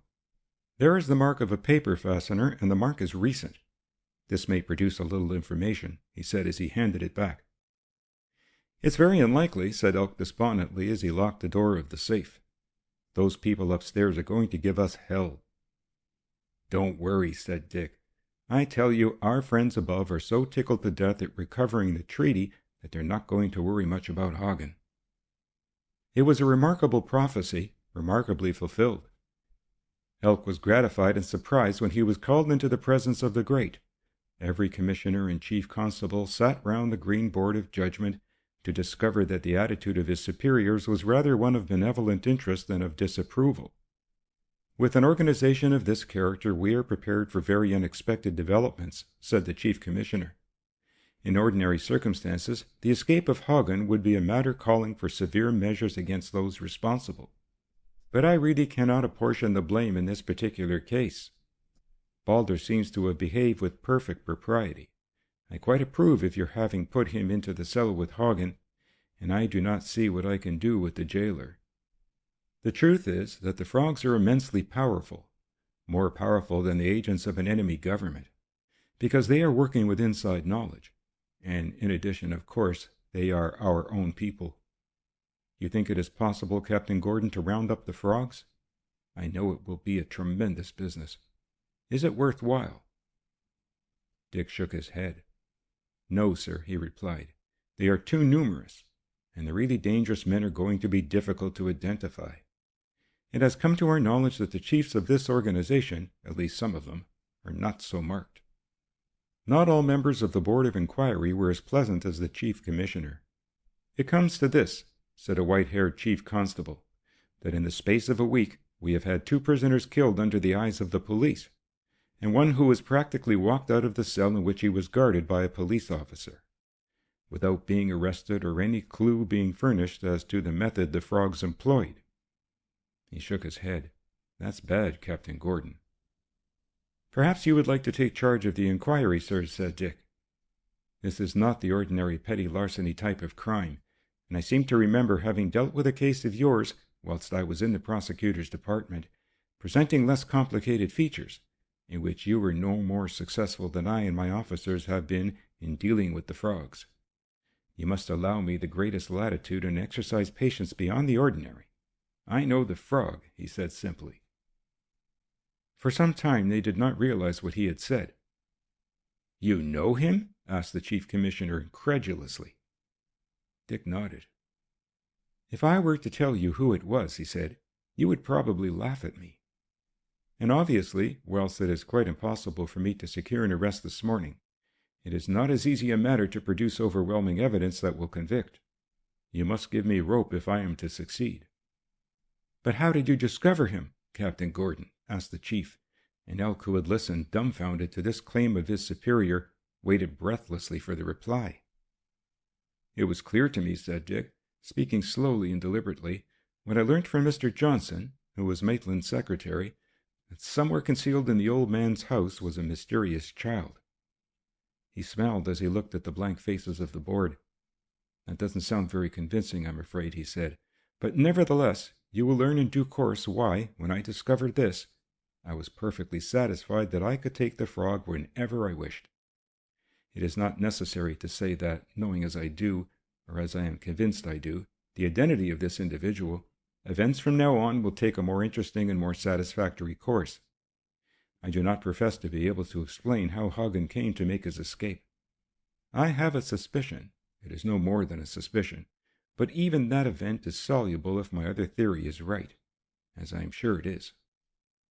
Until the meeting was over and the 2 men were again in Elk's office, the detective spoke no word. Then, closing the door carefully, he said, If that was a bluff of yours, Captain Gordon, it was the finest bluff I have ever heard, and I've an idea it wasn't a bluff. It was no bluff, said Dick quietly. I tell you, I'm satisfied I know the frog. Who is it? Dick shook his head. This isn't the time to tell you. I don't think any useful purpose would be served if I made my views known, even to you. Now, what about your cloakroom ticket? Dick did not accompany him to King's Cross, for he had some work to do in his office, and Elk went alone to the cloakroom.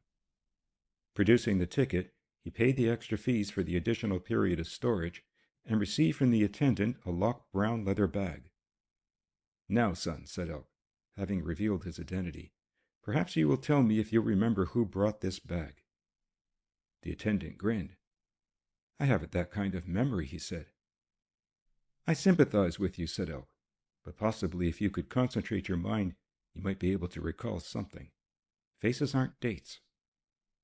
The attendant turned over the leaves of his book to make sure. Yes, I was on duty that day. What time was it handed in? He examined the counterfoils. About 11 o'clock in the morning, he said. He shook his head. I can't remember who brought it. We get so much luggage entered at that time in the morning that it's almost impossible for me to recall any particular person. I know one thing, that there wasn't anything peculiar about him, or I should have remembered. You mean that the person who handed this in was very ordinary? Was he an American? Again the attendant thought.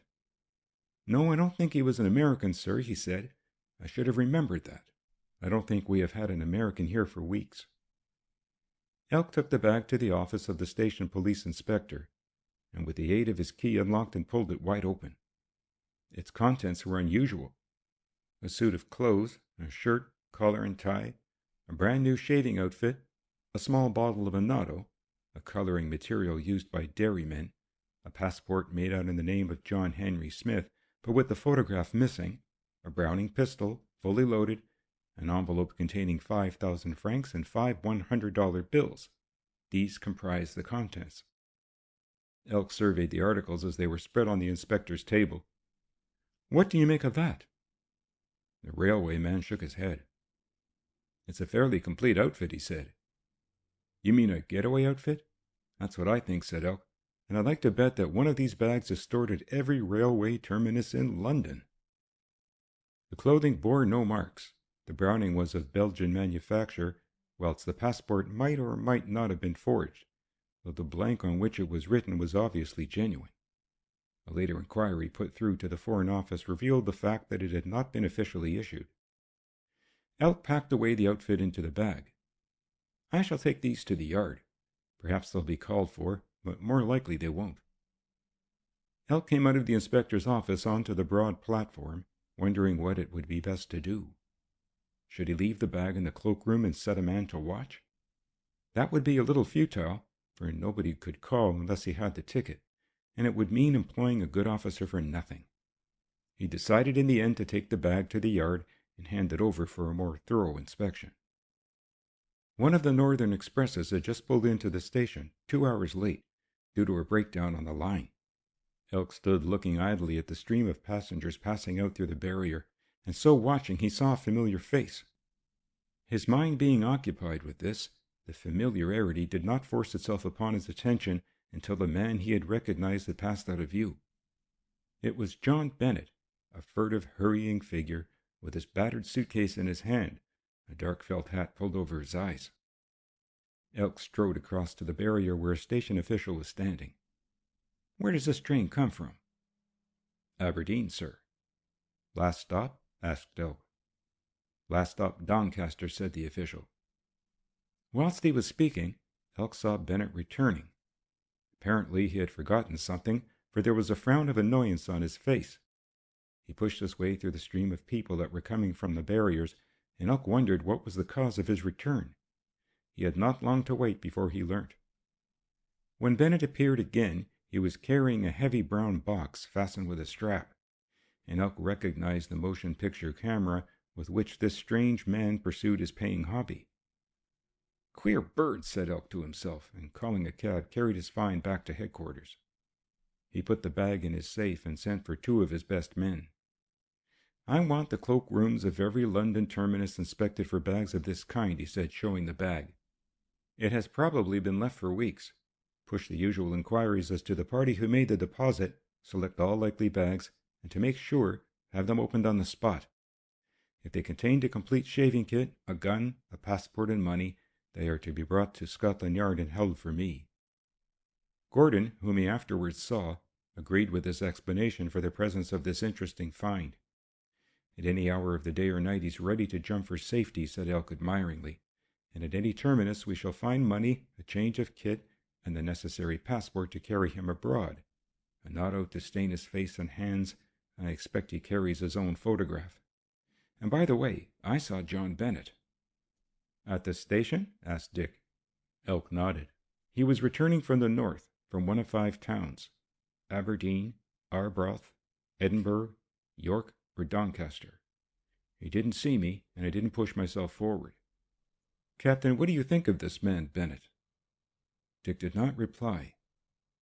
Is he your frog? Challenged Elk, and Dick Gordon chuckled. You're not going to get my frog by a process of elimination, Elk, and you can save yourself a whole lot of trouble if you cut out the idea that cross-examining me will produce good results. I never thought anything so silly, said Elk. But John Bennet gets me guessing. If he were the frog, he couldn't have been in Johnson's sitting room last night.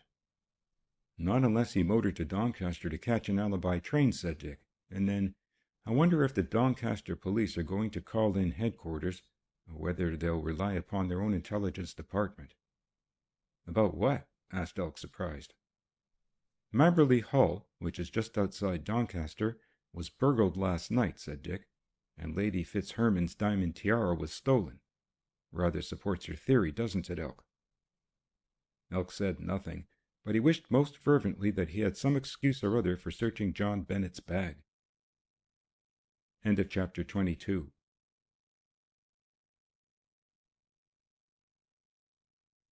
Chapter 23. A Meeting. Heron's Club had been temporarily closed by order of the police, but now was allowed to open its doors again. Ray invariably lunched at Heron's unless he was taking a meal with Lola, who preferred a brighter atmosphere than the club offered at midday. Only a few tables were occupied when he arrived. The stigma of the police raid lay upon Heron's, and its more cautious clients had not yet begun to drift back. It was fairly well known that something had happened to Hagn, the manager, for the man had not appeared since the night of the raid. There were unconfirmed rumors of his arrest. Ray had not troubled to call for letters as he passed through the hall, for very little correspondence came to him at the club. He was therefore surprised when the waiter, having taken his order, returned, accompanied by the clerk carrying in his hand 2 letters, one heavily sealed and weighty, the other smaller. He opened the big envelope first, and was putting in his fingers to extract the contents when he realized that the envelope contained nothing but money. He did not care to draw out the contents, even before the limited public. Peeping, he was gratified to observe the number and denomination of the bills. There was no message, but the other letter was addressed in the same handwriting. He tore this open. It was innocent of address or date, and the typewritten message ran, "On Friday morning you will assume a dress which will be sent to you, and you will make your way towards Nottingham by road. You will take the name of Jim Carter and papers of identification, and that name will be found in the pockets of the clothes which will reach you by special messenger tomorrow. From now onward, you are not to appear in public. You are not to shave, receive visitors, or pay visits. Your business at Nottingham will be communicated to you. Remember that you are to travel by road, sleeping in such lodging houses, casual wards, or Salvation Army shelters as tramps usually patronize. At Barnet, on the Great North Road, near the 9th milestone, you will meet another whom you know, and will accompany him for the remainder of the journey. At Nottingham you will receive further orders. It is very likely that you will not be required, and certainly the work you will be asked to do will not compromise you in any way. Remember, your name is Carter. Remember, you are not to shave. Remember also the 9th milestone on Friday morning. When these facts are impressed upon you, take this letter, the envelope, and the envelope containing the money to the club fireplace and burn them. I shall see you." The letter was signed Frog. So the hour had come when the frogs had need of him. He had dreaded the day, and yet in a way had looked forward to it as one who wished to know the worst. He faithfully carried out the instructions, and under the curious eyes of the guests, carried the letter and the envelopes to the empty brick fireplace, lit a match, and burnt them, putting his foot upon the ashes. His pulse beat a little quicker, the thump of his heart was a little more pronounced, as he went back to his untouched lunch. So the frog would see him, was here. He looked round the sparsely filled tables, and presently he met the gaze of a man whose eyes had been fixed upon him ever since he had sat down. The face was familiar, and yet unfamiliar. He beckoned the waiter. "Don't look immediately," he said in a low voice, "but tell me who is that gentleman sitting in the second alcove?" The waiter looked carelessly round. "That is Mr. Joshua Broad, sir," he said. Almost as the waiter spoke, Joshua Broad rose from his seat, walked across the room to where Ray was sitting. "Good morning, Mr. Bennet. I don't think we have met before, though we are fellow members of Heron's, and I've seen you a lot of times here. My name is Broad." "Won't you sit down?" Ray had some difficulty in controlling his voice. "Glad to meet you, Mr. Broad. Have you finished your lunch? If not, perhaps you'll take it with me." "No," he said, "I finished lunch. I eat very little, but if it doesn't annoy you, I'll smoke a cigarette." Ray offered his case. "I'm a neighbor of a friend of yours," said Braud, choosing a cigarette, "Miss Lola Bassano. She has an apartment facing mine in Calverley House. I guess that's where I've seen you most often." Now Ray remembered. This was the strange American who lived opposite Lola, and about whose business he had so often heard Lola and Lou Brady speculate. "And I think we have a mutual friend in Captain Gordon," suggested the other, his keen eyes fixed upon the boy. "Captain Gordon is not a friend of mine," said Ray quickly. "I'm not particularly keen on police folk as friends." "They can be mighty interesting," said Braud, "but I can quite understand your feeling in the matter. Have you known Brady long?" "Lou? No, I can't say that I have. He's a very nice fellow," said Ray unenthusiastically. "He is not exactly the kind of friend I'd have chosen, but it happens that he is a particularly close friend of mine." "Of Miss Bassano," said Braud. "You used to be at Maitland's?" "I was there once," said Ray indifferently, and from his tone one might have imagined that he had merely been a visitor attracted by morbid curiosity to that establishment. "Queer cuss, old Maitland." "I know very little of him," said Ray. "A very queer fellow. He's got a smart secretary, though." "You mean Johnson?" Ray smiled. "Poor old philosopher. He's lost his job." "You don't say. When did this happen?" Mr. Braud's voice was urgent, eager. "The other day. I don't know when. I met Johnson this morning, and he told me. I don't know how the old boy will get on without Philo." "I was wondering the same thing," said Braud softly. "You surprise me. I wonder he has the nerve, though I don't think he's lacking in that quality." "The nerve?" said the puzzled Ray. "I don't think it requires much nerve to fire a secretary." A fleeting smile played on the hard face of the American. "By that I meant that it requires nerve for a man of Maitland's character to dismiss a man who must share a fair number of his secrets. Not that I should imagine there would be any great confidence between these two. What is Johnson doing?" "He's looking for a job, I think," said Ray. He was getting a little irritated by the persistence of the stranger's questions. He had a feeling that he was being pumped. Possibly Mr. Braud sensed this suspicion, for he dropped his flow of interrogations and switched to the police raid, a prolific source of discussion amongst the members of Haren's. Ray looked after him as he walked out a little later and was puzzled. Why was he so keen on knowing all these things? Was he testing him? He was glad to be alone to consider this extraordinary commission which had come to him. The adventure of it, the disguise of it, all were particularly appealing to a romantic young man, and Ray Bennett lacked nothing in the matter of romance. There was a certain delightful suggestion of danger, a hint almost as thrilling of lawlessness in these instructions. What might be the end of the adventure he did not trouble to consider. It was well for his peace of mind that he was no seer, for if he had been, he would have flown that very moment, seeking for some desolate place, some hole in the ground where he could lie and shiver and hide. End of chapter 23.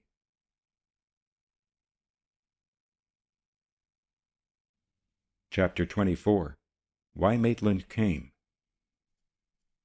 Ella Bennett was cooking the dinner when her father came in, depositing his heavy camera on the floor of the sitting room, but carrying, as was usual, his grip to the bedroom. She heard the closing of the cupboard door and the turning of the lock, but had long ceased to wonder why he invariably kept his bag locked in that cupboard. He was looking very tired and old. There were deeper lines under his eyes, and the pallor of his cheeks was even more pronounced. "Did you have a good time, Father?" she asked. It was the invariable question, and invariably John Bennett made no other reply than a nod. "I nearly lost my camera this morning. Forgot it," he said. "It was quite a success, taking the camera away with me, but I must get used to remembering that I have it. I found a stretch of country full of wild fowl, and got some really good pictures. Round about Horsham my opportunities are limited, and I think I shall take the machine with me wherever I go." He seated himself in the old chair by the fireplace and was filling his pipe slowly. "I saw Elk on the platform at King's Cross," he said. "I suppose he was looking for somebody." "What time did you leave where you were?" she asked. "Last night," he replied briefly. but did not volunteer any further information about his movements. She was in and out of the kitchen, laying the table, and she did not speak to him on the matter which was near her heart, until he had drawn up his chair, and then, "I had a letter from Ray this morning, Father," she said. It was the first time she had mentioned the boy's name since that night of horrible memories at Heron's Club. "Yes," he answered, without looking up from his plate. "He wanted to know if you had his letter." "Yes, I had his letter," said John Bennet, "but I didn't answer it. If Ray wants to see me, he knows where I am." "Did you hear from anybody else?" he asked, with surprising calm. She had been dreading what might follow the mention of Ray's name.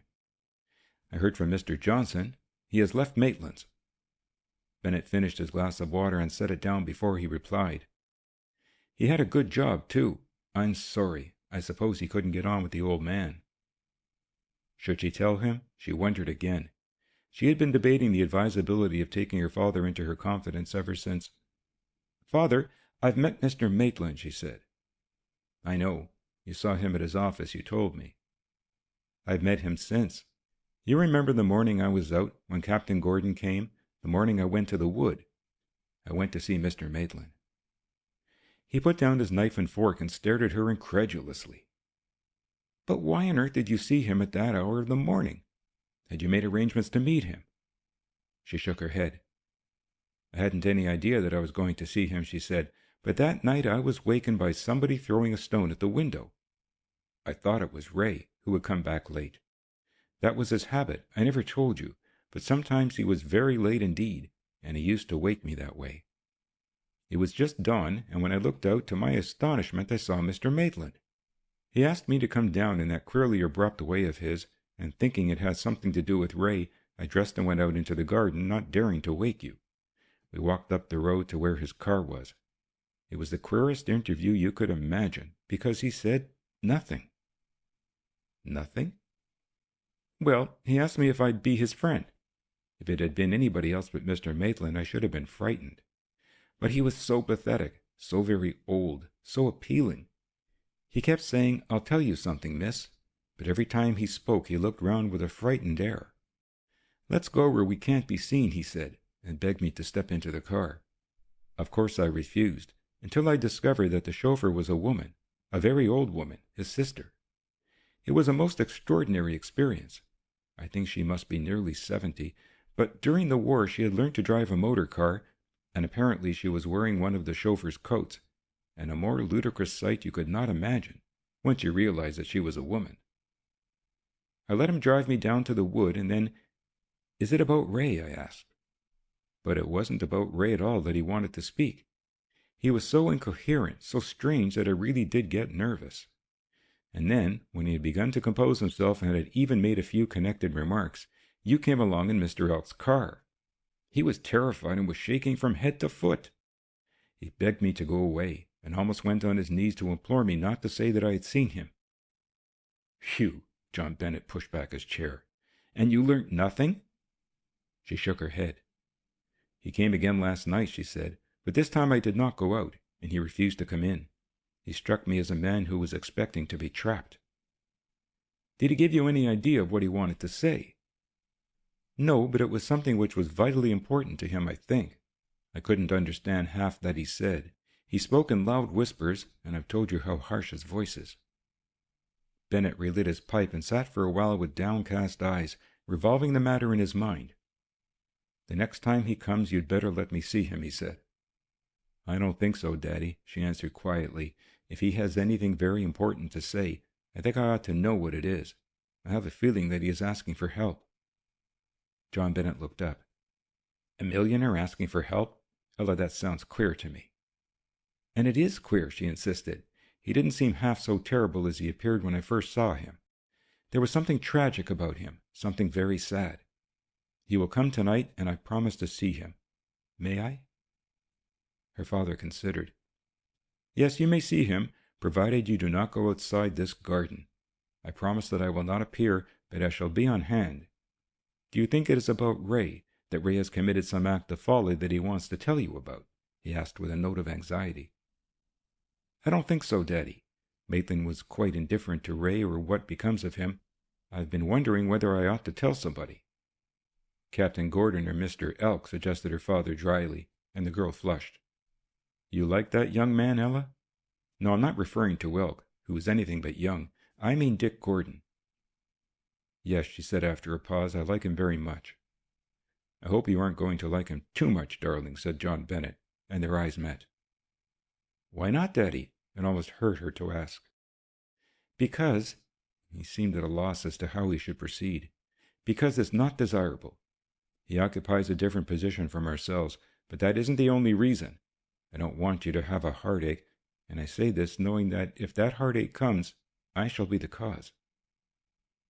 He saw her face change, and then, What do you wish me to do? She asked.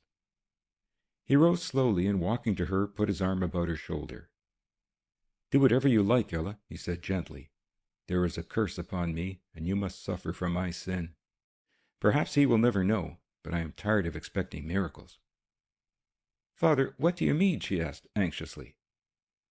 I don't know what I mean, he said as he patted her shoulder. Things may work out as they do in stories.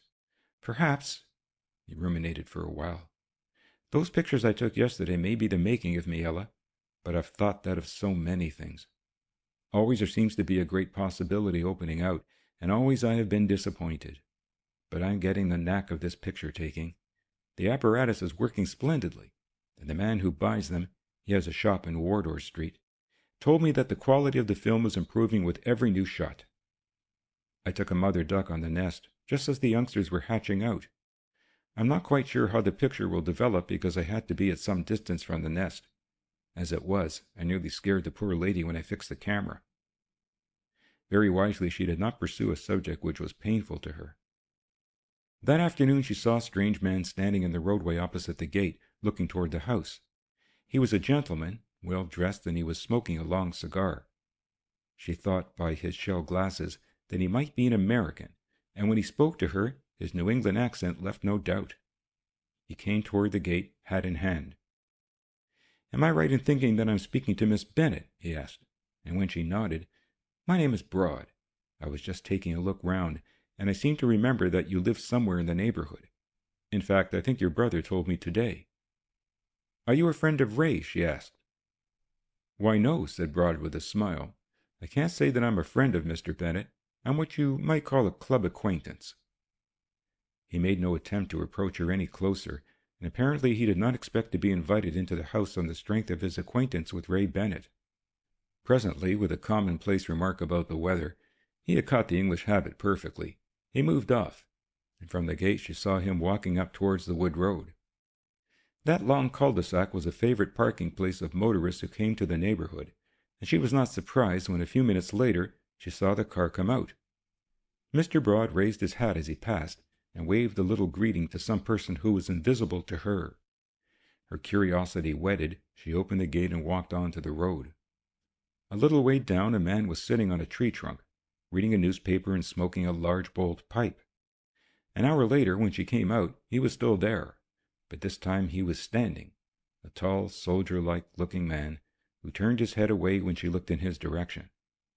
A detective, she thought in dismay. Her instinct was not at fault. Of that she was sure.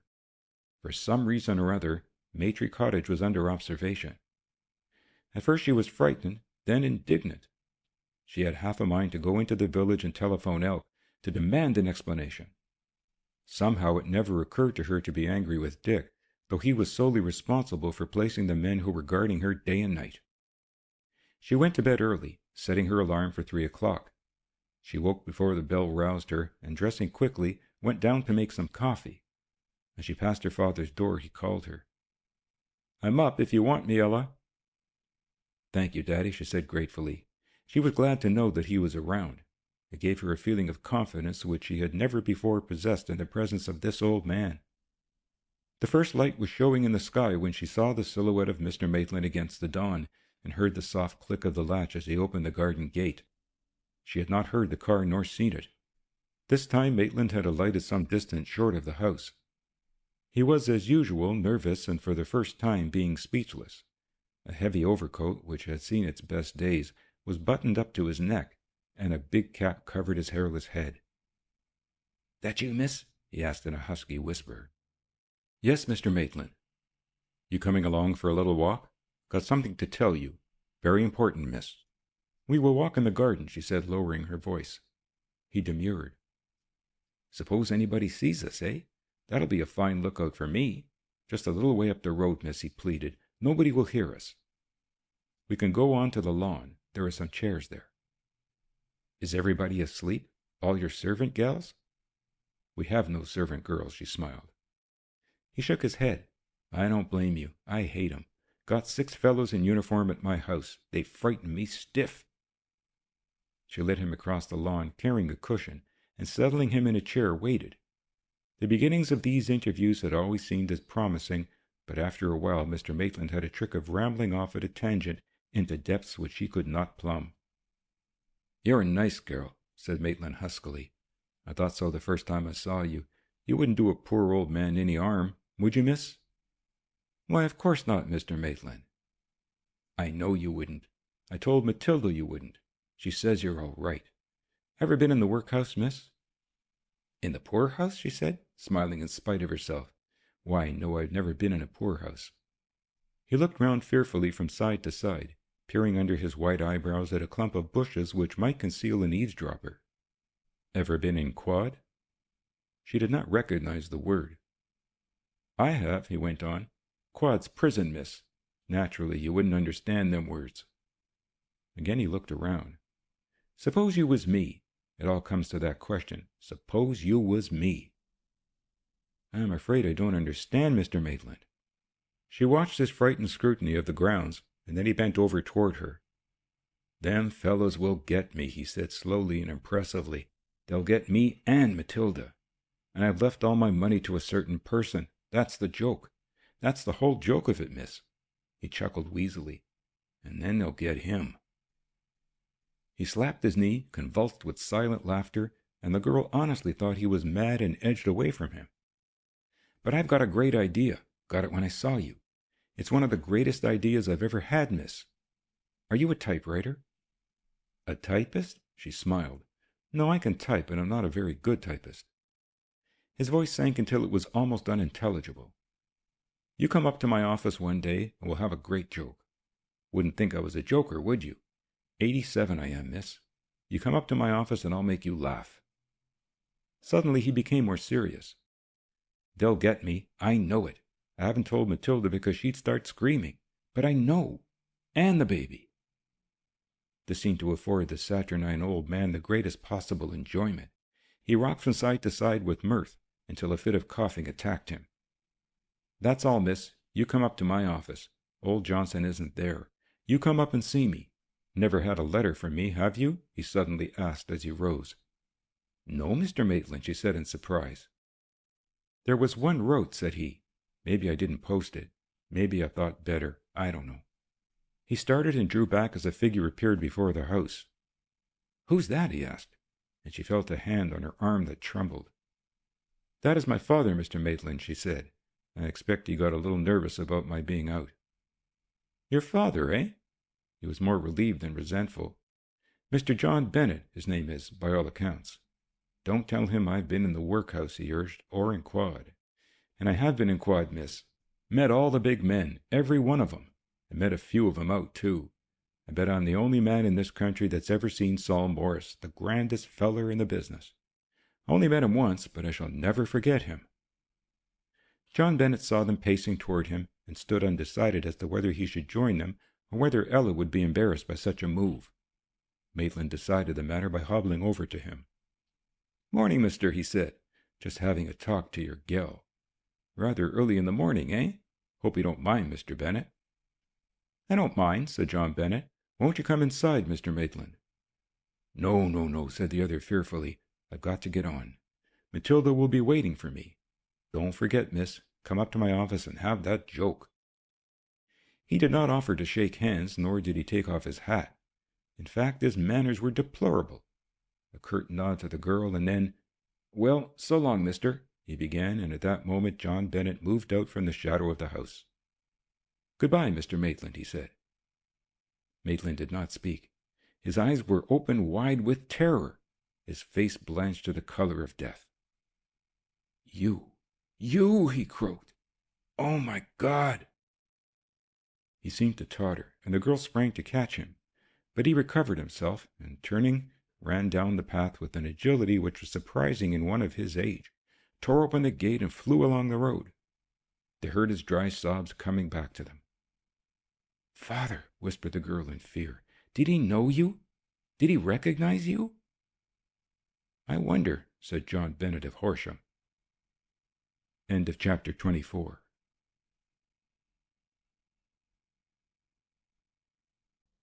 Chapter 25.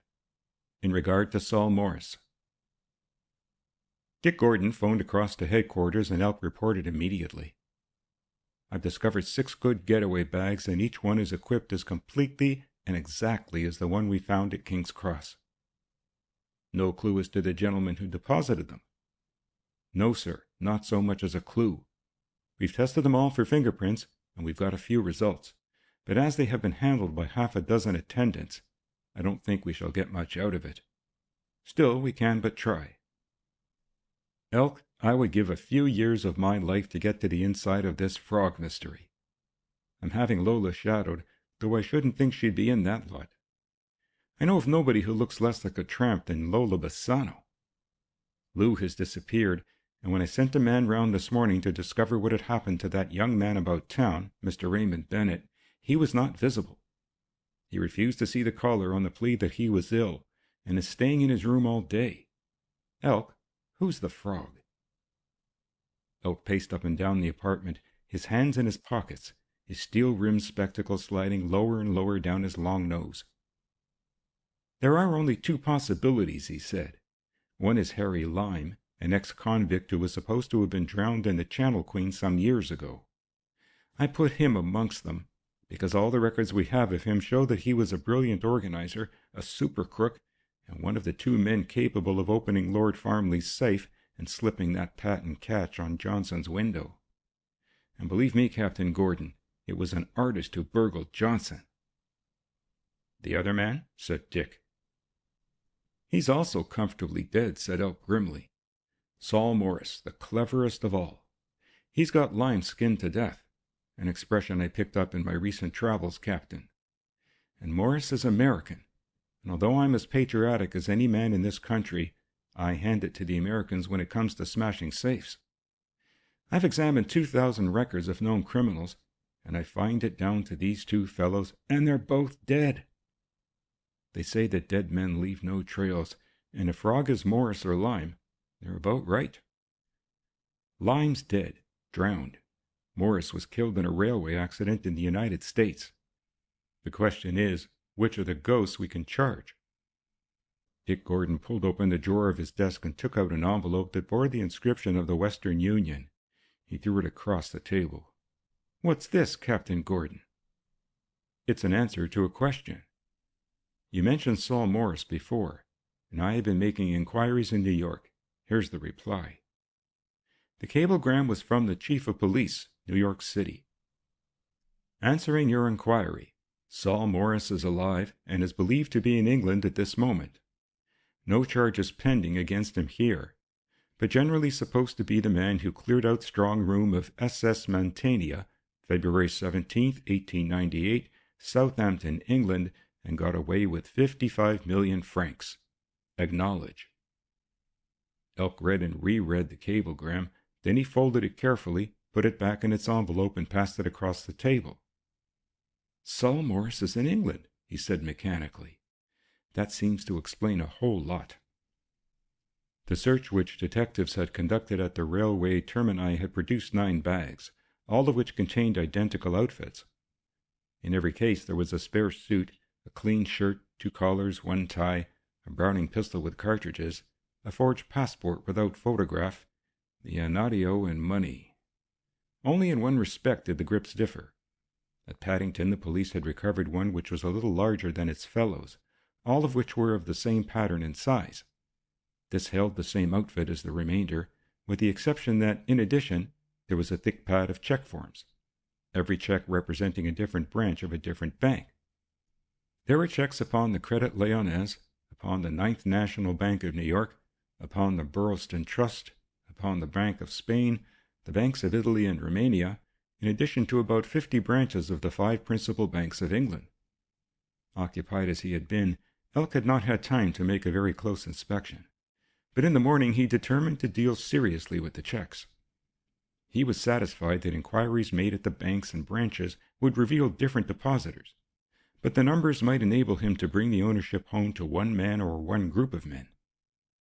As the bags were brought in, they had been examined superficially and placed in Elk's safe, and to accommodate them, the ordinary contents of the safe had been taken out and placed in other repositories. Each bag had been numbered and labeled with the name of the station from whence it was taken, the name of the officer who had brought it in, and particulars of its contents. These facts are important, as having a bearing upon what subsequently happened.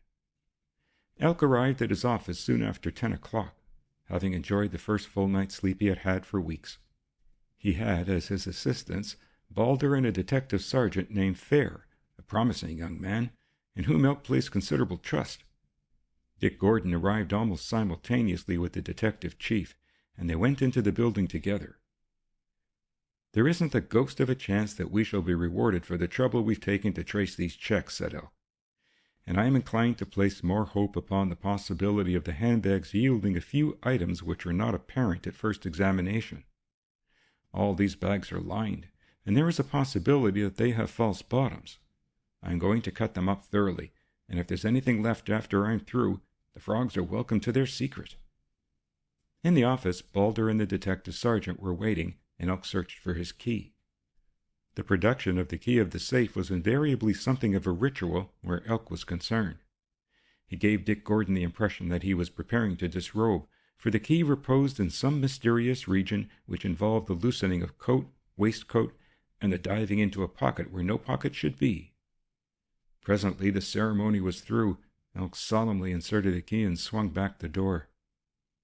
The safe was so packed with bags that they began to slide toward him, when the restraining pressure of the door was removed. One by one he handed them out, and Fair put them on the table. "We'll take that Paddington one first," said Elk, pointing to the largest of the bags. "And get me that other knife, Balder." The 2 men walked out into the passage, leaving Fair alone. "Can you see the end of this, Captain Gordon?" asked Elk. "The end of the frogs? Why, yes, I think I can. I could almost say I was sure." They had reached the door of the clerk's office and found Balder holding a murderous-looking weapon in his hand. "Here it is," he began, and the next instant Dick was flung violently to the floor, with Elk on top of him. There was the shrill shriek of smashed glass, a pressure of wind, and through all this violence, the deafening thunder of an explosion. Elk was first to his feet and flew back to his room. The door hung on its hinges. Every pane of glass was gone, and the sashes with them. From his room poured a dense volume of smoke, into which he plunged. He had hardly taken a step before he tripped on the prostrate figure of Fair, and stooping, he half lifted and half dragged him into the corridor. One glance was sufficient to show that, if the man was not dead, there seemed little hope of his recovery. The fire bells were ringing throughout the building. A swift rush of feet on the stairs, and the fire squad came pelting down the corridor, dragging their hose behind them. What fire there was soon extinguished, but Elk's office was a wreck. Even the door of the safe had been blown from its hinges. There was not a single article of furniture left, and a big hole gaped in the floor. "Save those bags," said Elk, and went back to look after the injured man, and not until he had seen his assistant placed in the ambulance did he return to a contemplation of the ruin which the bomb had made. "Oh, yes, it was a bomb, sir," said Elk. A group of senior officers stood in the corridor, looking at the havoc. "And something particularly heavy in the shape of bombs. The wonder is that Captain Gordon and I were not there. I told Fair to open the bag, but I thought he'd wait until we returned with the knife. We intended examining the lining. Fair must have opened the bag and the bomb exploded." "But weren't the bags examined before?" asked the commissioner wrathfully. Elk nodded. "They were examined by me yesterday, every one. The Paddington bag was turned inside out. Every article it contained was placed on my table and catalogued. I myself returned them. There was no bomb." "But how could they be got at?" asked the other. Elk shook his head. "I don't know, sir. The only other person who has a key to this safe is the assistant commissioner of my department, Colonel McClintock, who is on his holidays. We might all have been killed. What was the explosive? Dynamite, said Elk promptly. It blew down. He pointed to the hole in the floor. Nitroglycerin blows up and sideways, he sniffed. There's no doubt about it being dynamite. In a search of the office, he found a twisted coil of thin steel, later the blackened and crumpled face of a cheap alarm clock. Both time and contact, he said. Those frogs are taking no chances. He shifted such of his belongings as he could discover into Balder's office. There was little chance that this outrage would be kept from the newspapers. The explosion had blown out the window and a portion of the brickwork and had attracted a crowd on the embankment outside. Indeed, when Elk left headquarters, he was confronted by newspaper bills telling of the event. His first call was at the nearby hospital, to where the unfortunate fare had been taken, and the news he received was encouraging. The doctors thought that, with any kind of luck, they would not only save the man's life, but also save him from any serious mutilation. He may lose a finger or two, and he's had a most amazing escape, said the house surgeon. I can't understand why he wasn't blown to pieces. What I can't understand, said Elk emphatically, is why I wasn't blown to pieces. The surgeon nodded. These high explosives play curious tricks, said the surgeon. I understand that the force of the explosion blew off the door of the safe, and yet this paper, which must also have been within range, is scarcely singed. He took a square of paper out of his pocket. The edges were blackened. One corner had been burnt off. I found this in his clothing. It must have been driven there when the bomb detonated, said the surgeon. Elk smoothed out the paper and read, with the compliments of number 7. Carefully he folded the paper.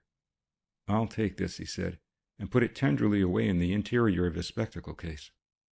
Do you believe in hunches, doctor? Do you mean premonitions? Smiled the surgeon. To an extent I do. Elk nodded. I have a hunch that I'm going to meet number 7 very shortly, he said. End of chapter 25.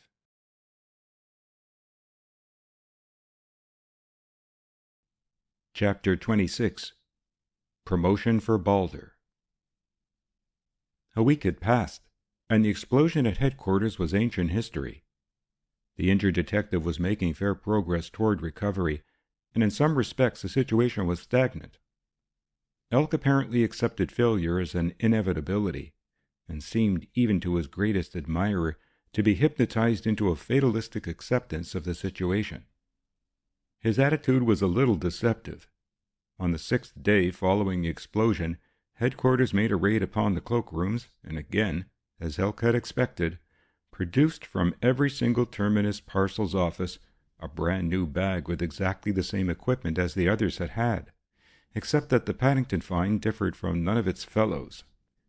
The bags were opened by an inspector of explosives after very careful preliminary tests, but they contained nothing more deadly than the Belgian pistols and the self-same passports, this time made out in the name of Clarence Fielding. These fellows are certainly thorough, said Elk with reluctant admiration, surveying his haul. Are you keeping the bags in your office? Asked Dick, but Elk shook his melancholy head. I think not, said he. He had had the bags immediately emptied, their contents sent to the research department. The bags themselves were now stripped of leather and steel frames, for they had been scientifically sliced, inch by inch. My own opinion, said Balder oracularly, is that there's somebody at police headquarters who's working against us. I've been considering it for a long time, and after consulting my wife— You haven't consulted your children too, have you? Asked Elk unpleasantly. The less you talk about headquarters affairs in your domestic circle, the better will be your chance of promotion. Mr. Balder sniffed. There's no fear of that anyway, he said sourly. I've got myself in their bad books, and I did think there was a chance for me. It all comes of your putting me in with Hagn. You're an ungrateful devil, said Elk. Who's this number 7, sir? Asked Balder. Thinking the matter over, and having discussed it with my wife, I've come to the conclusion that he's one of the most important frogs, and if we could only get him, we'd be a long way towards catching the big fellow. Elk put down his pen. He was writing his report at the time, and favored his subordinate with a patient and weary smile. "You ought to have gone into politics," he said, and waved his subordinate from the room with the end of his penholder. He had finished his report and was reading it over with a critical eye when the service phone announced a visitor. "Send him up," said Elk when he had heard the name. He rang his bell for Balder. "This report goes to Captain Gordon to initial," he said, and as he put down the envelope, Joshua Broad stood in the doorway. "Good morning, Mr. Elk." He nodded to Balder, although he had never met him. "Good morning," he said. "Good morning," said Elk. "Come right in and sit down, Mr. Broad. To what do I owe the pleasure of this call? Excuse my politeness, but in the early morning I'm that way. All right, Balder, you can go." Broad offered his cigar case to the detective. "I've come on a curious errand," he said. "Nobody ever comes to headquarters on any other," replied Elk. "It concerns a neighbor of mine." "Lola Bassano?" "Her husband," said the other, "Lou Brady." Elk pushed up his spectacles. "You don't tell me that she's properly married to Lou Brady?" he asked in surprise. "I don't think there's any doubt about that," said Broad, "though I'm perfectly certain that her young friend Bennett is not aware of the fact. Brady has been staying at Caverly House for a week, and during that time he has not gone out of doors. What is more, the boy hasn't called. I don't think there's a quarrel. I have a notion there's something much deeper than that. I saw Brady by accident as I was coming out of my door. Bassano's door also happened to be open. The maid was taking in the milk, and I caught a glimpse of him. He has the finest crop of whiskers I've seen on a retired pugilist, and their ambitions do not as a rule run to hair." "That made me pretty curious," he said, carefully knocking the ash of his cigar into a tray that was on the table. "And I wondered if there was any connection between this sudden defiance of the barber and Ray Bennett's actions. I made a call on him. I met him the other day at the club and had as an excuse the fact that I have also managed to meet Miss Ella Bennett. His servant, he has a man in by the day to brush his clothes and tidy up the place, told me that he was not well and was not visible." Mr. Broad blew out a ring of smoke and watched it thoughtfully. "If you want a servant to be faithful, he must live on the premises," he said.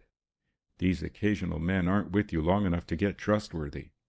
It cost me, at the present rate of exchange, $2.35 to discover that Mr. Ray Bennett is also in the hair-restoring business. If there were an election on, these two fellows might be political cranks who would vow that they wouldn't touch their razors until their party was returned to power. And if Lou Brady was a real sportsman, I should guess that they were doing this for a bet. As it is, I'm rather intrigued." Elk rolled the cigar from one corner of his mouth to the other. "I'm not well acquainted with the statute book," he said, "but I'm under the impression there is no law preventing people from cultivating undergrowth. What's the word? Psychology," suggested Mr. Broad. "That's it. The psychology of whiskers has never quite reached me. You're an American, aren't you, Mr. Broad?" "I have the distinction," said the other with that half-smile that came so readily to his eyes. "Ah," said Elk absently, as he stared through the window. "Ever heard of a man called Saul Morris?" He brought his eyes back to the other's face. Mr. Joshua Broad was frowning at an effort of thought. "I seem to remember the name. He was a criminal of sorts, wasn't he? An American criminal, if I remember rightly?" "Yes, I've heard of him. I seem to remember that he was killed a few years ago." Elk scratched his chin irritably. "I'd like to meet somebody who was at his funeral," he said, "somebody I could believe on oath." "You're not suggesting that Lou Brady—" "No, I'm not suggesting anything about Lou Brady, except that he's a very poor boxer. I'll look into this distressing whisker competition, Mr. Broad, and thank you for telling me." He wasn't especially interested in the eccentric toilet of Ray Bennett. At 5 o'clock, Balder came to him and asked if he might go home. "I promised my wife," he began. "Keep it," said Elk. After his subordinate's departure, there came an official letter to Inspector Elk, and reading its contents, Mr. Elk beamed. It was a letter from the superintendent who controlled the official careers of police officers at headquarters. "Sir," it ran, "I am directed by the Chief Commissioner of Police to inform you that the promotion of Police Constable J. Balder to the rank of acting sergeant has been approved." The appointment will date as from the 1st May. Elk folded up the paper and was genuinely pleased. He rang the bell for Balder before he remembered that he had sent his assistant home. Elk's evening was free, and in the kindness of his heart he decided upon conveying the news personally. "I'd like to see this wife of his," said Elk, addressing nobody, "and the children." Elk turned up the official pass register and found that Balder lived at 93 Leaford Road, Uxbridge. The names of his wife and children were not entered, to Elk's disappointment. He would like to have addressed the latter personally, but no new entry had been made on the sheet since Balder's enlistment. His police car took him to Leaford Road. 93 was a respectable little house, such a house as Elk always imagined his assistant would live in. His knock was answered by an elderly woman who was dressed for going out, and Elk was surprised to see that she wore the uniform of a nurse. "Yes, Mr. Balder lives here," she said, apparently surprised to see the visitor. "That is to say, he has 2 rooms here, though he very seldom stays here the night. He usually comes here to change, and then I think he goes on to his friends." "Does his wife live here?" "His wife?" said the woman in surprise. "I didn't know that he was married." Elk had brought Balder's official record with him, to procure some dates which it was necessary he should certify for pension purposes. In the space against Balder's address, he noticed for the first time that there were 2 addresses given, and that Leaford Road had been crossed out with ink so pale that he only noticed it now that he saw the paper in daylight. The second address was one in Stepney. "I seem to have made a mistake," he said. "His address here is Orchard Street, Stepney." But the nurse smiled. "He was with me many years ago," she said. "Then he went to Stepney. But during the war he came here, because the air raids were rather bad in the East End of London. I am under the impression he still has a room in Stepney." "Oh?" said Elk thoughtfully. He was at the gate when the nurse called him back. "I don't think he goes to Stepney, though I don't know whether I ought to talk about his business to a stranger. But if you want him particularly, I should imagine you would find him at Slough. I'm a monthly nurse," she said, "and I've seen his car twice going into 7 Gables on the Slough Road. I think he must have a friend there." "Whose car?" asked the startled Elk. "It may be his or his friend's car," said the nurse. "Is he a friend of yours?" "He is in a way," said Elk cautiously. She stood for a moment thinking. "Will you come in, please?" He followed her into the clean and tidy little parlor. "I don't know why I told you, or why I've been talking so freely to you," she said, "but the truth is, I've given Mr. Balder notice. He makes so many complaints, and he's so difficult to please that I can't satisfy him. It isn't as though he paid me a lot of money. He doesn't. I make very little profit out of his rooms, and I have a chance of letting them at a better rent. And then he's so particular about his letters. I've had a letter box put on the door, but even that is not big enough to hold them some days. What his other business is, I don't know. The letters that come here are for the Didcot Chemical Works. You probably think that I am a very difficult woman to please, because, after all, he's out all day and seldom sleeps here at night." Elk drew a long breath. "I think you're nearly the finest woman I've ever met," he said. "Are you going out now?" She nodded. "I have an all-night case, and I shan't be back till 11 tomorrow. You were very fortunate in finding anybody at home." "I think you said his car. What sort of car is it?" asked Elk. "It's a black machine. I don't know the make. I think it is an American make. And he must have something to do with the ownership, because once I found a lot of tire catalogs in his bedroom, and some of the tires he had marked with a pencil, so I suppose he's responsible to an extent." One last question Elk asked. "Does he come back here at night after you've gone?" "Very rarely, I imagine," replied the woman. "He has his own key, and as I'm very often out at night, I'm not sure whether he returns or not." Elk stood with one foot on the running board of his car. "Perhaps I can drop you somewhere, madam," he said, and the elderly woman gratefully accepted. Elk went back to headquarters, opened a drawer of his desk, and took out a few implements of his profession, and after filing a number of urgent instructions, returned to the waiting car, driving to Harley Terrace. Dick Gordon had an engagement that night to join a theater party with the members of the American Embassy, and he was in one of the boxes at the Hilarity Theater when Elk opened the door quietly, tapped him on the shoulder, and brought him out into the corridor, without the remainder of the party being aware that their guest had retired. Anything wrong, Elk? Asked Gordon. Balder's got his promotion, said Elk solemnly, and Dick stared at him. He's an acting sergeant, Elk went on, and I don't know a better rank for Balder. When this news comes to him and his wife and children, there'll be some happy hearts, believe me. Elk never drank. This was the first thought that came to Dick Gordon's mind. But there was a possibility that the anxieties and worries of the past few weeks might have got on top of him. I'm very glad for Balder, he said gently, and I'm glad for you too, Elk, because I know you tried hard to get this miserable devil a step in the right direction. Go on with what you were thinking, said Elk. I don't know that I was thinking anything, laughed Dick. You were thinking that I must be suffering from sunstroke, or I shouldn't take you out of your comfortable theater to announce Balder's promotion. Now, will you get your coat, Captain Gordon, and come along with me? I want to break the news to Balder. Mystified, but asking no questions, Gordon went to the cloakroom, got his coat, and joined the detective in the vestibule. We're going to Slough, to the Seven Gables, he added. It's a fine house. I haven't seen it, but I know it's a fine house, with a carriage drive and grand furniture, electric light, telephone, and modern bathroom. That's deduction. I'll tell you something else, also deduction. There are tripwires on the lawn, burglar alarms on the windows, about 100 servants. What the devil are you talking about? Asked Dick, and Elk chuckled hysterically. They were running through Uxbridge when a long-bodied motor car whizzed past them at full speed.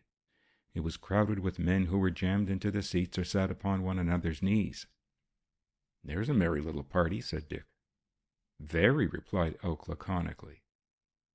A few seconds later, a second car flashed past, going much faster than they. That looks to me like one of your police cars, said Dick. This, too, was crowded. It certainly looks like one of my police cars, agreed Elk. In America, they've got a better stunt. As you probably know, they have a fine patrol wagon system.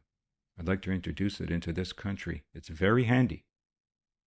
As the car slowed to pass through the narrow, crooked street of Colenbrook, a third of the big machine squeezed past, and this time there was no mistaking its character. The man who sat with the driver, Dick knew was the detective inspector. He winked at Elk as he passed, and Elk winked back with great solemnity. What is the idea? Asked Dick, his curiosity now thoroughly piqued. We're having a smoking concert, said Elk, to celebrate Balder's promotion. And it will be one of the greatest successes that we've had in the history of the force. There will be the brothers Mick and Mac, the trick cyclists in their unrivaled act. He babbled on foolishly. At Langley, the 4th and 5th police cars came past. Dick had long since realized that the slow pace at which his own car was moving was designed to allow these laden machines to overtake them. Beyond Langley, the Windsor Road turned abruptly to the left, and leaning over the driver, Elk gave new instructions. There was no sign of the police cars. They'd apparently gone on to Slough. A solitary country policeman stood at the crossroads and watched them as they disappeared in the dusk with a certain languid interest. We'll stop here, said Elk, and the car was pulled from the road onto the green sidewalk. Elk got down. Walk a little up the road while I talk to Captain Gordon, he said to the chauffeur, and then he talked, and Dick listened in amazement and unbelief. Now, said Elk, we've got about 5 minutes' walk, as far as I can remember. I haven't been to Windsor races for so long that I've almost forgotten where the houses are. They found the entrance to the Seven Gables between 2 stiff yew hedges. There was no gateway. A broad gravel path ran between a thick belt of pine trees, behind which the house was hidden. Elk went a little ahead. Presently he stopped and raised his hand warningly. Dick came a little nearer, and looking over the shoulder of the detective, had his first view of Seven Gables. It was a large house, with timbered walls and high twisted chimney stacks. Pseudo-Elizabethan, said Dick admiringly. 1066, murmured Elk, or was it 1599? That's some house. It was growing dusk, and lights were showing from a broad window at the farther end of the building. The arched doorway was facing them. Let us go back, whispered Elk, and they retraced their steps. It was not until darkness had fallen that he led the way up the carriage drive to the point they had reached on their earlier excursion. The light still showed in the window, but the cream-colored blinds were drawn down. It is safe up as far as the door, whispered Elk, but right and left of that, watch out. He had pulled a pair of thick stockings over his shoes and handed another pair to Dick, and then, with an electric torch in his hand, he He began to move along the path which ran parallel with the building. Presently he stopped. "Step over," he whispered. Dick, looking down, saw the black thread traversing the path and very cautiously avoided the obstacle.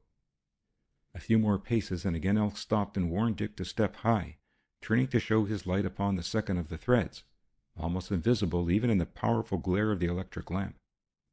He did not move from where he stood until he had made a careful examination of the path ahead, and it was well that he did so, for the third tripwire was less than 2 feet from the second.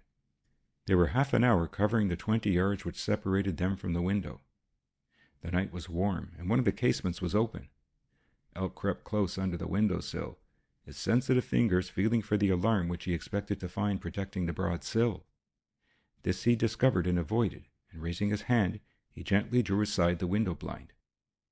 He saw a large oaken-paneled room, luxuriously furnished. The wide open stone fireplace was banked with flowers, and before it at a small table sat 2 men. The first was Balder, unmistakably Balder, and strangely good-looking. Balder's red nose was no longer red. He was in evening dress, and between his teeth was a long amber cigarette holder. Dick saw it all, his cheek against Elk's head, heard the quick intake of the detective's breath, and then noticed the second man. It was Mr. Maitland. Mr. Maitland sat, his face in his hands, and Balder was looking at him with a cynical smile. They were too far away to hear what the men were saying, but apparently Maitland was being made the object of reproof. He looked up after a while, and got on to his feet and began talking. They heard the rumble of his excited voice, but again no word was intelligible. Then they saw him raise his fist and shake it at the smiling man, who watched him with a calm, detached interest, as though he were some strange insect which had come into his ken. With this parting gesture of defiance, old Maitland shuffled from the room, and the door closed behind him. In a few minutes he came out of the house, not through the doorway, as they expected, but apparently through a gateway on the other side of the hedge, for they saw the gleam of the headlights of his car as it passed. Left alone, Balder poured himself a drink and apparently rang for one of the servants. The man who came in arrested Dick's attention instantly. He wore the conventional uniform of a footman, the dark trousers and the striped waistcoat, but it was easy to see from the way he moved that he was not an ordinary type of servant. A big man, powerfully built, his every action was slow and curiously deliberate. Balder said something to him, and the footman nodded and, taking up the tray, went out with the same leisurely, almost pompous step that had distinguished his entry. And then it flashed upon Dick, and he whispered into the detective's ear one word: "Blind." Elk nodded. Again the door opened, and this time 3 footmen came in, carrying a heavy-looking table with a canvas cover. At first Gordon thought that it was Balder's meal that was being brought, but he was soon to discover the truth. Above the fireplace, hanging on a single wire, was a large electric lamp, which was not alight. Standing on a chair, one of the footmen took out the lamp and inserted a plug, from the end of which ran a wire connecting with the table. "They're all blind," said Elk in a whisper, "and that is Balder's own broadcasting apparatus, and the aerial is attached to the lamp." The 3 servants went out, and rising, Balder walked to the door and locked it. There were another set of windows in the room, looking out upon the side of the house, and one by one Balder closed and shuttered them. He was busy with the second of the 3, when Elk put his foot upon a ledge of brick, and tearing aside the curtain, leapt into the room. At the sound, Balder spun round. "Evening, Balder," said Elk. The man made no reply. He stood watching his sometime chief, with eyes that did not waver. "Thought I'd come along and tell you that you've got your promotion," said Elk, "as acting sergeant from the 1st of May, in recognition of the services you've rendered to the state by poisoning Frog Mills, loosing Frog Hagn, and blowing up my office with a bomb that you planted overnight." Still the man did not speak, nor did he move, and here he was discreet, for the long-barreled Browning in Elk's hand covered the lower button of his white pique waistcoat. "And now," said Elk, there was a ring of triumph in his voice, "you'll take a little walk with me. I want you, number 7. "Haven't you made a mistake?" drawled Balder, so unlike his usual voice that Elk was for a moment taken aback. "I never have made a mistake except about the date when Henry VIII married," said Elk. "Who do you imagine I am?" asked this debonair man of the world. I've ceased imagining anything about you, Balder. I know. Elk walked with a quick movement toward him and thrust the muzzle of the pistol in the prisoner's diaphragm. Put up your hands and turn round, he said. Balder obeyed. Slipping a pair of handcuffs from his pocket, Elk snapped them onto the wrists. Deftly the detective strapped the arms from behind, drawing them tight so that the manacled hands had no play. This is very uncomfortable, said Balder. Is it usual for you to make mistakes of this character, Mr. Elk? My name is Collett Banson. Your name is Mud, said Elk, but I'm willing to listen to anything you like to say. I'd rather have your views on cyanide of potassium than anything. You can sit down. Dick saw a gleam come to the man's eye. It flashed for a second and was gone. Evidently, Elk saw it too. Don't let your hopes rest upon any monkey tricks that might be played by your attendants, he said, because 50 CID men, most of whom are known personally to you, are disposed round this house. Balder laughed. If they were round the house and on top of the house, they wouldn't worry me, he said. I tell you, Inspector, you've made a grave error, and one which will cost you dear. If a gentleman cannot sit in his own drawing-room, he glanced at the table, listening to a wireless concert at the Hague without interfering policemen, then it is about time the police force was disbanded. He walked across to the fireplace carelessly and stood with his back to it, then lifting his foot, he kicked back one of the steel fire dogs which stood on either side of the wide hearth, and the dog fell over on its side. It was a nervous act of a man who was greatly worried and was not quite conscious of what he was doing. Even Elk, who was all suspicion, saw nothing to excite his apprehension. You think my name is Balder, do you? The man went on. Well, all I can say is... Suddenly he flung himself sideways to the hearthrug, but Elk was quicker. As an oblong slip of the floor gave way beneath the man's weight, Elk gripped him by the collar and together they dragged him back to the room. In a second the three were struggling on the floor together, and in his desperation Balder's strength was unbelievable. His roaring cry for help was heard. There came a heavy blow on the door, the babble of angry voices without, and then from the ground outside, a series of sharp explosions, as the army of detectives raced across the lawn, oblivious to the presence of the alarm guns. The fight was short and sharp. The 6 blind men who comprised the household of number 7 were hustled away, and in the last car traveled Acting Sergeant Balder, that redoubtable number 7, who was the right hand and the left hand of the terrible frog. End of chapter 26.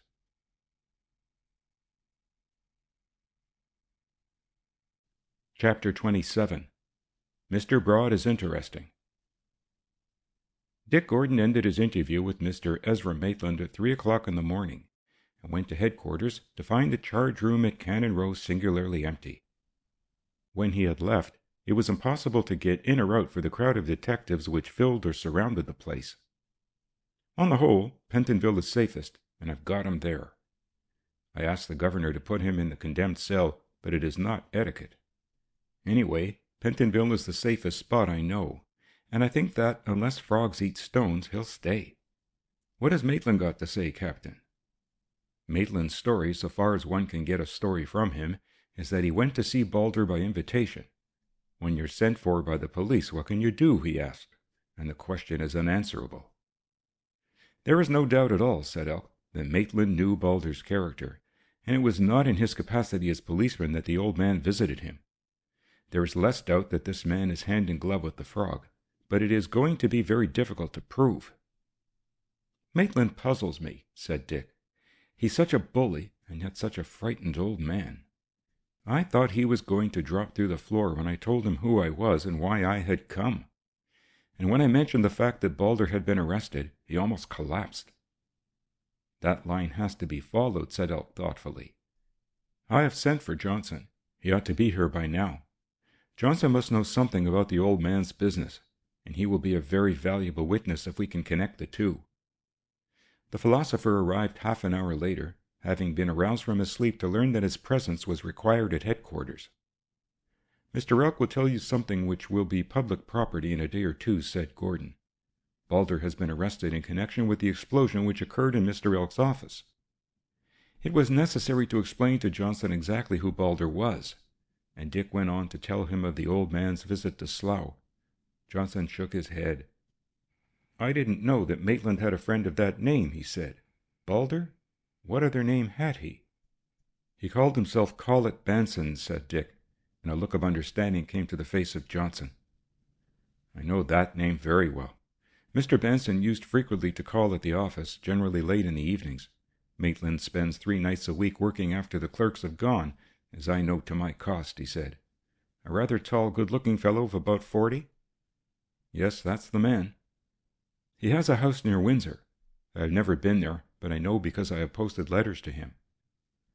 "What sort of business did Collett Banson have with Maitland?"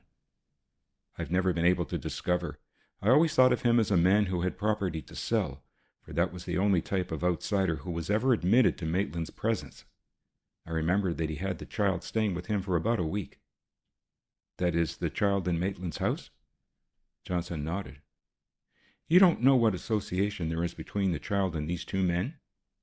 "No, sir, except that I am certain that Mr. Collett Banson had the little boy with him, because I sent toys, mechanical engines or something of the sort, by Mr. Maitland's directions. It was the day that Mr. Maitland made his will, about 18 months ago. I remember the day particularly for a peculiar reason. I had expected Mr. Maitland to ask me to witness the will and was piqued for no cause because he brought 2 clerks up from the office to sign. These little things impress themselves upon one," he added. "Was the will made in favor of the child?" Johnson shook his head. "I haven't the slightest knowledge of how the property goes," he said. "He never discussed the matter with me. He wouldn't even employ a lawyer. In fact, I don't remember his ever employing a lawyer all the time I was with him, except for conveyancing work. He told me he had copied the form of will from a book, but beyond feeling hurt that I, an old and faithful servant of his, hadn't been taken a little into his confidence, I wasn't greatly interested in the matter. But I do remember that morning I went down to his store and bought a whole lot of toys, had them packed and brought them back to the office. The old man played with them all the afternoon." Early in the morning, Dick Gordon interviewed the prisoners at Pentonville and found them in a very obstinate mood. "I know nothing about babies or children, and if Johnson says he sent toys, he is lying," said Balder defiantly. "I refuse to make any statement about Maitland or my association with Maitland. I am the victim of police persecution, and I defy you to bring any proof that I have committed a single act in my life, unless it is a crime to live like a gentleman, for which you can imprison me." "Have you any message for your wife and children?" asked Dick sarcastically, and the sullen features of the man relaxed for a second. "No, Elk will look after them," he said humorously. The most stringent precautions had been taken to prevent a rescue, and the greatest care was exercised that no communication passed between Number 7 and the outside world.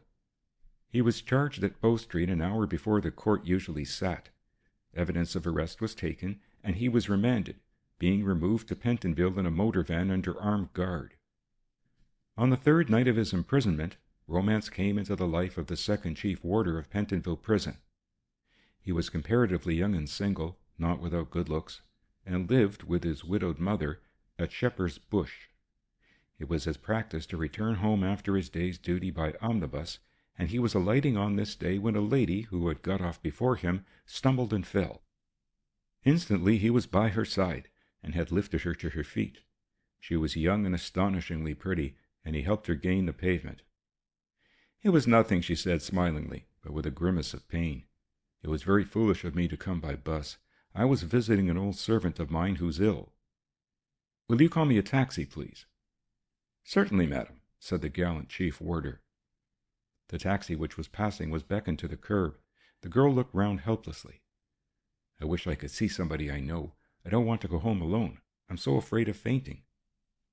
"If you would not object to my escort," said the man, with all the warm-hearted earnestness which the sight of a woman in distress awakens in the bosom of impressionable man, "I will see you home." She shot a glance at him which was full of gratitude and accepted his escort, murmuring her regret for the trouble she was giving him. It was a beautiful apartment she occupied. The chief warder thought he had never met so gracious and beautiful a lady before, so appropriately housed, and he was right. He would have attended to her injury, but she felt so much better, and her maid was coming in soon, and would he have a whiskey and soda, and would he please smoke? She indicated where the cigarettes were to be found, and for an hour the chief warder spoke about himself and had an enjoyable evening. "I am very much obliged to you, Mr. Braun," she said at parting. "I feel I've wasted your evening." "I can assure you," said Mr. Braun earnestly, "that if this is a waste of time, then time has no use." She laughed. "That is a pretty speech," she said, "and I will let you call tomorrow and see me." He took a careful note of the address. It was an exclusive maisonette in Bloomsbury Square, and the next evening found him ringing the bell, but this time he was not in uniform. He left at 10 o'clock, an ecstatic man who held his head high and dreamt golden dreams, for the fragrance of her charm, as he wrote her, permeated his very being. 10 minutes after he had gone, the girl came out, closed the door behind her, and went out into the street, and the idler who had been promenading the pavement threw away his cigar. "Good evening, Miss Bassano," he said. She drew herself up. "I am afraid you have made a mistake," she said stiffly. "Not at all. You're Miss Bassano, and my only excuse for addressing you is that I am a neighbor of yours." She looked more closely at him. "Oh, Mr. Broad," she said in a more gracious tone. "I've been visiting a friend of mine who was rather ill." "So I'm told. And a nice flat your friend occupies," he said as he fell in by her side. "I was thinking of hiring it a few days ago. These furnished apartments are difficult to find. Maybe it was a week ago."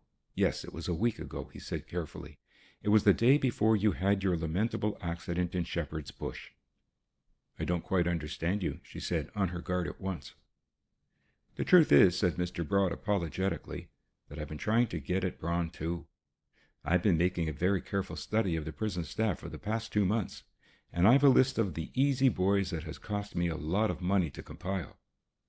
I suppose you didn't reach the stage where you persuaded him to talk about his interesting prisoner? I tried him last week," he went on reminiscently. "He goes to a dance club at Hammersmith, and I got acquainted with him through a girl he's keen about. You're not the only young love of his life, by the way." She laughed softly. "What a clever man you are, Mr. Broad," she said. "No, I'm not very interested in prisoners. By the way, who is this person you're referring to?" "I was referring to number 7, who is in Pentonville jail," said Mr. Broad coolly. "And I've got an idea he is a friend of yours." "Number 7? Her perplexity would have convinced a less hardened man than Joshua Broad. "I have an idea that that has something to do with the frogs." "That is something to do with the frogs," agreed the other gravely, "about whom I dare say you have read. Miss Bassano, I'll make you an offer." "Offer me a taxi, for I'm tired of walking," she said, and when they were seated side by side, she asked, "What is your offer?" "I offer you all that you're required to get out of this country and to keep you out for a few years, until this old frog busts, as he will bust. I've been watching you for a long time, and if you won't consider it an impertinence, I like you. There's something about you that is very attractive. Don't stop me, because I'm not going to get fresh with you, or suggest you're the only girl that ever made tobacco taste like molasses.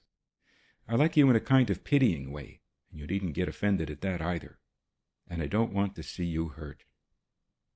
He was very serious. She recognized his sincerity, and the word of sarcasm that rose to her lips remained unuttered. "Are you wholly disinterested?" she asked. "So far as you are concerned, I am," he replied. "There is going to be an almighty smash, and it is more than likely that you'll get in the way of some of the flying pieces." She did not answer him at once. What he had said merely intensified her own uneasiness. "I suppose you know I'm married." "I guessed that," he answered. "Take your husband with you. What are you going to do with that boy?" "You mean Ray Bennett?" It was curious that she made no attempt to disguise either her position or the part that she was playing. She wondered at herself after she was home. But Joshua Broad had a compelling way, and she never dreamt of deceiving him. "I don't know," she said. "I wish he wasn't in it. He is on my conscience." "Are you smiling?" "At your having a conscience? No, I fancied that was how you stood." "And the growing beard?" She did not laugh. "I don't know about that. All I know is that we've had— Why am I telling you this? Who are you, Mr. Broad?" He chuckled. "Some day I'll tell you," he said, "and I promise you that, if you're handy, you shall be the first to know. Go easy with that boy, Lola." She did not resent the employment of her first name, but rather it warmed her towards this mystery man. "And write to Mr. Braun, Assistant Chief Warder of Pentonville Jail, and tell him that you've been called out of town and won't be able to see him again for 10 years. To this she made no rejoinder. He left her at the door of her flat and took her little hand in his. "If you want money to get away, I'll send you a blank check," he said. "There is no one else on the face of the earth that I'd give a blank check to, believe me." She nodded, most unusual tears in her eyes. Lola was breaking under the strain, and nobody knew it better than the hawk-faced man who watched her as she passed into her flat. End of chapter 27.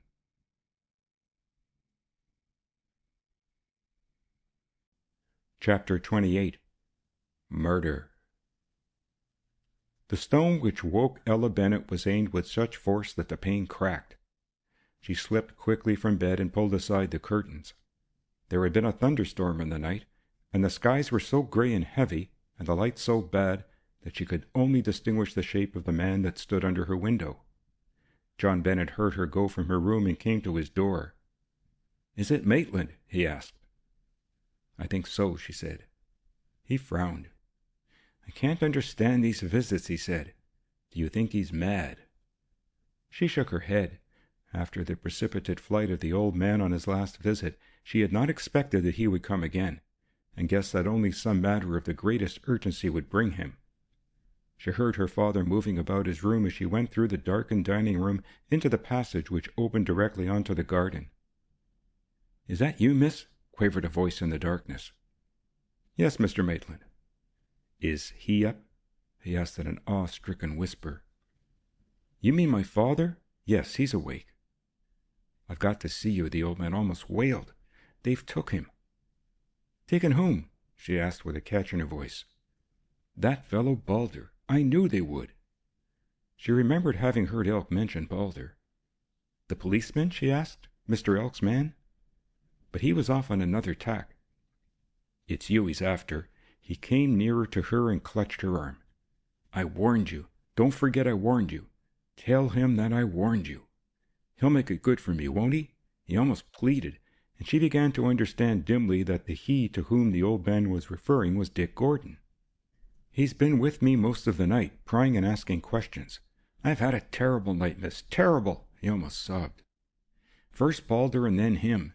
He'll get you, not that police gentleman I don't mean, but Frog. That's why I wrote you the letter telling you to come up. You didn't get no letter, did you, miss?" She could not make head or tail of what he was saying or to whom he was referring, as he went on babbling his story of fear, a story interspersed with wild imprecations against him. "Tell your father, dearie, what I said to you."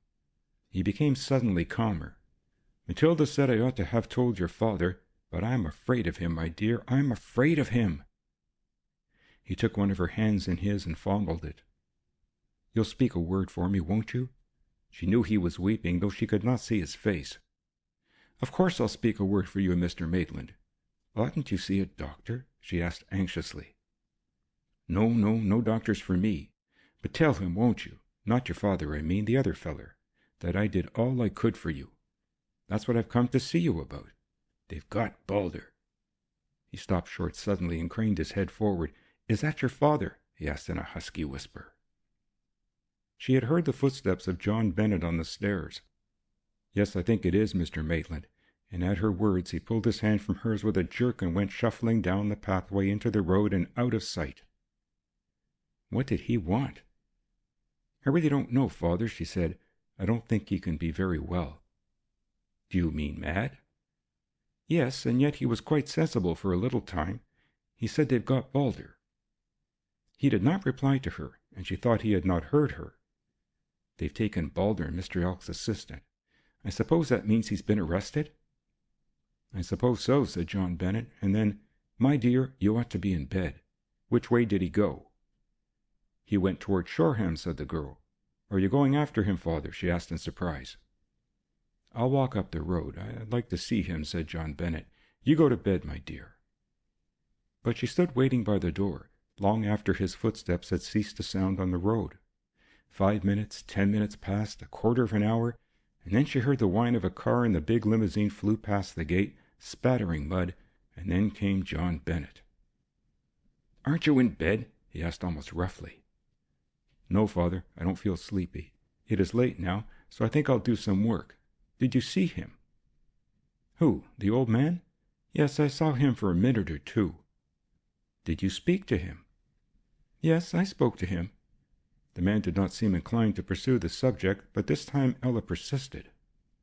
"Father, why is he frightened of you?" "Will you make me some coffee?" said Bennet. "Why is he frightened of you?" "How do I know?" "My dear, don't ask so many questions. You worry me. He knows me. He's seen me. That is all. Balder is held for murder. I think he is a very bad man." Later in the day she revived the subject of Maitland's visit. "I wish he would not come," she said. "He frightens me." "He will not come again," said John Bennet prophetically. The house in Berkeley Square, which had passed into the possession of Ezra Maitland, had been built by a nobleman to whom money had no significance. Loosely described as one of the show places of the metropolis, very few outsiders had ever marveled at the beauty of its interior.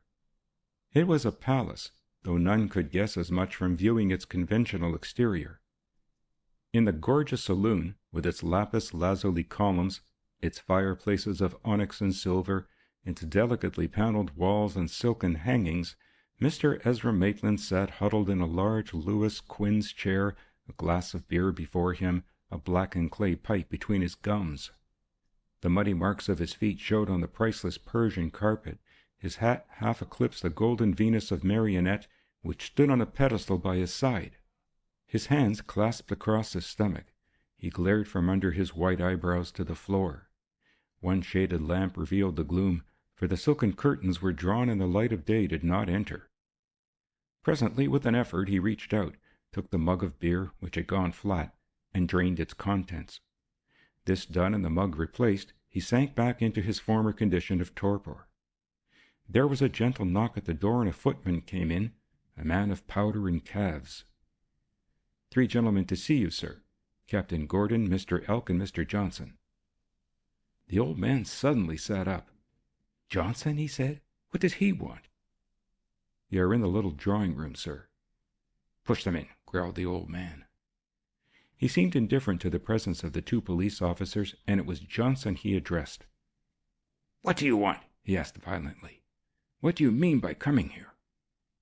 "It was my suggestion that Mr. Johnson should come," said Dick. "Oh, your suggestion, was it?" said the old man, and his attitude was strangely insolent compared with his dejection of the early morning. Elk's eyes fell upon the empty beer mug, and he wondered how often that had been filled since Ezra Maitland had returned to the house. He guessed it had been employed fairly often, for there was a truculence in the ancient man's tone, a defiance in his eye, which suggested something more than spiritual exaltation. "I'm not going to answer any questions," he said loudly. "I'm not going to tell any truth, and I'm not going to tell any lies." "Mr. Maitland," said Johnson hesitatingly, "these gentlemen are anxious to know about the child." The old man closed his eyes. "I'm not going to tell no truth, and I'm not going to tell no lies," he repeated monotonously. "Now, Mr. Maitland," said the good-humored Elk, "forget your good resolution and tell us why you lived in that slum of Eldor Street." "No truth and no lies," murmured the old man. "You can lock me up, but I won't tell you anything. Lock me up. My name's Ezra Maitland. I am a millionaire. I've got millions and millions and millions. I could buy you up, and I could buy up mostly anybody. Old Ezra Maitland. I've been in the workhouse, and I've been in quad." Dick and his companion exchanged glances, and Elk shook his head to signify the futility of further questioning the old man. Nevertheless, Dick tried again. "Why did you go to Horsham this morning?" he asked, and could have bitten his tongue when he realized his blunder. Instantly the old man was wide awake. "I never went to Horsham," he roared. "Don't know what you're talking about. I'm not going to tell you anything. Throw him out, Johnson." When they were in the street again, Elk asked a question. "No, I've never known him to drink before," said Johnson. "He has always been very abstemious so long as I've known him. I never thought I could persuade him to talk." "Nor did I," said Dick Gordon, a statement which more than a little surprised the detective.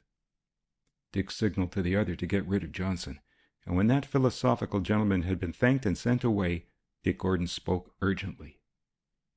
"We must have 2 men in this house at once. What excuse can we offer for planting detectives on Maitland?"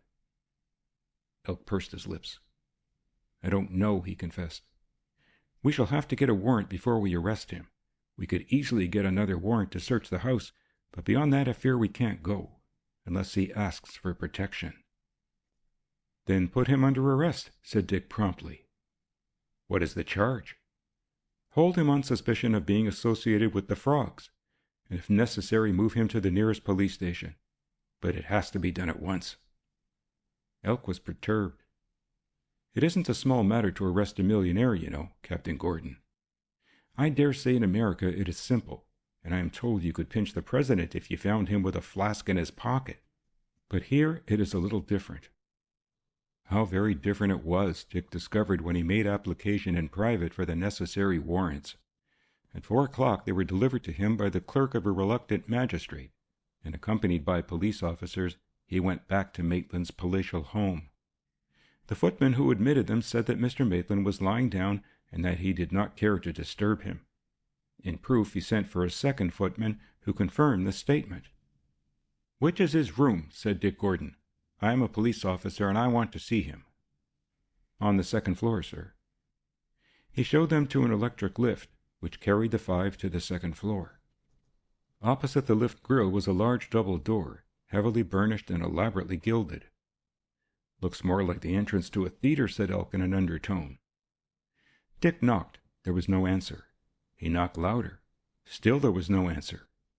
And then, to Elk's surprise, the young man launched himself at the door with all his strength. There was a sound of splitting wood and the door parted. Dick stood in the entrance, rooted to the ground. Ezra Maitland lay half on the bed, his legs dragging over the side. At his feet was the prostrate figure of the old woman whom he called Matilda. They were both dead, and the pungent fumes of cordite still hung in a blue cloud beneath the ceiling. End of chapter 28.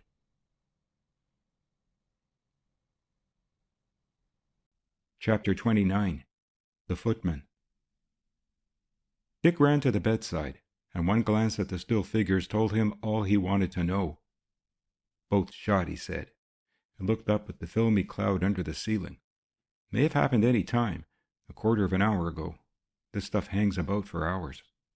"Hold every servant in the house," said Elk in an undertone to the men who were with him. A doorway led to a smaller bedroom, which was evidently that occupied by Maitland's sister. "The shot was fired from this entrance," said Dick. "Probably a silencer was used, but we shall hear about that later." He searched the floor and found 2 spent cartridges of a heavy-caliber automatic. "They killed the woman, of course," he said, speaking his thoughts aloud. "I was afraid of this. If I could only have got our men in." "You expected him to be murdered?" said Elk in astonishment. Dick nodded. He was trying the window of the woman's room. It was unfastened, and led on to a narrow parapet protected by a low balustrade. From there, access could be had into another room on the same floor, and no attempt had been made by the murderer to conceal the fact that this was the way he had passed. The window was wide open, and there were wet footmarks on the floor. It was a guest room, slightly overcrowded with surplus furniture, which had been put there apparently by the housekeeper instead of in a lumber room. The door opened again into the corridor, and faced a narrow flight of stairs leading to the servants' quarters above. Elk went down on his knees and examined the tread of the carpet carefully. "Up here, I think," he said, and ran ahead of his chief. The 3rd floor consisted entirely of servants' rooms, and it was some time before Elk could pick up the footprints which led directly to number 1. He tried the handle. It was locked. Taking a pace backward, he raised his foot and kicked open the door. He found himself in a servant's bedroom, which was empty. An attic window opened on to the sloping roof of another parapet, and without a second's hesitation Dick went out, following the course of that very precarious alleyway. Farther along, iron rails protected the walker, and this was evidently one of the ways of escape in case of fire. He followed the path across 3 roofs until he came to a short flight of iron stairs, which reached down to the flat roof of another house and a guard fire escape. Guarded it had been, but now the iron gate which barred progress was open, and Dick ran down the narrow stairs into a concrete yard surrounded on 3 sides by high walls, and on the 4th by the back of a house, which was apparently unoccupied, for the blinds were all drawn. There was a gate in the 3rd wall, and it was ajar. Passing through, he was in a mews. A man was washing a motor car a dozen paces from where he stood, and they hurried toward him. "Yes, sir," said the cleaner, wiping his streaming forehead with the back of his hand. "I saw a man come out of there about 5 minutes ago. He was a servant, a footman or something.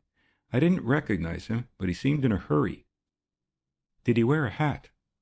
The man considered. "Yes, sir, I think he did," he said. "He went out that way," and he pointed. The 2 men hurried along, turned into Berkeley Street, and as they did so, the car washer turned to the closed doors of his garage and whistled softly. The door opened slowly, and Mr. Joshua Broad came out. "Thank you," he said, and a piece of crisp and crackling paper went into the washer's hand. He was out of sight before Dick and the detective came back from their vain quest. No doubt existed in Dick's mind as to who the murderer was. One of the footmen was missing. The remaining servants were respectable individuals of unimpeachable character. The 7th had come at the same time as Mr. Maitland, and although he wore a footman's livery, he had apparently no previous experience of the duties which he was expected to perform. He was an ill-favored man, who spoke very little, and kept himself to himself, as they described it, took part in none of their pleasures or gossip, was never in the servants' hall a second longer than was necessary. "Obviously a frog," said Elk, and was overjoyed to learn that there was a photograph of the man in existence. The photograph had its origin in an elaborate and somewhat pointless joke, which had been played on the cook by the youngest of the footmen. The joke consisted of finding in the cook's work-basket a photograph of the ugly footman, and for this purpose the young servant had taken a snap of the man. "Do you know him?" asked Dick, looking at the picture. Elk nodded. "He has been through my hands, and I don't think I shall have any difficulty in placing him, although for the moment his name escapes me." A search of the records, however, revealed the identity of the missing man, and by the evening an enlargement of the photograph and his name, aliases, and general characteristics were locked into the form of every newspaper in the metropolis. One of the servants had heard the shot, but thought it was the door being slammed, a pardonable mistake, because Mr. Maitland was in the habit of banging doors. "Maitland was a frog, all right," reported Elk after he had seen the body removed to the mortuary. "He's well decorated on the left wrist, yes, slightly askew. That is one of the points that you've never cleared up to me, Captain Gordon. Why they should be tattooed on the left wrist I can understand, but why the frog shouldn't be stamped square I've never understood." "That is one of the little mysteries that can't be cleared up until we are through with the big ones," said Dick. A telegram had been received that afternoon by the missing footman. This fact was not remembered until after Elk had returned to headquarters. A phone message through to the district post office brought a copy of the message. It was very simple. "Finish and clear," were the 3 words. The message was unsigned. It had been handed in at the Temple post office at 2 o'clock, and the murderer had lost no time in carrying out his instructions. Maitland's office was in the hands of the police, and a systematic search had already begun of its documents and books. At 7 o'clock that night, Elk went to Fitzroy Square, and Johnson opened the door to him. Looking past him, Elk saw that the passage was filled with furniture and packing cases, and remembered that early in the morning Johnson had mentioned that he was moving, and had taken 2 cheaper rooms in South London. "You've packed?" Johnson nodded. "I hate leaving this place," he said, "but it's much too expensive.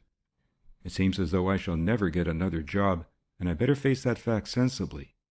If I live at Balham, I can live comfortably.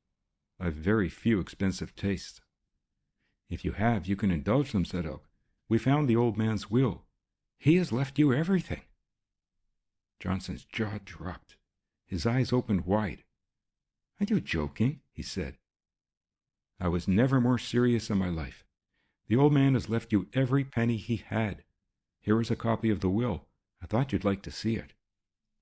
He opened his pocket case, producing a sheet of foolscap, and Johnson read, "I, Ezra Maitland, of 193 Eldor Road in the county of Middlesex, declare this to be my last will and testament, and I formally revoke all other wills and codicils to such wills.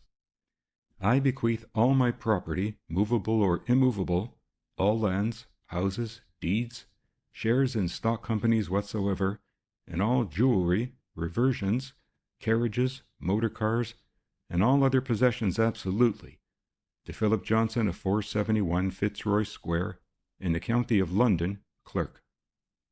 I declare him to be the only honest man I have ever met with in my long and sorrowful life, and I direct him to devote himself with unremitting care to the destruction of that society or organization which is known as the Frogs, and which for 24 years has extracted large sums of blackmail from me. It was signed in a clerkly hand familiar to Johnson, and was witnessed by 2 men whose names he knew. He sat down and did not attempt to speak for a long time. I read of the murder in the evening paper, he said after a while. In fact, I've been up to the house, but the policeman referred me to you, and I knew you were too busy to be bothered. How was he killed?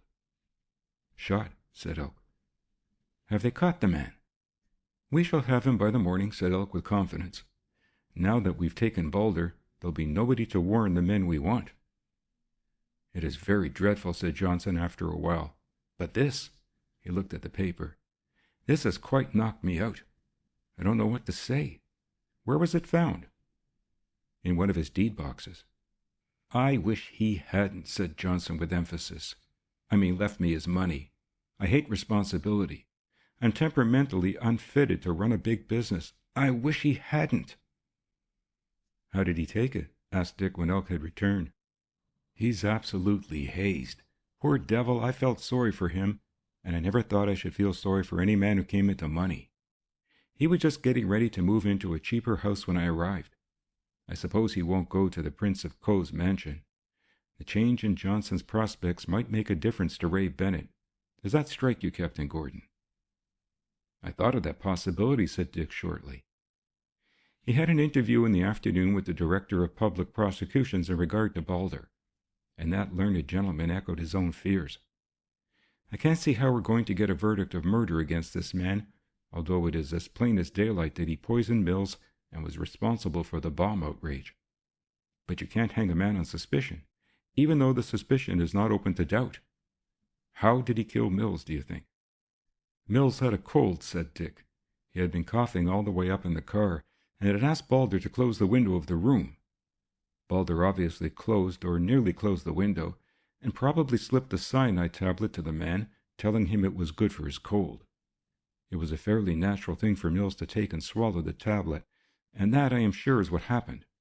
We made a search of Balder's house at Slough, and found a duplicate set of keys, including one to Elk's safe. Balder got there early in the morning and planted the bomb, knowing that Elk and I would be opening the bags that morning. And helped Hagn to escape, said the public prosecutor. That was much more simple, explained Dick. I gathered that the inspector who was seen walking out at 2:30 was Hagn. When Balder went into the cell to keep the man company, he must have been dressed underneath in the police uniform, and have carried the necessary handcuffs and passkeys with him. He was not searched, a fact for which I am as much responsible as Elk. The chief danger we had to fear from Balder came from his closeness to us, and his ability to communicate immediately to his chief every movement which we made. His name is Kramer, and he is by birth a Lithuanian. He was expelled from Germany at the age of 18 for his revolutionary activities, and came to this country 2 years later, where he joined the police. At what time he came into contact with the Frogs I do not know, but it is fairly clear, from evidence we have obtained, that the man has been engaged in various illegal operations for many years past. I'm afraid you are right about Balder. It will be immensely difficult to get a conviction until we have caught Frog himself. And will you catch the Frog, do you think? Dick Gordon smiled cryptically. No fresh news had come about the murder of Maitland and his sister, and he seized the opportunity which the lull gave to him. Ella Bennett was in the vegetable garden, engaged in the prosaic task of digging potatoes when he appeared, and she came running toward him, stripping her leather gloves. "This is a splendid surprise," she said, and flushed at the consciousness of her own enthusiasm. Poor man, you must be having a terrible time. I saw the newspaper this morning. Isn't it dreadful about poor Mr. Maitland? He was here yesterday morning." He nodded. "Is it true that Mr. Johnson has been left the whole of Maitland's money? Isn't that splendid?" "Do you like Johnson?" he asked. "Yes, he's a nice man," she nodded. "I don't know a great deal about him. Indeed, I only met him once or twice, but he was very kind to Ray and saved him from getting into trouble. I am wondering whether, now that he is rich, he will induce Ray to go back to Maitland's." "I wonder if he will induce you." He stopped. "Induce me to what?" she asked in astonishment. "Johnson is rather fond of you. He's never made any disguise of the fact, and he's a very rich man.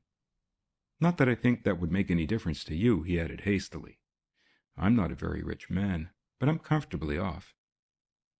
The fingers in his hand stole around hers and pressed them tightly, and then suddenly they relaxed. "I don't know," she said, and drew herself free. "Father said," she hesitated. "I don't think Father would like it. He thinks there is such a difference between our social positions." "Rats," said Dick inelegantly. "And there's something else." She found it an effort to tell him what that something was. "I don't know what Father does for a living, but it is work that he never wishes to speak about, something that he looks upon as disgraceful." The last words were spoken so low that he hardly caught them. "Suppose I know the worst about your father?" he asked quietly, and she stood back, looking at him from under knit brows. "Do you mean that? What is it, Dick?" He shook his head. "I may know or I may not. It is only a wild guess, and you're not to tell him that I know, or that I'm in any way suspicious. Will you please do that for me?" "And knowing this, would it make any difference to you?" "None." She had plucked the flower, and was pulling it petal from petal in her abstraction. "Is it very dreadful?" she asked. "Has he committed a crime? No, don't tell me." Once more he was near her, his arm about her trembling shoulders, his hand beneath her chin. "My dear," murmured the youthful public prosecutor, and forgot there was such a thing as murder in the world. John Bennet was glad to see him, eager to tell the news of his triumph. He had a drawer full of press cuttings, headed Wonderful Nature Studies, remarkable pictures by an amateur, and others equally flattering, and there had come to him a check which had left him gasping. "This means—" "You don't know what it means to me, Mr. Gordon," he said, "or Captain Gordon. I always forget you've got a military title. When that boy of mine recovers his senses and returns home, he's going to have just the good time he wants. He's at the age when most boys are fools, what I call the showing-off age. Sometimes it runs to pimples and introspection, sometimes to the kind of life that a man doesn't like to look back on. Ray has probably taken the less vicious course." It was a relief to hear the man speak so. Dick always thought of Ray Bennet as one who had committed the unforgivable sin. "This time next year I'm going to be an artist of leisure," said John Bennet, who looked 10 years younger.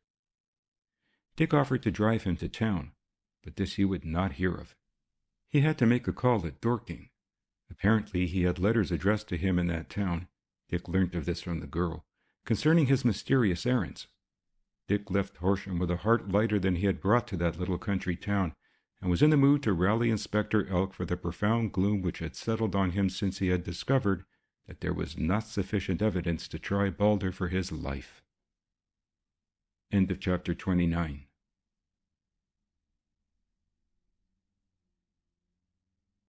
Chapter 30. The Tramps. Lou Brady sat disconsolately in Lola Bassano's pretty drawing-room, and a more incongruous figure in that delicate setting it was impossible to imagine.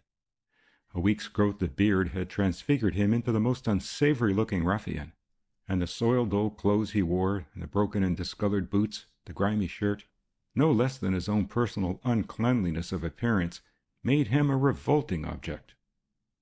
So Lola thought, eyeing him anxiously, a foreboding of trouble in her heart. "I'm finished with the frog," growled Brady. "He pays. Of course he pays. But how long is it going on, Lola? You brought me into this." He glowered at her. "I brought you in when you wanted to be brought into something," she said calmly. "You can't live on my savings all your life, Lou, and it was nearly time you made a little on the side." He played with a silver seal, twiddling it between his fingers, his eyes gloomily downcast. "Baldur's caught, and the old man's dead," he said. "They're the big people. What chance have I got?" "What were your instructions, Lou?" she asked for the 20th time that day. He shook his head. "I'm taking no risks, Lola. I don't trust anybody, not even you." He took a small bottle from his pocket and examined it.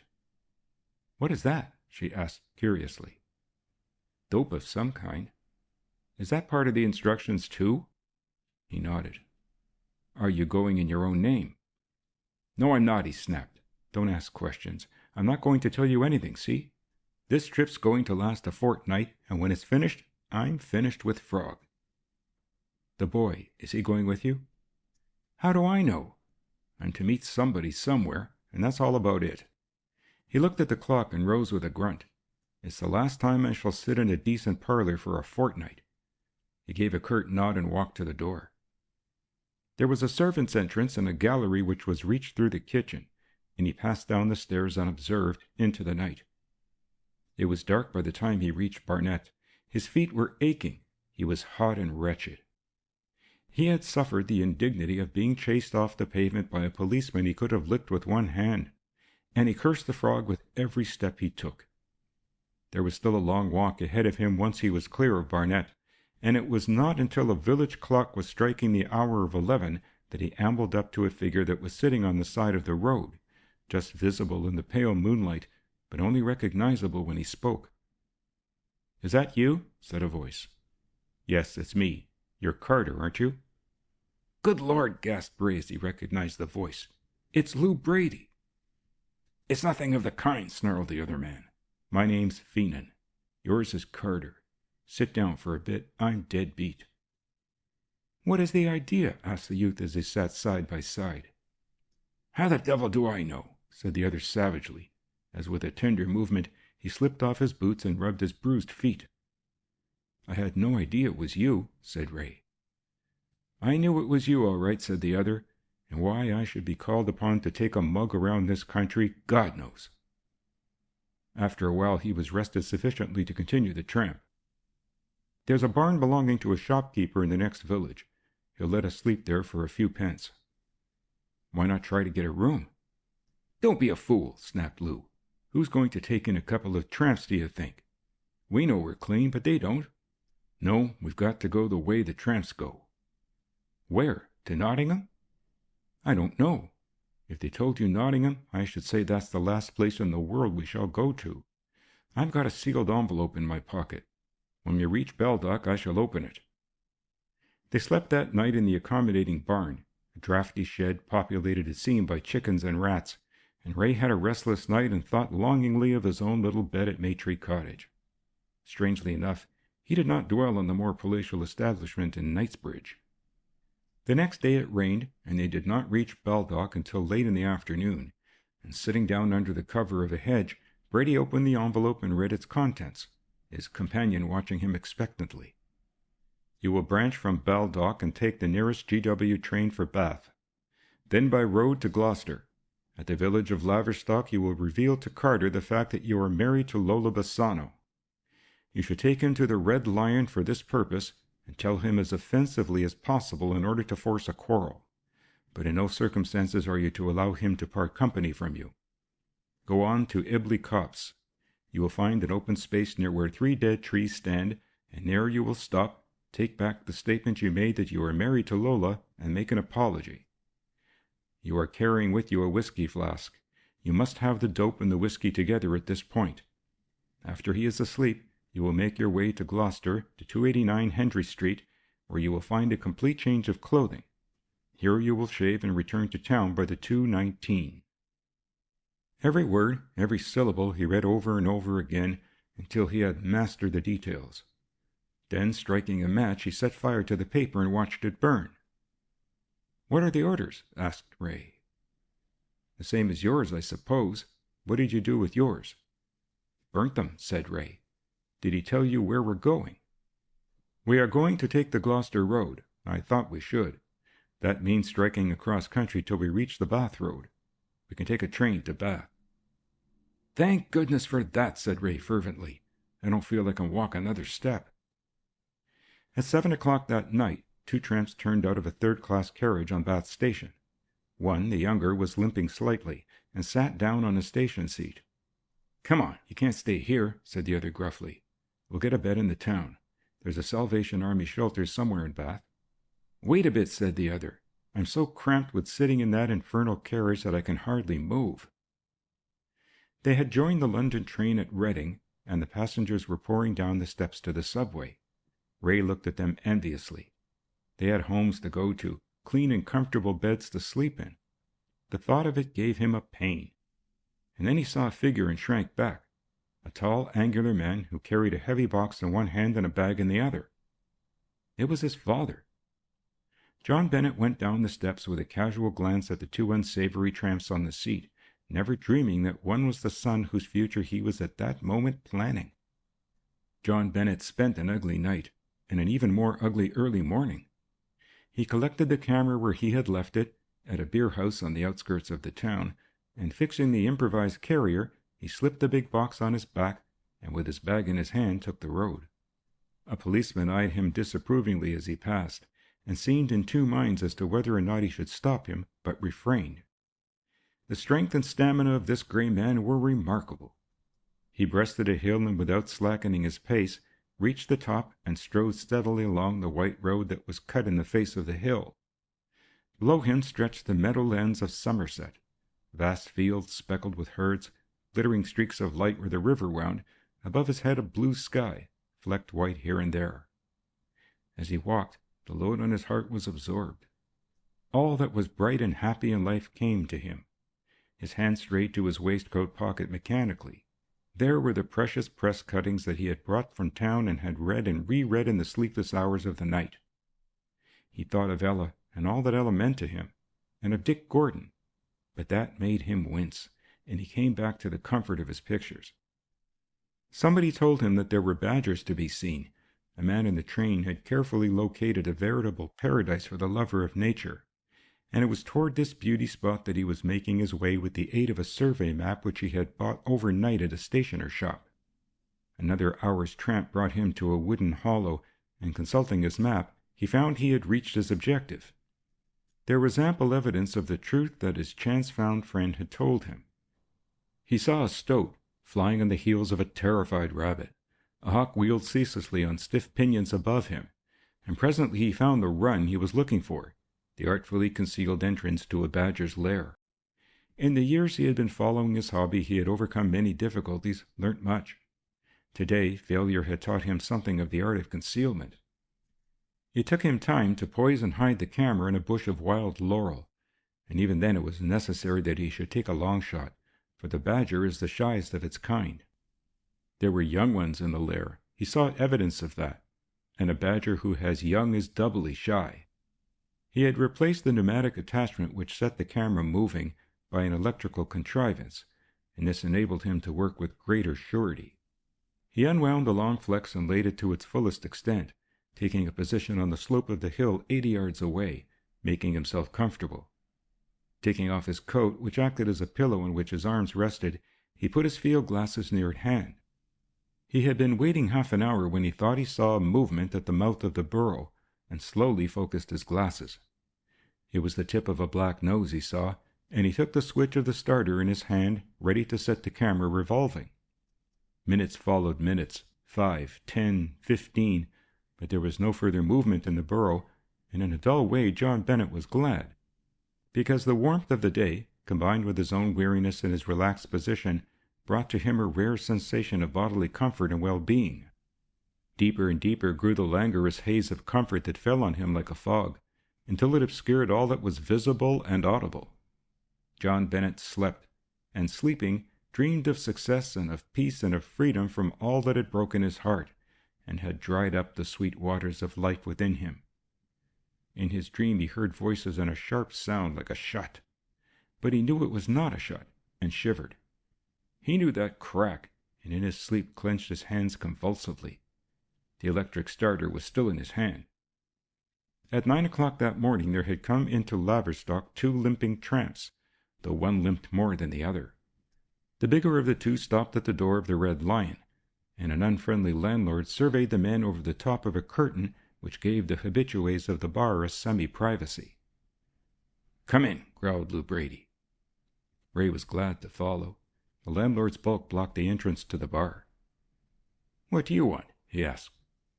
"I want a drink." "There's no free drinks going in this parish," said the landlord, looking at the unpromising customer. "Where did you get that free drink stuff from?" snarled Lou. "My money's as good as anybody else's, isn't it?" "If it's honestly come by," said the landlord, "let us have a look at it." Lou pulled out a handful of silver, and the master of the Red Lion stood back. "Come in," he said, "but don't make a home of my bar. You can have your drink and go."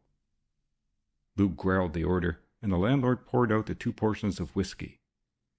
"Here's yours, Carter," said Lou, and Ray swallowed the fiery dram and choked. "I'll be glad to get back," said Lou in a low voice. "It's all right for you single men, but this tramping is pretty tough on us fellows who've got wives, even though the wives aren't all they might be." "I didn't know you were married," said Ray, faintly interested. "There's a lot you don't know," sneered the other.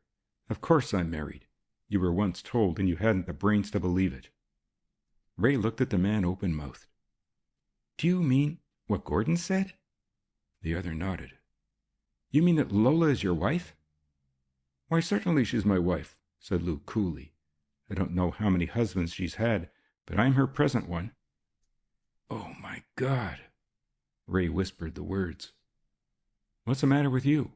And take that look off your face," said Lou Brady viciously. "I'm not blaming you for being sweet on her. I like to see people admire my wife, even such kids as you." "Your wife?" said Ray again.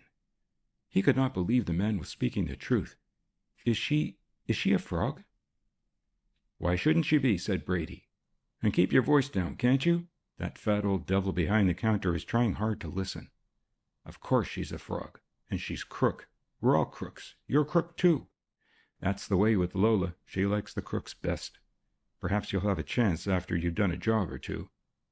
"You beast!" hissed Ray, and struck the man full in the face.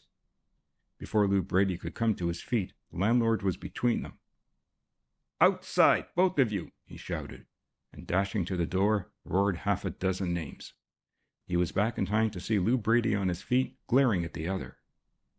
"You'll know all about that, Mr. Carter, one of these days," he said. "I'll settle with you." "And by God, I'll settle with you," said Ray furiously. And at that moment a brawny ostler caught him by the arm and flung him into the road outside. He waited for Brady to come out.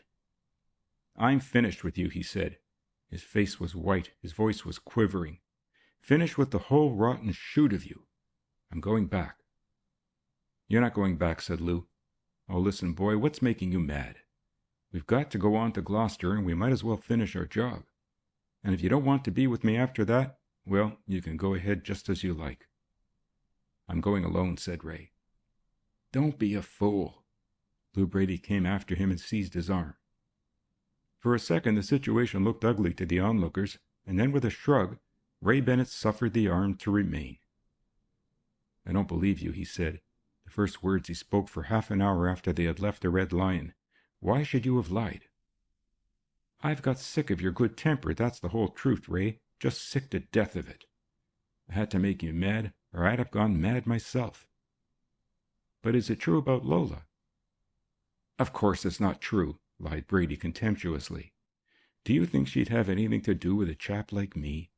Not likely. Lola's a good girl. Forget all I said, Ray." "I shall ask her myself. She wouldn't lie to me," said the boy. "Of course she wouldn't lie to you," agreed the other. They were nearing their rendezvous now, the tree-fern cut in the hills, and his eyes were searching for the 3 white trunks that the lightning had struck. Presently he saw them. "Come on in and I'll tell you all about it," he said. "I'm not going to walk much further today. My feet are so raw you couldn't cook 'em." He led the way between the trees, over the age-old carpet of pine needles, and presently he stopped. "Sit down here, boy," he said, "and let us have a drink and a smoke." Ray sat with his head on his hands, a figure so supremely miserable that any other man than Lou Brady would have felt sorry for him. "The whole truth is," began Lou slowly, "that Lola's very strong for you, boy." Then why did you tell me the other thing? Who was that?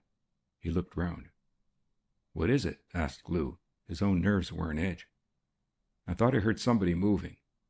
A twig broke. Rabbits, it may be. There are thousands of them around here, said Lou. No, Lola's a good girl. He fished from his pocket a flask, pulled off the cap at the bottom and unscrewed the stopper, holding the flask to the light. She's a good girl, he repeated, and may she never be anything else. He poured out a cupful, looking at the remainder in the bottle. I'm going to drink her health. No, you drink first. Ray shook his head. I don't like the stuff, he said.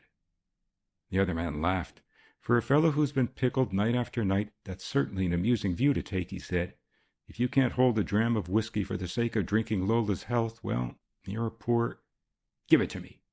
Ray snatched the cup, but spilt a portion, and drinking down the contents at a draught, he threw the metal holder to his companion. I don't care for that whiskey. I don't think I care for any whiskey at all. There's nothing harder to pretend you like than drinking if you don't happen to like it. I don't think anybody likes it at first, said Lou. It's like tomatoes, a cultivated taste. He was watching his companion keenly. Where do we go from Gloucester? Asked Ray. We don't go anywhere from Gloucester. We just stop there for a day, and then we change and come back.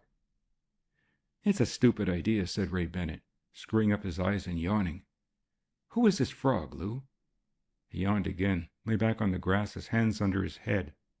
Lou Brady emptied the remainder of the flask contents upon the grass, screwed up the stopper and shook the cup before he rose and walked across to the sleeping boy. Hi, get up, he said. There was no answer. Get up, you! With a groan, Ray turned over, his head on his arms, and did not move again. A sudden misgiving came to Lou Brady. Suppose he was dead? He went livid at the thought. That quarrel, so cleverly engineered by the frog, would be enough to convict him. He whipped the flask from his pocket and slipped it into the coat pocket of the sleeper. And then he heard a sound, and turning saw a man watching him. Lou stared, opened his mouth to speak, and... Plop!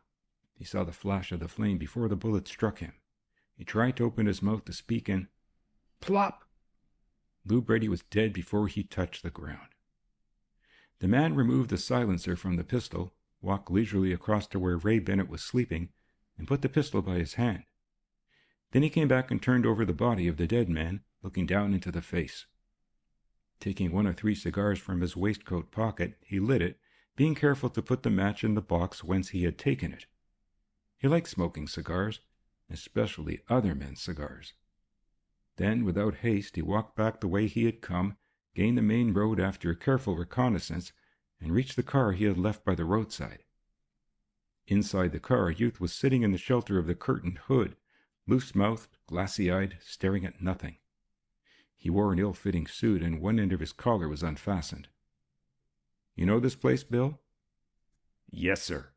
The voice was guttural and hoarse. Ibley cops. You have just killed the man. You shot him, just as you said you did in your confession. The half-witted youth nodded. I killed him because I hated him, he said. The frog nodded obediently and got into the driver's seat. John Bennett woke with a start. He looked at the damp bell-push in his hand with a rueful smile and began winding up the flex. Presently he reached the bush where the camera was concealed, and to his dismay found that the indicator showed the loss, for loss it was, of 500 feet. He looked at the badger hole resentfully, and there, as in mockery, he saw again the tip of a black nose, and shook his fist at it. Beyond he saw 2 men lying, both asleep and both apparently tramps. He carried the camera back to where he had left his coat, put it on, hoisted the box into position, and set off for Laverstock village, where, if his watch was right, he could catch the local that would connect him with Bath in time for the London Express. And as he walked, he calculated his loss. End of chapter 30.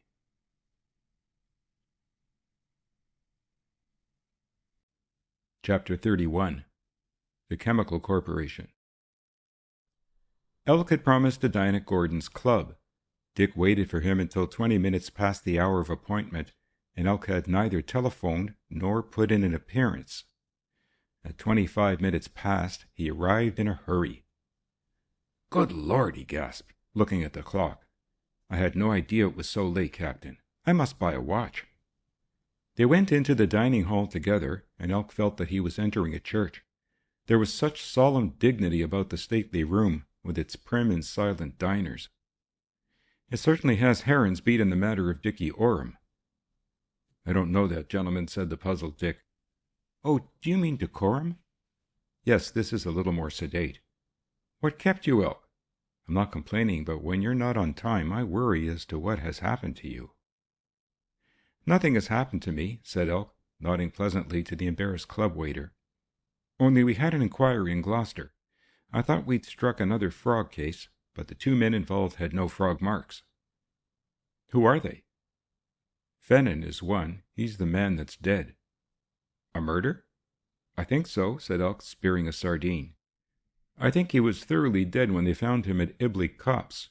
They pinched the man who was with him. He was drunk. Apparently they'd been to Laverstock and had quarreled and fought in the bar of the Red Lion. The police were informed later and telephoned through to the next village to tell the constable to keep his eye on these 2 fellows. But they hadn't passed through, so they sent a bicycle patrol to look for them. There's been 1 or 2 housebreakings in that neighborhood. And they found them? Elk nodded.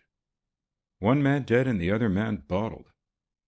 Apparently they'd quarreled, and the drunken gentleman shot the other. They're both tramps or of that class. Identification marks on them show they've come from Wales. They slept at Bath last night at Rooney's lodging house, and that's all that's known of them. Carter is the murderer. They've taken him to Gloucester jail.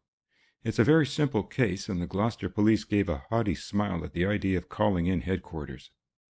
It is a crime anyway. That is up to the intellectual level of the country police. Dick's lips twitched. Just now, the country police are passing unpleasant comments on our intelligence, he said. Let 'em, scoffed Elk. Those people are certainly entitled to their simple pleasures, and I'd be the last to deny them the right. I saw John Bennett in town tonight, at Paddington this time. I'm always knocking against him at railway stations. That man is certainly a traveler. He had his old camera with him, too. I spoke to him this time, and he's full of trouble. Went to sleep, pushed the gadget in his dreams, and wasted a fortune in film. But he's pleased with himself, and I don't wonder. I saw a note about his pictures the other day in one of the newspapers. He looks like turning into a first-class success. I sincerely hope so, said Dick quietly, and something in his tone made his guest look up. Which reminds me, he said, that I had a note from friend Johnson asking me whether I knew Ray Bennett's address. He said he called up at Heron's Club, but Ray hadn't been there for days. He wants to give him a job. Quite a big position, too. There's a lot that's very fine in Johnson. Did you give the address? Elk nodded. I gave him the address, and I called on the boy, but he's out of town. Went out a few days ago and is not likely to be back for a fortnight. It will be too bad if he loses this job. I think Johnson was sore with the side young Bennett put on, but he doesn't seem to bear any malice. Perhaps there's another influence at work, he said significantly. Dick knew that he meant Ella, but did not accept the opening. They adjourned to the smoke room after dinner, and whilst Elk puffed luxuriously at one of his host's best cigars, Dick wrote a brief note to the girl, who had been in his thoughts all that day. It was an unnecessary note, as such epistles are liable to be, but it might have had, as its excuse, the news that he had heard from Elk, only for some reason he never thought of that until after the letter was finished and sealed. When he turned to his companion, Elk propounded a theory. I sent a man up to look at some chemical works. It's a fake company, less than a dozen hands employed, and those only occasionally. But it has a very powerful electrical installation. It is an old poison gas factory. The present company bought it for a song, and 2 fellows we are holding were the nominal purchasers. Where is it? Asked Dick. Between Newbury and Didcot. I found out a great deal about them for a curious reason. It happens that there was some arrangement between the factory, when it was under government control, that it should make an annual contribution to the Newbury Fire Brigade, and in taking over the property, the company also took over that contract, which they're now trying to get out of, for the charge is a stiff one. They told the Newbury Brigade, in so many words, to disconnect the factory from their alarm service. But the Newbury Brigade, being on a good thing and having lost money by the arrangement during the war, refused to cancel the contract, which has still 3 years to run. Dick was not interested in the slightest degree in the quarrel between the chemical factory and the fire brigade. Later, he had cause to be thankful the conversation had drifted into such a prosaic channel, but this he could not foresee.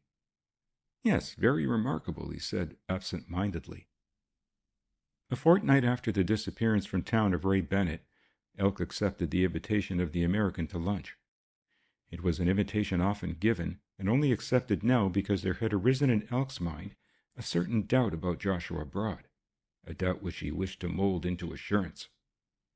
Broad was waiting for the detective when he arrived, and Elk, to whom time had no particular significance, arrived 10 minutes late.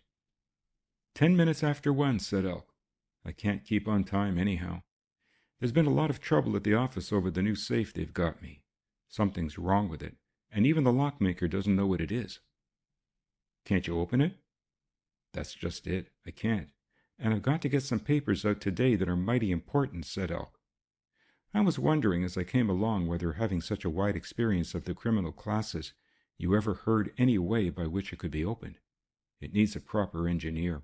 And if I remember rightly, you told me you were an engineer once, Mr. Broad."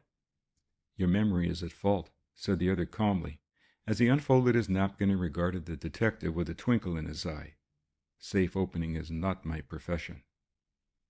"And I never dreamt it was," said Elk heartily. "But it has always struck me that the Americans are much more clever with their hands than the people in this country, and I thought you might be able to give me a word of advice." "Maybe I'll introduce you to my pet burglar," said Broad gravely, and they laughed together. "What do you think of me?" asked the American unexpectedly.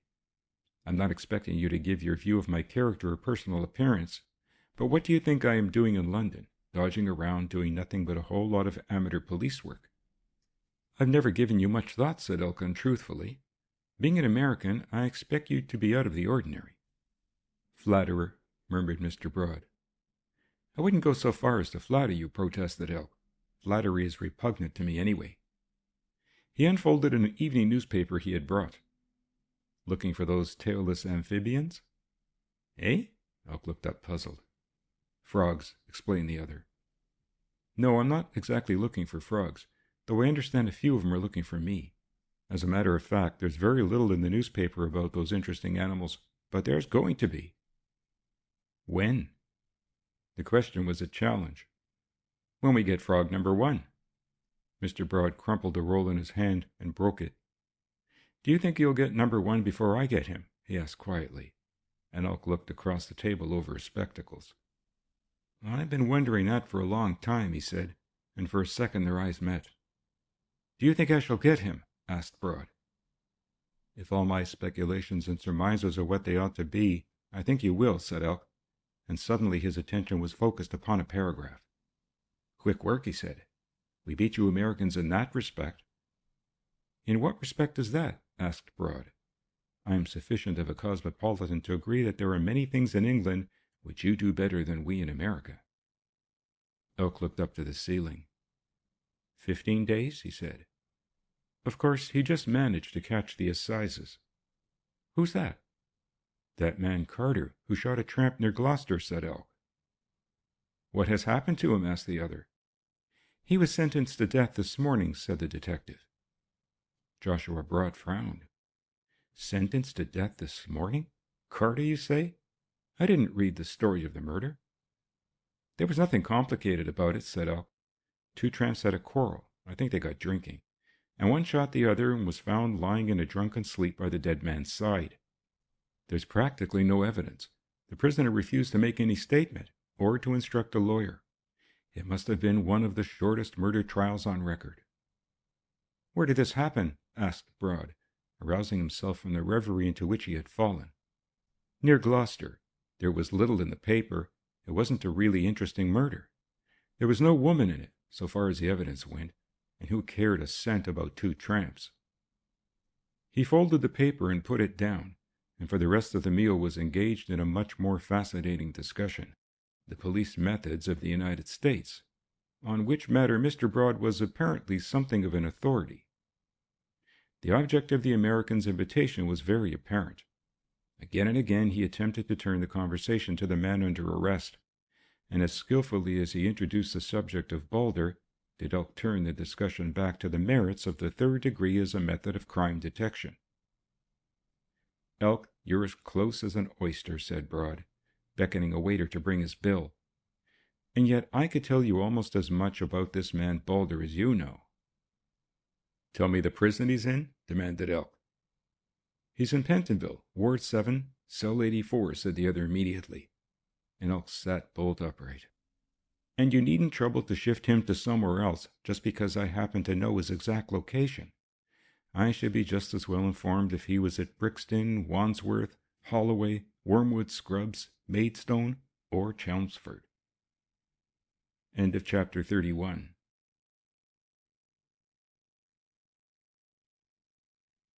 Chapter 32.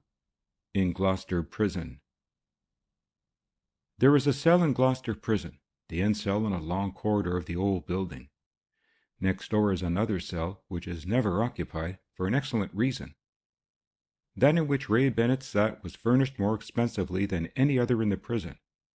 There was an iron bedstead, a plain deal table, a comfortable Windsor chair, and two other chairs, on one of which, night and day, sat a warder.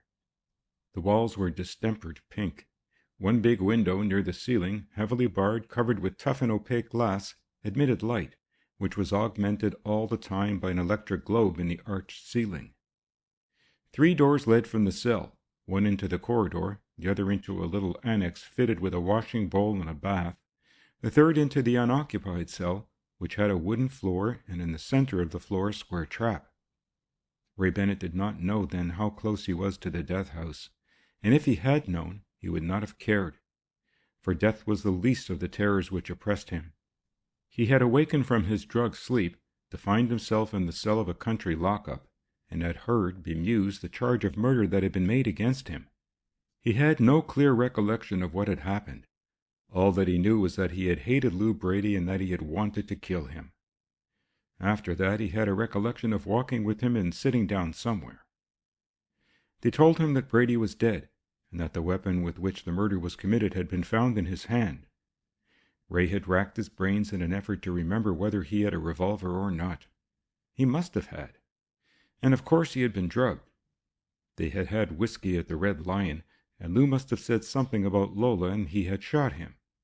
It was strange that he did not think longingly of Lola. His love for her had gone. He thought of her as he thought of Lou Brady, as something unimportant that belonged to the past. All that mattered now was that his father and Ella should not know. At all costs the disgrace must be kept from them. He had waited in a fever of impatience for the trial to end, so that he might get away from the public gaze. Fortunately, the murder was not of sufficient interest even for the ubiquitous press photographers. He wanted to be done with it all, to go out of life unknown. The greatest tragedy that could occur to him was that he should be identified. He dared not think of Ella or his father. He was Jim Carter, without parents or friends, and if he died as Jim Carter, he must spend his last days of life as Jim Carter. He was not frightened. He had no fear. His only nightmare was that he should be recognized. The warder who was with him, and who was not supposed to speak to him, had told him that, by the law, 3 clear Sundays must elapse between his sentence and execution. The chaplain visited him every day, and the governor. A tap at the cell door told him it was the governor's hour, and he rose as the gray-haired official came in. "Any complaints, Carter?" "None, sir." "Is there anything you want?" "No, sir." The governor looked at the table. The writing pad, which had been placed for the condemned prisoner's use, had not been touched. "You have no letters to write? I suppose you can write." "Yes, sir. I've no letters to write." "What are you, Carter? You're not an ordinary tramp. You're better educated than that class." "I'm an ordinary tramp, sir," said Ray quietly. "Have you all the books you need?" Ray nodded, and the governor went out. Every day came these inevitable inquiries. Sometimes the governor made reference to his friends, but he grew tired of asking questions about the unused blotting pad. Ray Bennett had reached a stage of sane understanding where he did not even regret. It was inevitable. He had been caught up in the machinery of circumstance and must go slowly round to the crashing place. Every morning and afternoon he paced the square exercise yard, watched by 3 men in uniform, and jealously screened from the observation of other prisoners, and his serenity amazed all who saw him. He was caught up in the wheel and must go the full round. He could even smile at himself, observe his own vanity with the eye of an outsider. And he could not weep, because there was nothing left to weep about. He was already a dead man. Nobody troubled to organize a reprieve for him. He was too uninteresting a murderer. The newspapers did not flame into headlines demanding a new trial. Fashionable lawyers would not foregather to discuss an appeal. He had murdered. He must die. Once, when he was washing and was about to put his hand in the water, he saw the reflection of his face staring back at him, and he did not recognize himself, for his beard had grown weedily. He laughed, and when the wondering warders looked at him, he said, "I'm only now beginning to cultivate a sense of humor. I've left it rather late, haven't I?" He could have had visitors, could have seen anybody he wished, but derived a strange satisfaction from his isolation. He had done with all that was artificial and emotional in life. Lola? He thought of her again and shook his head. She was very pretty.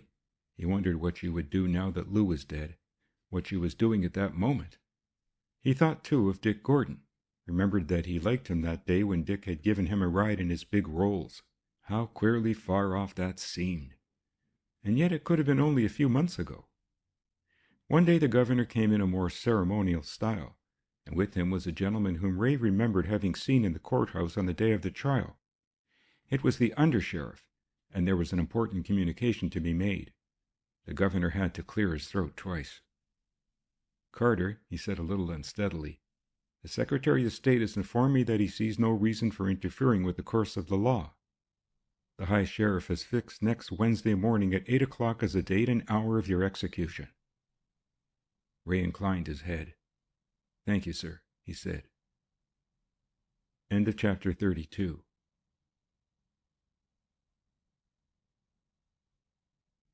Chapter 33. The Frog of the Night. John Bennet emerged from the woodshed, which he had converted into a dark room, bearing a flat square box in either hand. "Don't talk to me for a minute, Ella," he said as she rose from her knees. She was weeding her own pet garden. "Or I shall get these blamed things mixed. This one," he shook his right hand, "is a picture of trout, and it is a great picture," he said enthusiastically. "The man who runs the trout farm let me take it through the glass side of the trench, and it was a beautifully sunny day." "What is the other one, Daddy?" she asked, and John Bennet pulled a face. "That is the dud," he said regretfully. 500 feet of good film gone west. I may have got a picture by accident, but I can't afford to have it developed on the off chance. I'll keep it by, and one day when I'm rolling in money, I'll go to the expense of satisfying my curiosity." He took the boxes into the house and turned round to his stationery rack to find 2 adhesive labels, and had finished writing them when Dick Gordon's cheery voice came through the open window. He rose eagerly and went out to him. "Well, Captain Gordon, did you get it?" he asked. "I got it," said Dick solemnly, waving an envelope. "You're the first cinematographer that has been allowed in the zoological gardens, and I had to crawl to the powers that be to secure the permission." The pale face of John Bennet flushed with pleasure. "It is a tremendous thing," he said.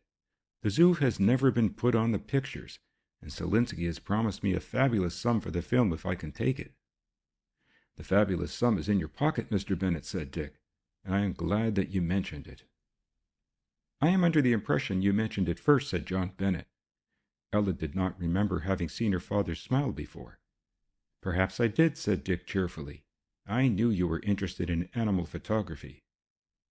He did not tell John Bennet that it was Ella who had first spoken about the difficulties of securing zoo photographs and her father's inability to obtain the necessary permission. John Bennet went back to his labeling with a lighter heart than he had borne for many a day. He wrote the 2 slips, wetted the gum, and hesitated. Then he laid down the papers and went into the garden. "Ella, do you remember which of those boxes had the trout in?" "The one in your right hand, Daddy," she said. "I thought so," he said, and went to finish his work. It was only after the boxes were labeled that he had any misgivings. Where had he stood when he put them down? On which side of the table? Then, with a shrug, he began to wrap the trout picture, and they saw him carrying it under his arm to the village post office. "No news of Ray?" asked Dick. The girl shook her head. "What did your father think?" "He doesn't talk about Ray, and I haven't emphasized the fact that it is such a long time since I had a letter." They were strolling through the garden toward the little summer house that John Bennet had built in the days when Ray was a schoolboy. "Have you not heard?" she asked. "I credit you with an omniscience which perhaps isn't deserved. You have not found the man who killed Mr. Maitland?" "No," said Dick. "I don't expect we shall until we catch Frog himself." "Will you?" she asked quietly. He nodded. "Yes, he can't go on forever. Even Elk is taking a cheerful view." "Ella," he asked suddenly, "are you the kind of person who keeps a promise?" "Yes," she said in surprise. "In all circumstances, if you make a promise, do you keep it?" "Why, of course. If I do not think I can keep it, I do not make a promise. Why?" "Well, I want you to make me a promise, and to keep it," he said. She looked past him, and then, "It depends what the promise is." "I want you to promise to be my wife," said Dick Gordon. Her hand lay in his, and she did not draw it from him. "It is very businesslike, isn't it?" she said, biting her unruly underlip. "Will you promise?" She looked round at him, tears in her eyes, though her lips were smiling, and he caught her in his arms. John Bennet waited a long time for his lunch that day. Going out to see where his daughter was, he met Dick, and in a few words Dick Gordon told him all. He saw the pain in the man's face, and dropped his hand upon the broad shoulder. "Ella has promised me, and she will not go back on her promise. Whatever happens, whatever she learns." The man raised his eyes to the other's face. "Will you go back on your promise?" he asked huskily. "Whatever you learn?" "I know," said Dick simply. Ella Bennet walked on air that day. A new and splendid color had come into her life, a tremendous certainty which banished all the fears and doubts she had felt, a light which revealed delightful vistas. Her father went over to Dorking that afternoon, and came back hurriedly, wearing that strange look which it hurt her to see. "I shall have to go to town, dearie," he said. "There's been a letter waiting for me for 2 days. I've been so absorbed in my picture work that I had forgotten I had any other responsibility." He did not look for her in the garden to kiss her goodbye, and when she came back to the house he was gone, and in such a hurry that he had not taken his camera with him. Ella did not mind being alone. In the days when Ray was at home, she had spent many nights in the cottage by herself, and the house was on the main road. She made some tea and sat down to write to Dick, though she told herself reprovingly that he hadn't been gone more than 2 or 3 hours. Nevertheless, she wrote, for the spirit of logic avoids the lover. There was a postal box 100 yards up the road. It was a bright night, and people were standing at their cottage gates, gossiping as she passed. The letter dropped in the box. She came back to the cottage, went inside, locked and bolted the door, and sat down with a work-basket by her side to fill in the hour which separated her from bedtime. So working, her mind was completely occupied, to the exclusion of all other thoughts, by Dick Gordon. Once or twice the thought of her father in Ray Street across her mind, but it was to Dick she returned. The only illumination in the cozy dining room was a shaded kerosene lamp, which stood on the table by her side and gave her sufficient light for her work. All outside the range of the lamp was shadow. She had finished darning a pair of her father's socks, and had laid down the needle with a happy sigh, when her eyes went to the door leading to the kitchen. It was ajar, and it was opening slowly. For a moment she sat paralyzed with terror, and then leapt to her feet. "Who's there?" she called. There came into the shadowy doorway a figure, the very sight of which choked a scream in her throat. It looked tall, by reason of the tightly fitting black coat it wore. The face and head were hidden behind a hideous mask of rubber and mica. The reflection of the lamp shone on the big goggles and filled them with a baleful fire. "Don't scream, don't move," said the masked man, and his voice sounded hollow and far away. "I will not hurt you." Who are you?" she managed to gasp. "I am the frog," said the stranger. For an eternity, as it seemed, she stood helpless, incapable of movement, and it was he who spoke. "How many men love you, Ella Bennet?" he asked. "Gordon and Johnson, and the frog, who loves you most of all." He paused as though he expected her to speak, but she was incapable of answering him. Men work for women, and they murder for women, and behind all that they do, respectably or unrespectably, there is a woman, said the frog. And you are that woman for me, Ella. "Who are you?" she managed to say. "I am the frog," he replied again, "and you shall know my name when I have given it to you. I want you. Not now," he raised his hand as he saw the terror rising in her face. "You shall come to me willingly." "You're mad," she cried. "I do not know you. How can I? Oh, it's too wicked to suggest. Please go away." "I will go presently," said the frog. "Will you marry me, Ella?" She shook her head. "Will you marry me, Ella?" he asked again. "No." She had recovered her calm and something of her self-possession. "I will give you... If you gave me all the money there was in the world, I would not marry you," she said. "I will give you something more precious." His voice was softer, scarcely audible. "I will give you a life." She thought he was speaking of Dick Gordon. "I will give you the life of your brother." For a second the room spun round and she clutched a chair to keep her feet.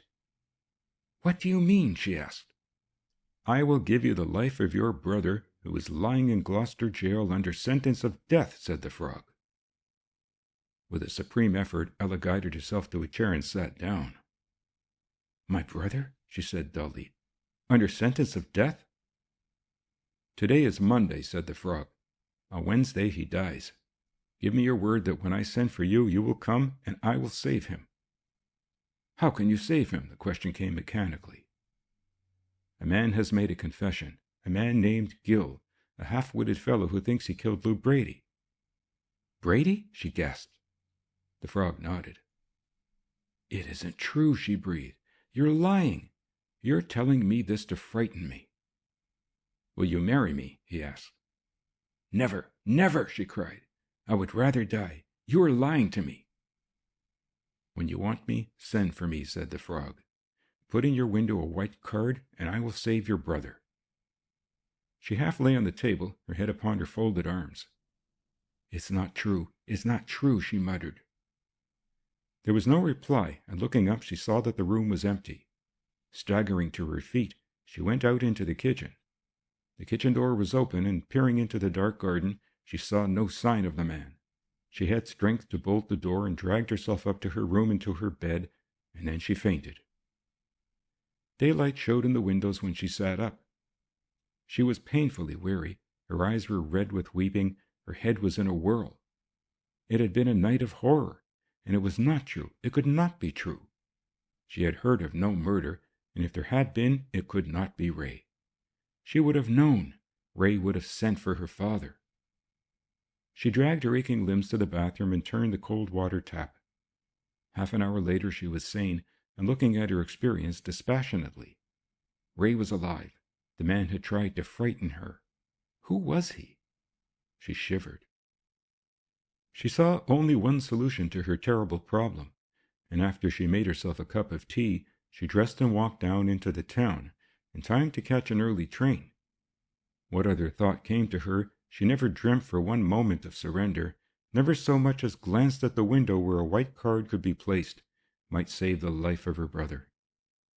In her heart of hearts, she knew that this man would not have come to her with such a story unless it was well-founded. That was not the frog's way. What advantage would he gain if he had invented this tragedy? Nevertheless, she did not even look for a white card, or think of its possible use. Dick was at breakfast when she arrived, and a glance at her face told him that she brought bad news. "Don't go, Mr. Welk," she said as the inspector pushed back his chair. "You must know this." As briefly as she could, she narrated the events of the night before, and Dick listened with rising wrath until she came to the climax of the story. "Ray under sentence?" he said incredulously. Of course it isn't true." "Where did he say the boy was?" asked Elk. "In Gloucester Prison." In their presence, her reserve had melted and she was near to tears. "Gloucester Prison?" repeated Elk slowly. "There is a man there under sentence of death, a man named—" He strove to remember. "Carter," he said at last. "That is it. Carter, a tramp. He killed another tramp named Footman." "Of course it isn't Ray," said Dick, laying his hand on hers. "This brute tried to frighten you. When did he say the execution had been fixed for?" "Tomorrow." She was weeping. Now that the tension had relaxed, it seemed that she had reached the reserve of her strength. "Ray is probably on the continent," Dick soothed her, and here Elk thought it expedient and delicate to steal silently forth. He was not as convinced as Gordon that the frog had made a bluff. No sooner was he in his office than he rang for his new clerk. "Records," he said briefly. "I want particulars of a man named Carter, now lying under sentence of death in Gloucester Prison. Photograph, fingerprints, and record of the crime." The man was gone 10 minutes and returned with a small portfolio. "No photograph has been received yet, sir," he said. "In murder cases, we do not get the full records from the county police until after the execution." Elk cursed the county police fluently and addressed himself to the examination of the dossier. That told him little or nothing. The height and weight of the man tallied, he guessed, with Ray's. There were no body marks, and the description, slight beard. He sat bolt upright. Slight beard! Ray Bennett had been growing a beard for some reason. He remembered that Braud had told him this. "Pshaw," he said, throwing down the fingerprint card. "It is impossible." It was impossible, and yet... He drew a telegraph pad toward him and wrote a wire. "Governor, H.M. Prison, Gloucester. Very urgent. Sent by special messenger prison photograph of James Carter under sentence of death in your prison to headquarters records. Messenger must leave by first train. Very urgent." He took the liberty of signing it with the name of the chief commissioner. The telegram dispatched, he returned to a scrutiny of the description sheet, and presently he saw a remark which he had overlooked. "Vaccination marks on right forearm." That was unusual. People are usually vaccinated on the left arm, a little below the shoulder. He made a note of this fact and turned to the work that was waiting for him. At noon a wire arrived from Gloucester saying that the photograph was on its way. That at least was satisfactory, though even if it proved to be Ray, what could be done? In his heart Elk prayed most fervently that the frog had bluffed. Just before 1, Dick telephoned him and asked him to lunch with them at the Auto Club, an invitation which in any circumstances was not to be refused, for Elk had a passion for visiting other people's clubs. When he arrived, on this occasion strictly on time, he found the girl in a calm, even a cheerful mood, and his quick eye detected upon her finger a ring of surprising brilliance that he had not seen before. Dick Gordon had made very good use of his spare time that morning. "I feel I'm neglecting my business, Elk," he said after he had led them into the palatial dining room of the Auto, and had found a cushion for the girl's back, and had placed her chair exactly where it was least comfortable. "But I guess you've got through the morning without feeling my loss." "I certainly have," said Elk. "A very interesting morning. There is a smallpox scare in the East End," he went on, "and I've heard some talk at headquarters of having the whole staff vaccinated. If there's one thing that I do not approve of, it is vaccination. At my time of life I ought to be immune from any germ that happens to be going around." The girl laughed. "Poor Mr. Elk. I sympathize with you. Ray and I had a dreadful time when we were vaccinated about 5 years ago during the big epidemic, although I didn't have so bad a time as Ray. And neither of us had such an experience as the majority of victims because we had an excellent doctor, with unique views on vaccination." She pulled back the sleeve of her blouse and showed 3 tiny scars on the underside of the right forearm. "The doctor said he would put it where it wouldn't show. Isn't that a good idea?" "Yes," said Elk slowly. "And did he vaccinate your brother the same way?" She nodded, and then, "What is the matter, Mr. Elk?" "I swallowed an olive stone," said Elk. "I wonder somebody doesn't start cultivating olives without stones." He looked out of the window. "You've got a pretty fine day for your visit, Miss Bennet," he said, and launched forth into a rambling condemnation of the English climate. It seemed hours to Elk before the meal was finished. The girl was going back to Gordon's house to look at catalogues which Dick had ordered to be sent to Harley Terrace by telephone. "You won't be coming to the office?" asked Elk. "No. Do you think it is necessary?" "I wanted to see you for 10 minutes, drawled the other. Perhaps a quarter of an hour." "Come back to the house." "Well, I wasn't thinking of coming back to the house," said Elk. "Perhaps you've got a ladies' drawing room." "I remember seeing one as I came through the marble hall, and Miss Bennet would not mind." "Why, of course not," she said. "If I'm in the way, I'll do anything you wish. Show me your ladies' drawing room." When Dick had come back, the detective was smoking, his elbows on the table, his thin brown hands clasped under his chin, and he was examining, with the eye of a connoisseur, the beautifully carved ceiling. "What's the trouble, Elk?" said Gordon as he sat down. "The man under sentence of death is Ray Bennet," said Elk without preliminary. End of chapter 33.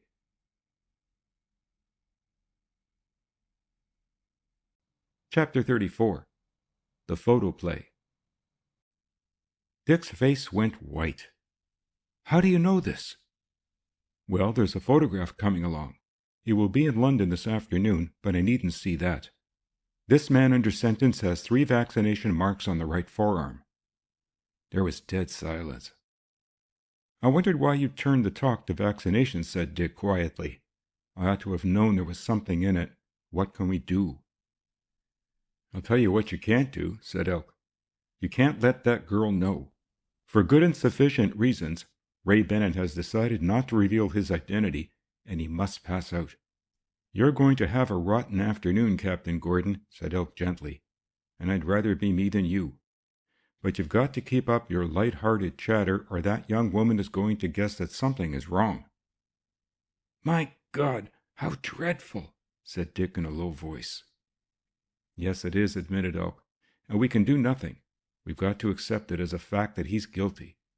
If you thought any other way, it would drive you mad. And even if he was as innocent as you or I, what chance have we of getting an inquiry or stopping the sentence being carried into execution?"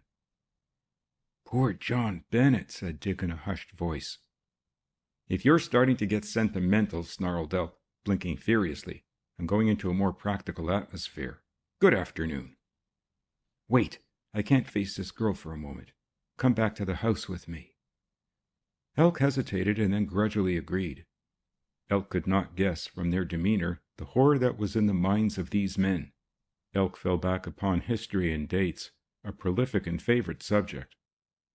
"Thank heaven those catalogues have arrived," said Dick, as with a sigh of relief he saw the huge pile of literature on his study table.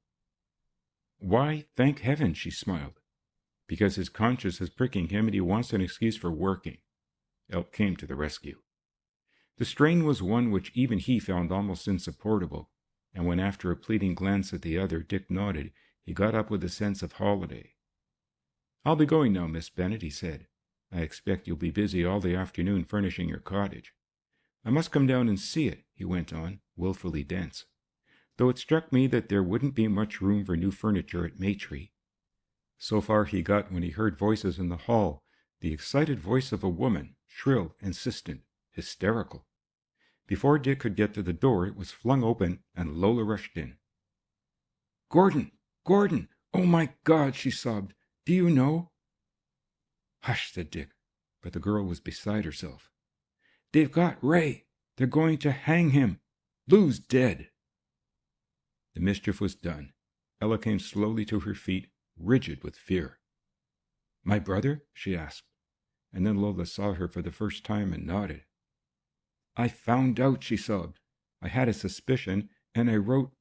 I've got a photograph of Feenan. I knew it was Lou at once, and I guessed the rest. The frog did it. He planned it. Months in advance, he planned it. I'm not sorry about Lou. I swear I'm not sorry about Lou. It's the boy. I sent him to his death, Gordon." And then she broke into a fit of hysterical sobbing. "Put her out," said Gordon, and Elk lifted the helpless girl in his arms and carried her into the dining room. "True," Ella whispered the word, and Dick nodded. "I'm afraid it's true, Ella." She sat down slowly. I wonder where I can find Father, she said, as calmly as though she were discussing some everyday event. You can do nothing. He knows nothing. Do you think it is kind to tell him? She searched his face wonderingly. I think you're right. Of course you're right, Dick. I'm sure you're right. Father mustn't know. Couldn't I see him? Ray, I mean? Dick shook his head. Ella, if Ray has kept silent to save you from this, all his forbearance, all his courage, will be wasted if you go to him. Again her lips drooped. Yes, it is good of you to think of me. She put her hand on his, and he felt no tremor. I don't know what I can do, she said. It is so stunning. What can I do? You can do nothing, my dear. His arm went round her, and her tired head fell upon his shoulder. No, I can do nothing, she whispered. Elk came in. A telegram for Miss Bennet, he said. The messenger just arrived with it. Been redirected from Horsham, I expect. Dick took the wire. Open it, please, said the girl. It may be from Father. He tore open the envelope. The telegram ran, Have printed your picture. Cannot understand the murder.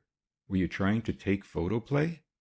Come and see me. Selensky House, Wardour Street. What does it mean? She asked. It is Greek to me, said Dick. Cannot understand murder. Has your father been trying to take photo plays? No, dear, I'm sure he hasn't. He would have told me. What photographs did your father take? It was a picture of trout, she said, gathering her scattered thoughts. But he took another picture, in his sleep. He was in the country waiting for a badger and dozed. He must have pressed the starter. He thought that picture was a failure. It can't be the trout. It doesn't mention the trout. It must be the other. We will go to Wardour Street. It was Elk who spoke so definitely. Elk who called a cab and hustled the two people into it. When they arrived at Wardour Street, Mr. Selensky was out at lunch, and nobody knew anything whatever about the film or had authority to show it. For an hour and a half they waited, fuming, in that dingy office, whilst messengers went in search of Selensky. He arrived at last, a polite and pleasant little Hebrew who was all apologies, though no apology was called for, since he had not expected his visitors. Yes, it is a curious picture, he said. Your father misses a very good amateur. In fact, he's a professional now. And if it is true that he can get those zoo photographs, he ought to be in the first rank of nature photographers. They followed him up a flight of stairs into a big room across which were row upon row of chairs. Facing them as they sat was a small white screen, and behind them an iron partition with 2 square holes. This is our theater, he explained. You've no idea whether your father is trying to take motion pictures, photoplays? If he is, then this scene was pretty well acted. But I can't understand why he did it. It's labeled Trout in a Pond or something of the sort, but there are no trout here, and there is no pond either. There was a click and the room went black, and then there was shown on the screen a picture which showed in the foreground a stretch of gray sandy soil and the dark opening of a burrow, out of which peeped a queer-looking animal. That's a badger, explained Mr. Selensky. It looked very promising up to there, and then I don't know what he did. You'll see he changed the elevation of the camera. As he spoke, the picture jerked round a little to the right, as though it had been pulled violently, and they were looking upon 2 men, obviously tramps. One was sitting with his head on his hands, the other close by him was pouring out whiskey into a container. That's Lou Brady, whispered Elk fiercely, and at that moment the other man looked up, and Ella Bennet uttered a cry. It is Ray! Oh, Dick, it is Ray! There was no question of it. The light beard he wore melted into the shadows which the strong sunlight cast. They saw Brady offer him a drink, saw him toss it down and throw the cup back to the man, watched him as his arms stretched in a yawn, and then saw him curl up to sleep, lie back, and Lou Brady standing over him. The prostrate figure turned onto its face, and Lou, stooping, put something in his pocket. They caught the reflection of glass. The flask, said Elk. And then the figure standing in the center of the picture spun round. There walked toward him a man. His face was invisible. Never once during that period did he turn his face to that eager audience. They saw his arm go up quickly, saw the flash of the 2 shots, watched breathless, spellbound, horrified, the tragedy that followed. The man stooped and placed the pistol by the side of the sleeping Ray, and then as he turned, the screen went white. "That's the end of the picture," said Mr. Selensky. "And what it means, heaven knows." "He's innocent! Dick, he's innocent!" the girl cried wildly. "Don't you see? It was not he who fired." She was half mad with grief and horror, and Dick caught her firmly by the shoulders, the dumbfounded Selensky gaping at the scene. "You are going back to my house and you will read. Do you hear, Ella? You're to do nothing until you hear from me. You are not to go out, and you are to sit and read. I don't care what you read, the Bible, the police news, anything you like, but you must not think of this business. Elk and I will do all that is possible." She mastered her wild terror and tried to smile. "I know you will," she said between her chattering teeth. "Get me to your house, please." He left Elk to go to Fleet Street to collect every scrap of information about the murder he could from the newspaper offices, and brought the girl back to Harley Terrace. As he got out of the cab, he saw a man waiting on the steps. It was Joshua Broad. One glance at his face told Dick that he knew of the murder, and he guessed the source. He waited in the hall until Dick had put the girl in the study and had collected every illustrated newspaper, every book he could find. "Lola told me of this business." "I guessed so," said Dick. "Do you know anything about it?" "I knew these two men started out in the disguise of tramps," said Broad, "but I understood they were going north. This is frog work. Why? I don't know." "Yes, I do," Dick said suddenly. "The frog came to Miss Bennet last night and asked her to marry him, promising that he would save her brother if she agreed. But it can hardly be that he planned this diabolical trick to that end." "To no other end," said Broad coolly. "You don't know Frog, Gordon. The man is a strategist, probably the greatest strategist in the world. Can I do anything?" "I would ask you to stay and keep Miss Bennet amused," Dick began. "I think you might do worse," said the American quietly. Ella looked up with a look of pain as the visitor entered the room. She felt that she could not endure the presence of a stranger at this moment, that she would break under any new strain, and she glanced at Dick imploringly.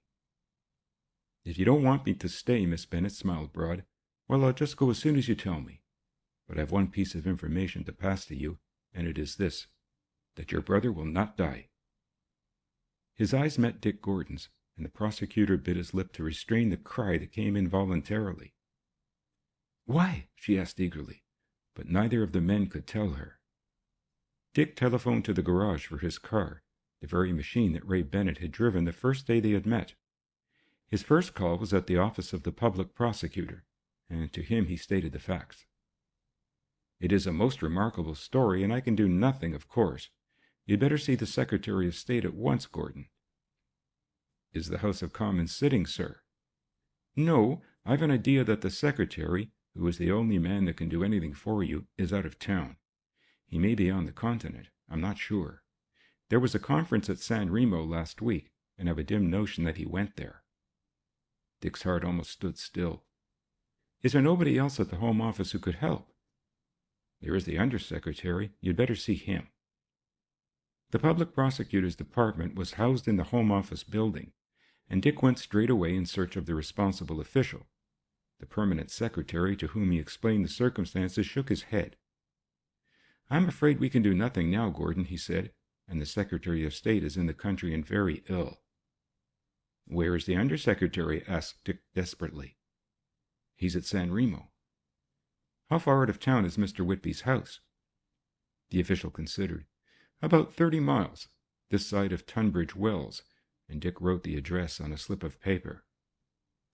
Half an hour later, a long yellow Rolls was flying across Westminster Bridge, threading the traffic with a recklessness which brought the hearts of the hardened chauffeurs to their mouths. And 40 minutes after he had left Whitehall, Dick was speeding up an elm-bordered avenue to the home of the Secretary of State. The butler who met him could give him no encouragement. "I'm afraid Mr. Whitby cannot see you, sir. He has a very bad attack of gout, and the doctors have told him that he mustn't touch any kind of business whatsoever." "This is a matter of life and death," said Dick, "and I must see him. Or failing him, I must see the king." This message, conveyed to the invalid, produced an invitation to walk upstairs. "What is it, sir?" asked the minister sharply as Dick came in. "I cannot possibly attend to any business whatever. I'm suffering the tortures of the damned with this infernal foot of mine. Now tell me, what is it?" Quickly Gordon related his discovery. "An astounding story," said the minister, and winced. "Where is the picture?" "In London, sir." "I can't come to London. It is humanly impossible. Can't you get somebody at the Home Office to certify this? When is this man to be hanged?" "Tomorrow morning, sir, at 8 o'clock." The Secretary of State considered, rubbing his chin irritably. "I should be no man if I refused to see this damn picture," he said, and Dick made allowance for his language as he rubbed his suffering limb. "But I can't go to town unless you get me an ambulance. You had better phone a garage in London to send a car down, or better still, get one from the local hospital." Everything seemed to be conspiring against him, for the local hospital's ambulance was under repair, but at last Dick put through a message to town with the promise that an ambulance would be on its way in 10 minutes. An extraordinary story, a perfectly amazing story. And of course I can grant you a respite. Or, if I'm convinced of the truth of this astounding romance, we could get the king tonight. I could even promise you a reprieve.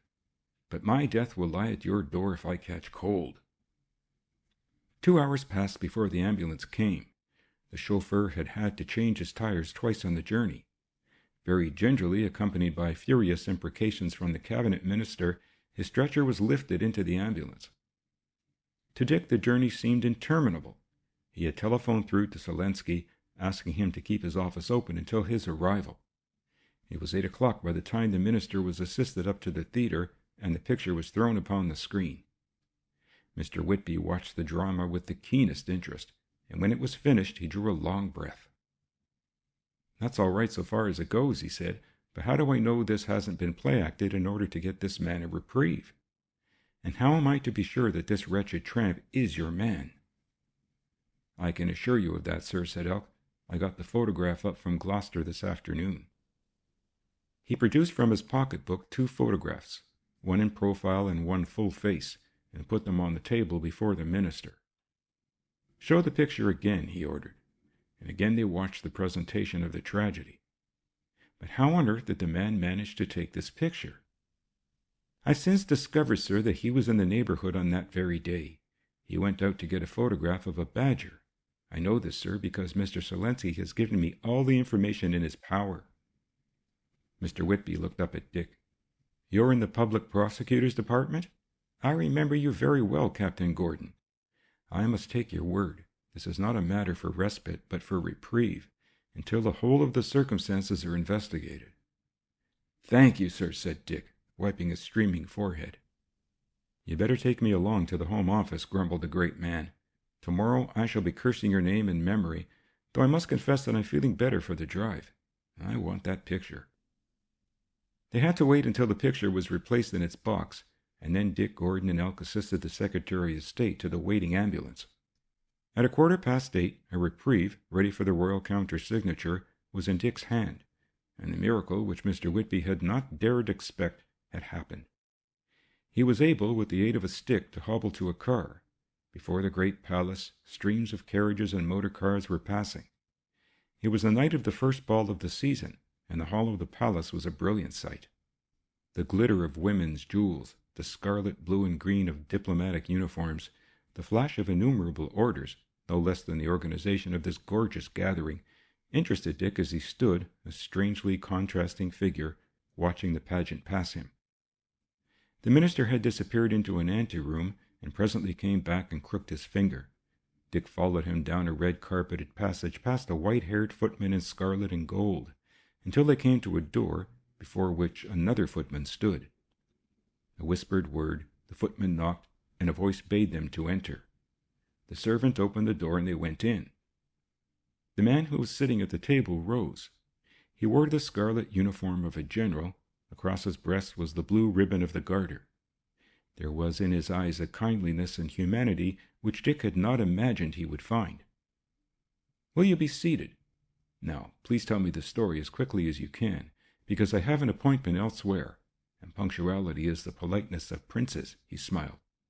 He listened attentively, stopping Gordon now and again to ask a question. When Dick had finished, he took up a pen and wrote a word in a bold, boyish hand, blotted it punctiliously, and handed it to the Secretary of State. "There is your reprieve. I am very glad," he said, and Dick, bowing over the extended hand, felt the music of triumph in his soul, forgot for the moment the terrible danger in which this boy had stood, and forgot, too, the most important factor of all, the frog, still vigilant, still vengeful, still powerful. When he got back to the Home Office and had taken farewell, with a very earnest expression of gratitude, of the irascible but kindly minister, Dick flew up the stairs to his own office and seized the telephone. "Put me through to Gloucester 8585 official," he said, and waited for the long-distance signal. It came after a few minutes. "Sorry, sir, no call through to Gloucester. Line out of order. Trunk wires cut." Dick put down the phone slowly. Then it was that he remembered that the frog still lived. End of chapter 34.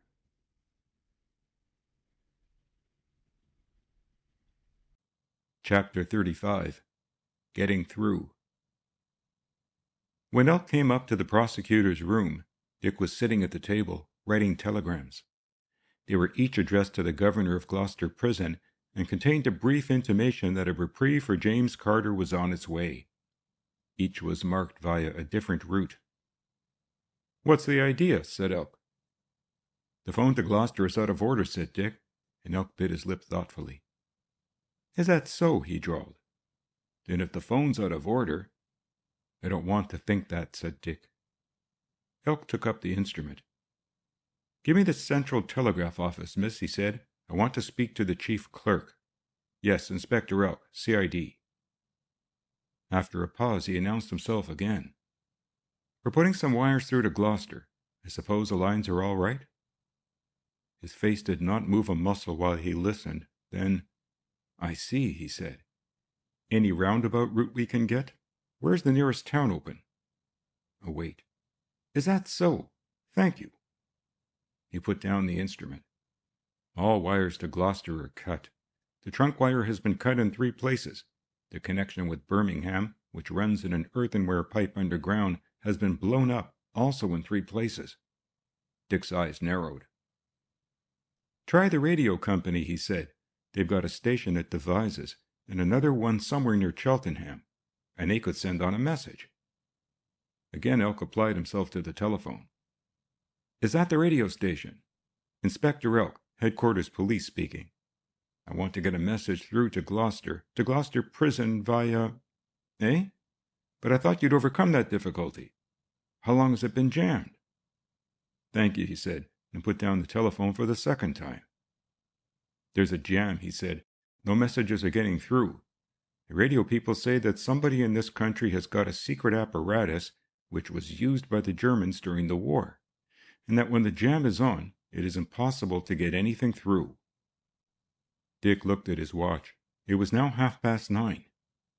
"You can catch the 10:05 for Gloucester, Elk, but somehow I don't think it will get through." "As a telephone expert," said Elk, as he patiently applied himself to the instrument, "I have many of the qualities that make, so to speak, for greatness. Hello, get me Great Western, please. Great Western Station Master. I have a perfect voice, a tremendous amount of patience, and a faith in my fellow men. And, hello? Is that you, Station Master?" "Inspector Elk." "I told you that before." "No, it was somebody else." "Inspector Elk, CID. Is there any trouble in your road tonight?" A longer pause this time. "Glory be," said Elk unemotionally. "Any chance of getting through?" "None whatever." "What time will you have trains running?" "Thank you." He turned to Dick. 3 culverts and a bridge down at Swindon, blown at 7 o'clock, 2 men in custody, 1 man dead, shot by railguard. 2 culverts down at Reading, the metals blown up at Slough. I won't trouble to call up the other roads because, well, the frog's thorough. Dick Gordon opened a cupboard and took out a leather coat and a soft leather helmet. In its drawer he found 2 ugly-looking Browning pistols and examined their magazines before he slipped them into his pocket. Then he selected 6 cigars and packed them carefully in the breast pocket of the coat. "You're not going alone, Gordon?" asked Elk sternly. Dick nodded. "I'm going alone," he said. "If I don't get through, you follow. Send a police car after me and tell them to drive carefully. I don't think they'll stop me this side of Newbury," he said. "I can make that before the light goes. Tell Miss Bennet that the reprieve is signed and that I'm on my way." Elk said nothing, but followed his chief into the street and stood by him with the policeman who had been left in charge of the car, while Dick made a careful scrutiny of the tires and petrol tank. So Dick Gordon took the Bath Road, and the party of gunmen that waited at the 2 aerodromes of London to shoot him down if he attempted to leave by the aerial route waited in vain. He avoided the direct road to Reading and was taking the longer way round. He came into Newbury at 11 o'clock and learnt of more dynamited culverts. The town was full of it. 2 laden trains were held up on the down line, and their passengers thronged the old-fashioned streets of the town. Outside the Chequers, he spoke to the local inspector of police. Beyond the outrages they had heard nothing, and apparently the road was in good order, for a car had come through from Swindon only 10 minutes before Dick arrived. "You're safe as far as Swindon, anyway," said the inspector. "The countryside has been swarming with tramps lately, but my mounted patrols that have just come in have seen none on the roads." A thought struck Dick, and he drove the inspector round to the police station and went inside with him. "I want an envelope and some official paper," he said, and sitting down at the desk he made a rough copy of the reprieve with its quaint terminology, sealed the envelope with wax, and put it into his pocket. Then he took the real reprieve, and taking off his shoe and sock, put it between his bare foot and his sock. Replacing his shoe, he jumped onto the car and started his cautious way towards Didcot. Both his glare lamps were on, and the road before him was as light as day. Nevertheless, he went at half speed, one of his Brownings on the cushion beside him. Against the afterglow of the sunset, a faint pale light which is the glory of late summer, he saw 3 inverted V's and knew that they were the ends of a building, possibly an aerodrome. And then he remembered that Elk had told him of the chemical factory. Probably this was the place, and he drove with greater caution. He had turned the bend, when ahead of him he saw 3 red lights stretched across the road, and in the light of the headlamp stood a policeman. He slowed the machine and stopped within a few yards of the officer. "You can't go this way, sir. The road's up." "How long has it been up?" asked Dick. "It's been blown up, sir. About 20 minutes ago," was the reply. "There's a side road a mile back, which will bring you to the other side of the railway lines. You can back in here." He indicated a gateway evidently leading to the factory. Dick pulled back his lever to the reverse and sent the roll spinning backward into the opening. His hand was reaching to change the direction when the policeman who had walked to the side of the car struck at him. Gordon's head was bent. He was incapable of resistance. Only the helmet he wore saved him from death. He saw nothing, only suddenly the world went black. Scarcely had the blow been struck when 6 men came from the shadows. Somebody jumped into the driver's seat, and flinging out the limp figure of its owner, brought the car still further backward and switched off the lights. Another of the party removed the red lamps. The policeman bent over the prostrate figure of Dick Gordon. "I thought I'd settled him," he said, disappointed. "Well, settle him now," said somebody in the darkness, but evidently the assailant changed his mind. "Hagn will want him," he said. "Lift him up." They carried the inanimate figure over the rough ground, through a sliding door, into a big ill-lit factory hall, bare of machinery. At the far end was a brick partition forming an office, and into this he was carried and flung on the floor. "Here's your man, Hagn," growled the policeman. "I think he's through." Hagn got up from his table and walked across to where Dick Gordon lay. "I don't think there's much wrong with him," he said. "You couldn't kill a man through that helmet anyway. Take it off." They took the leather helmet from the head of the unconscious man, and Hagn made a brief inspection. "No, he's all right," he said. "Throw some water over him. Wait, you'd better search him first. Those cigars," he said, pointing to the brown cylinders that protruded from his breast pocket, "I want." The first thing found was the blue envelope, and this Hagn tore open and read. "It seems all right," he said, and locked it away in the roll-top desk at which he was sitting when Dick had been brought in. "Now give him the water." Dick came to his senses with a throbbing head and a feeling of resentment against the consciousness which was being forced upon him. He sat up, rubbing his face like a man roused from a heavy sleep, screwed up his eyes in the face of the bright light, and unsteadily stumbled to his feet, looking around from one to the other of the grinning faces. "Oh," he said at last, "I seem to have struck it. Who hit me?" "We'll give you his card presently," sneered Hagn. "Where are you off to at this time of night?" "I'm going to Gloucester," said Dick. "Like hell you are," scoffed Hagn. "Put him upstairs, boys." Leading up from the office was a flight of unpainted pine stairs, and up this he was partly pushed and partly dragged.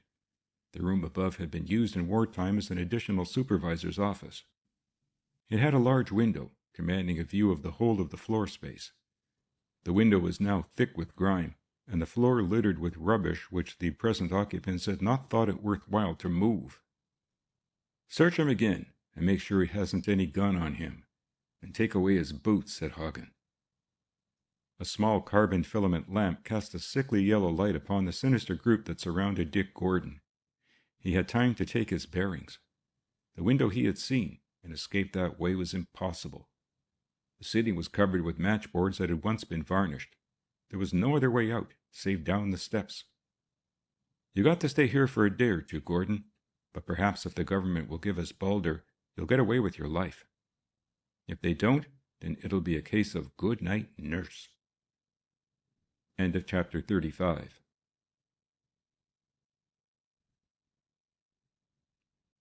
Chapter 36. The Power Cable. Dick Gordon knew that any discussion with his captors was a waste of breath, and that repartee was profitless. His head was aching, but no sooner was he left alone than he gave himself a treatment which an osteopath had taught him.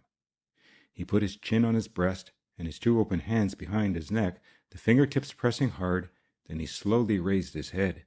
It was an agony to do so, bringing his fingers down over the jugular. 3 times repeated, his head was comparatively clear. The door was of thin wood and could easily be forced, but the room below was filled with men. Presently the light below went out, and the place was in darkness. He guessed that it was because Hagn did not wish the light to be seen from the road, though it was unlikely that there would come any inquiries. He had taken effective steps to deal with the police car which he knew would follow. They had not taken his matches away, and Dick struck one and looked round. Standing before a fireplace filled with an indescribable litter of half-burnt papers and dust was a steel plate, with holes for rivets, evidently part of a tank which had not been assembled. There was a heavy switch on the wall, and Dick turned it, hoping that it controlled the light. But apparently that was on the same circuit as the light below. He struck another match and followed the casing of the switch. By and by he saw a thick black cable running in the angle of the wall and the ceiling. It terminated abruptly on the right of the fireplace, and from the marks on the floor, Dick guessed that at some time or other there had been an experimental welding plant housed there. He turned the switch again and sat down to consider what would be the best thing to do. He could hear the murmur of voices below, and lying on the floor, put his ear to the trap, which he cleared with a piece of wire he found in the fireplace. Hagn seemed to do most of the talking. "If we blow up the road between here and Newbury, they'll smell a rat," he said. "It's a stupid idea you put forward, Hagn. What are you going to do with the chap upstairs?" "I don't know. I'm waiting to hear from Frog. Perhaps the Frog will want him killed. He'd be a good man to hold for Balder, though, if Frog thought it was worthwhile." Towards 5 o'clock, Hagn, who had been out of the office, came back. "Frog says he's got to die," he said in a low voice. 2 people sat in Dick Gordon's study. The hour was 4 o'clock in the morning. Elk had gone, for the 20th time, to headquarters, and for the 20th time was on his way back. Ella Bennett had tried desperately hard to carry out Dick's instructions, and turned page after page determinedly, but had read and yet had seen nothing. With a deep sigh she put down the book and clasped her hands, her eyes fixed upon the clock. "Do you think he will get to Gloucester?" she asked. "I certainly do," said Broad confidently. "That young man will get anywhere. He is the right kind and the right type, and nothing is going to hold him." She picked up the book, but did not look at its printed page. What happened to the police cars? Mr. Elk was telling me a lot about them last night, she said. I haven't heard since. Joshua Broad licked his dry lips. Oh, they got through all right, he said vaguely. He did not tell her that 2 police cars had been ditched between Newbury and Reading, the cars smashed and 3 men injured by a mine which had been sprung under them. Nor did he give her the news that had arrived by motorcyclist from Swindon that Dick's car had not been seen. They are dreadful people, dreadful, she shivered. How did they come into existence, Mr. Broad? Broad was smoking, at her request, a long, thin cigar, and he puffed for a long time before he spoke. I guess I'm the father of the frogs, he said to her amazement. You? He nodded. I didn't know I was producing this outfit, but there it is. How, he did not seem disposed to explain at that moment. Soon he heard the whir of the bell, and thinking that Elk had perhaps forgotten the key, he rose, and going along the passage opened the door. It was not Elk. Forgive me for calling. Is that Mr. Broad? The visitor peered forward in the darkness. I'm Broad, all right. You're Mr. Johnson, aren't you? Come right in, Mr. Johnson. He closed the door behind him and turned on the light. The stout man was in a state of pitiable agitation. I was up late last night, he said, and my servant brought me an early copy of the Post-Herald. So you know, eh? It's terrible, terrible. I can't believe it. He took a crumpled paper from his pocket and looked at the stop-press space as though to reassure himself. I didn't know it was in the paper. Johnson handed the newspaper to the American. Yes, they've got it. I suppose old man Whitby must have given away the story. I think it came from the picture man, Selensky. Is it true that Ray is under sentence of death? Broad nodded. How dreadful, said Johnson in a hushed voice. Thank God they found it out in time. Mr. Broad, he said earnestly, I hope you will tell Ella Bennett that she can rely on me for every penny I possess to establish her brother's innocence. I suppose there will be a respite and a new trial? If there is, the very best lawyers must be employed.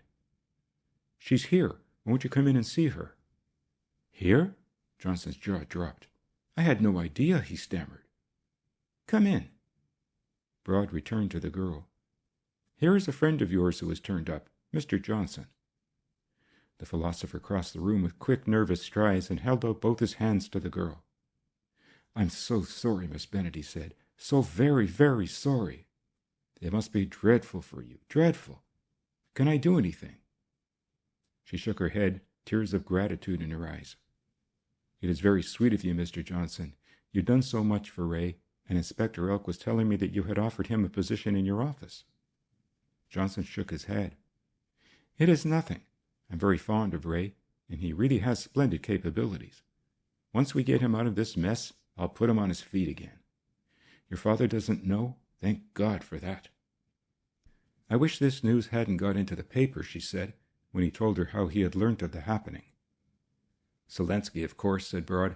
A motion picture publicity man would use his own funeral to get a free par. How are you feeling in your new position, Johnson? He asked to distract the girl's mind from the tragic thoughts which were oppressing her. Johnson smiled. I'm bewildered. I can't understand why poor Mr. Maitland did this. But I had my first frog warning today. I feel almost important, he said. From a worn pocket case he extracted a sheet of paper. It contained only 3 words. You are next, and bore the familiar sign manual of the frog. I don't know what harm I have done to these people, but I presume that it is something fairly bad, for within 10 minutes of getting this note, the porter brought me my afternoon tea. I took 1 sip and it tasted so bitter that I washed my mouth out with a disinfectant. When was this? Yesterday, said Johnson. This morning I had the analysis. I had the tea bottled and sent off at once to an analytical chemist. It contained enough hydrocyanic acid to kill 100 people. The chemist cannot understand how I could have taken the sip I did without very serious consequences. I'm going to put the matter in the hands of the police today. The front door opened and Elk came in. What is the news? Asked the girl eagerly, rising to meet him. Fine, said Elk. You needn't worry at all, Miss Bennet. That Gordon man can certainly move. I guess he's in Gloucester by now, sleeping in the best bed in the city. "But do you know he's in Gloucester?" she asked stubbornly. "I've had no exact news, but I can tell you this, that we've had no bad news," said Elk. "And when there's no news, you can bet that things are going according to schedule." "How did you hear about it, Johnson?" The new millionaire explained. "I ought to have pulled in Selensky and his operator," said Elk thoughtfully. "These motion picture men lack reticence. And how does it feel to be rich, Johnson?" he asked. "Mr. Johnson doesn't think it feels too good," said Broad. "He has attracted the attention of Old Man Frog." Elk examined the warning carefully. "When did this come?" "I found it on my desk yesterday morning," said Johnson, and told him of the tea incident. "Do you think, Mr. Elk, you will ever put your hand on the frog?" "I'm as certain as that I'm standing here that Frog will go the way—" Elk checked himself, and fortunately the girl was not listening. It was getting light when Johnson left, and Elk walked with him to the door and watched him passing down the deserted street. "There's a lot about that boy I like," he said, "and he's certainly fortunate.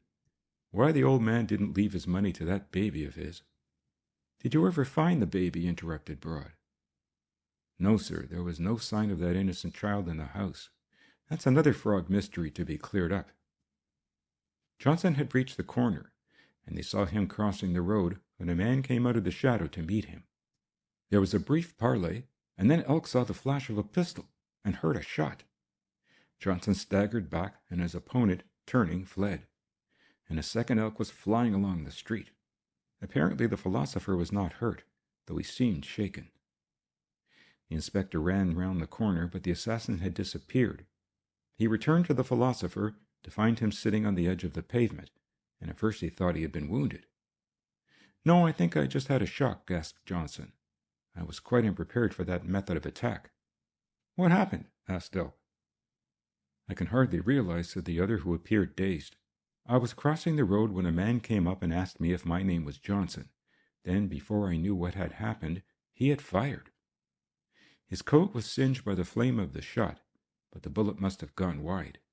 Later in the day, Elk found it embedded in the brickwork of a house." No, I won't come back," said Johnson. "I don't suppose they'll repeat the attempt." By this time, one of the two detectives who had been guarding Harley Terrace had come up, and under his escort Johnson was sent home. "They're certainly the busiest little fellows," said Elk, shaking his head. "You'd think they'd be satisfied with the work they were doing at Gloucester, without running sidelines." Joshua Broad was silent until they were going up the steps of the house. "When you know as much about the frog as I know, you'll be surprised at nothing," he said, and did not add to this cryptic remark. 6 o'clock came, and there was no further news from the west. 7 o'clock, and the girl's condition became pitiable.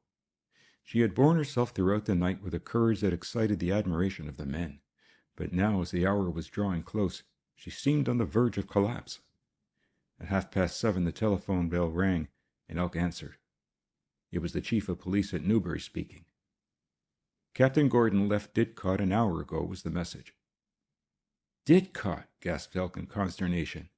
He looked at the clock. An hour ago. And he had to make Gloucester in 60 minutes. The girl, who had been in the dining room trying to take coffee which Gordon's servant had prepared, came into the study, and Elk dared not continue the conversation. "All right," he said loudly, and smashed down the receiver. "What is the news, Mr. Elk?" The girl's voice was a wail. "The news," said Elk, twisting his face into a smile, "is fine." "What do they say?" she persisted. "Oh, them," said Elk, looking at the telephone. "That was a friend of mine, asking me if I'd dine with him tonight." She went back to the dining room, only half satisfied, and Elk called the American to him. "Go and get a doctor," he said in a low voice, "and tell him to bring something that'll put this young lady to sleep for 12 hours. "Why?" asked Broad. "Is the news bad?" Elk nodded. "There isn't a chance of saving this boy. Not the ghost of a chance," he said. End of chapter 36.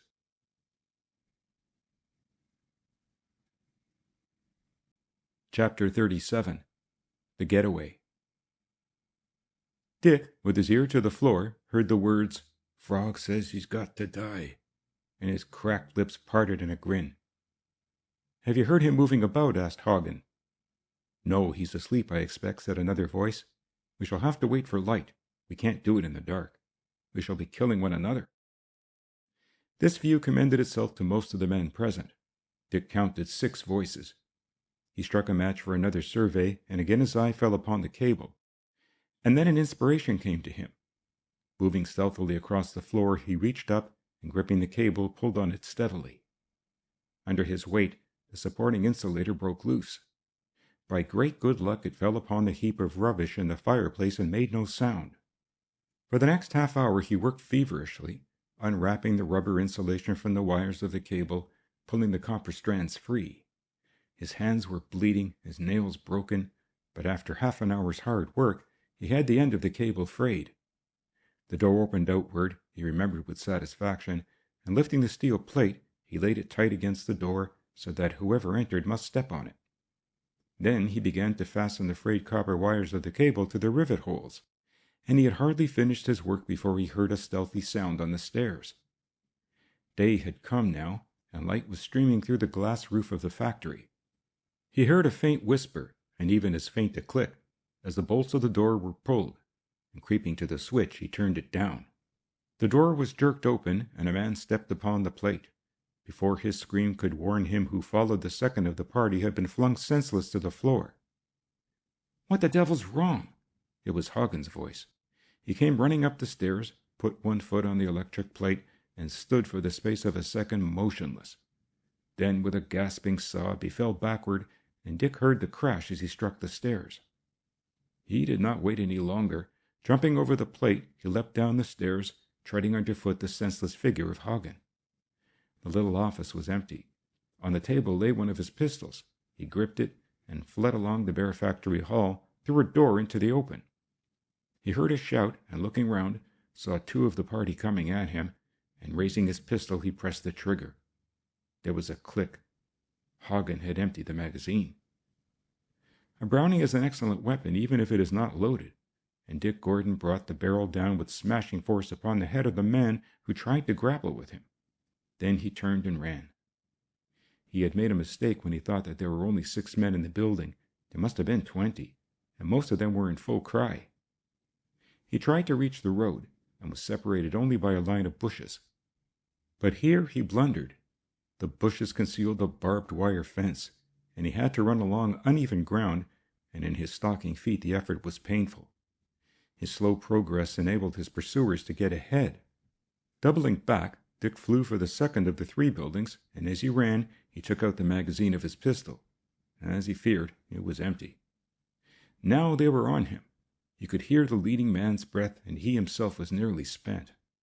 And then before him he saw a round fire alarm fixed to the wall, and in a flash the memory of an almost forgotten conversation came back to him.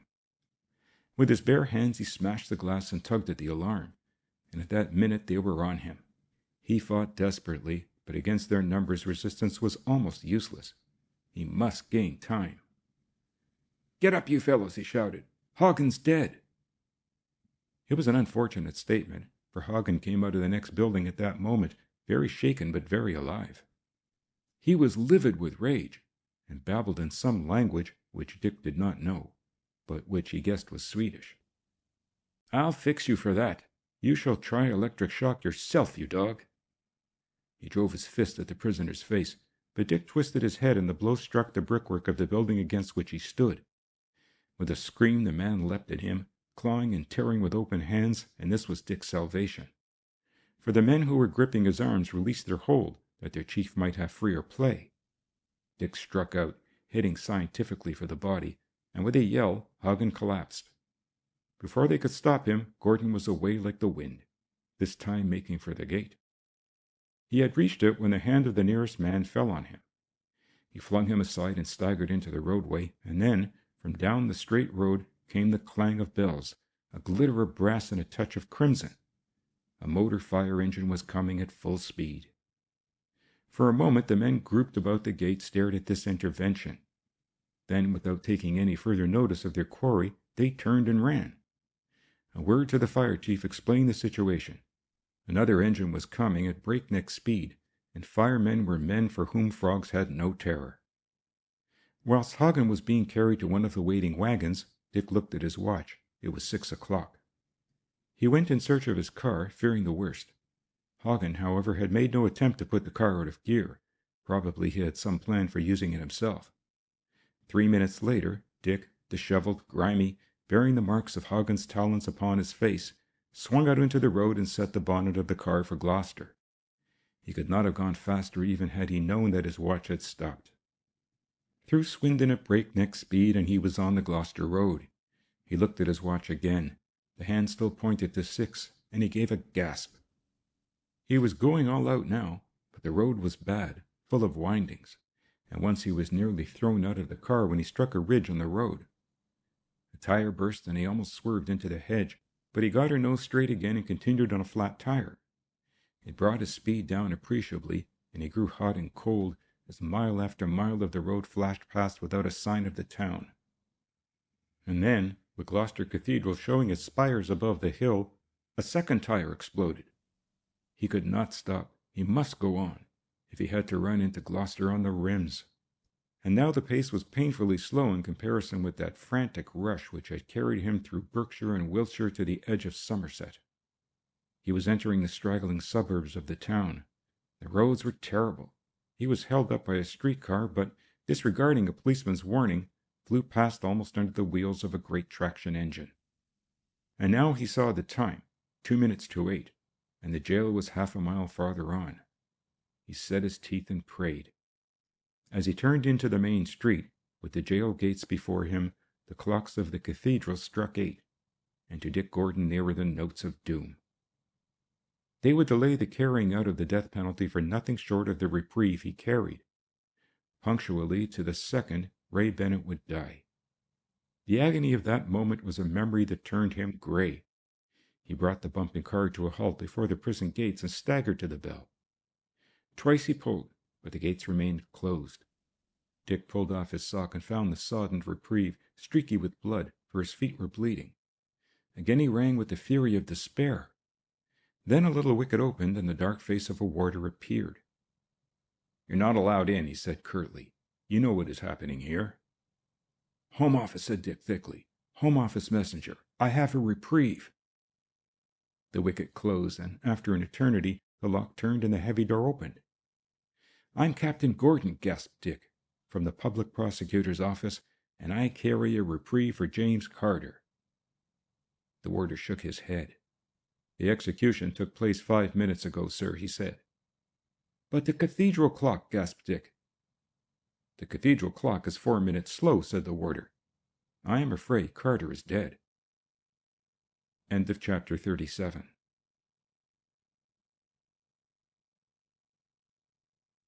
Chapter 38.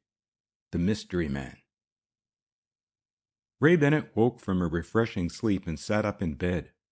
One of the warders, who had watched him all night, got up and came over. "Do you want your clothes, Carter?" he said. "The governor thought you wouldn't care to wear those old things of yours." "And he was right," said the grateful Ray. "This looks like a good suit," he said as he pulled on the trousers. The warder coughed. "Yes, it's a good suit," he agreed. He did not say more, but something in his demeanor betrayed the truth. These were the clothes in which some men had been hanged, and yet Ray's hands did not shake as he fixed the web braces which held them. Poor clothes to do duty on 2 such dismal occasions. He hoped they would be spared the indignity of a third experience. They brought him his breakfast at 6 o'clock. Yet once more his eyes strayed toward the writing pad, and then with breakfast over came the chaplain, a quiet man in minister's garb, strength in every line of his mobile face. They talked a while, and then the warder suggested that Ray should go to take exercise in the paved yard outside. He was glad of the privilege. He wanted once more to look upon the blue sky, to draw into his lungs the balm of God's air. Yet he knew that it was not a disinterested kindness, and well guessed why this privilege had been afforded to him as he walked slowly round the exercise yard, arm in arm with the clergyman.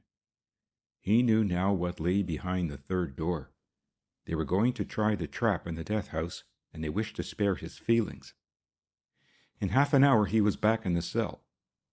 "Do you want to make any confession, Carter? Is that your name?" "No, it is not my name, sir," said Ray quietly, "but that doesn't matter." "Did you kill this man?" "I don't know," said Ray. I wanted to kill him, and therefore it is likely that I did." At 10 minutes to 8 came the governor to shake hands, and with him the sheriff. The clock in the prison hall moved slowly and inexorably forward. Through the open door of the cell Ray could see it, and knowing this, the governor closed the door, for it was 1 minute to 8, and it would soon open again. Ray saw the door move. For a second his self-possession deserted him, and he turned his back to the man who came with a quick step and, gripping his hand, strapped them. "God forgive me! God forgive me!" murmured somebody behind him, and at the sound of that voice Ray spun round and faced the executioner.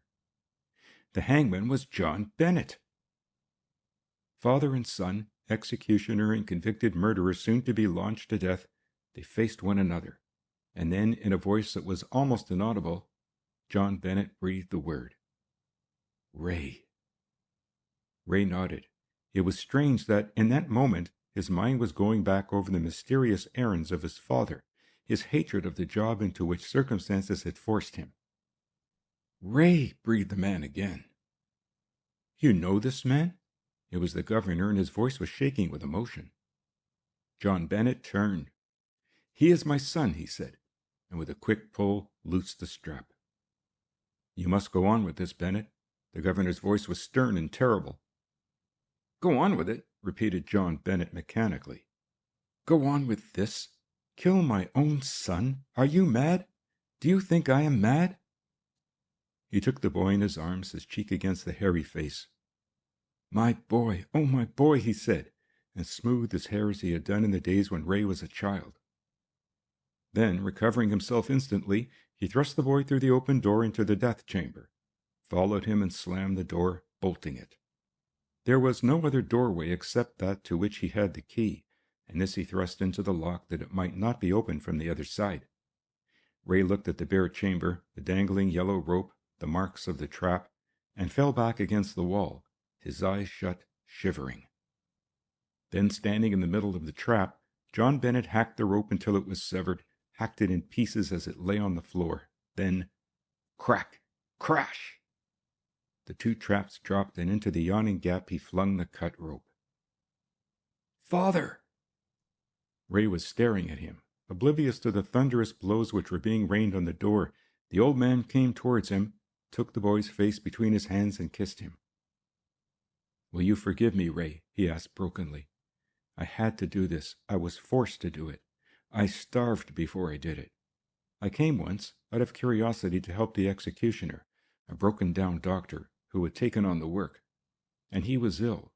I hanged the murderer. I had just come from medical school. It didn't seem so dreadful to me then. I tried to find some other way of making money, and lived in dread all my life that somebody would point his finger at me and say, 'There goes Ben, the executioner.'"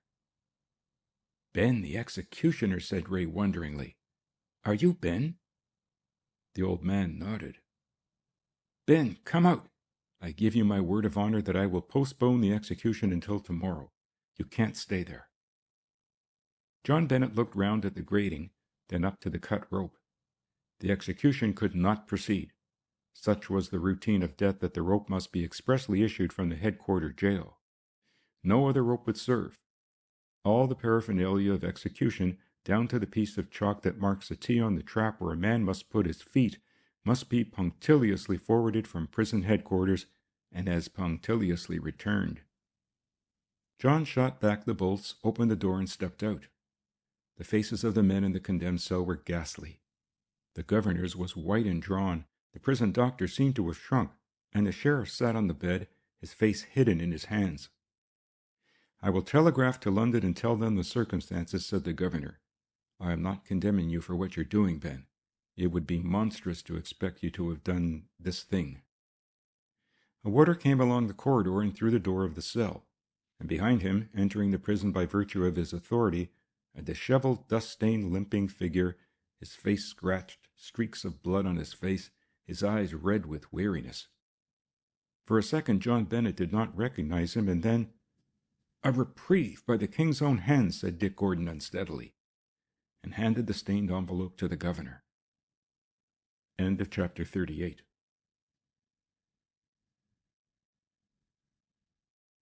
Chapter 39. The Awakening. Throughout the night, Ella Bennet lay half waking, half sleeping. She remembered the doctor coming. She remembered Elk's urgent request that she should drink the draught he had prepared. And though she had suspected its nature and at first had fought against drinking that milky white potion, she had at last succumbed, and had laid down on the sofa, determined that she would not sleep until she knew the worst or the best. She was exhausted with the mental fight she had put up to preserve her sanity, and then she had dozed. She was dimly conscious, as she came back to understanding, that she was lying on a bed, and that somebody had taken off her shoes and loosened her hair. With a tremendous effort, she opened her eyes and saw a woman sitting by a window reading. The room was intensely masculine. It smelled faintly of smoke. "Dick's bed," she muttered, and the woman put down her book and got up. Ella looked at her, puzzled. Why did she wear those white bands about her hair, and that butcher blue wrapper and the white cuffs? She was a nurse, of course. Satisfied with having solved that problem, Ella closed her eyes and went back again into the land of dreams.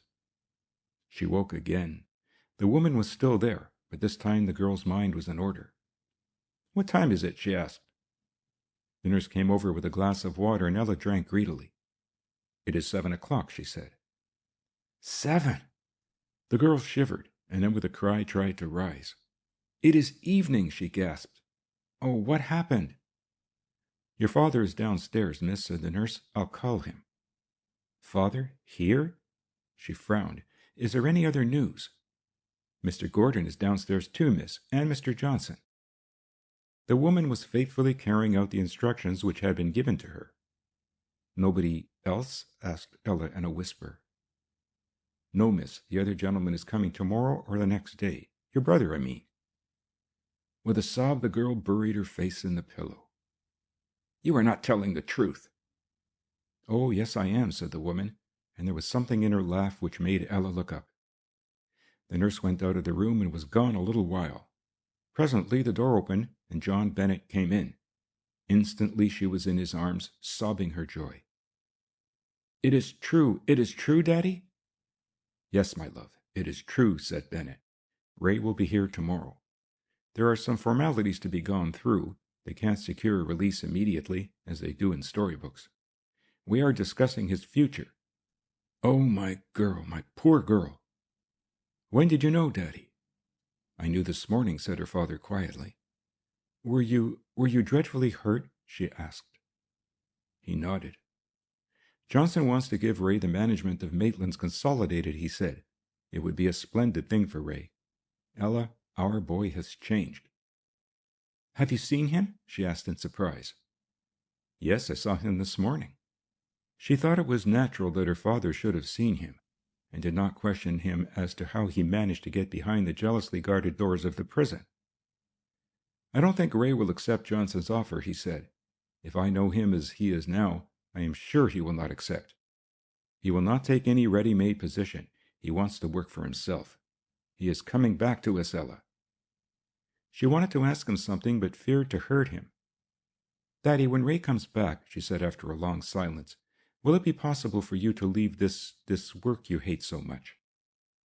"I have left it, dear," he replied quietly. "Never again. Never again. Never again, thank God." She did not see his face, but she felt the tremor that passed through the frame of the man who held her. Downstairs the study was blue with smoke. Dick Gordon, conspicuously bandaged about the head, something of his good looks spoiled by 3 latitudinal scratches which ran down his face, sat in his dressing gown and slippers, a big pipe clenched between his teeth, the picture of battered contentment. "Very good of you, Johnson," he said. "I wonder whether Bennet will take your offer. Honestly, do you think he's competent to act as the manager of this enormous business?" Johnson looked dubious. "He was a clerk at Maitland's. You can have no knowledge of his administrative qualities. Aren't you being just a little too generous?" "I don't know. Perhaps I am," said Johnson quietly. "I naturally want to help. There may be other positions less important, and perhaps, as you say, Ray might not care to take any quite as responsible." "I'm sure he won't," said Dick decidedly. "It seems to me," said Elk, "that the biggest job of all is to get young Bennet out of the clutches of the frogs. Once a frog, Always a frog. And this old man is not going to sit down and take his beating like a little gentleman. We had a proof of that yesterday morning. They shot at Johnson in this very street." Dick took out his pipe, sent a cloud of blue smoke toward the haze that lay on the room. "The frog is finished," he said. "The only question now is, what is the best and most effective way to make an end? Balder is caught, Hagn is in jail, Lou Brady, who was one of their most helpful agents, though he did not hold any executive position, Lou is dead, Lola is through." It was the American who spoke. "She left this morning for the United States. I took the liberty of facilitating her passage. There remains Frog himself and the organization which Frog controls. Catch him, and you've finished with the gang." John Bennett came back at that moment, and the conversation took another turn. Soon after, Joshua Broad and Johnson went away together. "You have not told Ella anything, Mr. Bennett?" "About myself? No. Is it necessary?" "I hope you will not think so," said Dick quietly. "Let that remain your own secret and Ray's secret. It has been known to me for a very long time. The day Elk told me that he had seen you coming from King's Cross Station and that a burglary had been committed, I saw in the newspapers that a man had been executed in York Prison. And then I took the trouble to look up the files of the newspapers, and I found that your absences had certainly coincided with burglaries. And there are so many burglaries in England in the course of a year that it would have been remarkable if they had not coincided. There were also other coincidences. On the day the murder was committed at Ibley Copse, you were in Gloucester, and on that day Walsden, the Hereford murderer, was executed." John Bennett hung his head. "You knew, and yet—" he hesitated. Dick nodded. "I knew none of the circumstances which drove you to this dreadful business, Mr. Bennett," he said gently. "To me you were an officer of the law, no more, no less terrible than I, who have helped send many men to the scaffold, no more unclean than the judge who sentences them and signs the warrant of their death. We are instruments of order." Ella and her father stayed that night at Harley Terrace, and in the morning drove down to Paddington Station to meet the boy. Neither Dick nor Elk accompanied them. "There are two things which strike me as remarkable," said Elk. "One is that neither you nor I recognize Bennett." "Why should we?" asked Dick. "Neither you nor I attend executions, and the identity of the hangman has always been more or less unknown except to a very few people. If he cares to advertise himself, he is known. Bennett shrank from publicity, avoided even the stations of the towns where the executions took place, and usually alighted at some wayside village and tramped into the town on foot. The chief warder at Gloucester told me that he never arrived at the jail until midnight before an execution. Nobody saw him come or go." "Old man Maitland must have recognized him." "He did," nodded Dick. "At some period Maitland was in jail, and it is possible for prisoners, especially privileged prisoners, to catch a glimpse of the hangman. By privileged prisoners I mean men who, by reason of their good conduct, were allowed to move about the jail freely. Maitland told Miss Bennett that he had been in quod, and I am certain that that is the true explanation. All Bennett's official letters came to him at Dorking, where he rented a room for years. His mysterious journeys to town were not mysterious to the people of Dorking, who did not know him by sight or name. To Elk's surprise, when he came back to Harley Terrace, Dick was not there. His servant said that his master had had a short sleep, and dressed and gone out, and had left no message as to where he was going. Dick did not, as a rule, go out on these solitary expeditions, and Elk's first thought was that he had gone to Horsham. He ate his dinner, and thought longingly of his comfortable bed. He did not wish to retire for the night until he had seen his chief.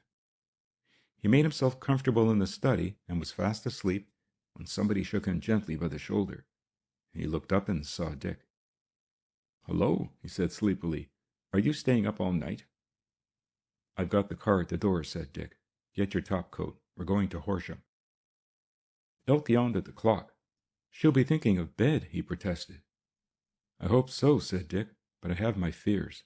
Frog was seen on the Horsham Road at 9 o'clock tonight." "How do you know?" asked Elk, now wide awake. "I've been shadowing him all evening," said Dick, "but he slipped me." "You've been watching the Frog?" repeated Elk slowly. "Do you know him?" I've known him for the greater part of a month, said Dick Gordon. Get your gun. End of chapter 39.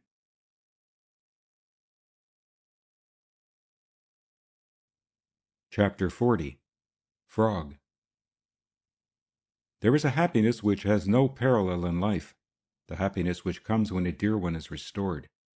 Ray Bennett sat by his father's chair and was content to absorb the love and tenderness which made the room radiant. It seemed like a dream to be back in this cozy sitting room with its cretons, its faint odor of lavender, the wide chimney place, the leaded windows, and Ella, most glorious vision of all. The rainstorm that lashed the window panes gave the comfort and peace of his home a new and a more beautiful value. From time to time he fingered his shaven face absently. It was the only sure evidence to him that he was awake, and that this experience belonged to the world of reality.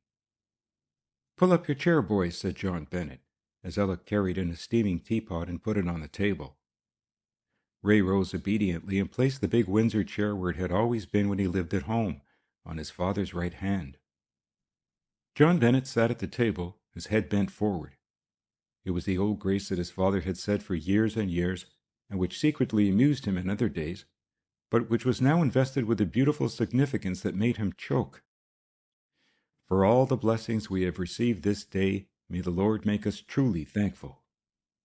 It was a wonderful meal, more wonderful than any he had eaten at Heron's or at those expensive restaurants which he had favored. Home-cured tongue, homemade bread, and a great jar of homemade preserves, tea that was fragrant with the bouquet of the East. He laid down his knife and fork and leant back with a happy smile. "Home," he said simply, and his father gripped his hand under cover of the tablecloth, gripped and held it so tightly that the boy winced. "Ray, they want you to take over the management of Maitland. Johnson does. What do you think of that, son?" Ray shook his head. "I am no more fit to manage Maitland's than I am to be president of the Bank of England," he said with a little laugh. "No, Dad, my views are less exalted than they were. I think I might earn a respectable living hoeing potatoes, and I should be happy to do so." The older man was looking thoughtfully at the table. I shall want an assistant if these pictures of mine are the success that Selensky says they will be. Perhaps you can hoe potatoes between whiles, when Ella is married." The girl went red. "Is Ella going to be married? Are you, Ella?" Ray jumped up and, going to the girl, kissed her. "Ella, it won't make a difference, will it? About me, I mean?" "I don't think so, dear. I've promised."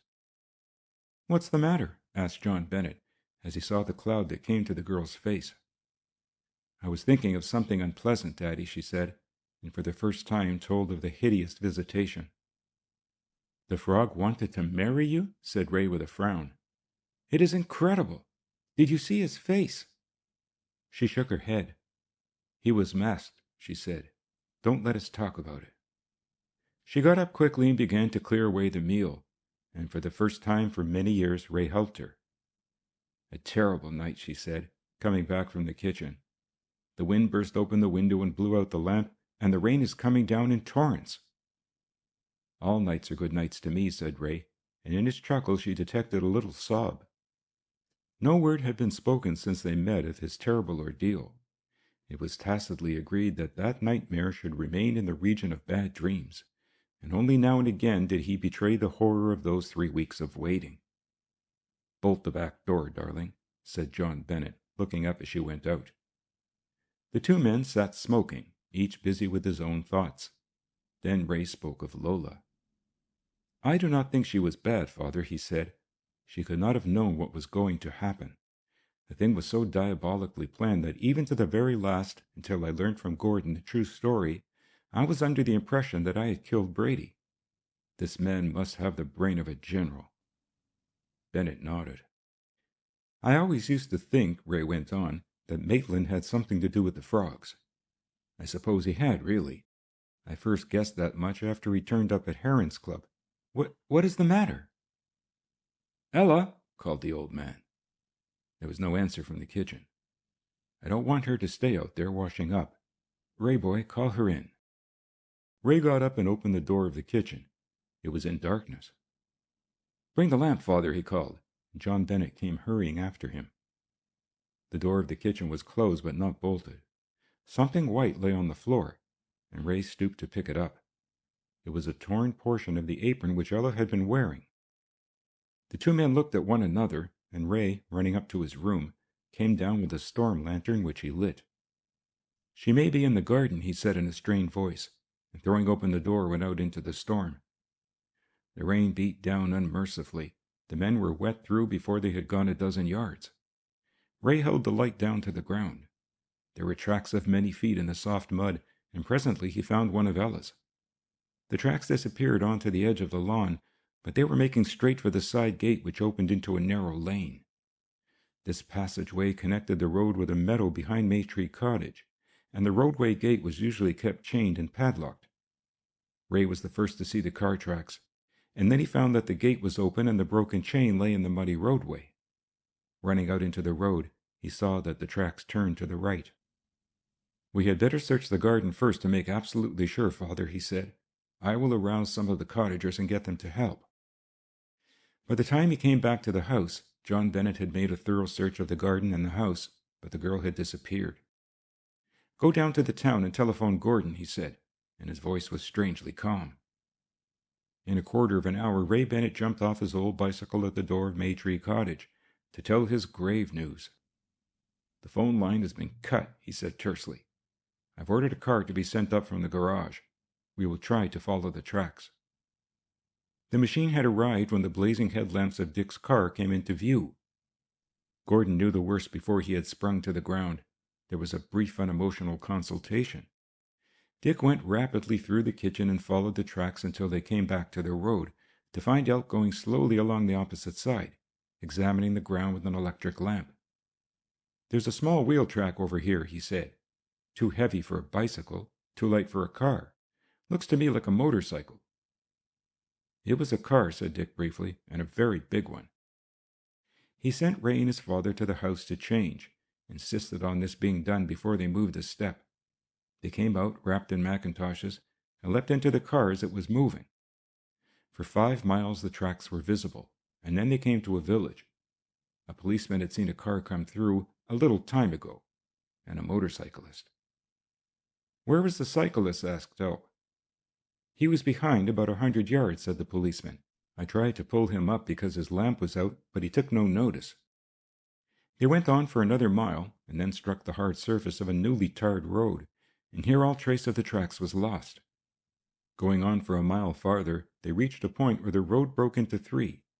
2 of these were macadamized and showed no wheel tracks, nor did the third, although it had a soft surface, offer any encouragement to follow.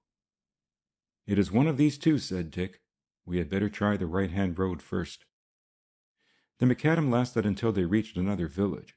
The road was undergoing repair in the village itself, but the night watchman shook his head when Dick asked him. "No, sir. No car has passed here for 2 hours." "We must drive back," said Dick, despair in his heart, and the car spun round and flew at top speed to the juncture of the roads. Down this they went, and they had not gone far before Dick half leapt at the sight of the red tail lamp of the machine ahead. His hopes, however, were fated to be dashed. The car had broken down on the side of the road, but the disgruntled driver was able to give them valuable information. The car had passed him 3/4 of an hour before.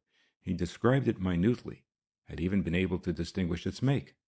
The cyclist was driving a red Indian. Again the cyclist. How far was he behind the car? "A good 100 yards, I should say," was the reply.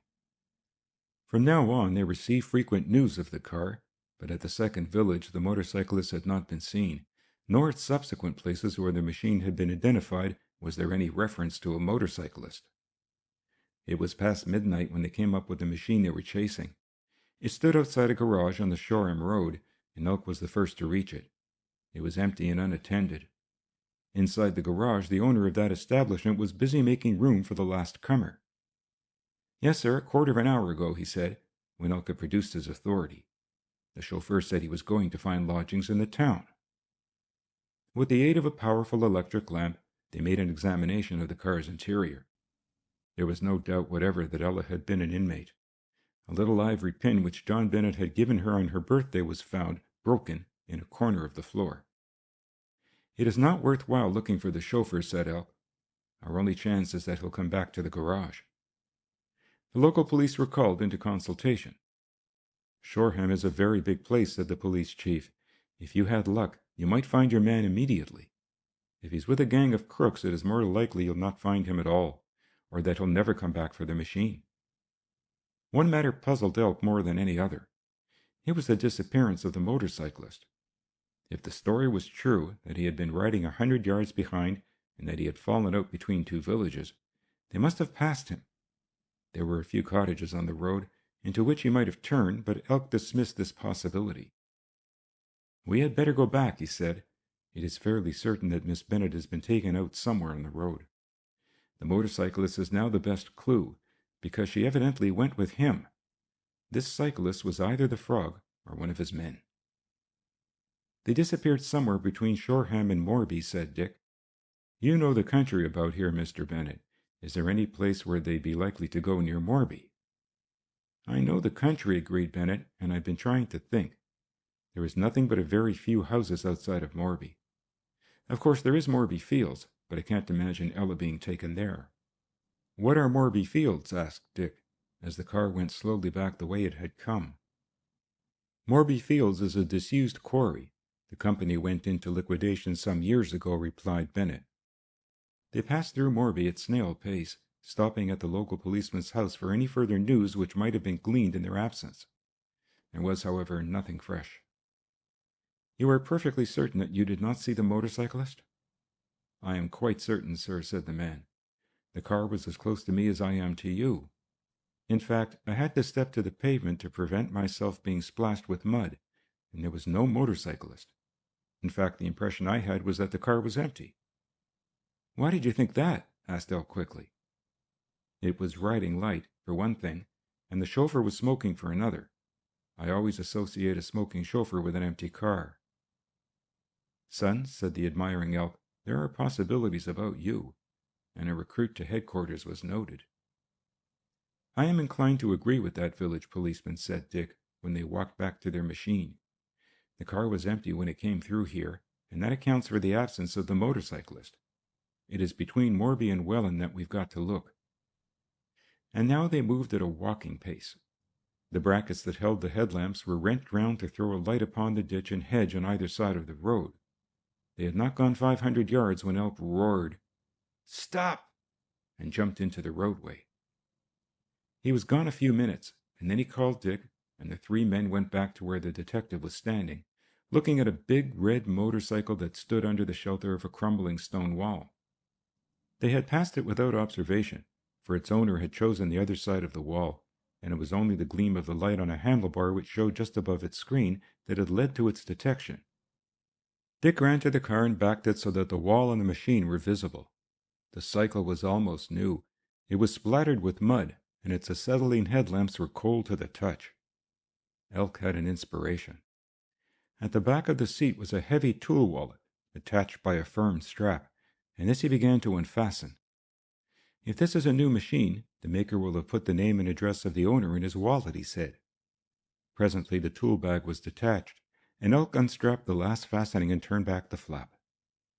"Great Moses!" said Elk. Neatly painted on the undressed leather was "Joshua Broad, 6 Caverly House, Cavendish Square." End of chapter 40.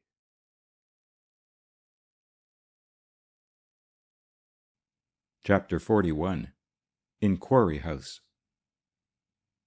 The first impression that Ella Bennet had when she returned to the kitchen to fasten the door that shut off the sitting room was that the tea-cloth, which she had hung up to dry on the line near the lofty ceiling, had fallen. With startling suddenness she was enveloped in the folds of a heavy musty cloth. And then an arm was flung around her, a hand covered her mouth and drew back her head. She tried to scream, but no sound came. She kicked out toward the door, and an arm clutched at her dress and pulled back her foot. She heard the sound of something tearing, and then a strap was put round her ankles.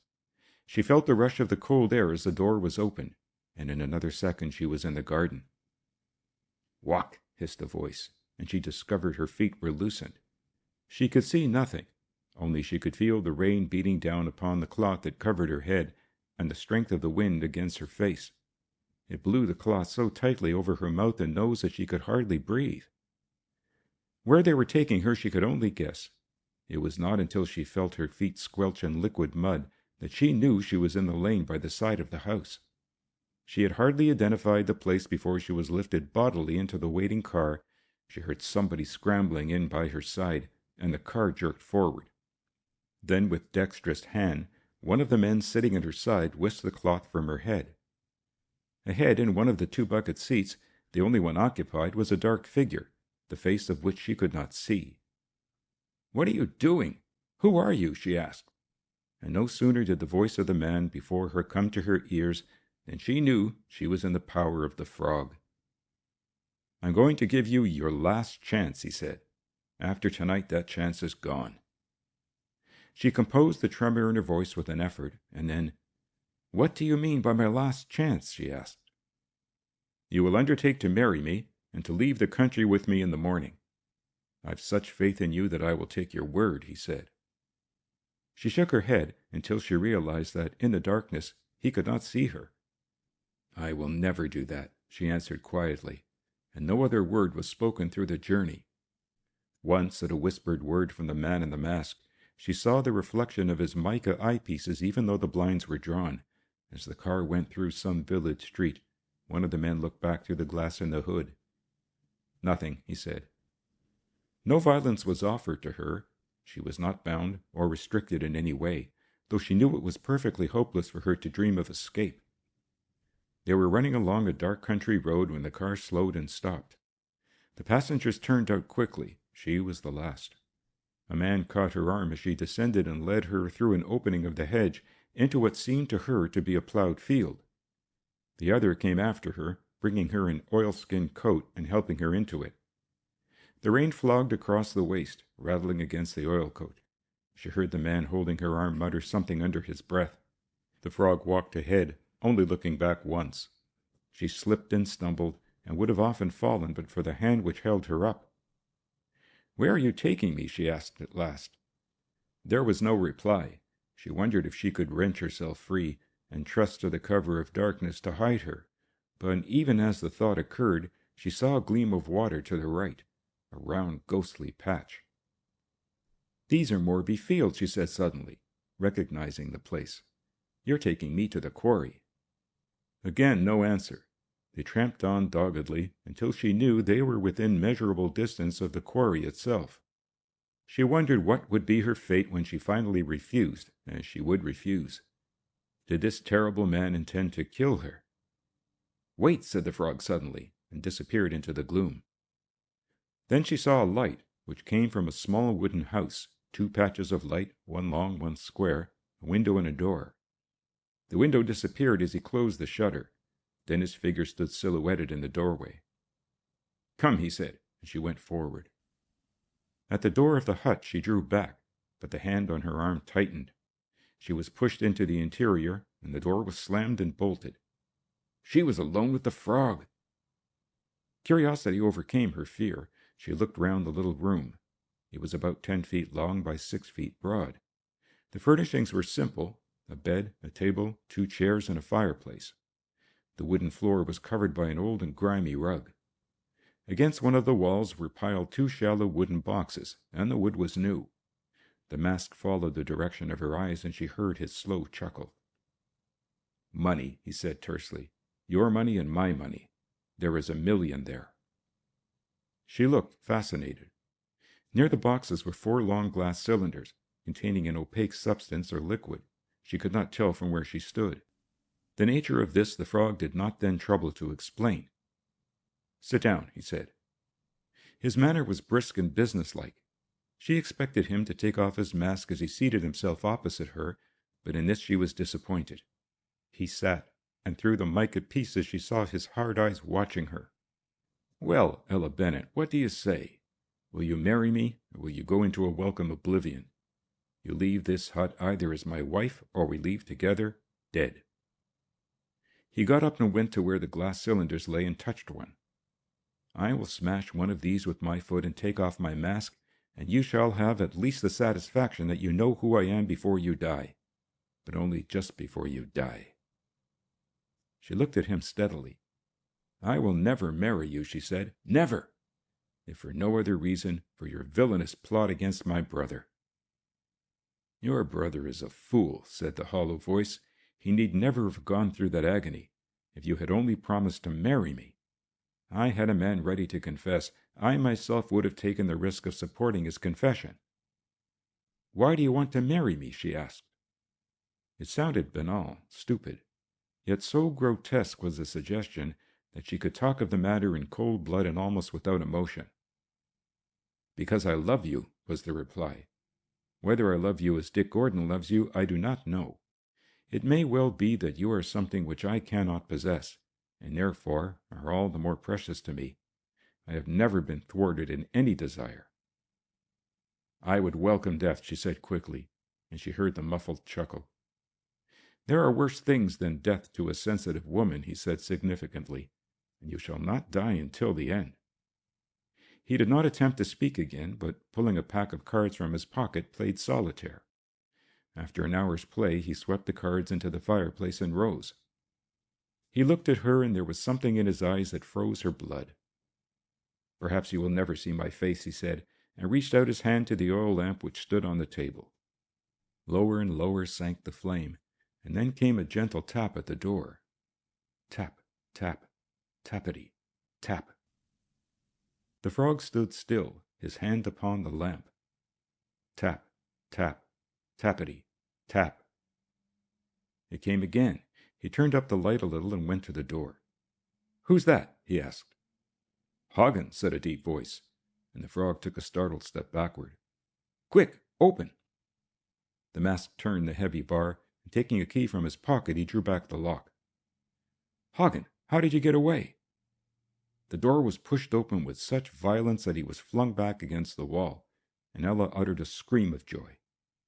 Standing in the doorway was a bare-headed man in a shining trench coat. It was Joshua Braud.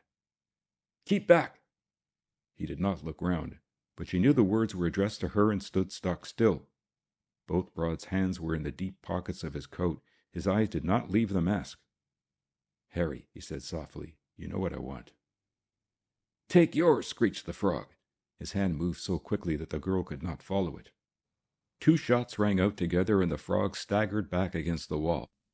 His foot was within a few inches of the glass cylinders, and he raised it.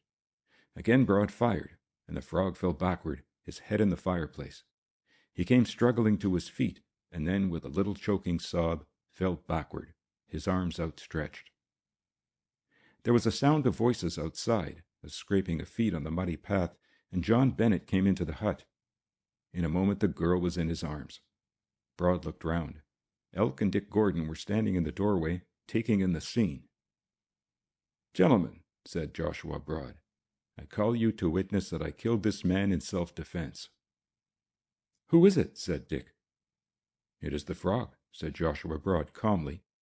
"His other name is Harry Lime. He is an English convict." "I knew it was Harry Lime." It was Elk who spoke. "Is he dead?" Braud stooped and thrust his hand under the man's waistcoat. "Yes, he is dead," he announced simply. "I'm sorry that I have robbed you of your prey, Mr. Elk, but it was vitally necessary that he should be killed before I was, and one of us had to die this night." Elk knelt by the still figure and began to unfasten a hideous rubber mask. "It was here that Genter was killed," said Dick Gordon in a low voice. "Do you see the gas?" Elk looked at the gas cylinders and nodded. Then his eyes came back to the bare-headed American. "Saul Morris, I believe," he said, and Joshua Braud nodded. Elk pursed his lips thoughtfully, and his eyes went back to the still figure at his feet. "Now, frog, let me see you," he said, and tore away the mask. He looked down into the face of philosopher Johnson. End of chapter 40.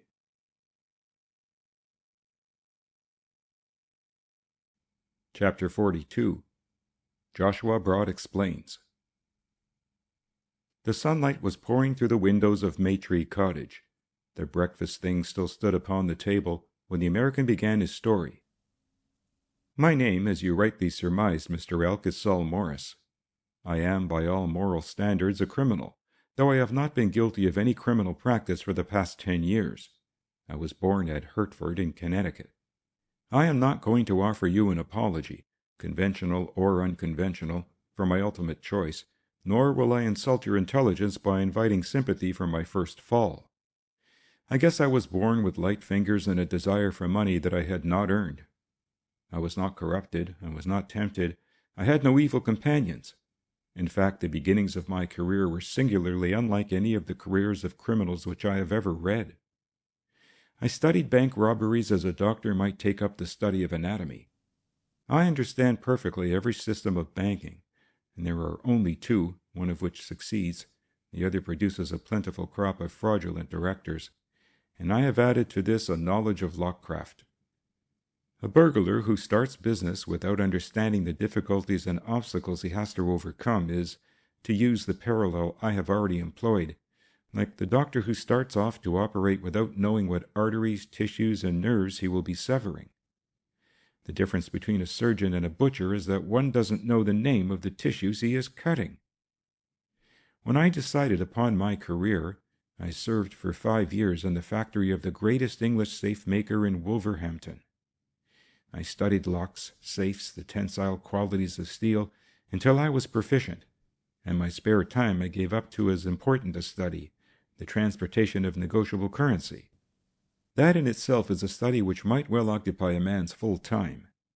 I returned to America at the age of 25 and accumulated a kit of tools, which cost me several $1,000s, and with these, and alone, I smashed the 9th National Bank, getting away on my first attempt with $300,000. I will not give you a long list of my many crimes. Some of them I have conveniently forgotten. Others are too unimportant and contain too many disappointments to tell you in detail. It is sufficient to say that there is no proof, other than my word, that I was responsible for any of these depredations. My name has only been associated with one, the robbery of the strong room on the Mantegna. In 1898, I learnt that the Mantegna was carrying to France 55 million francs in paper currency. The money was packed in 2 stout wooden cases, and before being packed, was submitted to hydraulic pressure in order to reduce the bulk. In one case were 35 packets, each containing 1,000 mil notes, and in the second case 20 packets. I particularly want you to remember that there were 2 cases, because you will understand a little better what happened subsequently. It was intended that the ship should call at a French port, I think it was Havre, because the transatlantic boats in those days did not call at Cherbourg. I had made all my plans for getting away with this stuff, and the robbery had actually been committed and the boxes were in my cabin trunk, substitute boxes of an exact shape having been left in the strong room of the Mantegna, when to my dismay we lost a propeller blade whilst off the coast of Ireland, and the captain of the Mantegna decided to put into Southampton without making the French port. A change of plans, to a man of my profession, is almost as embarrassing as a change of plan in the middle of a battle. I had on this occasion an assistant, a man who afterwards died in delirium tremens. It was absolutely impossible to work alone. The job was too big, and my assistant was a man I had every reason to trust. Harry Lime, suggested Elk. Joshua Broad shook his head. No, you're wrong. I will not tell you his name. The man is dead, and he was a very faithful and loyal fellow, though inclined to booze, a weakness which I never shared. However, the reason we were so embarrassed was that, had we gone ashore at the French port, the robbery in the strong room would not have been discovered, because it was unlikely that the purser would go to the strong room until the ship was in Southampton water. I had fixed everything, the passing of my bags through the customs being the most important. This change meant that we must improvise a method to get ashore at Southampton before the hue and cry was raised, and if possible before the robbery was discovered, though it did not seem possible that we should succeed. Fortunately, there was a fog in the Solent, and we had to go dead slow, and if you remember the circumstances, as the Mantegna came up the Solent, she collided with the steam dredger that was going into Portsmouth. The dredger's foremast became entangled in the bowsprit of the Mantegna, and it was some time before they were extricated. It was then that I seized my opportunity. From an open portway on my deck, where we were waiting with our baggage, ready to land, we were level with the side of the dredger as she swung round under the impact. I flung the 2 grips that held the boxes onto the dredger's deck, and I and my friend jumped together. As I say, a fog lay on the water, and we were not seen, and not discovered by the crew of the dredger until we had parted company with the Mantegna. And although the story we told to the dredger's captain was the thinnest imaginable, namely that we thought it was a tender that had come off to collect us, he very readily accepted it, and the $20 bill which I gave him. We made Portsmouth after a great deal of difficulty late in the evening. There was no customs inspection, and we got our bags safely on land. I intended staying the night at Portsmouth, but after we had taken our lodgings, my friend and I went round to a little bar to get a drink, and there we heard something which sent us back to our rooms at full pelt. What we heard was that the robbery had been discovered, and that the police were looking for 2 men who had made their escape on the dredger. As it was the dredger's captain who had recommended our lodgings, I had little expectation of getting into the room and out again without capture. However, we did, and as we passed out of the street at one end, the police came in at the other. I carried 1 bag, my friend the lighter, and we started on foot across country, and before the morning we had reached a place called Eastleigh. It was to Eastleigh, you will remember, Mr. Elk, that I came when I left the cattle boat during the war and suddenly changed my character from a hard-up cattle puncher to a wealthy gambler at Monte Carlo. That matter I will explain later. When we reached Eastleigh, I had a talk with my companion, and it was a pretty straight talk, because he got a load of liquor on board and was becoming more and more unreliable. It ended by his going into the town to buy some food and not returning. When I went in search of him, I found him lying in the street, incapably drunk. There was nothing to do but leave him, and getting a little food, I took the 2 bags and struck the road. The bags, however, were much too heavy for me, and I had to consider my position. Standing by the road was an old cottage, and on a board was an announcement that it was to be sold. I took the address. It was the name of a Winchester lawyer, and then I got over the fence and made an inspection of the ground, to find that at the lower end of the rank garden was an old disused well, boarded over by rotten planks. I could safely drop the lighter of my burdens down the well and cover it up with the rubble, of which there was plenty around. I might have buried both. In many ways a lot of trouble would have been saved if I had. But I was loath to leave all that I had strived for with such care and pains, and I took the 2nd box on with me, reached Winchester, bought a change of clothing, and spent a comfortable day there, interviewing the lawyer who owned the cottage. I had some English money with me, and the purchase was effected. I gave strict instructions that the place was not to be let in any circumstances, and that it was to remain as it was until I came back from Australia. I posed as a wealthy Australian who was repurchasing the house in which he was born. From Winchester I reached London, never dreaming that I was in any danger. My companion had given me the name of an English crook, an acquaintance of his, who he said was the finest safe man in Europe, a man who was called Lime, and who, I discovered many years after, was the same Harry Lime. He told me Lime would help me in any emergency. And that emergency soon arose. The first man I saw when I put my foot on the platform at Waterloo was the purser of the Mantegna, and with him was the ship's detective. I dodged back, and fortunately for me, there was a suburban train leaving from the opposite platform, and I went on to Surbiton, reaching London by another route. Afterwards I learnt that my companion had been arrested, and in his half-drunken state had told all he knew. The thing to do now was to cash the remainder of the money, 35 million francs. I immediately thought of Harry Lime. I have never suffered from the illusion that there is honor amongst thieves. My own experience is that that is one of the most stupid of proverbs. But I thought that at least I might make it worth Lime's while to help me out of a mess. I learned from the newspapers that there was a special force of police looking for me, and that they were watching the houses of well-known criminals, to whom they thought I might gravitate. At first I thought this was a bluff, but I was to discover that this was not the case. I reached Lime's house in a disreputable thoroughfare in Camden Town.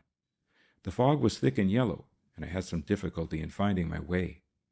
It was a small house in a mean, squalid street, and at first I could get no reply to my knocking. Then the door was opened cautiously. "Is that Lime?" I asked. "He's not at home," said a man, and he would have shut the door, but my instinct told me this was the fellow I was seeking, and I put my foot in the way of the closing door. "Come in," he said at last, and led the way into a small room, the only light of which was a lantern which stood on the table. The room was thick with fog, for the window was open, as I learnt afterwards, to allow Lime to make his escape. "Are you the American?" he asked. "You're mad to come here. The police have been watching this place ever since this afternoon." I told him briefly what my difficulty was. "I have here 35 million francs. That's £1,300,000, said I, "and there's enough for both of us. Can you plant this whilst I make a getaway?" "Yes, I will," he said. "What do I get out of it?" "I'll give you half," I promised, and he seemed to be satisfied with that. I was surprised that he spoke in the voice and tone of an educated man, and I learnt afterwards that he had also been intended for some profession, and like myself had chosen the easier way. Now, you'll not believe me when I tell you that I did not see his face, and that I carried no very vivid impression away with me. This is due to the fact that I concentrated my attention upon the frog which was tattooed on his wrist, and which afterwards, at great expense, he succeeded in having removed by a Spanish doctor at Valladolid, who specialized in that kind of work. That frog was tattooed a little askew, and I knew, and he knew too, that whether I remembered his face or not, he had a mark which was certain to guide me back to him. The arrangement I made was that when I got back to America, I should send a cable to him at an address we agreed upon, and that he was then to send me by registered post to the Grand Hotel Montreal a half of the money he had in the box. To cut a long story short, I made my escape, and eventually reached the continent by way of Hook of Holland, encumbered with any baggage that would have been impossible. In due course I left for the United States from Bremen, Germany, and immediately on my arrival sent the cable to Lyme and went up to Montreal to await the arrival of the money. It did not come. I cabled again. Still it did not come. It was months after that I learnt what had happened. It came from the cutting of a newspaper saying that Lyme had been drowned on his way to Guernsey. How he sent that, I don't know and never have inquired. Lyme was, in fact, very much alive. He had some $6 million worth of French notes, and his job was to negotiate them. His first step was to move to a Midland town, where for 6 months he posed as a man of business, in the meantime changing his whole appearance, shaving off his mustache and producing an artificial baldness by the application of some chemical. Whilst he was doing this, and determined that every penny he had taken from me he would hold, he decided to make assurance doubly sure, and started in a small way the Fellowship of the Frog. The object of this was to spread the mark of identification by which I should know him as far and wide as possible. He may have had no other idea in his mind, and probably had not, but to broadcast this mark of the frog, a little askew, the exact replica of his. Obviously, no class would be willing to suffer the tortures of tattooing for nothing. So began this curious benefit fund of his. From this little beginning grew the great frog organization. Almost one of the first men he came into contact with was an old criminal named Maitland, a man who could neither read nor write. There was a gasp. "Why, of course," said Elk, and smacked his knee impatiently. "That is the explanation of the baby." "There never was a baby," smiled Broad. "The baby was Maitland himself, learning to write. The clothes of the baby, which were planted for your special benefit in the Elder Street house, were put there by Johnson. The toys for the baby were inventions to keep you guessing. There never was a baby. Once he had Maitland properly coached, he came to London, and Maitland's Consolidated was formed. Maitland had nothing to do except to sit around and look picturesque. His alleged clerk, one of the cleverest actors I have ever met, was the real head of the business, and remained Maitland's clerk just as long as it suited him. When he thought suspicion was veering toward him, he had himself dismissed, just as when he thought you had identified him with the frog, he made one of his men shoot at him with a blank cartridge in Harley Terrace. He was the real Maitland. In the meantime, the frog organization was growing, and he sat down to consider how best he could use the society for his advantage. Money was going out, and he naturally hated to see it go. New recruits were appearing every day, and they all cost money. But what he did get from this rabble were one or two brilliant minds. Balder was one, Hagn was one, and there were others who perhaps will now never be known. As the controlling force of Maitland's consolidated, he had not the slightest difficulty in disposing of his francs. And then he set Maitland speculating in other directions, and when his speculations were failing, he found ways of cutting his loss. He was once caught short in a wool transaction. The frog maimed the only man who could have ruined him. Whenever he found it expedient for the benefit of himself to club a man, whether he was a military attaché or a very plain city merchant speculating in his own stocks, Johnson never hesitated. People who were bothering him were put beyond the opportunities of mischief. He made one great mistake. He allowed Maitland to live like a hog in a house he had bought. That was folly. When he found that the old man had been trailed, he shifted him to Berkeley Square, got him tailored, and eventually murdered him for daring to go to Horsham. I saw the murderer escape, for I was on the roof when the shots were fired. Incidentally, I had a narrow escape myself. But to return to my own narrative. 5 years ago I was broke, and I decided to have another attempt to get my money. And there was also the fact that a very large sum of money waited reclaiming at Eastleigh, always providing that I had not been identified as the man who bought the house. It took me a long time before I made absolutely certain that I was unknown, and then, with the title deeds in my pocket, I sailed on a cattle boat and landed, as you have said, Mr. Elk, with a few dollars in my pocket at Southampton. I went straight to the house, which was now in a shocking state of repair, and there I made myself as comfortable as I possibly could, whilst night after night I toiled in the well to recover the small box of money, amounting to a very considerable sum. When this was recovered, I left for Paris, and the rest, so far as my public history is concerned, you know. I then began my search for Frog, and I very soon saw that if I depended upon the identification of the tattoo marks, my search was hopeless. Naturally, when I discovered, as I soon did, that Maitland was a frog, I narrowed my search to that office. I discovered that Maitland was an illiterate by the simple expedient of stopping him in the street one day near his house and showing him an envelope on which I had written, "You are a fake," and asking him if he knew the address. He pointed to a house farther along the street and hurried in. I knew that Maitland could neither read nor write when I learnt that the children's clothes had been left at Eldor Street, said Dick, and from that moment I knew that Johnson was the frog. Joshua Broad nodded.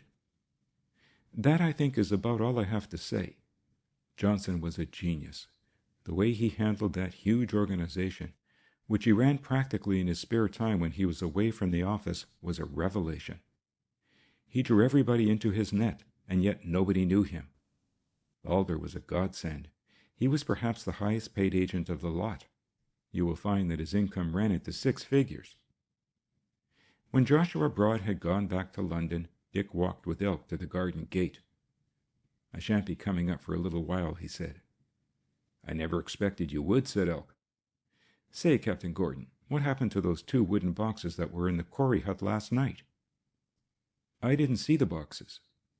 "I saw them," said Elk, nodding. "They were there when we took Miss Bennet away, and when I came back with the police they were gone, and Joshua Broad was there all the time," he added. They looked at one another. "I don't think I should inquire too closely into that matter," said Dick. "I owe Broad something." "I owe him a bit too," said Elk with a hint of enthusiasm. "Do you know, he taught me a rhyme last night? There are about 150 verses, but I only know 4. It starts, "William the Conqueror started his tricks. Battle of Hastings, 1066. That's a grand rhyme, Captain Gordon. If I'd only known that 10 years ago, I might have been a chief commissioner by now. He walked down the road towards the station, for he was returning by tram. The sun glittered upon the rain-fringed banners of the hollyhocks that filled the cottagers' gardens. Then from the hedge a tiny green figure hopped, and Elk stood still and watched it. The little reptile looked round and eyed the detective with black, staring eyes. "Frog," Elk raised a reproachful finger, "have a heart and go home. This is not your day." and as if he understood what the man had said, the frog leaped back to the shelter of the long grass. End of chapter 42. End of The Fellowship of the Frog by Edgar Wallace.